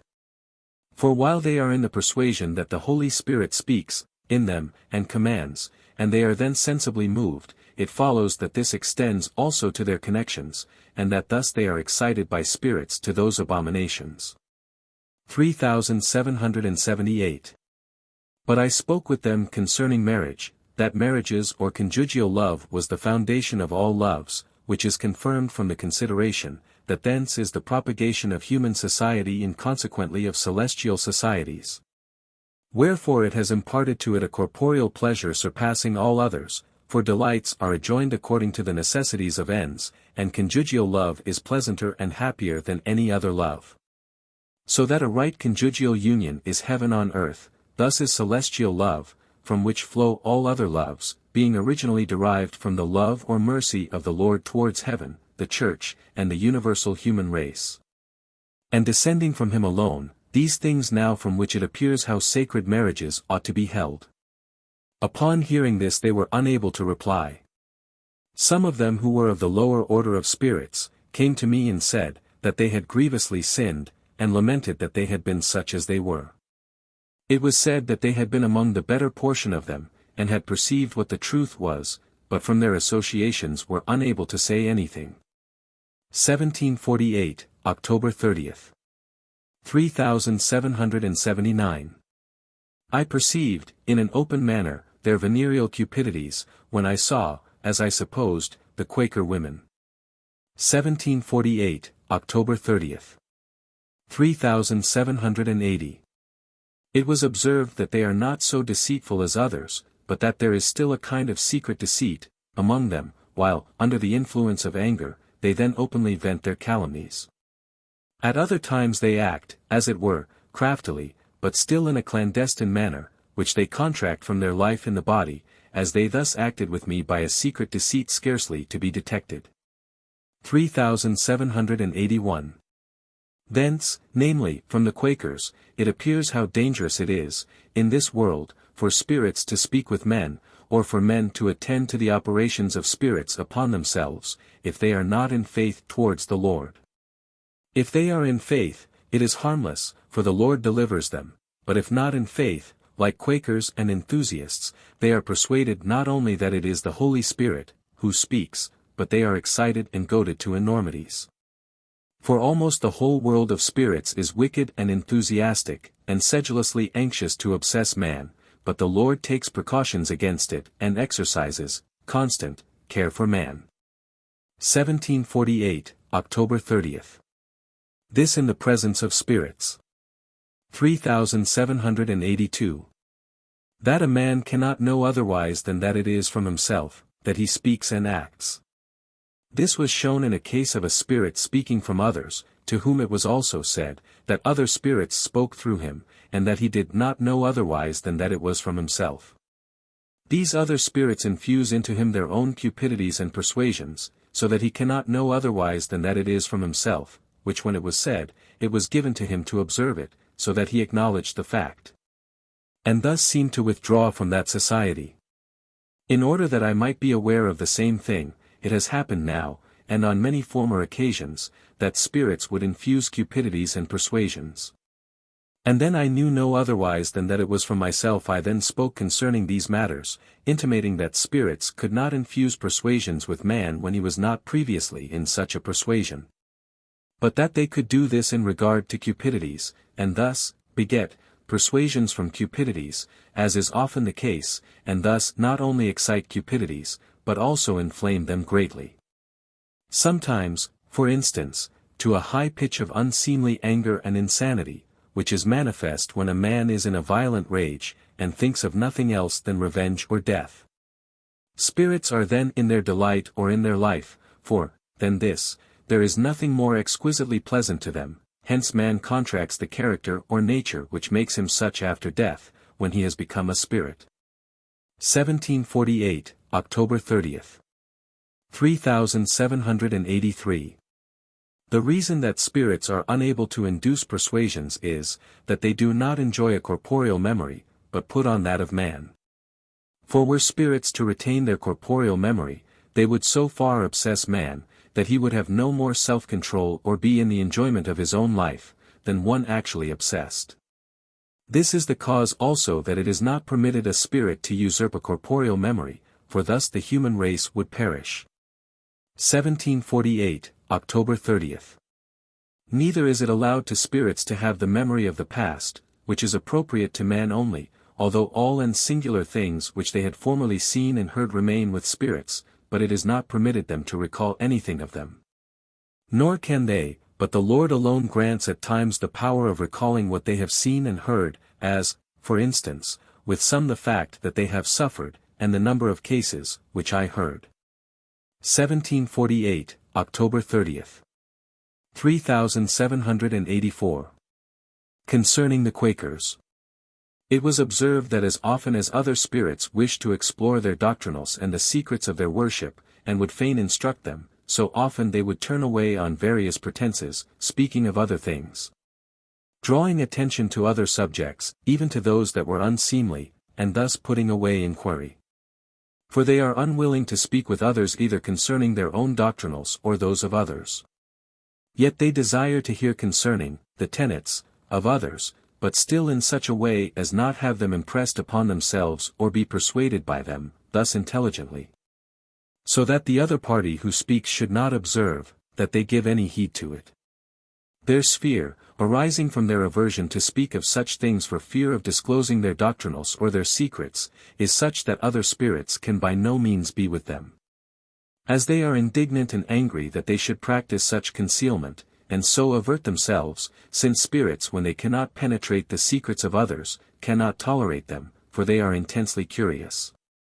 Wherefore the Quaker spirits live apart from others. 3785.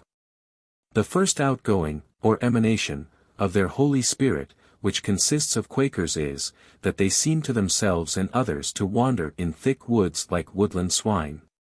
They are seen in great numbers by spirits, and it was said to me by an angelic interpreter that they thus wander about in thick forests, like forest swine. This is from their life, because they are avaricious and live in such nastinesses, like swine.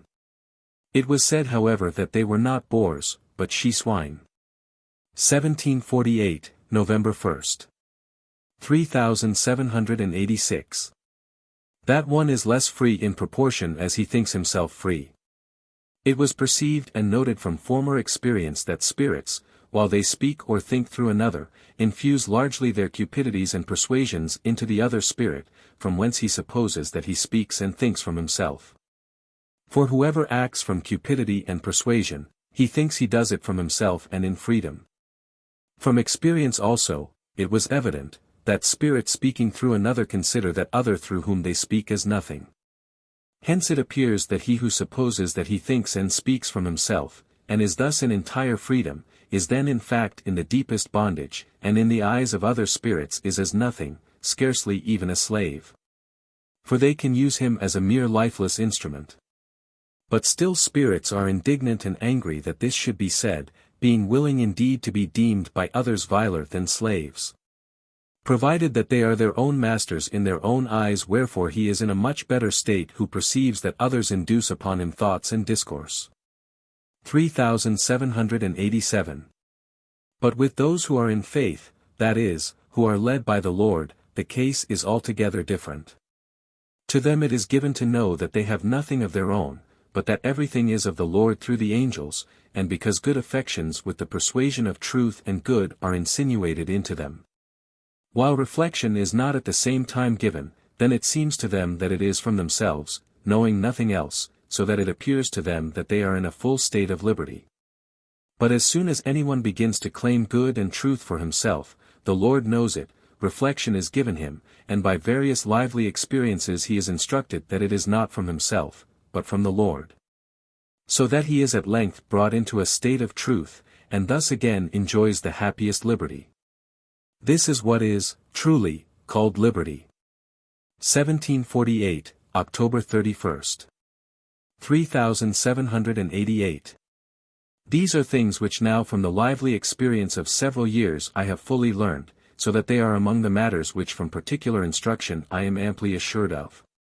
3789. The spirits who are above in front, and who are evil, grieved when these things were heard by them, being unwilling that the fact should be so. With these I spoke, saying, that they might know, as well from others who speak through them, as from those through whom they themselves speak, that the fact is thus. And since it is, and they are the slaves of others by whom they are held for nothing, and who infuse evils, is it not better that they should be led by good spirits, thus by the Lord, with which happiness is conjoined? Since otherwise they are tormented by an inward repugnance. But they still persist, in their conceits, inasmuch as though they know the fact to be so, they still wish not to know it. 1748, October 31st. 3790.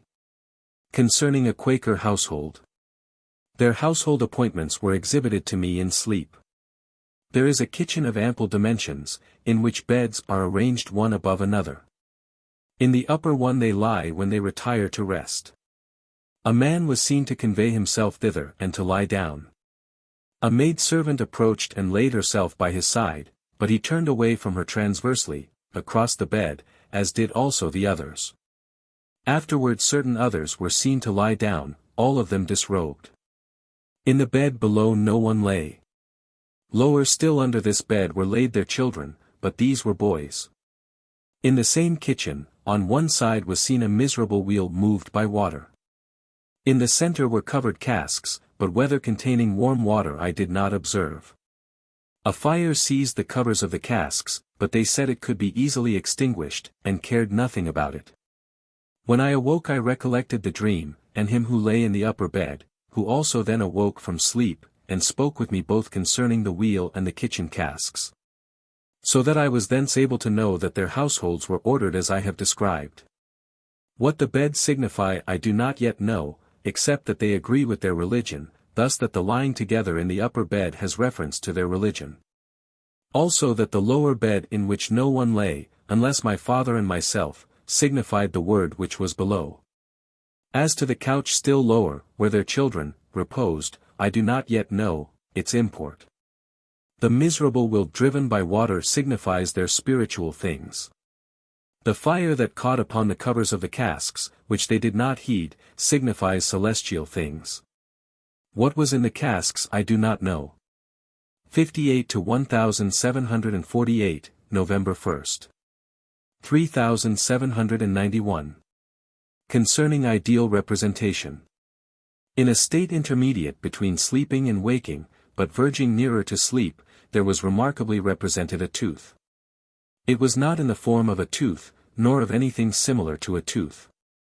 When in the waking state I could not know, still less express, what it was, but simply that a tooth was perceived, which, according as the desire was turned into something resembling coagulated milk. This was from the speech of the celestials, that they desired that natural things should become such, they being signified by the tooth. It thence appeared what kind of an idea is given, which in that state, and thus by interior spirits, is well known as to what it is, although there was no form or appearance of a tooth, but solely the perception of one. That it might thence be known that natural things were signified. There was also something broad and as a plane represented for a tooth. 3792. Certain spirits supposed themselves in their sleep about to attack me. They dreamt also, as I did, that they would lay siege to a certain castle, upon the capture of which they would attack me. Awaking from the dream, I spoke with them, and they also deemed themselves awake, speaking of the castle which they were to besiege, after which they would seize and plunder me. They supposed themselves to be altogether awake, which I perceived from them, but I said to them that they were yet dreaming, though they were scarcely sensible of the fact, yet they said that the thing had so taken place. At length, I think, they acknowledged that it was in a dream. Such is the life of such, that while dreaming they imagine themselves to be altogether awake, and such fantasies do they have. 1748, November 1st. 3793. Concerning the Quakers. Quaker spirits have been for some days with me, who boast of being the Holy Spirit, and some have been sent into the world of spirits, of whom it was said to those there, that they were Quakers. And others wished to show them where they had been and what they had been on earth. For this is easy in the other life when the Lord permits it. From their presence with me for several days it was given to perceive of what quality they are, namely, that they vaunt themselves of having existed from eternity, and of being the Holy Spirit. They care for nothing less than the Lord, against whom, as far as the bond of restraint was loosened, they invade contumaciously, but subtly, from the nature which they had contracted of saying nothing openly. Wherefore their deceit was evinced to consist in this, that they dare not divulge their thoughts, but as far as possible act in secret. They are continually in fear that some one may hear. Wherefore they besought that they might be alone, when they would speak freely. The subtlety therefore operates in a secret manner, their nature withholding them from publicity, because they wish to practice concealment. This kind of deceit differs from others. 3794. Because they were before spoken with respecting their communion of wives, and their detestable and abominable adultery, they tried by every means to make it out to be lawful, and as far as they could, in their concealed way, they did it. And that also which was indifferent they made a matter of conscience, that thus they might excuse their abominable adulteries, sometimes insinuating that they were wives, and that they could thus, properly, dispose of them. And then again, professing, that it was a compact, and that marriages are contracted by compact. But it was given to insinuate that the primary bond of conscience is that of marriage, as not only is the propagation of the human race the principal seminary of terrestrial societies, and thence of celestial, but also that thence all consociations derive their origin. But also it is sufficiently apparent that conjugal love is the principle of all loves and thence of consociations. 3795. For all consanguinities and affinities on earth derive their origins from marriage, from whence parents, children, brothers, sisters, relations, kindreds, receive their denomination, whether nearer or more remote. In like manner in the heavens, where the love of the Lord towards heaven and the church is compared to a marriage. Whence conjugal love is the fundamental, principle, and thence all loves draw their origin and are derived, and form consanguinities and affinities, which are similar derivations of loves. Hence now it appears that the primary bond of conscience is founded in conjugal love. 3796. It was also craftily insinuated by them, that the procreation of offspring still took place, notwithstanding the communion of wives. But it was answered that in like manner there was procreation of offspring among the Sodomites, but how abominable this was, they knew, full well. 1748, November 1st. 3797. Concerning Quaker spirits. The bond of restraint was loosened to Quaker spirits, who declare themselves to be the Holy Spirit. And they at first rushed by fantasies upon a chance innocent person who was with me, but because they acted by fantasies, as they were wont to do during life, they could not excite him, but they seemed to themselves to see him, and thus to ill-use him. Such a fantasy may be called an illusive fantasy, when they think it is really a person, while yet it is nothing else than their fantasy in place of persons, and which to those who are not aware of the truth appears as if it were the reality. But when the Lord grants he knows that it is only the image of their fantasy, that induces a likeness as if it were the person's himself. So that there is no other subject, but only a fantasy formed to his semblance, which is also an aerial fantasy, such as are the illusions of these spirits agreeing to their nature, because they boast themselves of being the Holy Spirit. And this some believe, and thus that they are from eternity.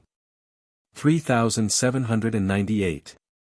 When they attempted to evil entreat the formed fantasy by casting it into the abyss, then by raising it up, aiming to dash it in the way against the rocks, and also by impelling it to adulteries. Then the abominable sphere of their adultery was manifestly perceived by spirits and by myself, which, sphere, is diabolical, for there is nothing in it but adultery. And whenever it finds any subject, they endeavor to affect him with this sphere of adultery. The whole sphere is as it were such is the sphere of their Holy Spirit, which has, for a sufficiently long time, breathed itself forth from them. 3799.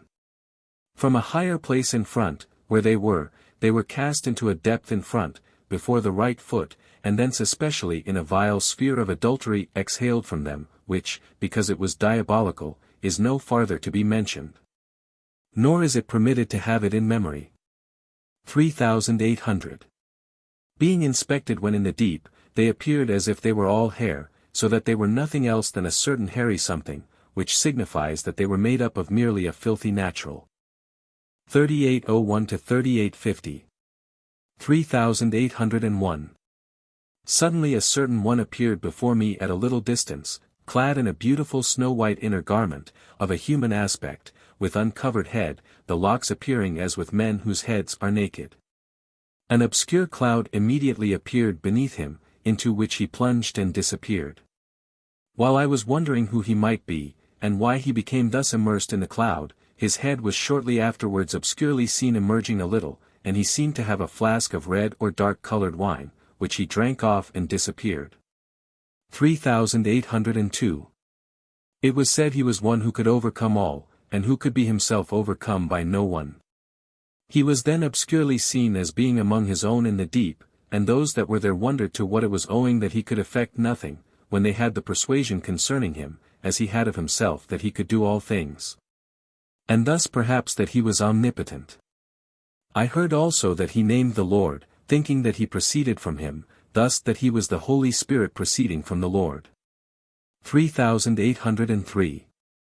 It was afterward said to me, both by himself and, as I think, by others also, that such an one supposed himself wholly born, and thus without blemish from his mother's womb, because born such in the world. Though in fact, begotten, by their spirit in vile adultery. As he supposed himself conceived, so also that he was born of the Holy Spirit, but with the aid of a man, and thus that he was from eternity, because born of the Holy Spirit. From him it was said that others held that they might perpetrate such nefarious adulteries and abominations. There was also seen near me a face which was similar to that of a base and detestable man, concerning whom it was said that he alone, or those like him, might drink such dark red wine in heaven, because he thought the wine to be celestial. This is perhaps their sacred supper, that such should drink either on earth or in the other life.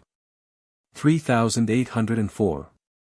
But that flask was made to envelope him round about, just as is usual in the other life, so that he received as it were, a new shell, with which shell, corporeal as it was, being clothed, he retired to a distance in front.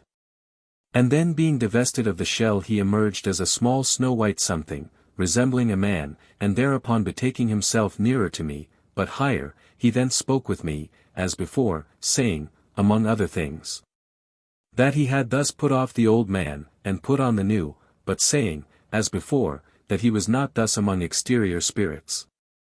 This took place from his fantasy that he should have presented himself as such, thinking that he had in this laid off another body which he had with him, and thus emerged a new man, and so that he was the Holy Spirit from eternity. Perhaps also that it was that which he supposed he had derived from the Holy Spirit, and that corporeal was laid aside which was from the Father. 3805. They are especially such that are the fruit of such a connection, who boast themselves as being wholly above others, and holy born, and of such a quality are they who prompt such connections. And who are with the Quakers when they cohabit in that detestable abomination with the women. For they are preeminently lascivious, and I perceive that they are in the persuasion of such adultery above others, thus that they act from the persuasion, which was felt by me, he also, from that persuasion, prompted my pectoral respiration. 3806. But the issue in regard to him was shown, when from being small and snow-white, thus the Holy Spirit above others, he became black and indurated, like a mummy, so that, in fact, he scarcely differed from a mummy. Being thus turned from snowy into black, or from holy to eminently profane, for such, because they are such, are turned into the contrary. 3807. Being afterwards made to revolve, or to be rolled, around an axis or staff transversely placed, he was, as it were, flattened or thinned out, to a kind of lamina, or plate. And continuing to be thus rolled he became a lamina more and more extended, and at the same time obscure and dense, till finally its length precluded its being any further rolled upon the same cylinder. For, however much of it was rolled, till just so much always remained. Which was the punishment for saying that they were from eternity, viz., this being turned into something without end, thus, denoting, a perpetual natural. 3808. Afterward when rolled towards my head there appeared in this long lamina a snake or serpent within the lamina, corresponding to it in size, which snake or serpent was erect, so that its tail was upwards, and its head in my hair. There was then suggested something respecting the serpent, which from the tree of knowledge deceived Eve.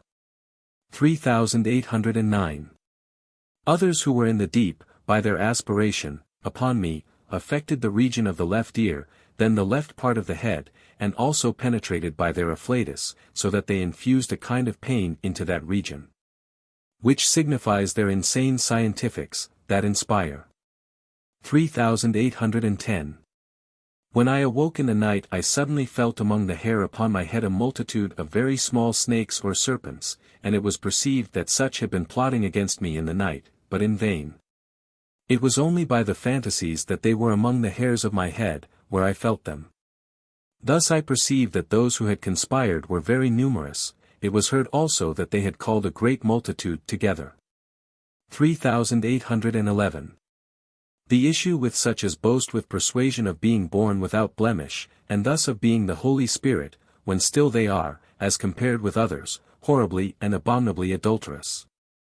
Inasmuch as the bond of conscience is altogether loosed, with them, is, that they became the foulest excretions, for such an issue awaits those to whom the bond of conscience is especially relaxed in such things. And it was perceived that when this is the case one cannot fail to be dissolved into such things, according to the different degrees of relaxation, some into the foul mucus of the nostrils. But this is the first result, as they are afterwards separated from external associates, and sit at first in torment, like the barks, of trees, dregs of oil, and such things, and when severed from companions, they are horrid images of death. Only there is a certain society of interior life, of which, however, they are ignorant. For if they should be withdrawn from all interior consociation, they would be deprived of all life.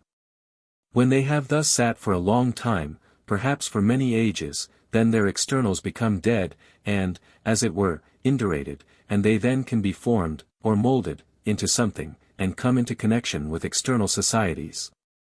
But, they act, very little from themselves, and so with those who are in persuasion like such, and with whom the bond of conscience is entirely loosed, there is scarcely anything of their own. 3812. I perceive that those of this quality who retain so little of their own, can indeed belong to societies, but they are scarcely aware of the fact. They are, as it were, subjects, and as to their propria inanimate, and serving in societies for bonds of connection, or as mere insertions in respect to such bonds, answering the same purpose as certain words in discourse, which merely perform the office of connectives, without contributing anything of account to the subject matter, because there is nothing essential in them. Whether they can also serve for subjects through which others speak, without knowing whether it is themselves or the others that really speak, as is the case with some subjects, I do not yet know. But so it appears, for of themselves they know almost nothing. 1748, November 1st, 2. 3813. There appeared to me 2 days before, unless I mistake, a vessel in which there was milk, butter, and a certain something representing cheese or bread.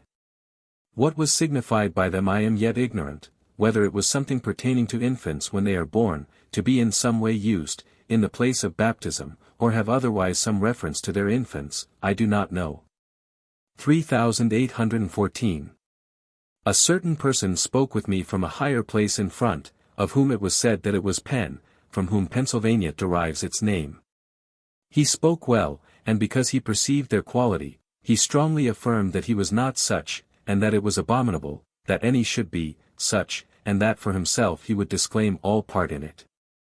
Saying and asseverating many other things which I do not recollect. 3815. Certain Quakers spoke concerning those who at first became Quakers in such abundance, saying, that their spirits could not then have been Quakers, thus that they were of another character. But it was answered that almost all the spirits of the world of spirits were such as were bent upon possessing, yea, obsessing, man, and I know that every one of them wishes to be called the Holy Spirit, provided only that there are subjects who may acknowledge and worship them. Those who then possessed them were from the world of spirits in general. They were also wrought upon by mere enthusiastic influences, which happens moreover in respect to all kinds of enthusiasts. But afterwards Quaker spirits succeeded, when the Quaker sect began, for they are closely congruous to their nature, nor do they admit others into society with them, for their nature is distinct from the nature of others. 1748, November 1st, 2. 3816. Concerning a certain one who aspired to superior greatness. A certain spirit said to me, I am nothing, of whom it was asked whether it were not well that everyone should be such as he is, or whether one should desire to be greater than he is. For everyone is a mere diminutive particle among myriads of myriads of myriads. Such he is, and yet he wishes to be greater, while at the same time if in the truth of faith, he cannot be greater than he is, which is to be almost nothing at all, and so on. When one wishes to be greater than he is, what then? 1748, November 2nd. 3817. Concerning spheres. In what manner spheres correspond and are affected was made apparent when I walked about a stable of horses and smelt their ordure, of which upright spirits immediately complained, saying, that they could not endure that smell. Because the sphere of reasonings from naturals forthwith occurred, and thus was felt the sphere to which it corresponded. Thus it appears in regard to other things how it sometimes is with the objects of smell and the other senses, as also with the objects of various thoughts, as also fantasies, which form spheres, to which correspond spiritual and celestial things. And thence their spheres, that affect according to the quality of spirits, for spheres are, as it were, the atmospheres of spirits in which they live. 1748, November 2nd. 3818. What the difference is between beasts and man. Whatever beasts do is natural, because their ends terminate in natural things. It appears, indeed, as if beasts derived it from a spiritual and celestial source, that, from the prompting of conjugal love, as, for instance in the case, of doves and other birds which go in pairs, they should thus associate themselves in pairs. So also in regard to their young, whether chicks or whelps.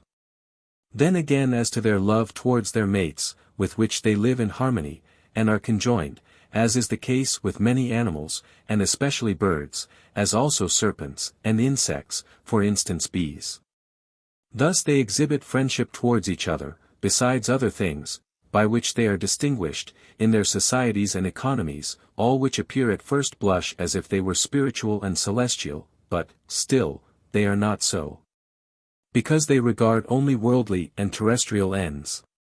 From ends, alone, can it appear whether anything is spiritual and celestial. It is one thing to be prompted by an end spiritual and celestial, and another to receive such ends, and regard them. For, unless the recipient be as the agent, then there is not given in the recipient any such thing as that which pertains to the agent. 3819.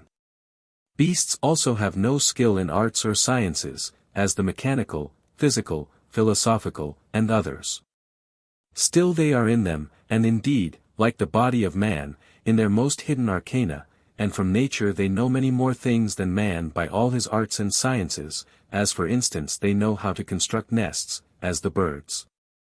To form webs, as the spider, to enwrap themselves in little silken houses, as the silkworm, to form beautiful cells and adjust them, as bees, besides other things. These things are scientifics which beasts know. Man by his sciences does not reach so far.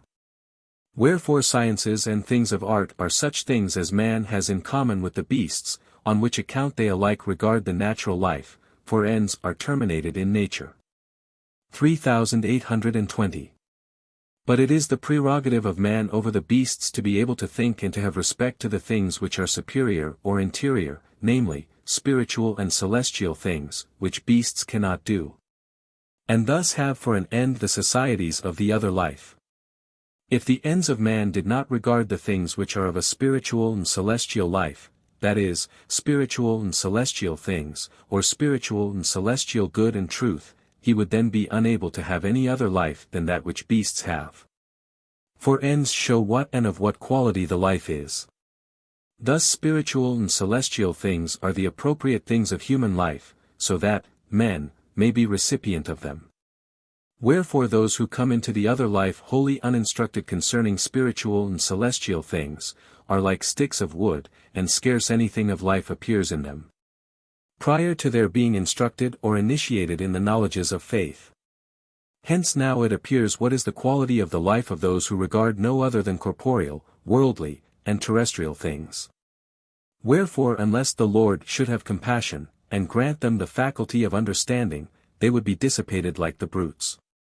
1748, November 2nd. 3821. That evil spirits are continually in the effort of evil. It was often observed that when I was in the streets, evil spirits wished to cast me under the wheels of a carriage, so that this was in fact familiar to them. Today I particularly observed that they were in such a perpetual endeavor, for it was given to perceive it when they thus made the attempt, and indeed that the sphere of their endeavor is continually such that it is their life. And I perceive that man is continually preserved by the Lord, and their endeavors frustrated. Hence it appears that unless the Lord in every, even the smallest moment, preserved man, yea, even the least of his steps, he would immediately perish. Such is the effort of the world of spirits. 1748, November 2nd. 3822. Concerning spirits who speak dissimilarly, but think alike. Certain spirits came in front, a profane sphere being sent before them, which led me to think that profane spirits were approaching. But they were the opposites or enemies of such, who placed themselves above my head, because they were enemies. It was thence ascertained that they would breathe annoyance against them, and prompt other forms of enmities towards them. 3823. The spirits who came in front accosted me, saying that they were men. When I said to them that they were not men, as the term is understood, i.e., men possessed of a body, but that they were spirits, and thus also were men, because whatever there is in a spirit conspires to that which is of man, and so finally to a form similar to the human body. To this I apperceived no denial, but, on the contrary, they confirmed it. They said moreover that men are dissimilar, or that there was no society in which one was wholly like another, and as this seemed to me impossible, viz. that there should be a society of dissimilars, I spoke with them concerning it, saying, that they might still be consociated by the Lord to one end, which might act as a kind of common, general, cause to bring them together into a certain unity. But they said they were such that everyone speaks differently from the rest, and yet they still think alike. 3834. This was also illustrated by the example of one saying that he who is nothing is least in heaven, while another said that he was greatest, and yet that each was true, and so on. Then again by its being said by some concerning the evil spirits who were above the head, that they were evil, by others that they were good, and by others still that they were intermediate, with wide difference.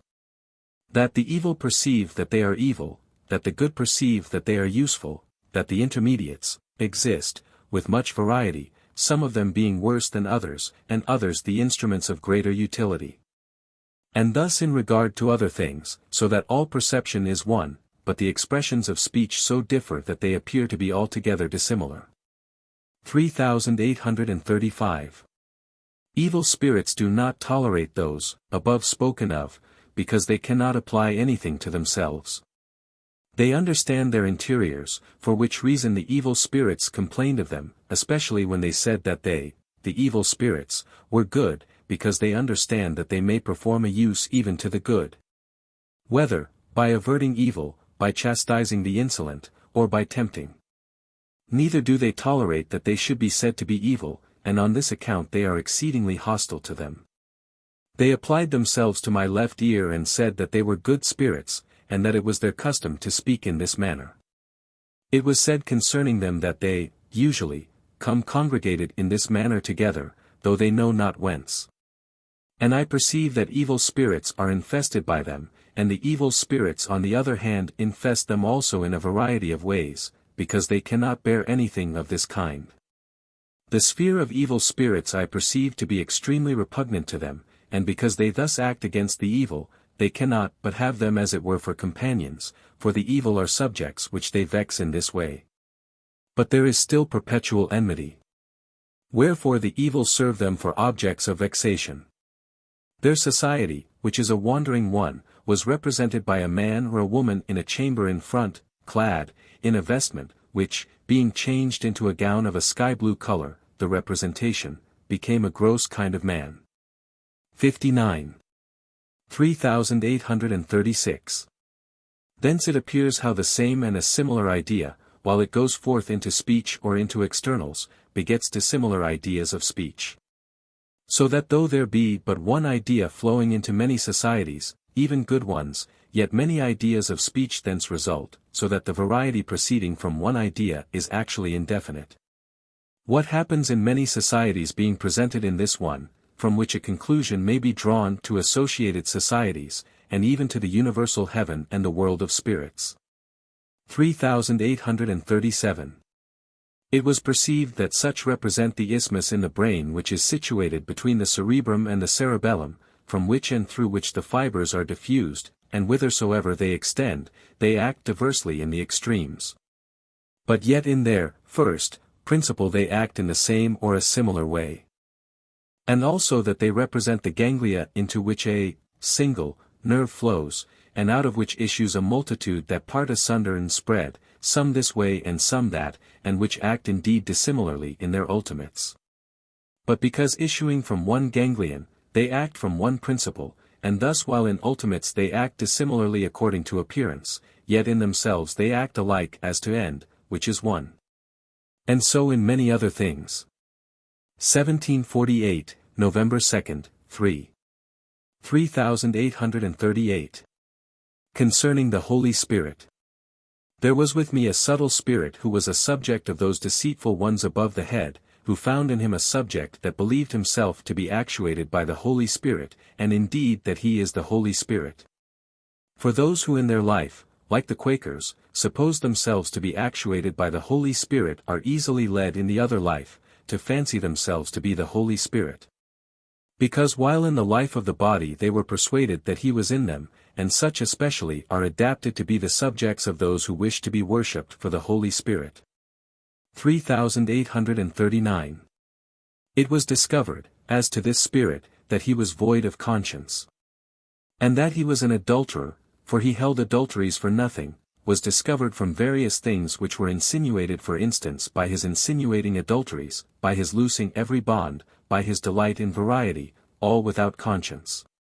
Whether he were in the conjugal principle or not, whether he were a married man or a married woman, this I perceived with sufficient distinctness from the things which were inspired.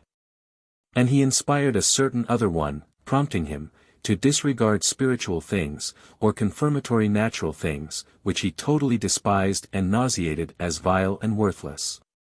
3840. He was then suddenly inspected by angelic spirits, who have an exquisite perception of the presence of such spirits, for they pervert the vessels or ideas, so that they cannot flow in. Being thus inspected, he was suddenly extended into a long band, or wrapper, a little before the eyes, and being rolled up was thus left, that they might wait to see what he would do. He attempted to unroll himself and twisted the bandage in every variety of way according to interior fantasies, which it was not given to perceive, but only to infer from what he was seen to do with the bandage. Presently he rolled himself up in the extreme part of the bandage, and passed, through the exteriors of the left eye into the brain, and thence back almost to the point of conjunction of the optic nerve. Thence from the eye he was cast among the hairs of the head, which signified that because he was the Holy Spirit, he wished to possess everything spiritual and natural, thus to know all things as is conceived respecting the Holy Spirit. Presently afterwards the bandage or long veil like a bandage, disappeared, and made itself obscurely seen, from his supposing and endeavoring to show that he was the Holy Spirit, because thus scarcely visible. And that too before the left eye, where yet his obscure presence was amply perceived. In this manner inducing the supposition that he was the Holy Spirit. He afterwards presented to view an obscurely luminous something, as the light of the Holy Spirit, respecting which they are accustomed to say much in their preaching, and, by which they merely understand an obscurely ominous something. But not, true, intellectual light. 3841. It was afterwards shown by a certain kind of speech with them and others, that they were those above the head, the deceitful among the more deceitful, who think themselves to be the Holy Spirit and who, having obtained this one as a subject, actuated him and wished by him to make it appear that they were the Holy Spirit. Hence the quality of those who, in the other life, vaunt themselves of being the Holy Spirit, may be known. 1748, November 3rd. 3842. How interior evil spirits flow in. The deceitful spirits, who are above the head, have flowed in for a considerable time, and in some cases with so much subtlety that I knew not that it proceeded from them. For some time past a mere manifest reflection has been given me, and today a clearer still, so that I could observe how they flow into the subtle thought of man, which influx is such that man could never perceive the source of it. From close observation granted me by the Lord, I perceived this so manifestly as to notice each one of their common influxes, and if that close observation had not been granted, I should by no means have perceived whence the influx flowed. Still less that it was from those above the head, but could have taken it to be, in myself and from myself, as other men think and even believe. But that it is from spirits I am now able to know more distinctly than ever before. When they apperceived that I was reflecting upon their influx, they became highly indignant and wished, as they said, to withdraw, but they knew not whither. 3843. The things that flowed from them were contrary to the Lord and contrary to whatever is of faith. They were exceedingly complaisant to every cupidity that was given, and when they could hold men in any evil cupidity, they were then in their life and delight, as was also said to them. In such cases they suppose themselves to live as the man, for they then appropriate his life as their own, because in a similar life, consequently in society with the man. But where there is a repugnance, as with one who does not suffer himself to be perverted by them, but remains in faith, with him they cannot live, for he is not in the stream of their life. They especially inspire adulteries and hatreds, and labor with the greatest zeal to abolish every bond of conscience, as their intense exertions with me testify. Thus they are adulterers of the highest grade, and void of conscience, and yet they are those who preeminently boast themselves of being the Holy Spirit, of whom the more deceitful are yet higher above the head. Such hold their place above the head, and are distinguished according to altitude, because they are of a lofty mind, supposing themselves to be the Holy Spirit, and thus that they rule men. 3844. These flow into inferior subjects, which are with man, and the subjects know no otherwise than that they are themselves the man, but they who are above the head flow into them. 3845. They are ruled by the Lord through heaven, but not by interior influx, because they have no conscience, and are wholly contrary to faith, but by external bonds. For they were such in life as were fearful for their lives, for the loss of honor and fame, which are bonds, and things of this kind by which they are ruled. They are thus bent to such things as the Lord grants and permits, so that there shall be nothing which comes from them, that is not of pardon, if not evil, and of permission, if evil. For they are born to a certain good also through externals, but not through their internals. 3846. The angels, on the other hand, who are at the head, are ruled immediately by the Lord and also through heaven, and indeed from internals. Nor have they any communication with those, others, above the head, only they rule their subjects. 1748, November 3. 3847. Concerning the bonds of conscience.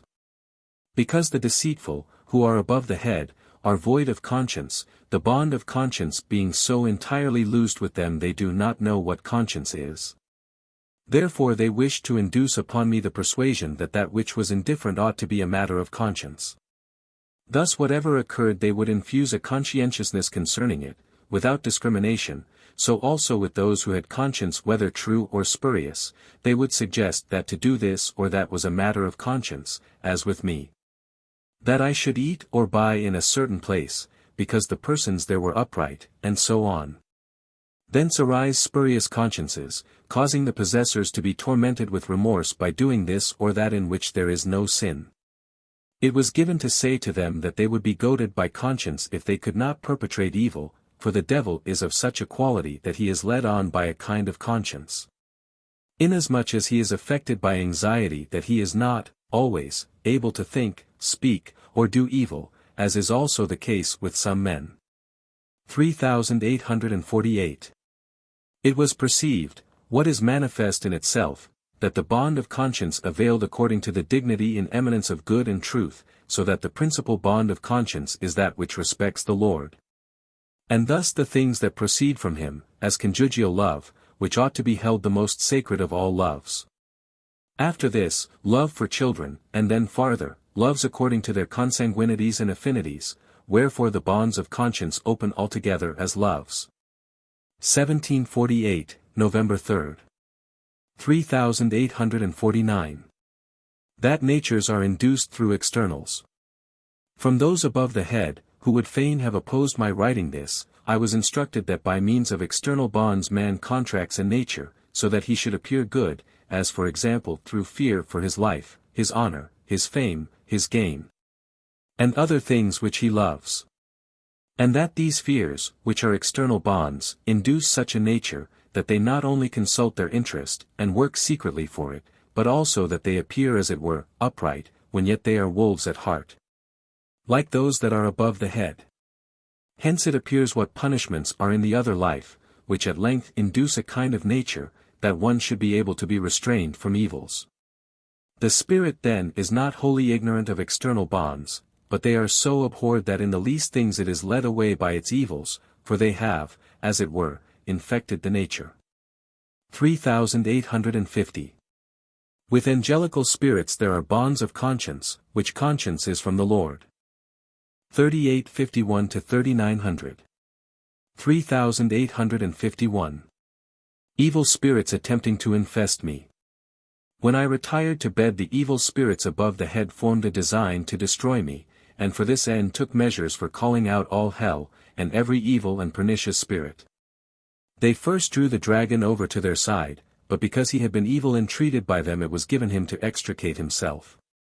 They then endeavored to summon all hell, and thus to surround and to attack me in a body, and at length to destroy me, which they had so often in vain attempted before.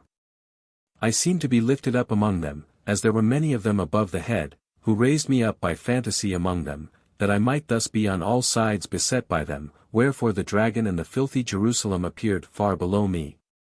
Concerning which the dragon complained. I perceived that they wished to act by means of innocent persons, under whose semblance they exhibited those whom they evoked. They evoked David also, who appeared before me in his own face and body, furnished with his implements, but he was immersed in a dense cloud. When they had persisted for some time in those fantasies, perpetrating whatever they were able, while I reposed in safety fearing nothing but reflecting on their efforts. They at length observing their attempts to be fruitless retired and confessed that the project was vain. 1748, November 4th. 3852.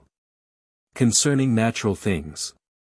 There are spirits who care nothing for natural things, which I was enabled to observe when I wrote anything respecting natural things, as these were despised as being of no value, inasmuch as they regard only spiritual things.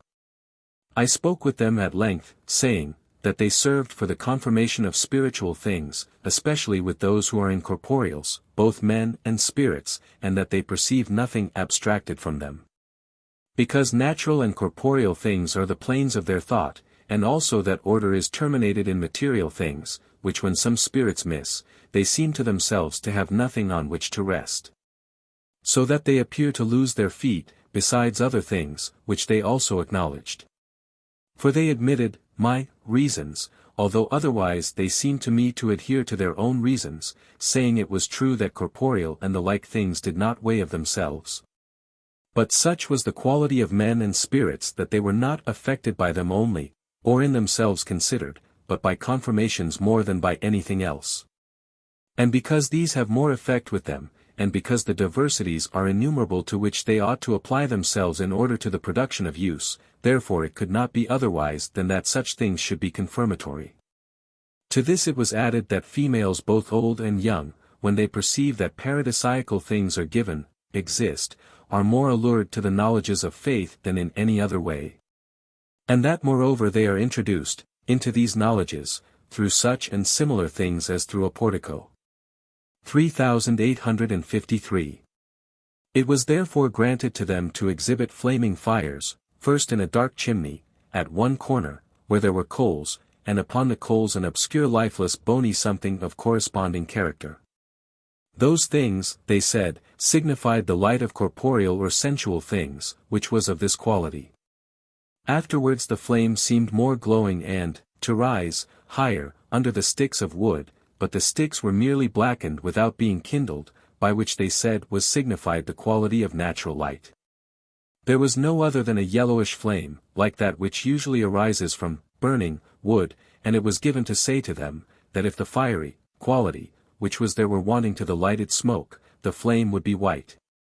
That is to say, if natural things were wanting, for these are, what correspond to, the lighted fiery smoke which makes the dark hue so yellow.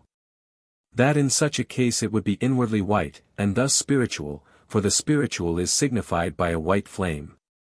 3854.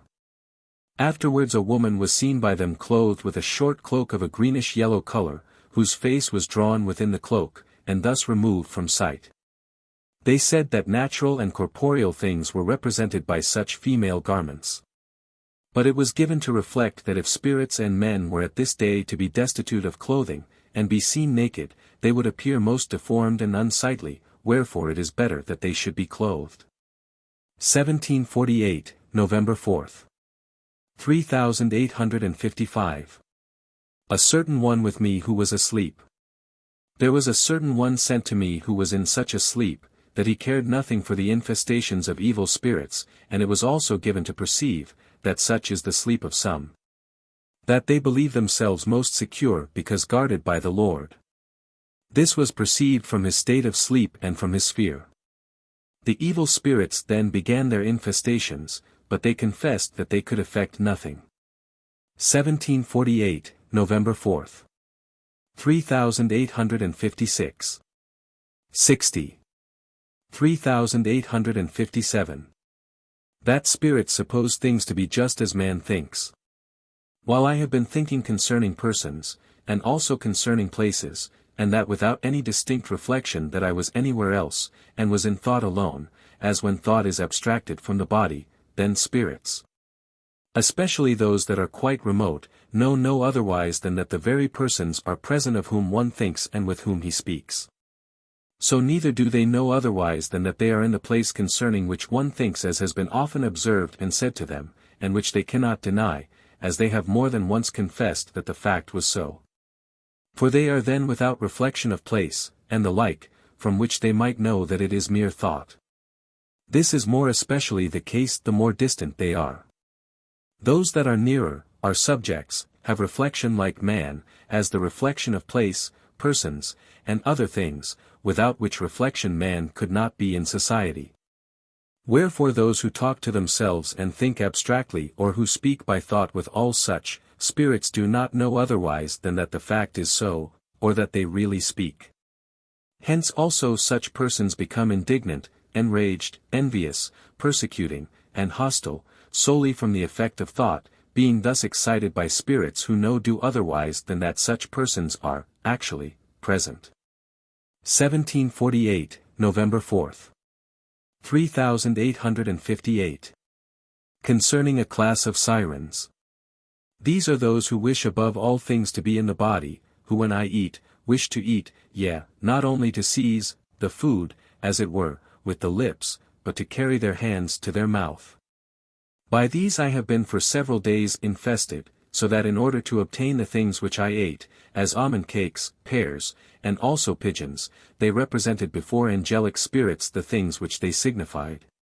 Wherefore they knew no otherwise than that these things were such as they seemed, as, for instance, that they corresponded with their proper interiors, in which, being thus held, they acquiesced, when yet their craft consisted in this, that they thus represented them in order to possess my body, when at the same time it is utterly forbidden that the function of eating or taste should be exercised by any spirit. 1748, November 4th. 3859. Who lie in wait by night. There were those who plotted against me by night, whilst I slept. Having awoke, I felt a certain large man behind, who was gently thrust down, and while in the act of detrusion, he continually uttered the sound of a hoarse speech. The spirits wondering whither he would be thrust, he was felt towards the posteriors, and that he would then be cast into a disgusting hell. For to plot against man when he is asleep is abominable, wherefore such draw down punishment upon themselves. 1748, November 4th. 3860. Concerning the general natural sense. 61. Those who constitute the general sense have been previously treated of.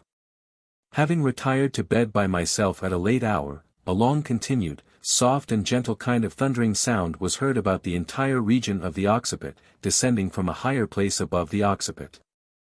This was perceived by spirits, but who they were, that made the noise, I know not. They could not speak like others, wherefore it was said to me that they had relation to the general involuntary sense, or of the cerebellum, as those formerly seen had to that of the general voluntary sense. It was said that they could well perceive the thoughts of men, but could not expound or utter them, just as the cerebellum perceives everything that the cerebrum does, but does not publish it. Or is unable to think and speak in the way that is peculiar to the cerebrum as distinguished from the cerebellum. It was said concerning these that they could perceive singulars, but as I did not perceive them, nor did they excite my thoughts like the former and others, I could not know otherwise than, according to what was said by others, that they had an exquisite perception of all thoughts, as they now wish to have. For the cerebrum is, comparatively, in a turmoil, but that is in quiet. 3861.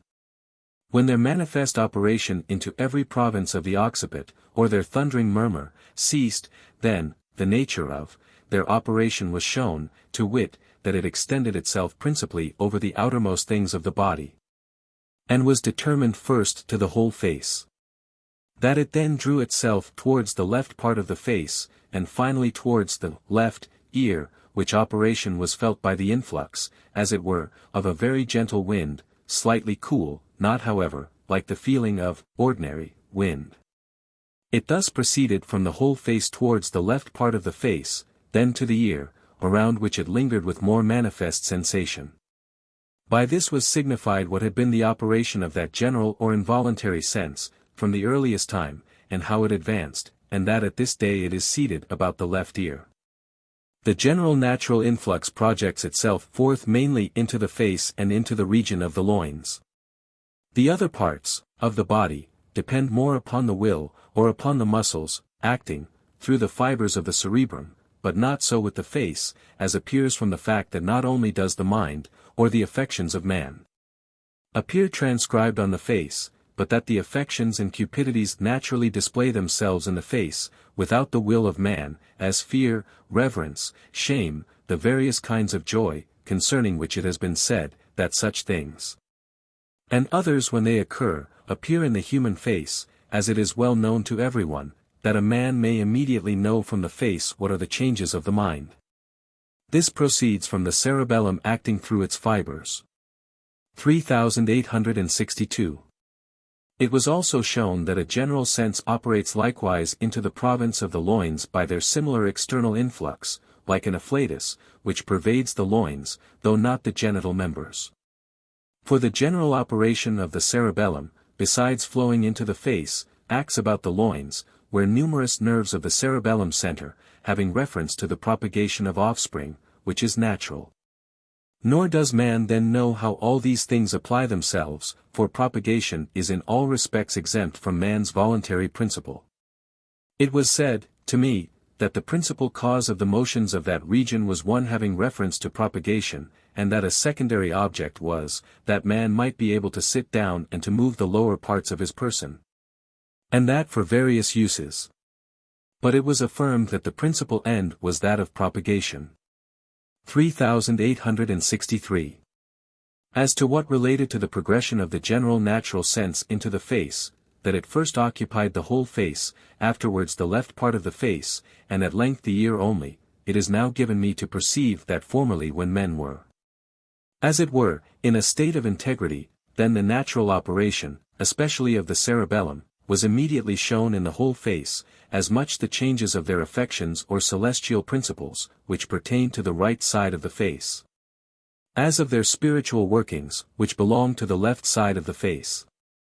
When the affections of good ceased, and were succeeded by vile cupidities only, then the natural operation into the right part of the face receded, and betook itself to the left, into which it acted from spiritual principles.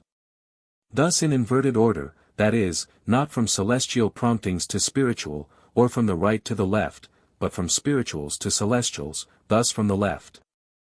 But it is not lawful to proceed from left to right, or from spirituals to celestials, wherefore the right side of the face is guarded by the Lord, that, the influx, may not extend itself thither from the left, which appears from faith. That faith is without the affection of good, to which faith it is not granted to enter into the affections of good, thus into celestial things, on which account it is separated, and at this day faith is scientific, or of the memory, by which men wish to enter heaven, although destitute of any affection of good, or love. For they suppose that provided they have faith they will be saved, when, at the same time, their life may be contrary and, made up, of mere cupidities. 3864.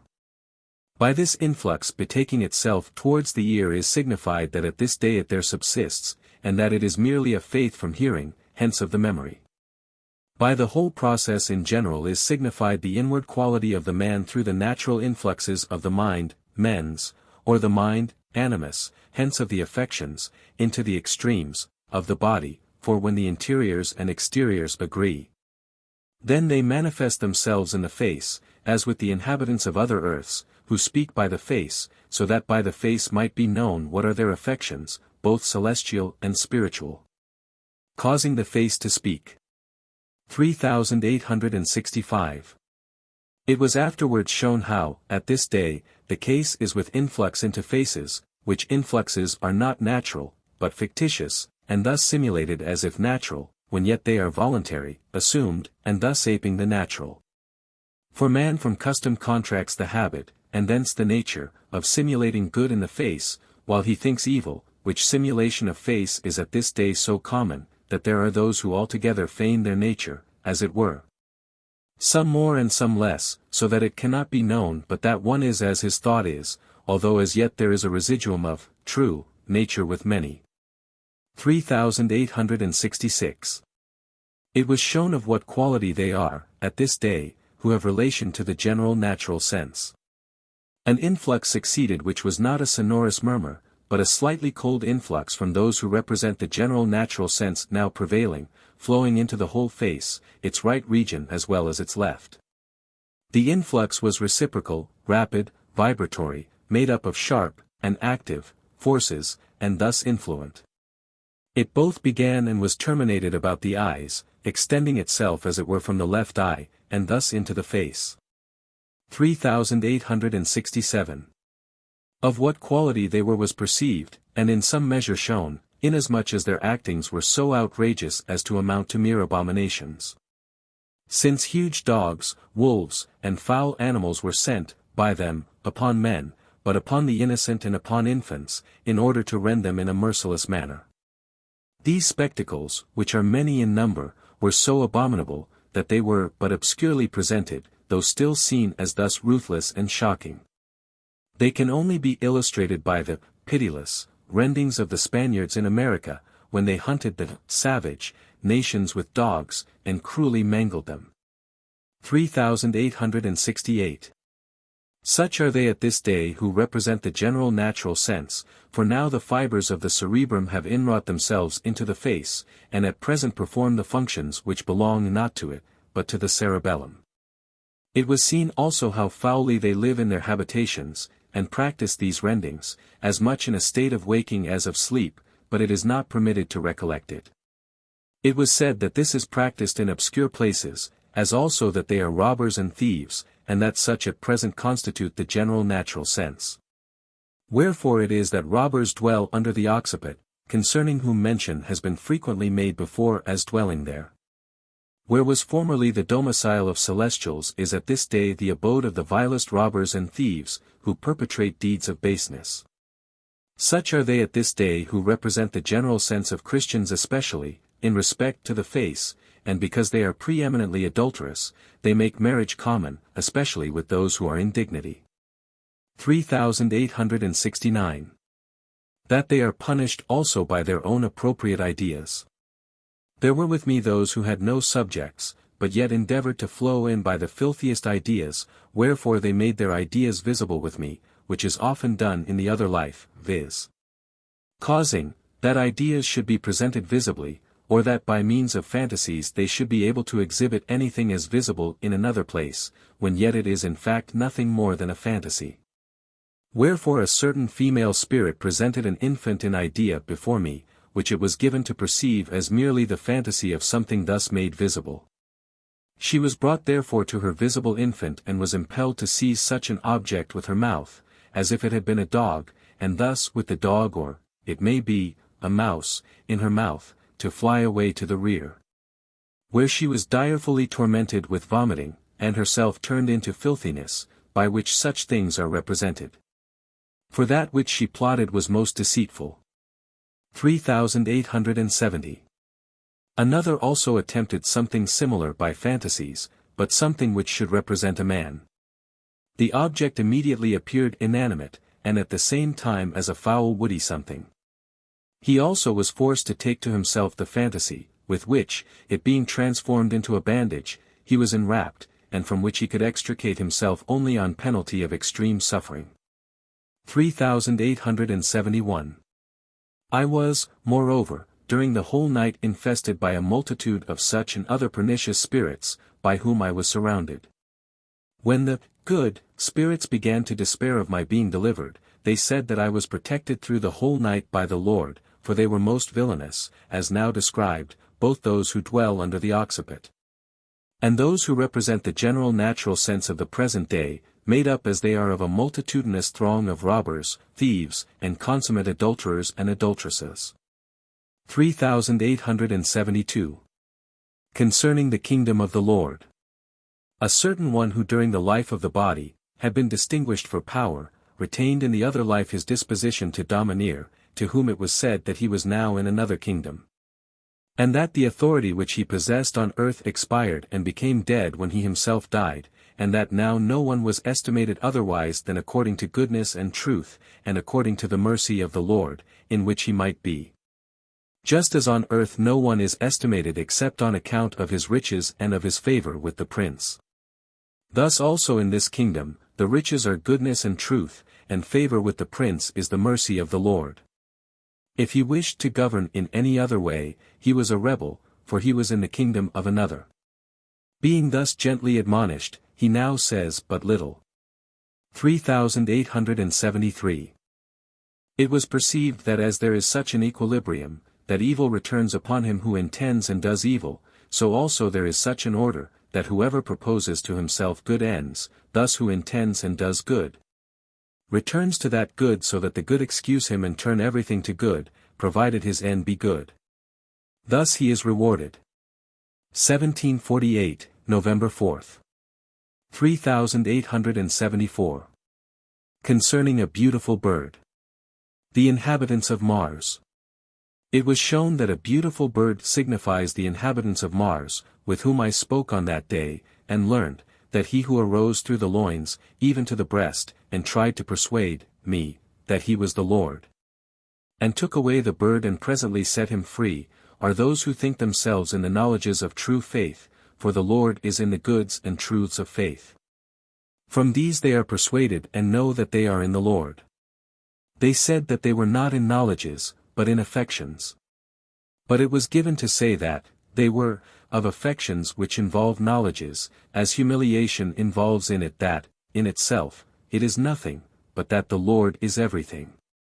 Affection or love towards a wife implies in its own nature that conjugal love is the principle of all loves, for genuine conjugal love implies all knowledges, not only concerning conjugal love, but concerning all other loves, thence derived in order, thus love towards children, as appears also from the marriage institution.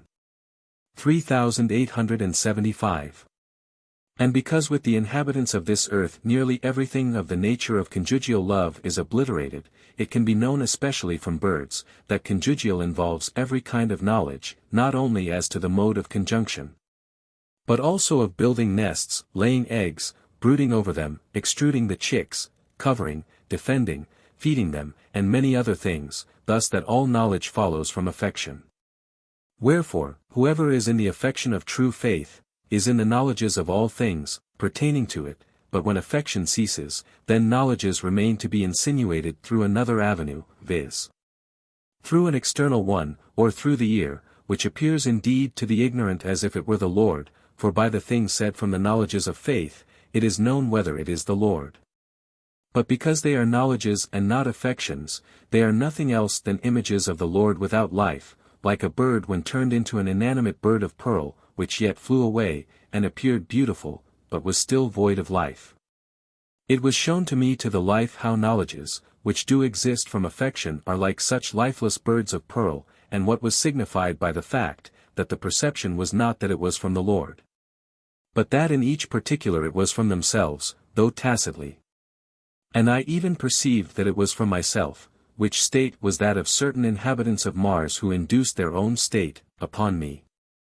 In this state I felt that it was from myself in each particular, and thus, I became aware that the impression, was not true, genuinum.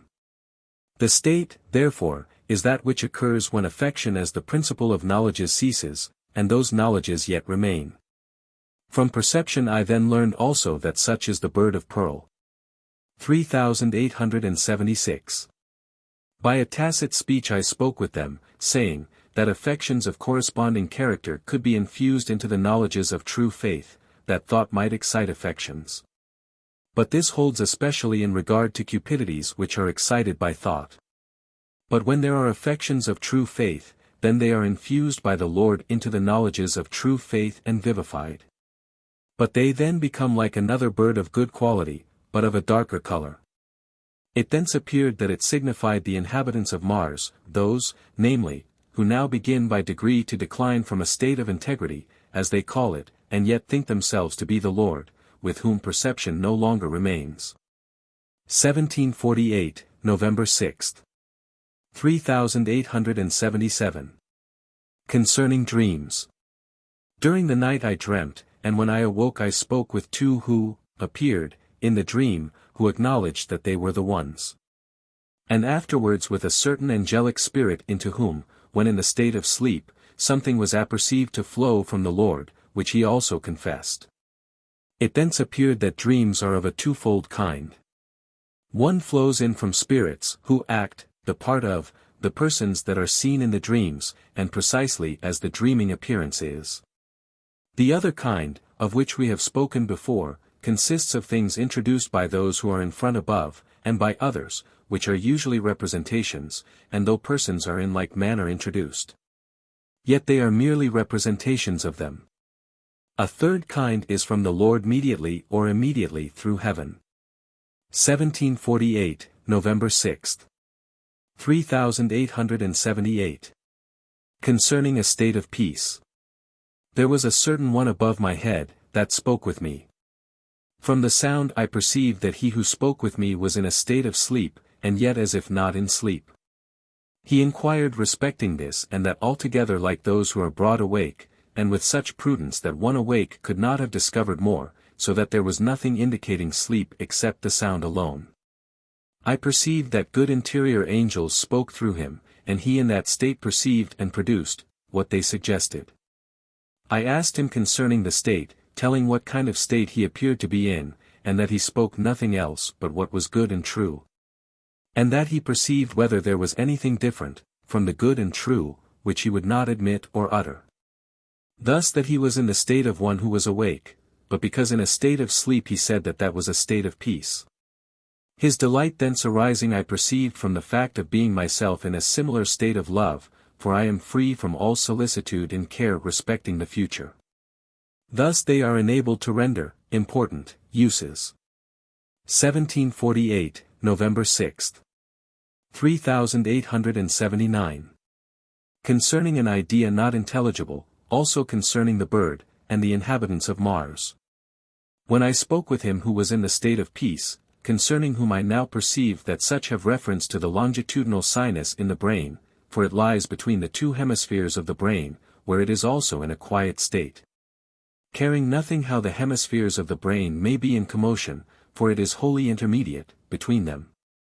3880. Then there were spirits who insinuated themselves especially towards the front part of the head, so that he was compelled to retire. Although he really remained, yet he retired to one side, that he might give them room, in order that I might perceive who and what they were. He said also that he retired.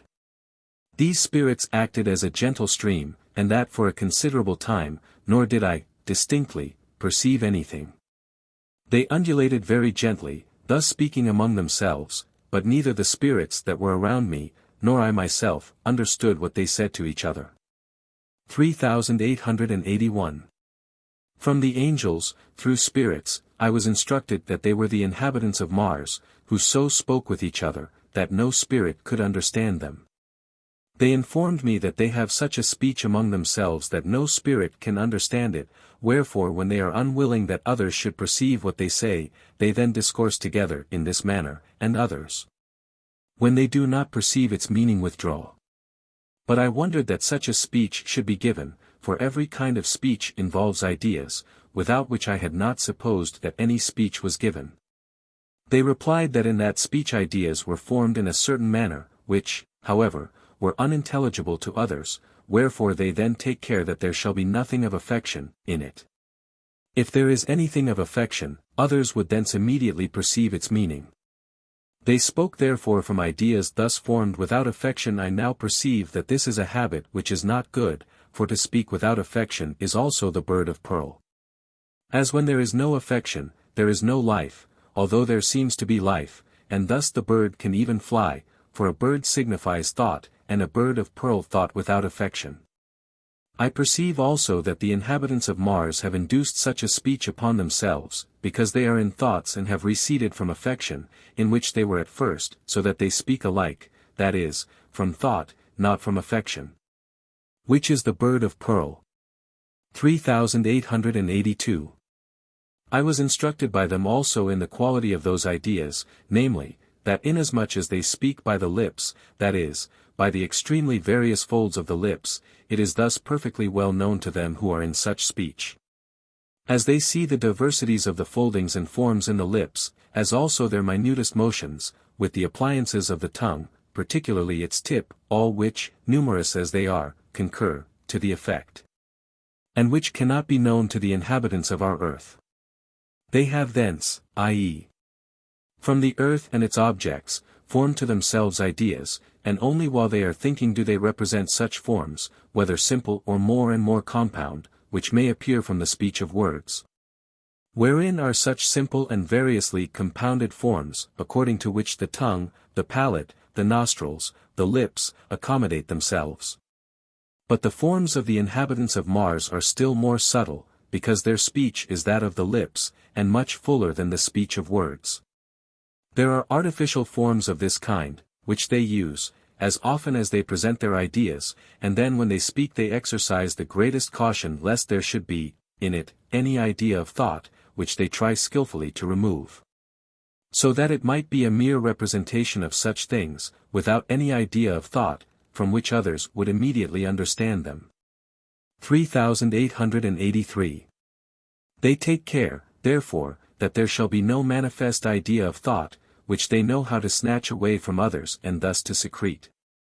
Such a speech was also previously perceived by me as given by means of representations only, namely of the principles of the brain, and their organic forms. I perceived also that I could speak through such representations, so that others would not understand, and did actually speak with angelic spirits, when other spirits said that they did not understand. But this takes place when ideas are abstracted from forms, consequently it was only occasionally that I was permitted thus to speak, afterwards it was not granted. But when I spoke it was by a speech of representations with ideas, and thus intelligibly to others. The spirits of Mars said that they took precautions also lest there should be any affection present, as other spirits might thence know what they thought or what they said. Hence also it appears that such is the bird of pearl, especially when, the thing, comes into use and habit. 3884. When they thus spoke among themselves it was insinuated into me that I should think concerning shame, whether the spirits of our earth were such that they would be affected with shame, when they infest other spirits. I then became conscious of shame, thinking, that it would be well that they should not be infested. When I thought this, the spirits of Mars acknowledged that this was what they were speaking of among themselves in their own speech, which they supposed could be understood by no one. Wherefore they wondered whence it was that it was detected, to whom it was said that it was even understood by the angels, and thus insinuated into my thought. 3885. Afterwards the spirits of Mars flowed in from a higher place, into my face by a sensible influx like a most thin striated shower, saying that it was in this manner that they speak with the inhabitants of their earth. But it was given to say that this influx was external, and thus that they could not flow into the ideas of the inhabitants.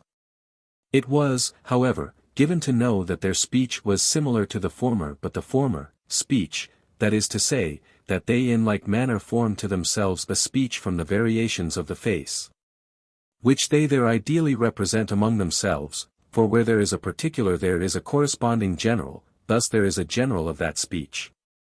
3886. Whether they thus flow into the inhabitants of their earth I do not certainly know. If they do, it is not well, for it is then into the outward face, and not by ideas, which can only happen to those who are in bare knowledges without affection. Or whether it is signified that of those who are such that the internals pass into the externals, thus that by externals there is communication with spirits, I do not know. 1748, November 6. 3887. Such speech involves in it that it is not sincere, for those who are sincere wish that whatever they think others should know it, even the universal heaven. But when they are in such a speech they contract the habit of speaking of others, and of judging concerning them, thus preferring themselves to them for such a speech, especially among spirits, involves this. This is said in the presence of those who are such. 3888.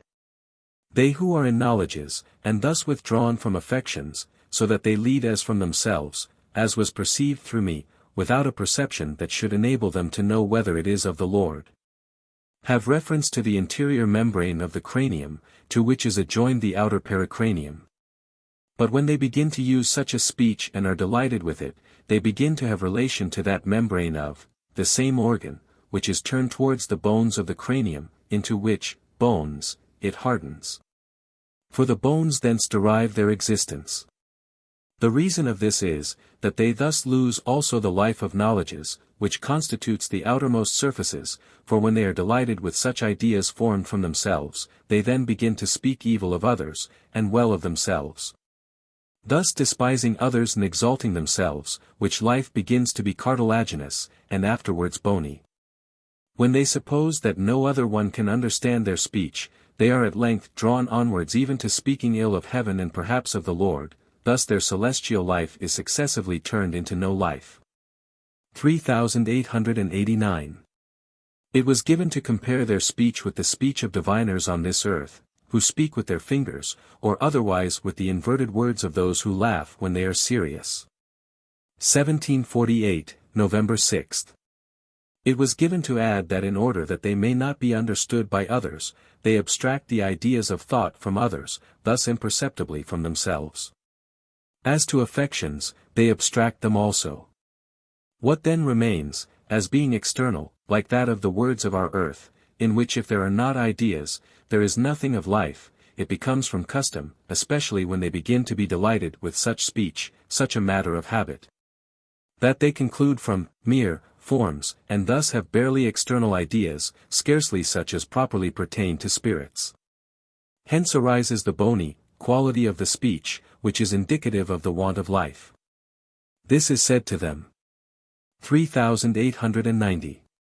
Concerning Dippel. Dippel spoke with me and I asked him what had been his belief respecting spirits. He said he had believed that the spirit lived indeed after death, but that it lived an obscure kind of life. He observed that he could not believe otherwise, because if life is abstracted from the body, that which should remain would be obscure. He could not well but think thus, inasmuch as he had placed life in the life of the body, though he acknowledged a spirit, of which, however, he had no other idea than of that of a larva. Inasmuch as he then lived in such an obscure life, it was said to him that the spirit was in fact in the highest light, in the highest intelligence, in wisdom and in felicity, or in the highest delights arising from the affections of good. 1748, November 6. He confirmed his opinion while in the life of the body from his seeing that brutes also have life almost like men, and because he acknowledged a spirit as a something superadded to man above the brutes, but still a something which was obscure. His idea did not penetrate more interiorly. 3891. As Dippel was indignant that I should promulgate these things, I spoke with him and asked him who understood the most, he who knows many falsities, or he who knows a little truth. He could not otherwise reply than that he who possessed a little truth, knows the most. He then wished to reason concerning the grand man, that he flows into human bodies. Wherefore he was asked how he understood it, that thought, which is spiritual, should move the muscles of the whole face, and now that it should control all the organs of speech, and that the will should move the muscles of the whole body. When that is spiritual, and this corporeal. But he knew not what to reply. I spoke moreover concerning endeavor, inquiring whether he knew that endeavor produced acts, and that the active powers return again into endeavor.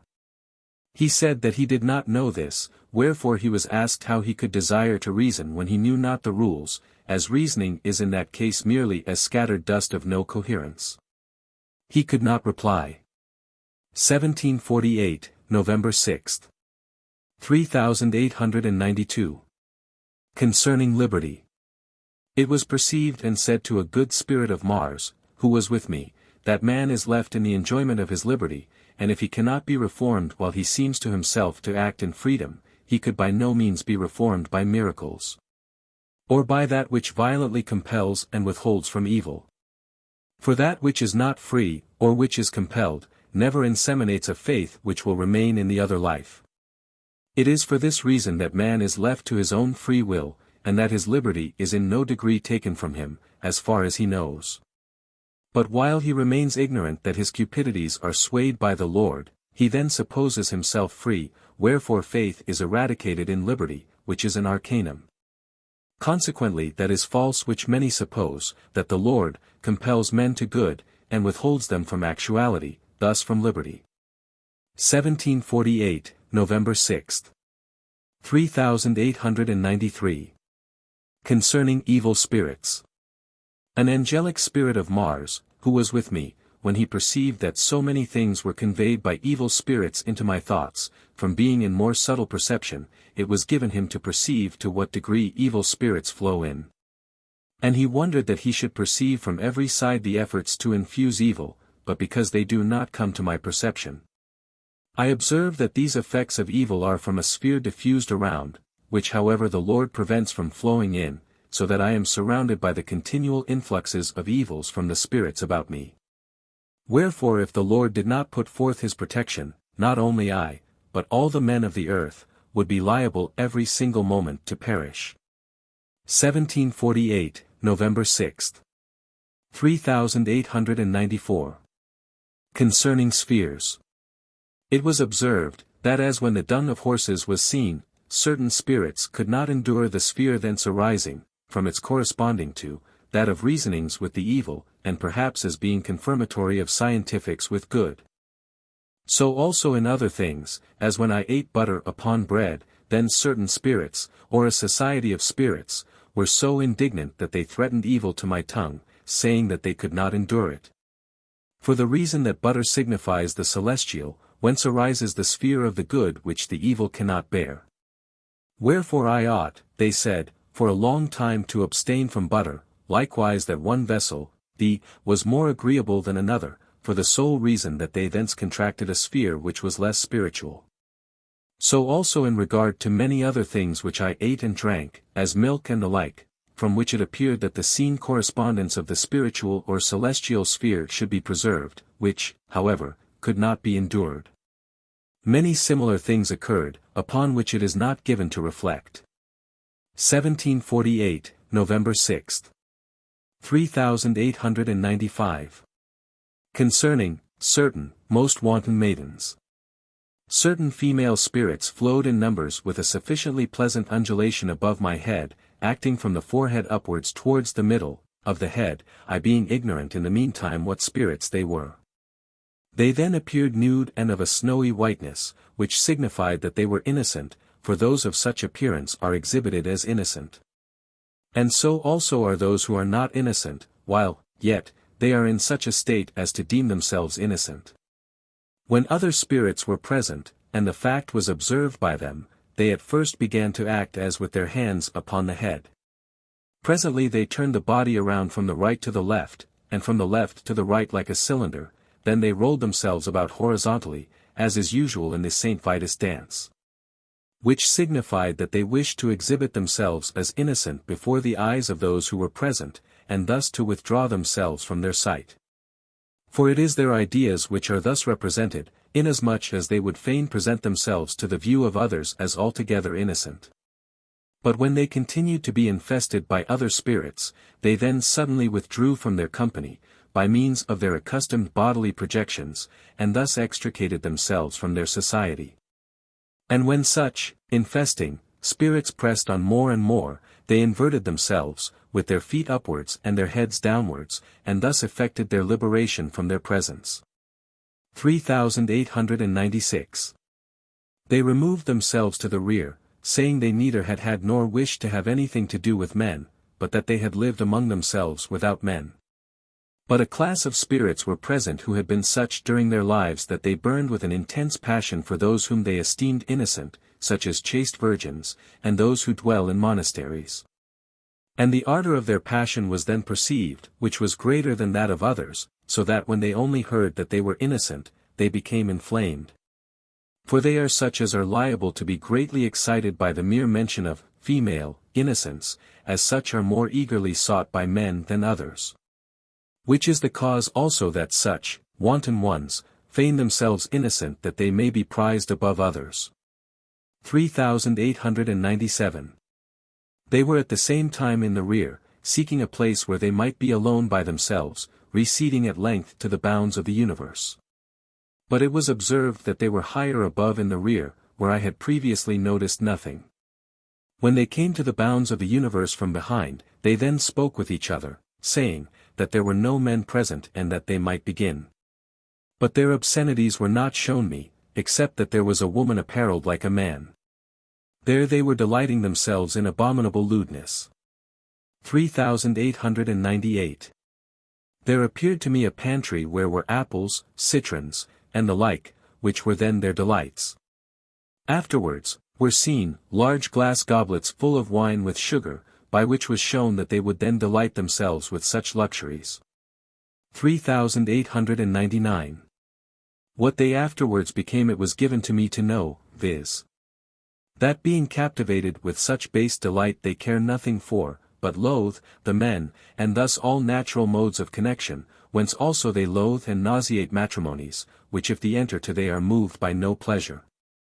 And thus conjugal love is lost with them and turned to loathing, wherefore they can rarely have offspring, and if they have, they do not love them, for this follows from the destruction of conjugal love.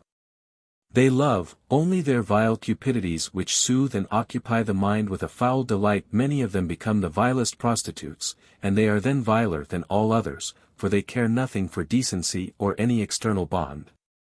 All shame with them being put away. Wherefore as they are prompted by no other than such a kind of stimulus, they have lost all that is otherwise pleasurable in sexual intercourse. That such is the fact was, clearly, perceived. 3900. What they at length become in the other life was also shown.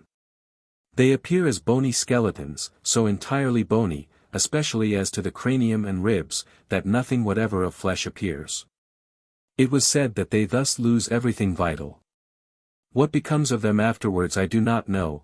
I can, however, conjecture that they become spirits almost totally void of sense, subserving such uses as have been before spoken of. 1748, November 7th. As to the quality of their influx, it was perceived that they cause a pain to the os pubis, which is the bone in front of the pelvis, which was shown, for they are bony. 1748, November 7th. 3901 to 3950. 3901. Concerning the inhabitants of the starry heaven. While I was engaged in writing the things, related, concerning the spirits of an earth in the starry universe, who advanced to the ninth use, 62 they were present with me as also their God above my head, as had been the case before. They spoke indeed, but very little, being inclined to silence. They said that they could speak and yet wondered at their ability to do so, observing that when they spoke with me, as on this occasion, the speech was very obscure to them, so that they scarcely knew what they said. Forasmuch as their life was not in our speech. Wherefore they have a speech in which their life is, which they derive from the ninth use, whereunto they advance. They are thus endowed with such a speech as can scarcely be expressed by ideas similar to ours, and their speech would be as obscure to us as ours is to them. For where the life is, there is the speech, and there also is the light and the intellectual of speech. 3902. I observed, as I had sometimes done before, that these spirits, as well as others, when I walked through the streets, and they had been with me during nearly the whole day, yet, from their not reflecting, they had observed nothing. Not even the objects that were before my eyes, as books, papers, and the like, although they could see through my eyes. Hence it appears what is the quality of the spirits with men, through whom they do not see, to wit, that they have no concern about anything, they see, neither do they reflect upon it, thus that they neither see nor hear anything with others. 1748, November 7th. 3903. How difficult it is for those who are not in faith to live the life of faith. Certain spirits, not of the evil, but of those who wish to be in faith were high above the head, and in such a sphere that they neither thought nor spoke from themselves, which is manifestly perceived among spirits. And when they were in this perception they said they could not live thus, for their life was then, as it were, burdensome to them. It was given to ask why, since this was true, that they did not think nor speak from themselves, they loved not to live in the truth. But this availed nothing, it was still difficult for them so to live. It was moreover given to say, that the angels are then in bliss when they perceive that they do not live from themselves. But neither did this comfort them. It thence appeared how burdensome is the life even of those who are good, when required, to live a life of faith. 3904. A certain spirit known to me during his life, among those of his own time, who knew above others what faith is, and what the knowledge of faith, came to me and said that he now knew nothing, and that he was in so much obscurity. That he knew as it were nothing as to what was true. I was aware that he had been of those who had not only understood the knowledges of true faith above others, but had zealously defended them, and yet now he declared that he was in such obscurity that he knew nothing.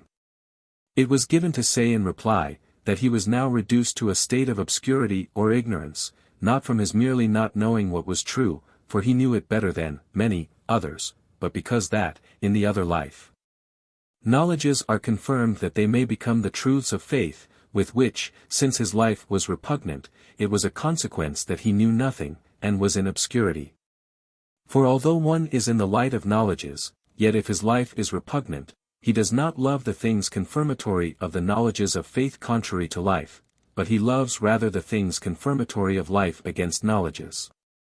And when there is such a conflict, it follows that he will be in obscurity and ignorance, into which state I was myself reduced, before it was given to speak with spirits and angels. It was thus granted to comfort him, by the consideration, that that is a state into which those are at first reduced, who are in the knowledges of the truth of faith, and yet their life is not concordant, which is a species of vastation. Wherein the Lord first inseminates truths, and the light of truths begins gradually to shine forth from this obscure or darkened condition. 3905. He still remained above the head in a dense obscurity, with which he was so oppressed that his weight was thence perceived, as it were, manifestly moving my head forwards. So that unless I had been in bed my head would have inclined in that direction and then to one side and the other. His gravitation, thus sensibly felt by me, was like that of a superincumbent weight pressing first in a front direction and then round about towards the sides. From which the inference was plain to me what kind of an influx is produced by that confused obscureness. 3906. He afterwards receded, and I spoke with him and with another who was in his company concerning love, saying, that love is that which determines all and singular things, and that without love there is nothing but what would be confused. Because wholly indeterminate, and that the genera and species of loves and their differences, which distinguish societies, are countless and indefinite. And that the life of heaven, and thence of the societies of heaven, is a life of love, namely, that everyone should love his neighbor better than himself. That life was represented to him, accompanied, with perception, and upon its being thus represented, he perceived that he was so remote from that life, that he thought he would never be able to come into heaven. For he perceived the repugnancy of his self-love. His perception was communicated to me, and thus how far distant he was from heaven.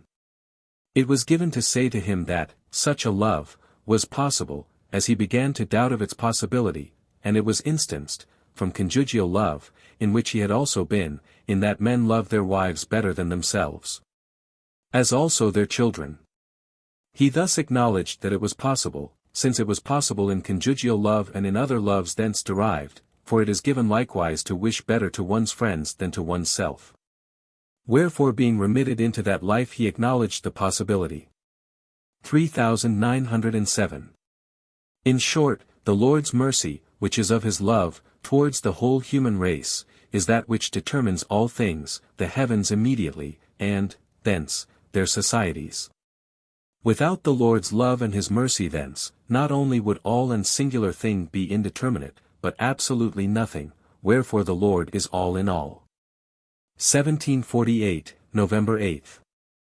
3908.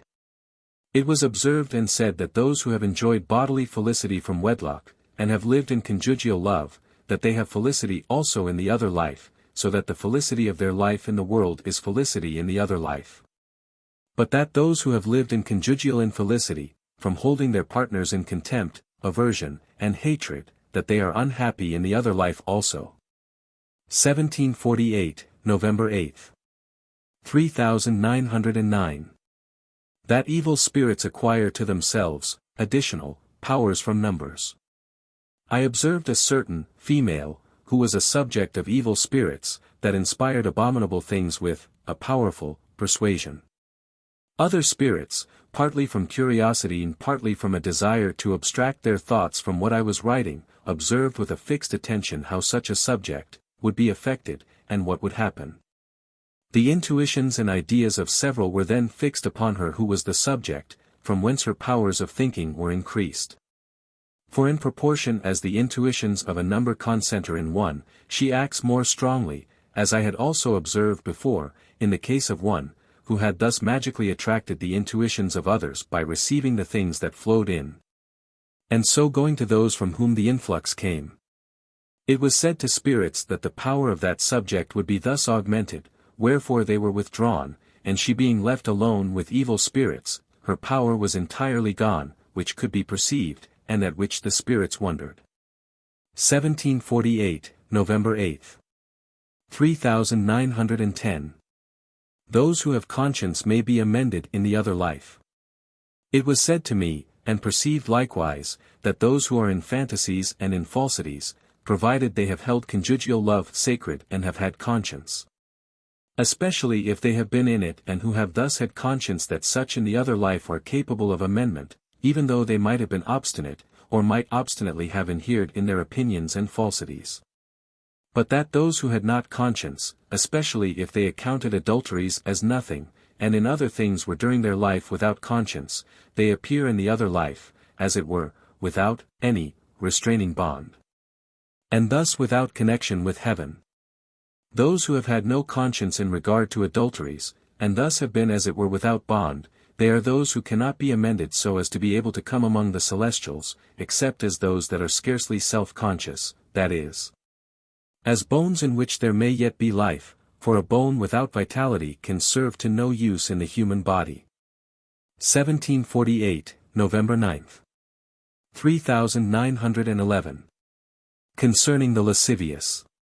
There appeared a cerulean starry heaven, and underneath a dark cloudy something like a cragged rock from which arose a spirit who soared upwards from thence above the head, and thence spoke with me. But he spoke as one who had little of the rational, which was known from his speech, it being that of those who are in a natural and not in a spiritual state. There then came spirits above my head, who affected the brain as a soft and almost watery mass or volume, of whose quality I was ignorant. The other spirits said that they supposed that they spoke among themselves, but they did not understand their speech. They one and all spoke, but whatever the other spirits knew as to their speech, I could not thus know it, because I did not reflect upon it. This undulating mass adhered variously to the head, and more tenaciously than others, even so as to occupy the bones of the cranium, whence they wished to pass more interiorly, but they were not able, except by fantasies. So that they seemed to themselves to have entered in, when yet they merely clung to the cranial bones. 3912. They still adhered there during the whole night, some supposing, and they also, that they were so infixed that they could never be detached. I perceived that they were such that others operated through them, the lascivious of both sexes, particularly females who were prompted by no other impulse than that of the delight of lewdness. Not, however, as harlots prostituting themselves for gain as an end, but, on the contrary, those who flowed through them had lasciviousness only for an end. It was afterwards said that those spirits who thus inhered in the bones of the cranium, were the subjects of these lectures, and that they could only serve them as subjects, having little of life, and thus but little of understanding. And that they were antediluvians, who, being vastated, could serve as subjects, retaining no more of their own life than there is of life in the osseous parts of the human body. These were in the head. For those who were of the antediluvians are vastated and become as skeletons, as before remarked, or as lifeless appendages, and life is afterwards breathed into them, as they are scarcely self-conscious or in a degree sensible. And thus they serve as bones, into whom other spirits can flow. 3913. But because these also were such and of such a genius, indoles, they were capable of receiving the persuasions of the antediluvians and, yet, of extinguishing their persuasions when poured forth upon them. Or of moderating them so that they should not enter into the cerebrum and affect it with cold and thus injure it. For such, spirits, are recipient of direful persuasions, as they are the bones of the cranium, which are of the same substance with the tunics of the brain, yet growing into bones and defending, the other parts, from injuries. Just as bruised scorpions, because of that nature, imbibe poison, and thus protect others from the danger of dying by the bites of other scorpions.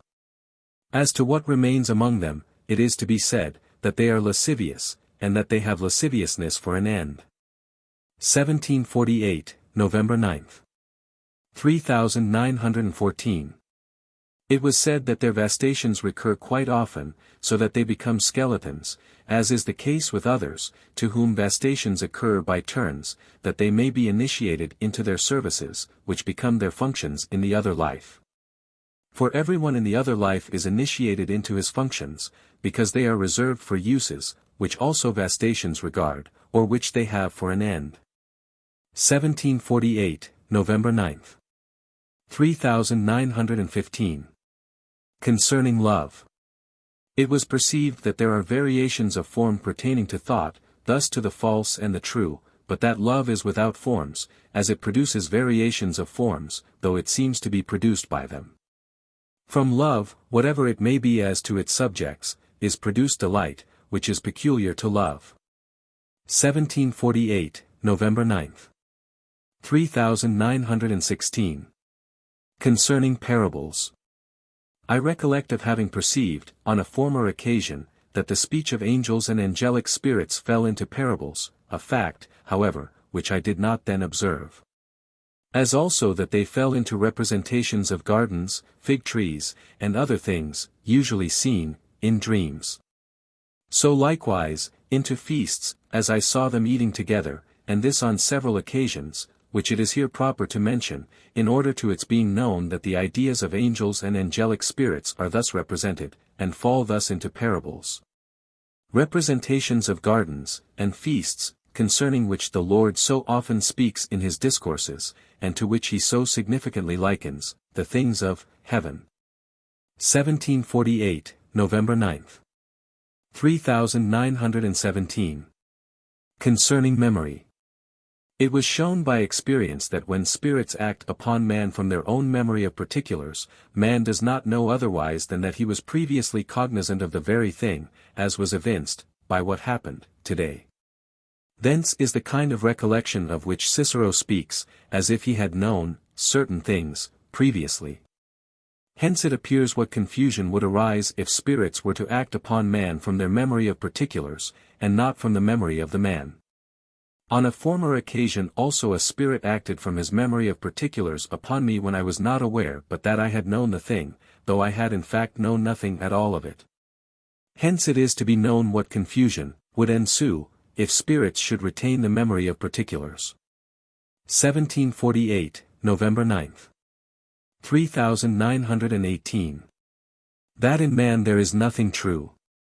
Scientifics were represented to me by variations of form, and, a representation, of the false, was effected, by a twisting backwards of the same forms.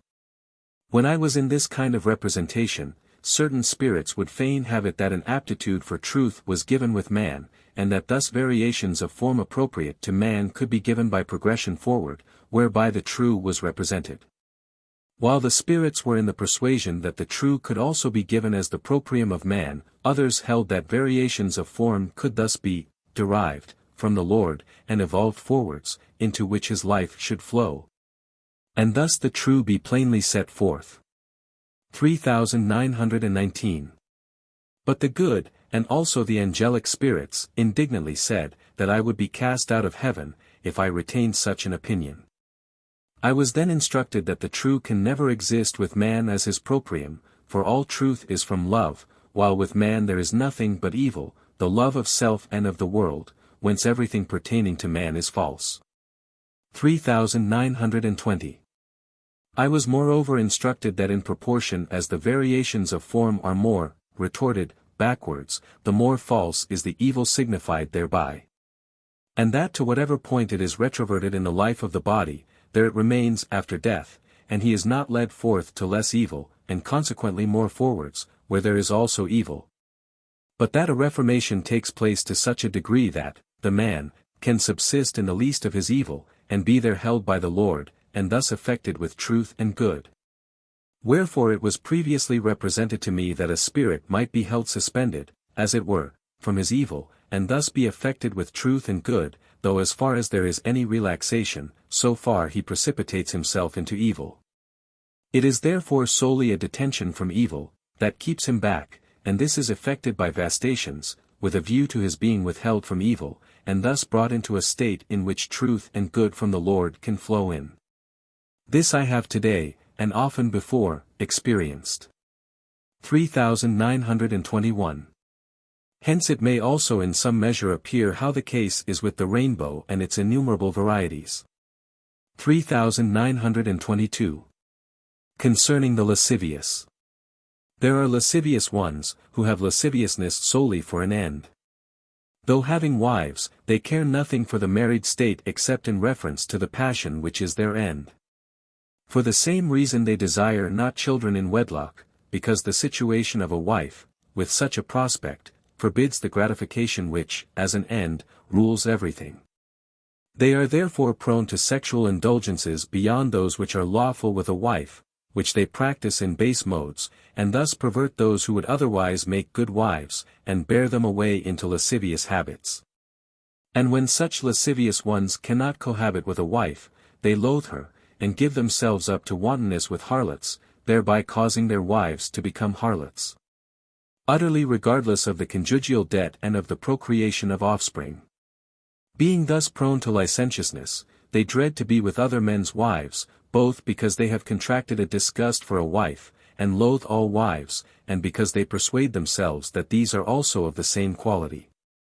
As they, moreover, make no account of lawless lust in the marriage state, provided only they can indulge their vile passions, they care nothing if their wives become as depraved as themselves. These abide somewhat high above the head, a little in the rear, they operate upon a part of the sexual organs, which they inflame and act with pain. With these I spoke. 3923. Wives of this quality, who make licentiousness an end, were also seen, particularly one who appeared in a kind of kitchen apartment. I saw no fireplace, but I perceived an obscure-looking chimney.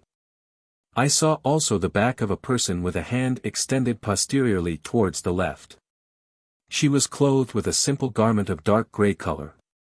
Lascivious males, who bear deceits and malice in their minds, invite such to their companionship, and by their means devise their deceitful and malicious plots. And because they plotted deceits and malignities, they contrived how they might produce infants by fantasies, and place them in the bed of another who was delighted with infants, and thus might infuse the fantasy of his being a husband. And that he too might thus incite, some female, to illicit cohabitation. From which it appeared that they were not only malignities, but basely deceitful, as thus wishing by means of the innocent to execute their wily machinations.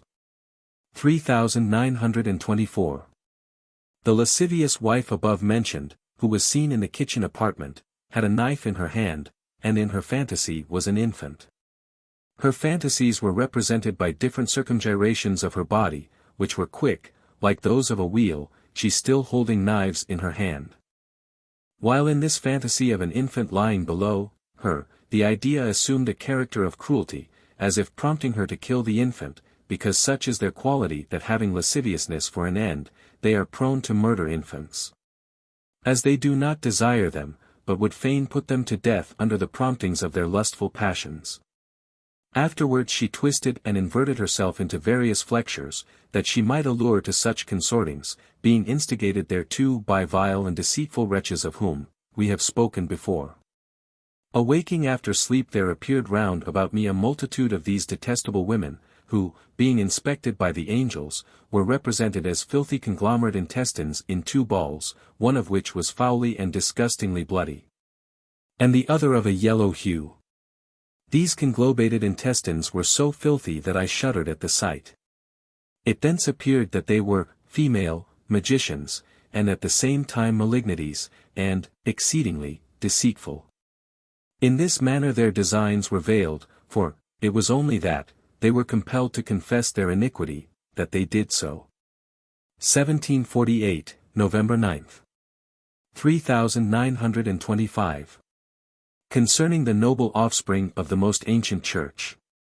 Very high above the head are those, of a noble quality, who were the offspring of the most ancient church. Concerning whom it was perceived that the Lord through them rules the intensely deceitful spirits, who are, also, at a great height above the head, concerning whom presently they spoke with me thence, their speech gliding, as it were, into pearls. There was seen, issuing, from them a beautiful aura, as if of pearls of various colors, and their habitations were shown, though but obscurely. It was seen however that, they were magnificent buildings, extended to a great length, as is usual with edifices that correspond to each other from opposite sides, of a street. They are of a purple color, variegated from a cerulean to an auroral hue, but as I saw them only obscurely, I can give no farther description, than merely to say, that they were most spacious and magnificent, and variegated in this manner with beautiful colors. It was said that those dwell there, who were the noble offspring of the most ancient church, by which the Lord rules the most deceitful above the head. 3926. Concerning the most deceitful above the head. Spirits above the head of most deceitful character plotted nefarious wiles, by inducing the conceit of a certain quality of innocence, pertaining to someone who was with me in the rear quarter, so that as often as I thought of him, something of innocence was suggested, but it was detected as being an abominable deceit. When it was detected, they sent those deceitful ones whom they lead, and who are in a middle distance, above my head, who were perceived as a kind of undulation pure and watery. I asked who they were, it was said they were those, just mentioned. And that those who were in the highest position and promised them that they would be ready at hand, to assist them, in case any harm should accrue from the detection of their deceit. I spoke with them, saying, that by such conduct they would be in danger of precipitating themselves into sore punishments, but the subtle among them imagined that they could not be punished, thinking that their doings were beyond the reach of punishments. 3927. After a sleep, in which I dreamed concerning certain golden coins lost in a purse, which I sought for but was unable to find, though I found other golden articles but not the coins, a boy came who showed that he had similar coins of gold, of whom I could not suspect that he had taken them away. Being then awakened I heard how they are punished by severe punishments of contortion, which are of such a nature that those subjected to them are reduced from the state of subtlety in which they were to a state of the utmost grossness or dullness. And thus they are tormented with inflictions of grossness, being reduced thereto even in their speech, and also by the infusing of a reaction, so that they were compelled under a kind of torture to comply with it, even against their own deceits. They were then also contorted, or broken and lacerated by contortions as to all their members from the breast successively to the feet. It was said that they did not treat their heads in this manner, and the reason was perceived to be, that their heads were hard and bony, and if thus treated would be broken. Wherefore they that deem themselves preeminently subtle, are reduced to such mental grossness that they cannot speak except in the grossest manner, and those who are almost without bodies, like spirits, yet become corporeal, and are able to feel pains and such things in the body, a fact of which they were fully convinced. The punishment proceeded from the highest degree of grossness to a less, and so on to one still more subtle, so that it was shown that they could be punished even in their own fallacious subtlety. 3928. Those who were punished were those who were very high above the head and called themselves princes, popes, and the Holy Spirit, and who were extremely indignant when I said to them that they were deceits and malignities, and that whoever they might have been in the life of the body, yet, since they were deceits and malignities, they are among their like, and even the vilest of them, and such as they themselves would reject as base wretches. Wherefore those that perpetrate such things are of such a quality, as above described, because in the other life there is no respect of persons, but the quality of everyone is regarded or determined from those things which are with, or in, him. 3929. A certain spirit, after punishment, came to me, to whom it was given to speak at length, and to say, that such malignities and deceits are thus punished, and that they think themselves the Holy Spirit, and princes, and popes. And that their being such, whether the one or the other, made the matter so much the worse. It was also given to speak in derogation of their dignity, the angels above the head, meantime, moderating the speech, which as it was in opposition to dignity, and they spoke grossly at the left ear, as their ideas were gross, and then not subtle. Occasioned them chastisement and thence dissuasion from persisting in such things, thus with a view to their amendment. For I did not perceive with myself a disposition to punish or chastise, but to speak with them, yet I had, as it were, an external perception 63 that even this was grievous to them. 3930. Their operation was perceived as falling upon the ossa pubis to the left, upon which they inflicted pain by their actings. 3931. Their habitations were shown, which were vaulted galleries without bed, and constructed of a common grey stone, so called, similar to those rocks which usually composed the ruins of temples. In such buildings, they confessed that they dwelt. 3932. It was perceived that when their malevolence rises to its height, they then plunge themselves into punishments, for it is permitted to reach this point, and then the equilibrium perishes, and they thus precipitate themselves. They are, afterwards, restored to the equilibrium, and if they do not suffer themselves to be thus restored by punishments, they are cast into hell that they may there be vastated. 1748, November 9th. 3933. The deceitful and the most deceitful are in general such, that they take scarcely anything else from the ideas of man than what is innocent and celestial, and by means of that lay their plots against man. By turning it in various modes to his destruction, and by enticing him to adulteries and other enormities, so that to ensnare by means of innocent and celestial things is the very acme of deceit. There are those in the other life, who make a pretense of holy, celestial, and innocent things, with a view to obtain dominion over all on earth and in heaven, caring nothing for right or wrong provided they can but attain dominion. 1748, November 9th. 3934. I spoke with these, saying, that they had contracted their nature from this, that they had always in their writings made a pretense of holy, celestial, and innocent things, concerning which they, really, thought nothing. As is the custom of popes and papists at this day. This they do, in the same manner, as kings and their chief ministers openly write and publish falsehoods, which all know to be falsehoods, and are therefore of an entirely contrary belief. Yet these lofty kings and Caesars do not scruple to write such things, provided it be done elegantly in certain confirmations, appear. Such is the Christian orb at this day, but not so the Gentiles. 1748, November 9th. 3935.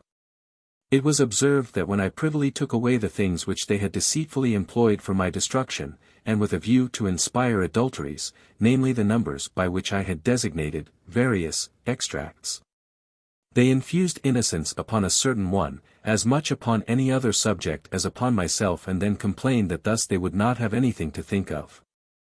I suppose that they required something of this kind as a foot to stand upon, as did certain others of whom I have formerly spoken. Wherefore when I determined my intuition upon them, and even upon the feet, the feet, were not drawn in, but only their genital members, by which was signified that they were adulterers of the highest grade.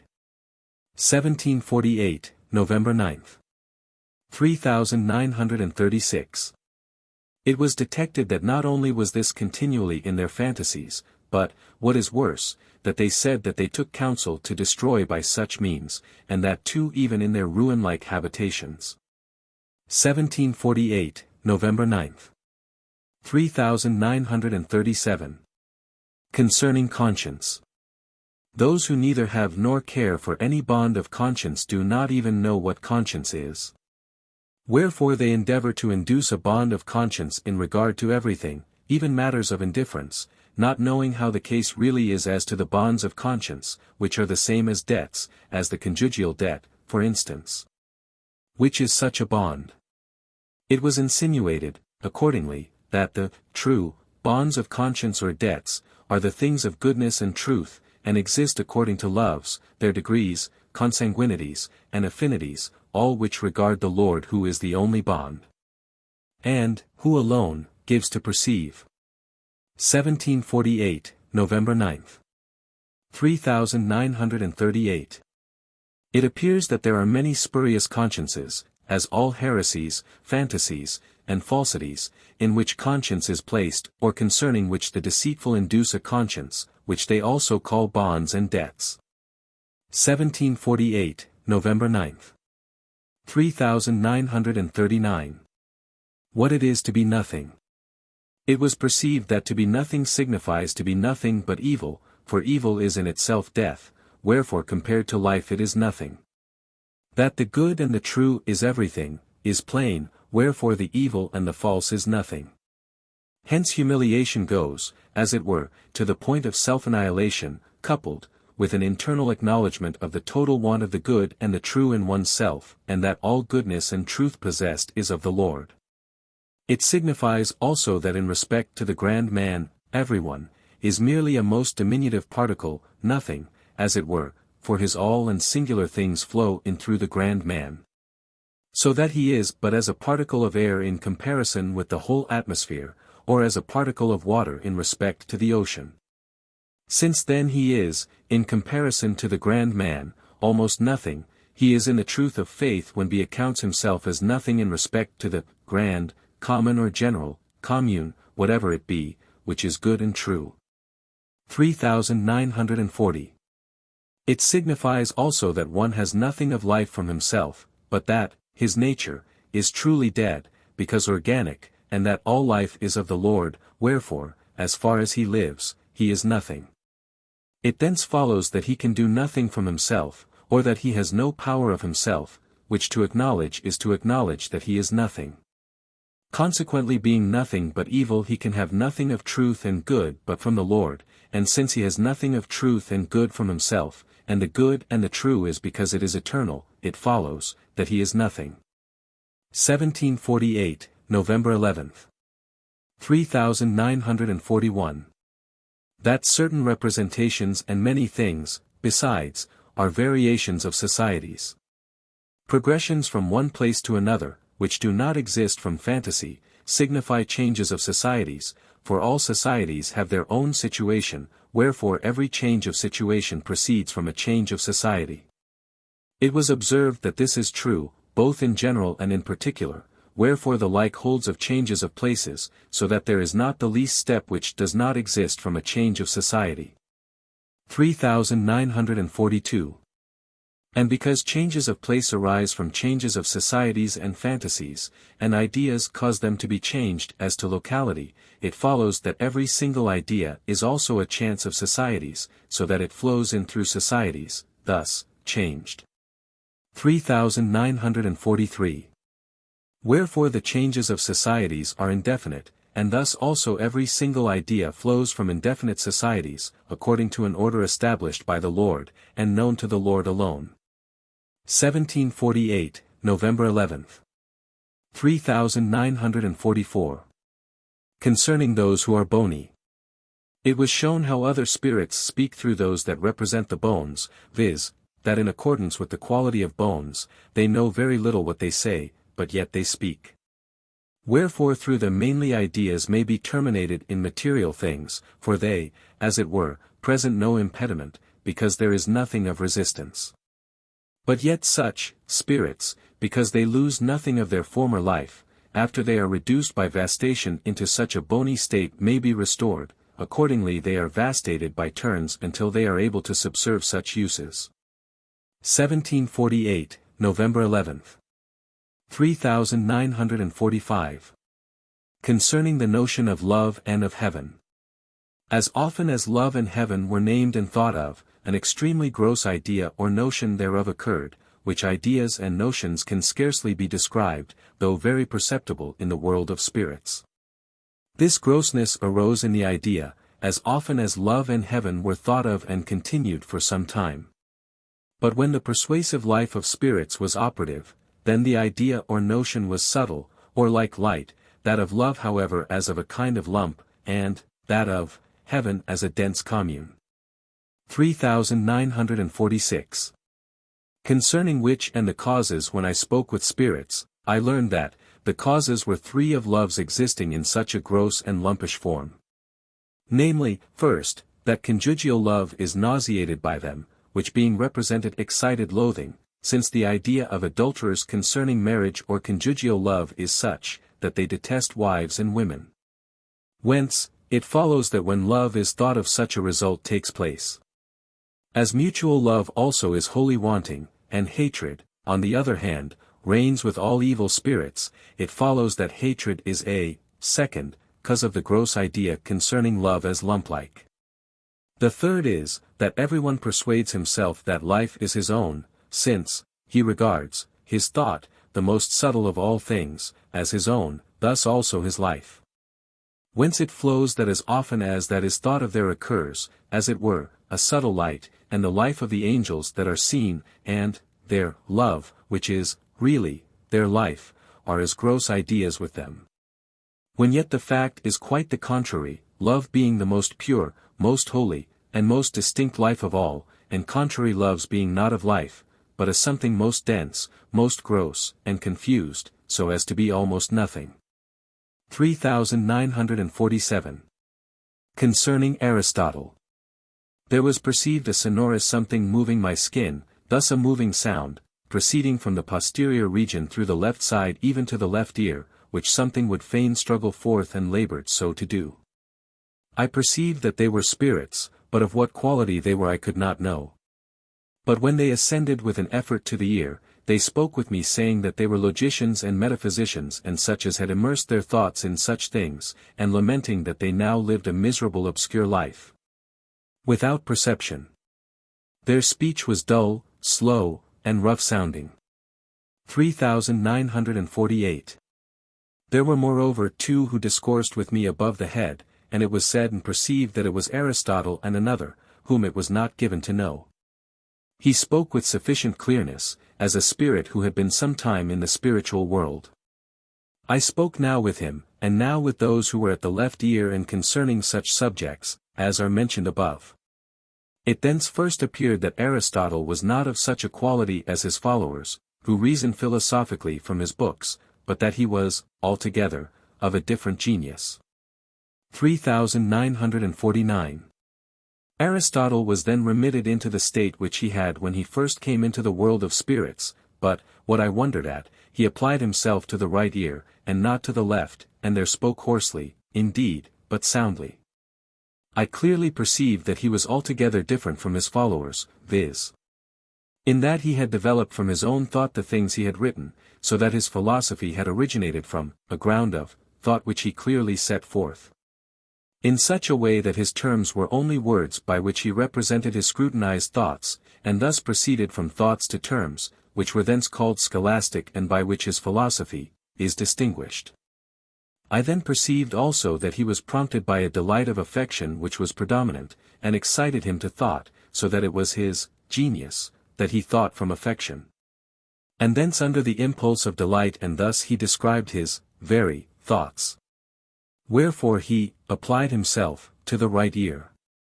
But his followers proceeded, not from thought to terms, but from terms scientifically made, thus from mere, learned, dust, as it were, to thought, which is an inverted way, and thus from darkness and deadness to the light of thought. In which case they do not find light but darkness, nor do they find thought but a certain something lumpish and confused.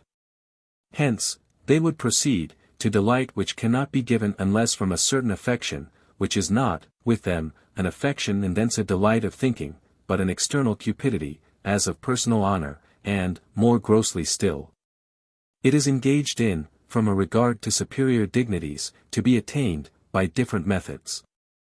And also with a view to gain, all which weigh not at all with those who are excited to think from affection and thence delight, and, accordingly, they form and put forth such fruits of their study.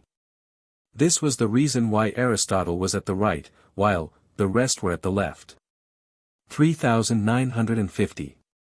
I spoke with Aristotle when above the head, observing, that a child could, in the space of half an hour, speak so philosophically, analytically, and logically, that Aristotle, himself, would be unable, in many volumes, to describe all the recondite philosophy, analysis, and logic, embodied in it, and yet the child knows nothing of it. In like manner the dancer may ply his arts, moving at the same time each of his limbs artificially, yet as if naturally, and applying, the necessary, respirations to each, movement, which, if they should all be explored to their source, and their mode of operation be discovered, by investigating the action of the concurrent fibers flowing from the two brains, of the motive fibers, of the muscles, of the diaphragm, of the pulmonary respiration, and of the various application of these and the other viscera, whole volumes would be required for the description, yet he knows how to dance without knowing anything of these matters. So it is with the philosophy of these things, which is of no use, except for the sake of delight. Aristotle greatly approved of this, and said that it was so, and said that it was, otherwise, as useless and futile as the dust of the earth, which was to be wholly cast away.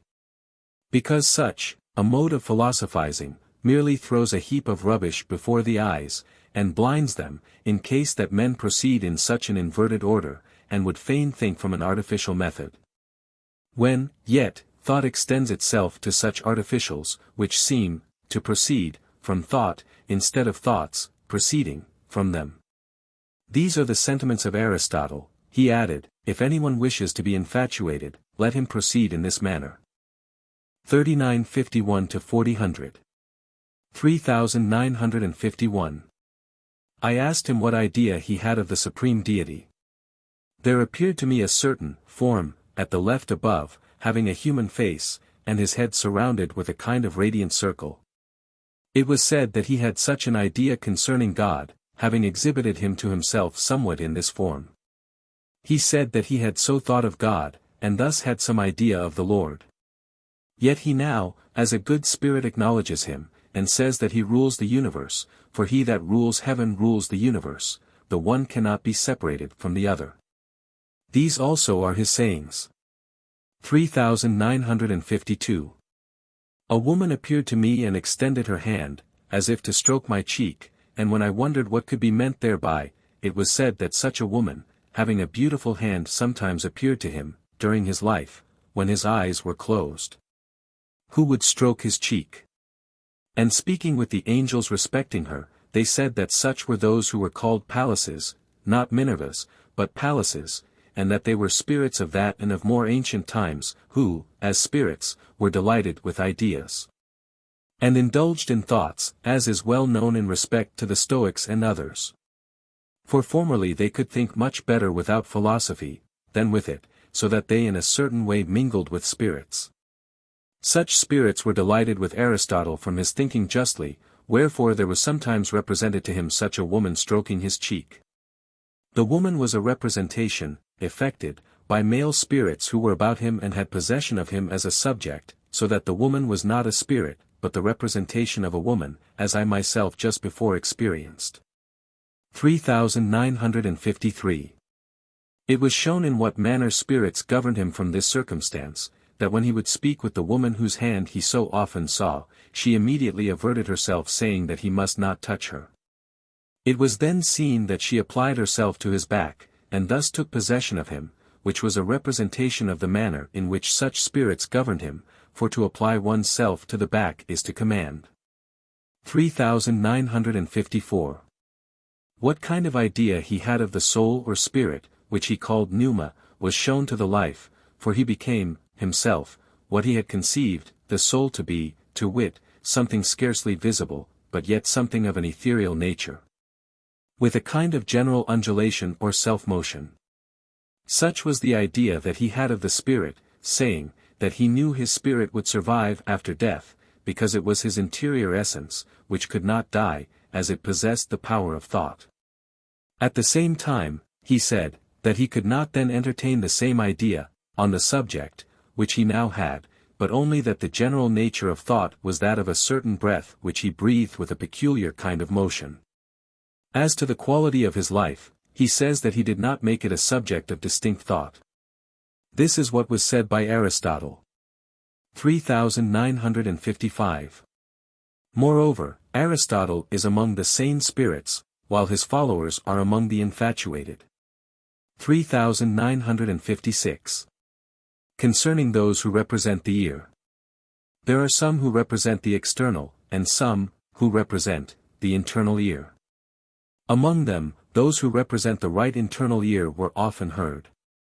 They are much inclined to speak, and can scarcely desist. Those, who represent, the left, I did not thus hear, but I heard that they were choirs of a more subtle genius, though I could not perceive what they said. 3957. It was observed that, contrary to the practice of others, these latter changed their situation, as man does his ear, thus, for instance, when, lying in bed, I would turn my right ear upwards, they would thus be above. Speaking thence on the right, from a very considerable elevation. But when I placed my right ear on the pillow, they were heard within the pillow, and below, of which they complained, that I should turn myself over. So that the situation of those representing the ear should be ordered differently from that of the rest. 3958. Concerning the Lord.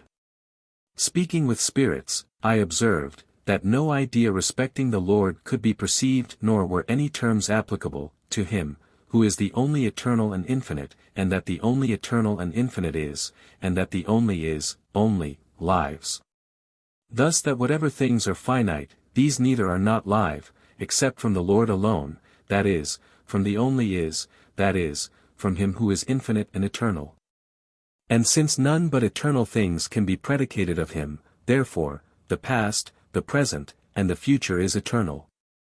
The spirits wondered at its being said that the present is eternal, but inasmuch as, what has been said, is so, although it cannot be perceived by any idea, therefore our present is to him eternal.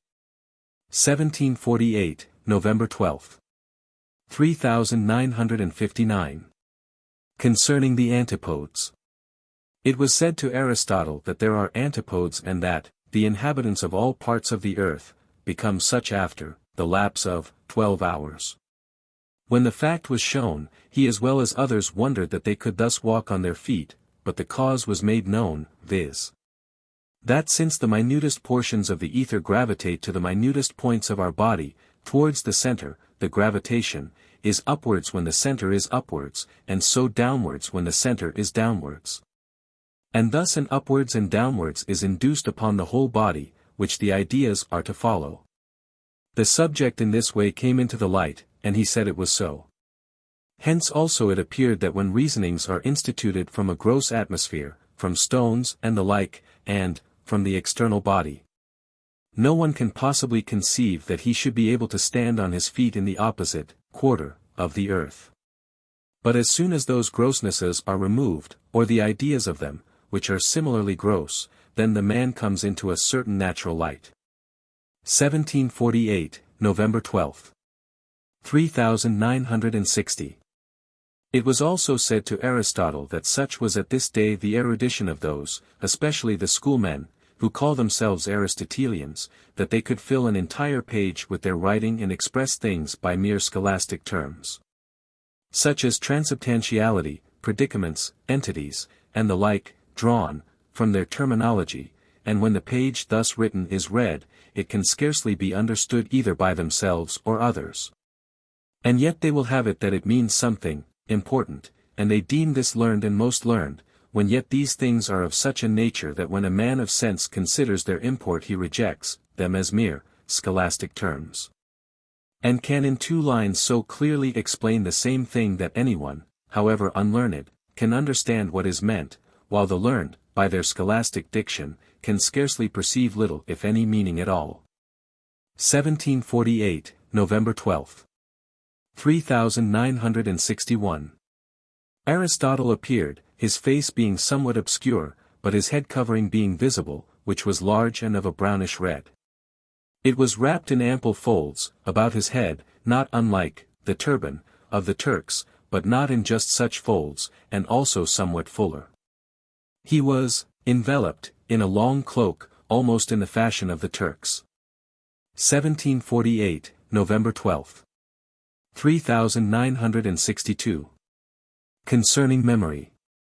In the other life it is not allowed that one should use his own memory for the reason, that everyone who draws the past from his own memory, is not only anxious concerning the future, and vexes himself from the fact that the present is unlike the past, but he indulges grief in whatever state he is. And then also, as was perceived, he wishes to live only from himself, for to live from one's own memory is to live, as it were, from himself, which for many reasons, is not allowed to a spirit, but to a man more than to a spirit. As a spirit, thinking from the memory of a man, thinks himself to be a man, if he were to use his own memory he would think he was not the man, but himself. Wherefore for reasons of use, in order that he may be subservient to man, it is not allowed to exercise his own memory. 1748, November 13. 3963. Of the quality of those who were with me. Unlike what happens in regard to other men, spirits have been with me as they were in the world, for with me they have been not only as men as to their mind and memory, but also as to sense, so that they would even suppose themselves to be, as it were, in the world, or to have returned into the world. They were able to lead me, to see through my eyes, to hear, through my ears, others speaking, yea, they could have heard, others speaking with themselves if it had been lawful for them to speak with them in their own speech, or to write to them in their own style, but these things were not permitted, neither to touch others through my hands. With other persons the case is different, for my state is so ordered by the Lord, that I can be possessed by spirits, and yet without injury, in which my case is altogether different from that of others when possessed. Inasmuch as they are rendered thereby non-compass, while I remain altogether in my right mind. Indeed, from the very first of my enjoying this interaction, with spirits, onward through the space of several years, I have been as I was before without the slightest observable difference. This privilege, therefore, can pertain, safely, to him only who is in faith, by no means to any others, as they would immediately perish. Such is the state of the world at this day, that whoever is possessed incurs the peril of his life, so intense is the internal hatred that now reigns. 1748, November 13. 3964. Concerning subjects. Subjects have been present with me, above the head, and, as it were, incumbent upon it, who spoke with me as if they were in sleep, although they spoke well and truly like those who are wholly awake. Evil spirits flowed in through them, a fact that was evinced by means of various deceitful maneuvers, such as their substituting other persons and performing several other feats which I do not now remember. But their influx was immediately dissipated, the subjects barely receiving them, and the dissipation instantly following.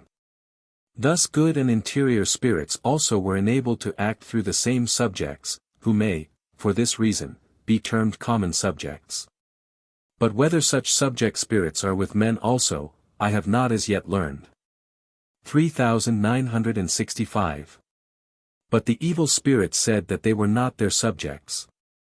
As theirs are in the habit of conforming themselves to those whom they are wont to employ, in this capacity, spirits who are in accordance with themselves and even of their own society, whom they send forth as subjects. As I have frequently observed before.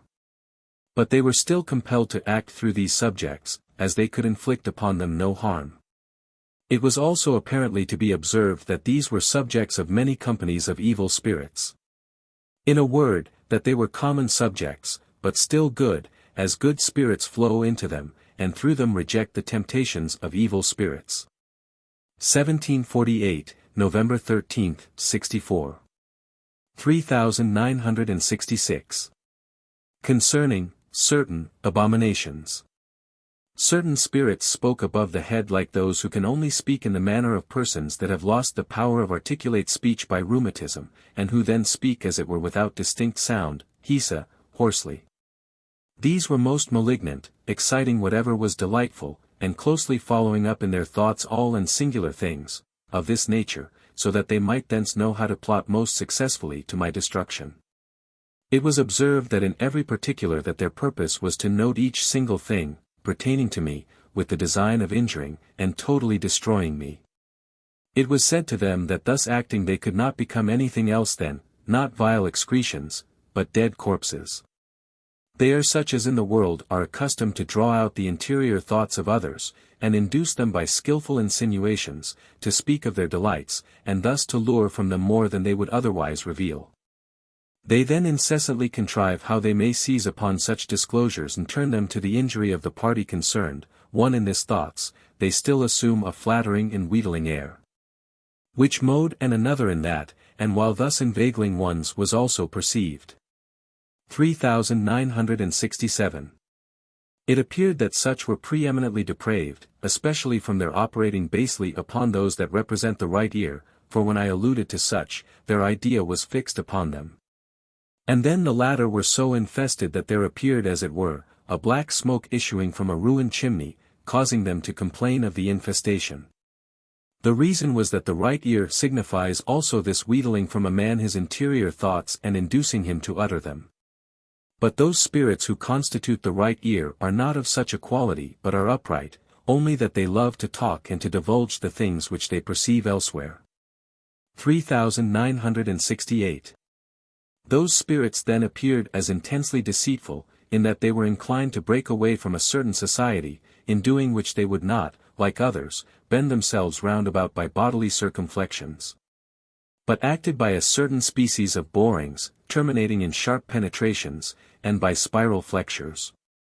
And it was said that such are of the worst class of spirits, as they act in this deceitful manner in order to extricate themselves from the societies of others, for thus their fantasies operated. Should they also act from persuasion in the same way that they do from fantasy, they would be still worse, but as they are prompted by fantasy only, and not by persuasion, they can be tolerated in the world of spirits. Nevertheless they are cadaverous. 3969. They cherished in their mind a disposition to esteem others as of no account. Myself they inwardly regarded as nothing, supposing that they were all powerful. Just as such characters in the world, who lure from others their thoughts, think that they are everything and others nothing. 1748, November 13. 3970. Concerning a black horse. There are spirits who desire to possess all things, and yet are unable to determine themselves to the possession of anything, and there are those who desire to know everything, and yet do not determine themselves to the acquisition of knowledge. They barely desire to have, and desire to know, but they neither have anything nor know anything. Such spirits ran to and fro through my memory, prompted by this kind of impulse, but they were averse to fixing upon anything or to receiving delight from any specific object, such as the palaces, pictures, and the like, which I had seen in cities. Nor could they concentrate their view upon anything definite, certain, they simply ran, as it were, back and forth, through my mind, desiring everything, but yet influenced only by a vague cupidity. 3971. It was seen of what quality they were from their sitting upon a black horse, apparently a large and generous animal, but of an ebony or marble aspect, and lifeless as to his head, neck, and front parts. His hinder parts were afterwards seen, which were of broad dimensions, and animated, but full of excrements. Such are they who are thus indeterminate in their character. 1748, November 13. 3972. Concerning the influx of the grand man. It is a general rule that nothing can exist or subsist from itself, but only from something else, that is, by or through something else, so also that nothing can be held in form except from something else, or by something else. And this appears from all and singular things in nature. The human body cannot be retained in its form except by the pressure of the atmosphere on every side, since it is well known that on the recession of the atmospheric pressure the form perishes. And as these are truths, it manifestly follows, that nothing can be held in its form in man, in his body, in his brain, in his organs of sense, both exterior and interior, unless it exist and subsist, and be retained in forms from other things. And indeed from something general and universal, thus from the grand man. In like manner, neither the grand man himself except from the divine, that is, from the Lord alone. 1748, November 13. This was perceived. 3973. Concerning the eternal. As the divine infinite is not of space, so neither is the eternal of time. That a kind of idea of the infinite, and an idea of the divine eternal is insinuated into the angels by the Lord, appears from this, that they know not what space is. For those who are in the extreme of the universe are present in a moment, and as to the eternal, that they have no idea of things past and future, but the past and future are in their present. Concerning which many more things might be said, neither is there in their idea anything of old age or of death, but only of life. Wherefore they have no notion of time, but in all their present everything is as eternal. 1748, November 13. 3974. The operation of spirits upon the tongue. Certain Hellenic spirits who neither receive interior things, nor yet, wholly, reject them, inasmuch as they do not think deeply upon them, and therefore do not receive them, while yet they are inclined to favor them, operated upon my tongue. Yet not like those who refuse to admit and therefore positively reject interior things, for they operated as if they would have me actually sever my tongue with my teeth. But these Hellenic spirits acted inwardly on the tongue, which it was given manifestly to perceive, for the tongue corresponds to the thought of things interior, for it serves the uses of speech, and also of taste, which corresponds to knowledges.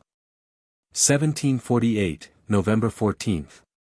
3975. Concerning the love of marriage. In a state intermediate between waking and sleeping I manifestly perceive that the joys and felicities flowing from conjugal love in the other life are, as to its most general or universal properties, indefinite or innumerable, which was so manifestly perceived that I could by no possibility doubt of it. And as the most general or universal kinds, genera, of happiness arising from conjugal love in the other life are thus indefinite, what shall be said of the species which are indefinite under each genus? And what of the particulars belong to each species, and so on. 1748, November 14. 3976. That spirits are bound to speak as they think. When a spirit speaks otherwise than he thinks, the fact is immediately perceived, wherefore he is compelled to a truthful mode of speaking, otherwise he cannot be conjoined with any society, but all such are instantly cast out and maimed. Such a thing disturbs and disjoins societies, wherefore in the other life it is not allowable for one to speak otherwise than as he thinks. If he is bad or thinks badly, it is permitted him also to speak badly, because he thus thinks. For in this case he speaks truth, inasmuch as it is not lawful for him to utter anything but truth, that is, what is true to him, and this principle extends so far that one who thinks evil, speaks evil, thus what is true, since he is evil. And so on. 1748, November 15. 3977. Concerning things confirmatory of the knowledges of faith. It was perceived that the knowledges of faith cannot at first be otherwise confirmed than by sensual and natural truths, for man cannot believe without confirmations. But afterwards when such knowledges are confirmed, then the Lord bestows upon him the gift of conscience, by which he is enabled to believe without farther confirmations, he then rejects all ratiocinations. This sphere is angelic, in which evil spirits cannot be. But as long as one is in the state of their confirmation, and reasons with them, in order to convince them of truth, then, such evil spirits can be present, as indeed a certain one, of that character, spoke, with me, but not from himself. As he confessed. The case is almost the same as that of one who is grounded in certain principles, and who, consequently, rejects all contrary principles, nay, who is indignant when anything contrary is advanced. 1748, November 16. 3978. Concerning the most deceitful. There were some who, when I suddenly awoke in the middle of the night, assaulted me with such a subtlety of deceit as cannot be described. It was scarcely observed by the angelic spirits, but I suddenly became aware of it. It was afterward said to me that such obtain entrance, by special permission, among angelic spirits, who are scarcely able to observe them except from the effects produced. They that are such esteem adulteries of no account, although the fact can scarce be detected, so adroit are they in concealment, their power in this respect baffling even the angelic spirits. 1748, November 17. 3979. Concerning good works. While engaged in writing on the subject of good works, certain spirits approached who not only thought, in the life of the body, that faith without good works was saving, but had also fully persuaded and confirmed themselves in the belief.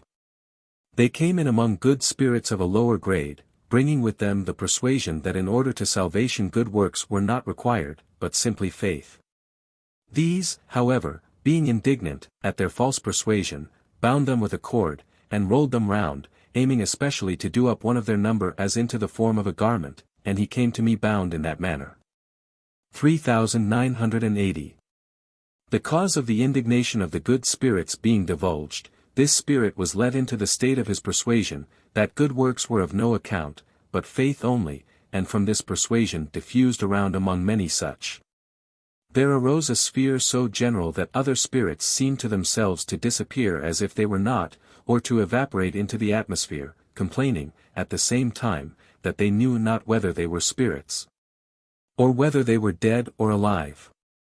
Such was the sphere when good works were surreptitiously taken from them, which, as they constitute the goods done from the charity of faith, when taken away, such spirits are deprived of the fulcra on which they rest, or, in other words, of the very ultimates which are the effects of charity as a cause. These ultimate uses or effects where and in which uses terminate, uses produced by interior principle, being taken away, spirits scarcely seem to themselves to live, but to be in a kind of general sphere as of thought alone. Such a sphere was sad as having in it nothing determinate. 3981. Being remitted into the state of faith in general, the sphere was that of a bare intuition, without anything determinate, as everything of spirit being thus diffused there resulted such a sphere of simple intuition. Still, however, they spoke, but said they did not know whether they spoke, or what they said. It was then remarked, that when the idea is determined to the things of faith, as to a confession of faith, that perhaps the case might be different, yet still such an impression remained. It was barely an intuition which cannot be described, so diffusive and general was it, just as before. It was said that when they prayed or read, or did other similar things appropriate to faith, and did not think concerning faith alone without works, that the case was not so, which indeed was true, because there was then something determinate. All the particulars which are read are such as are terminated in the things of faith. But altogether different is the process when they think of what faith is, and more when they think of faith alone, and still more, if they think of faith as entirely separate from works. Hence it appears what an idea many, nay, the most, and among others this defender, had concerning faith and its properties, viz. That it was solely their intuition or their thought, thus an aerial faith which vanishes as a thing of naught. 3982. Afterwards other spirits came and were remitted into the state of their thoughts concerning faith. When in this state they had a still more diffusive idea concerning faith, that it was nothing, or something so evanescent that it was scarcely a subject of thought, saying that they did not know what faith was while they thought exclusively upon it. Adding, however, that they knew what it was to do good, or a good work, whence they could also know that they might receive good from the Lord, because they do good, but as to barely thinking, and scarcely even that, they know not what this means. The sphere thus created was still more irksome to good spirits. 3983. Some good spirits, inasmuch as they had the idea concerning faith, that it could be given without good works, said that it would be better to call such works the goods of charity, although the term good works is applicable. And that works which are without faith are simply works. 3984. Again by means of cogitative speech the idea was revived, that in the other life especially those things are actually good which are active in their nature, concerning which I have spoken before. And that without them now the angels could not possibly be angels, much less enjoy any happiness, for in them their greatest happiness consists. They now add, that if any should desire to deprive them of these works, they would in so doing desire that the whole heaven and the whole human race should perish, which would in fact be the consequence, for to save man. To teach, novitiate, spirits, to resuscitate the dead, to render to each other mutual offices of charity, these are the things which sustain heaven and the human race, upon the removal of which all would perish. 1748, November 17. 3985. It was given to ask this spirit what he thought of the life in heaven, whether he would be altogether idle, breathing only joy, with no active life, that is, with no life of doing good. At the same time intimating that the bare idea of such an idle life spent in mere joy was exceedingly sad and repulsive, as thus all joy would perish and become as nothing, or something vile, which after a short time one would nauseate and despise. Whereas an active life would be attended with a constant perception of joy. It was also asked of him what he thought of this, viz. That as he knew there were ministering spirits assigned to men, called tjenstgående, 65 whether he supposed they would minister to him, and what opinion he had of them. As for instance whether he imagined their idea of heavenly joy was that of dwelling at ease, breathing only an indolent delight, as also whether spirits would be aware, after death, of the fact of there being ministering spirits attendant upon man. To myself it was perceptible, that an idle life of joy was no life at all, but that an active life alone had in it delight, and that such a life was life indeed, because a life of action. 1748, November 17. 3986. He said that he had supposed that ministering spirits would be created for the service of man. That men would become spirits he indeed believed, but not such spirits as should save and minister to anyone, but such as would have nothing to do but to live in celestial joy. Concerning which he had no other idea than that of a certain indolent bliss, only that they would be engaged in praising the Lord, in which alone would consist all the activity of their life. But it was said in reply that to praise the Lord, to sing, and to utter glorifications, is not an active life, for the Lord has no need of such things. But that the great thing is to perform the works of charity according to which felicity is received of the Lord. But as such spirits could entertain no other idea on the subject than that of servitude, the subject I mean of ministering to men, spoken of before, they cannot as yet place anything of joy or felicity in it, but only that of servitude. But that the case is altogether different, that they are, in truth, in the most interior happiness, may be seen from what has been before said. Previous to their being led into such a love and happiness, no other idea can be found of such a state than that of servitude. 3987. Wherefore in order that there may be a true faith, the knowledges of faith which are founded in love are to be so eradicated, that if one does anything but good, or anything that is not in accordance with the knowledges of faith, a violence shall be done to conscience. Wherefore whoever is in true faith he is in the works of charity, nor can he be otherwise. Thus he is led by the Lord. 3988. There was such a sphere around me that I scarcely knew anything certain. All certainty of truth seemed to have disappeared. Spirits also complained that they, in like manner, neither knew nor saw anything clearly. They seemed to themselves to vanish into a bare idea, the whole spirit becoming, as it were, an idea, so that he wondered that one could speak at all, seeing he was scarcely aware of anything he said. Such is the faith of the Lutherans. One who has confirmed and persuaded himself that faith alone saves, thinks nothing of love, because he thinks nothing of good works, by doing away with which he does away also with love. Wherefore they thus live, thinking if they only have faith, all will be well. Yet even of this they are ignorant as to what it is, regarding it as a mere intuition or thought, which still they have not, but the bare idea of a thought, and that but barely, as, for instance, when they undertake to defend it against others, and thus speak of it. Otherwise they are totally in the dark as to what faith is. Thus are they in the other life while in that state as to faith, that is, while it is to them as a mere indeterminate, most general, or universal idea, thus in effect nothing. When love is named they can form no notion of it except from conjugal love. 1748, November 17. 3989. Concerning gyres. I observed, as to gyres, that the common terminations or circumvolutions coincided with the celestial respiration, which is to mine as 3 to 1. 3990. Concerning the Lord. Evil spirits, according to their wont, are continually in falsities and negations concerning the Lord, and when they infused something respecting the angels, it was given to demand of them that they should show me, if they could, one single angel. Or point to one heaven where they are in all wisdom, in intelligence, in mutual love, in truth, in light, that they should point, I say, to any angels or any heaven except those which acknowledge the Lord as the life of all.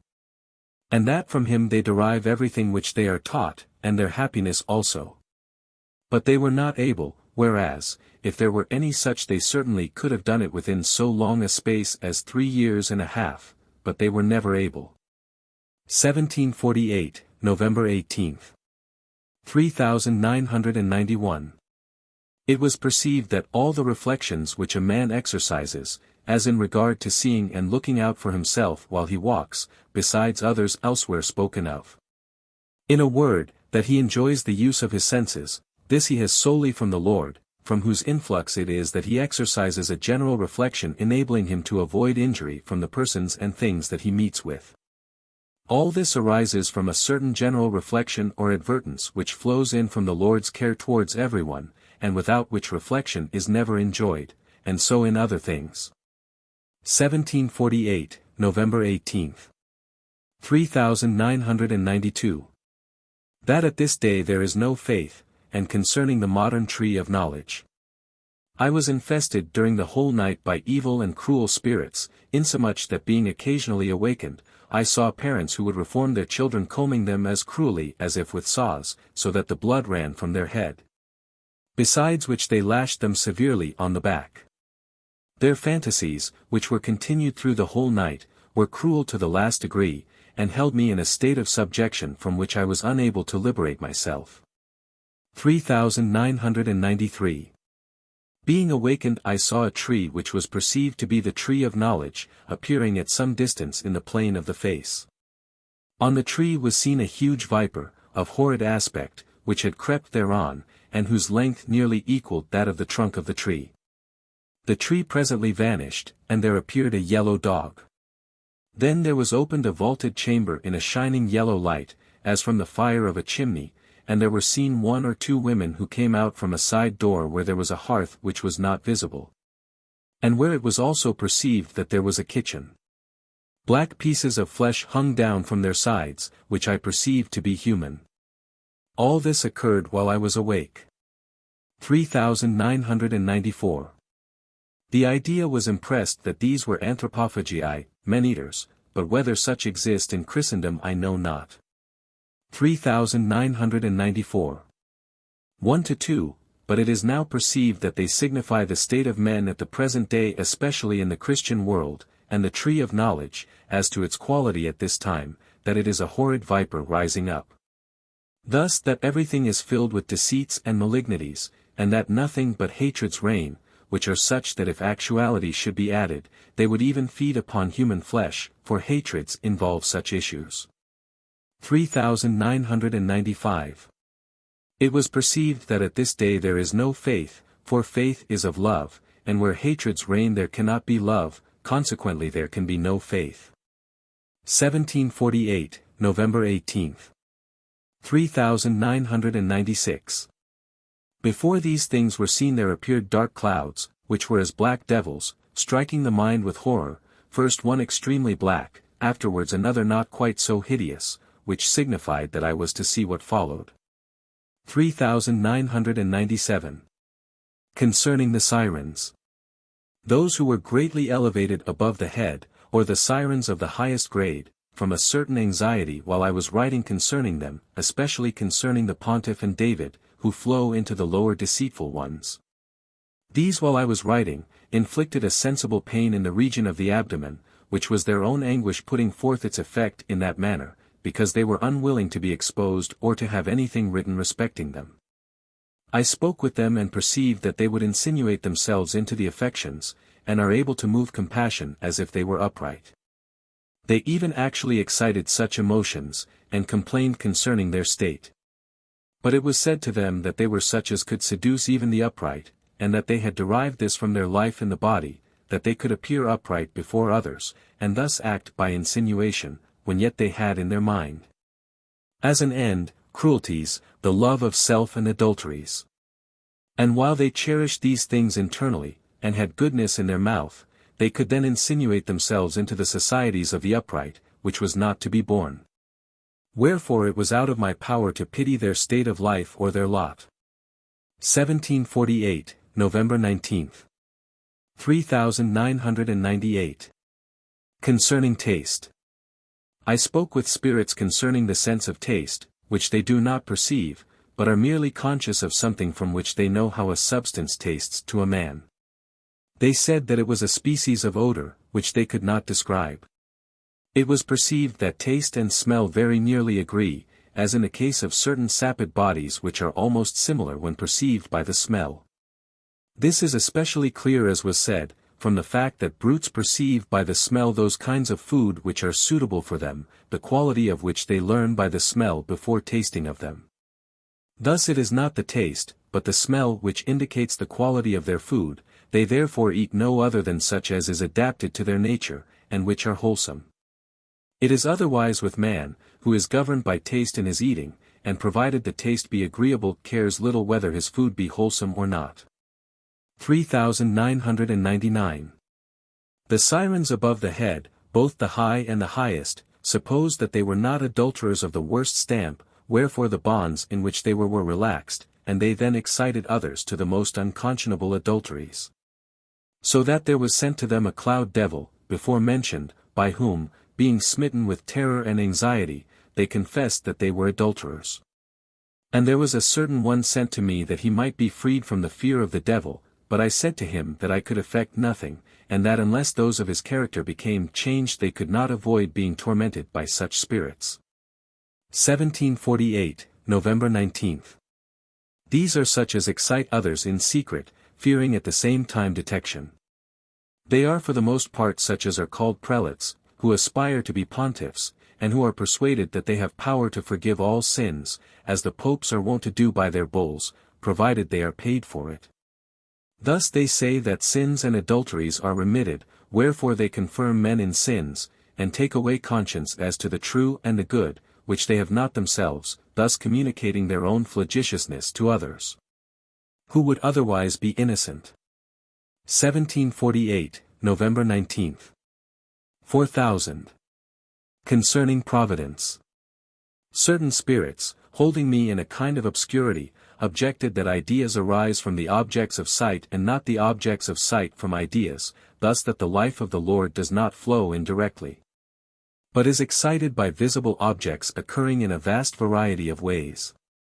Of this I have spoken before, but it was, now, answered them by thought, and perceived, that this was very much like saying that the innumerable applications of the lungs to the several muscles and their fibers, according to all the intention and will of the thought, together with the muscles and motive fibers, flowed into the ideas of the thought and will, instead of the reverse, when, in fact, not a single compound action can take place but by means of innumerable applications of the lungs prompted by ideas, and bringing into play an equally countless number of muscular fibers, all of which are disposed according to the influx of the will alone, and that too in such boundless diversity of manner that one fiber seems to act altogether differently from another. Since these things are so, and such incomprehensible facts occur even in the lowest plane of nature, how can skeptical reasonings avail concerning the influx of the life of the Lord into ideas, and thence into objects? As though a different law prevails here. Besides various other inferences that are liable to be drawn. 1748, November 19.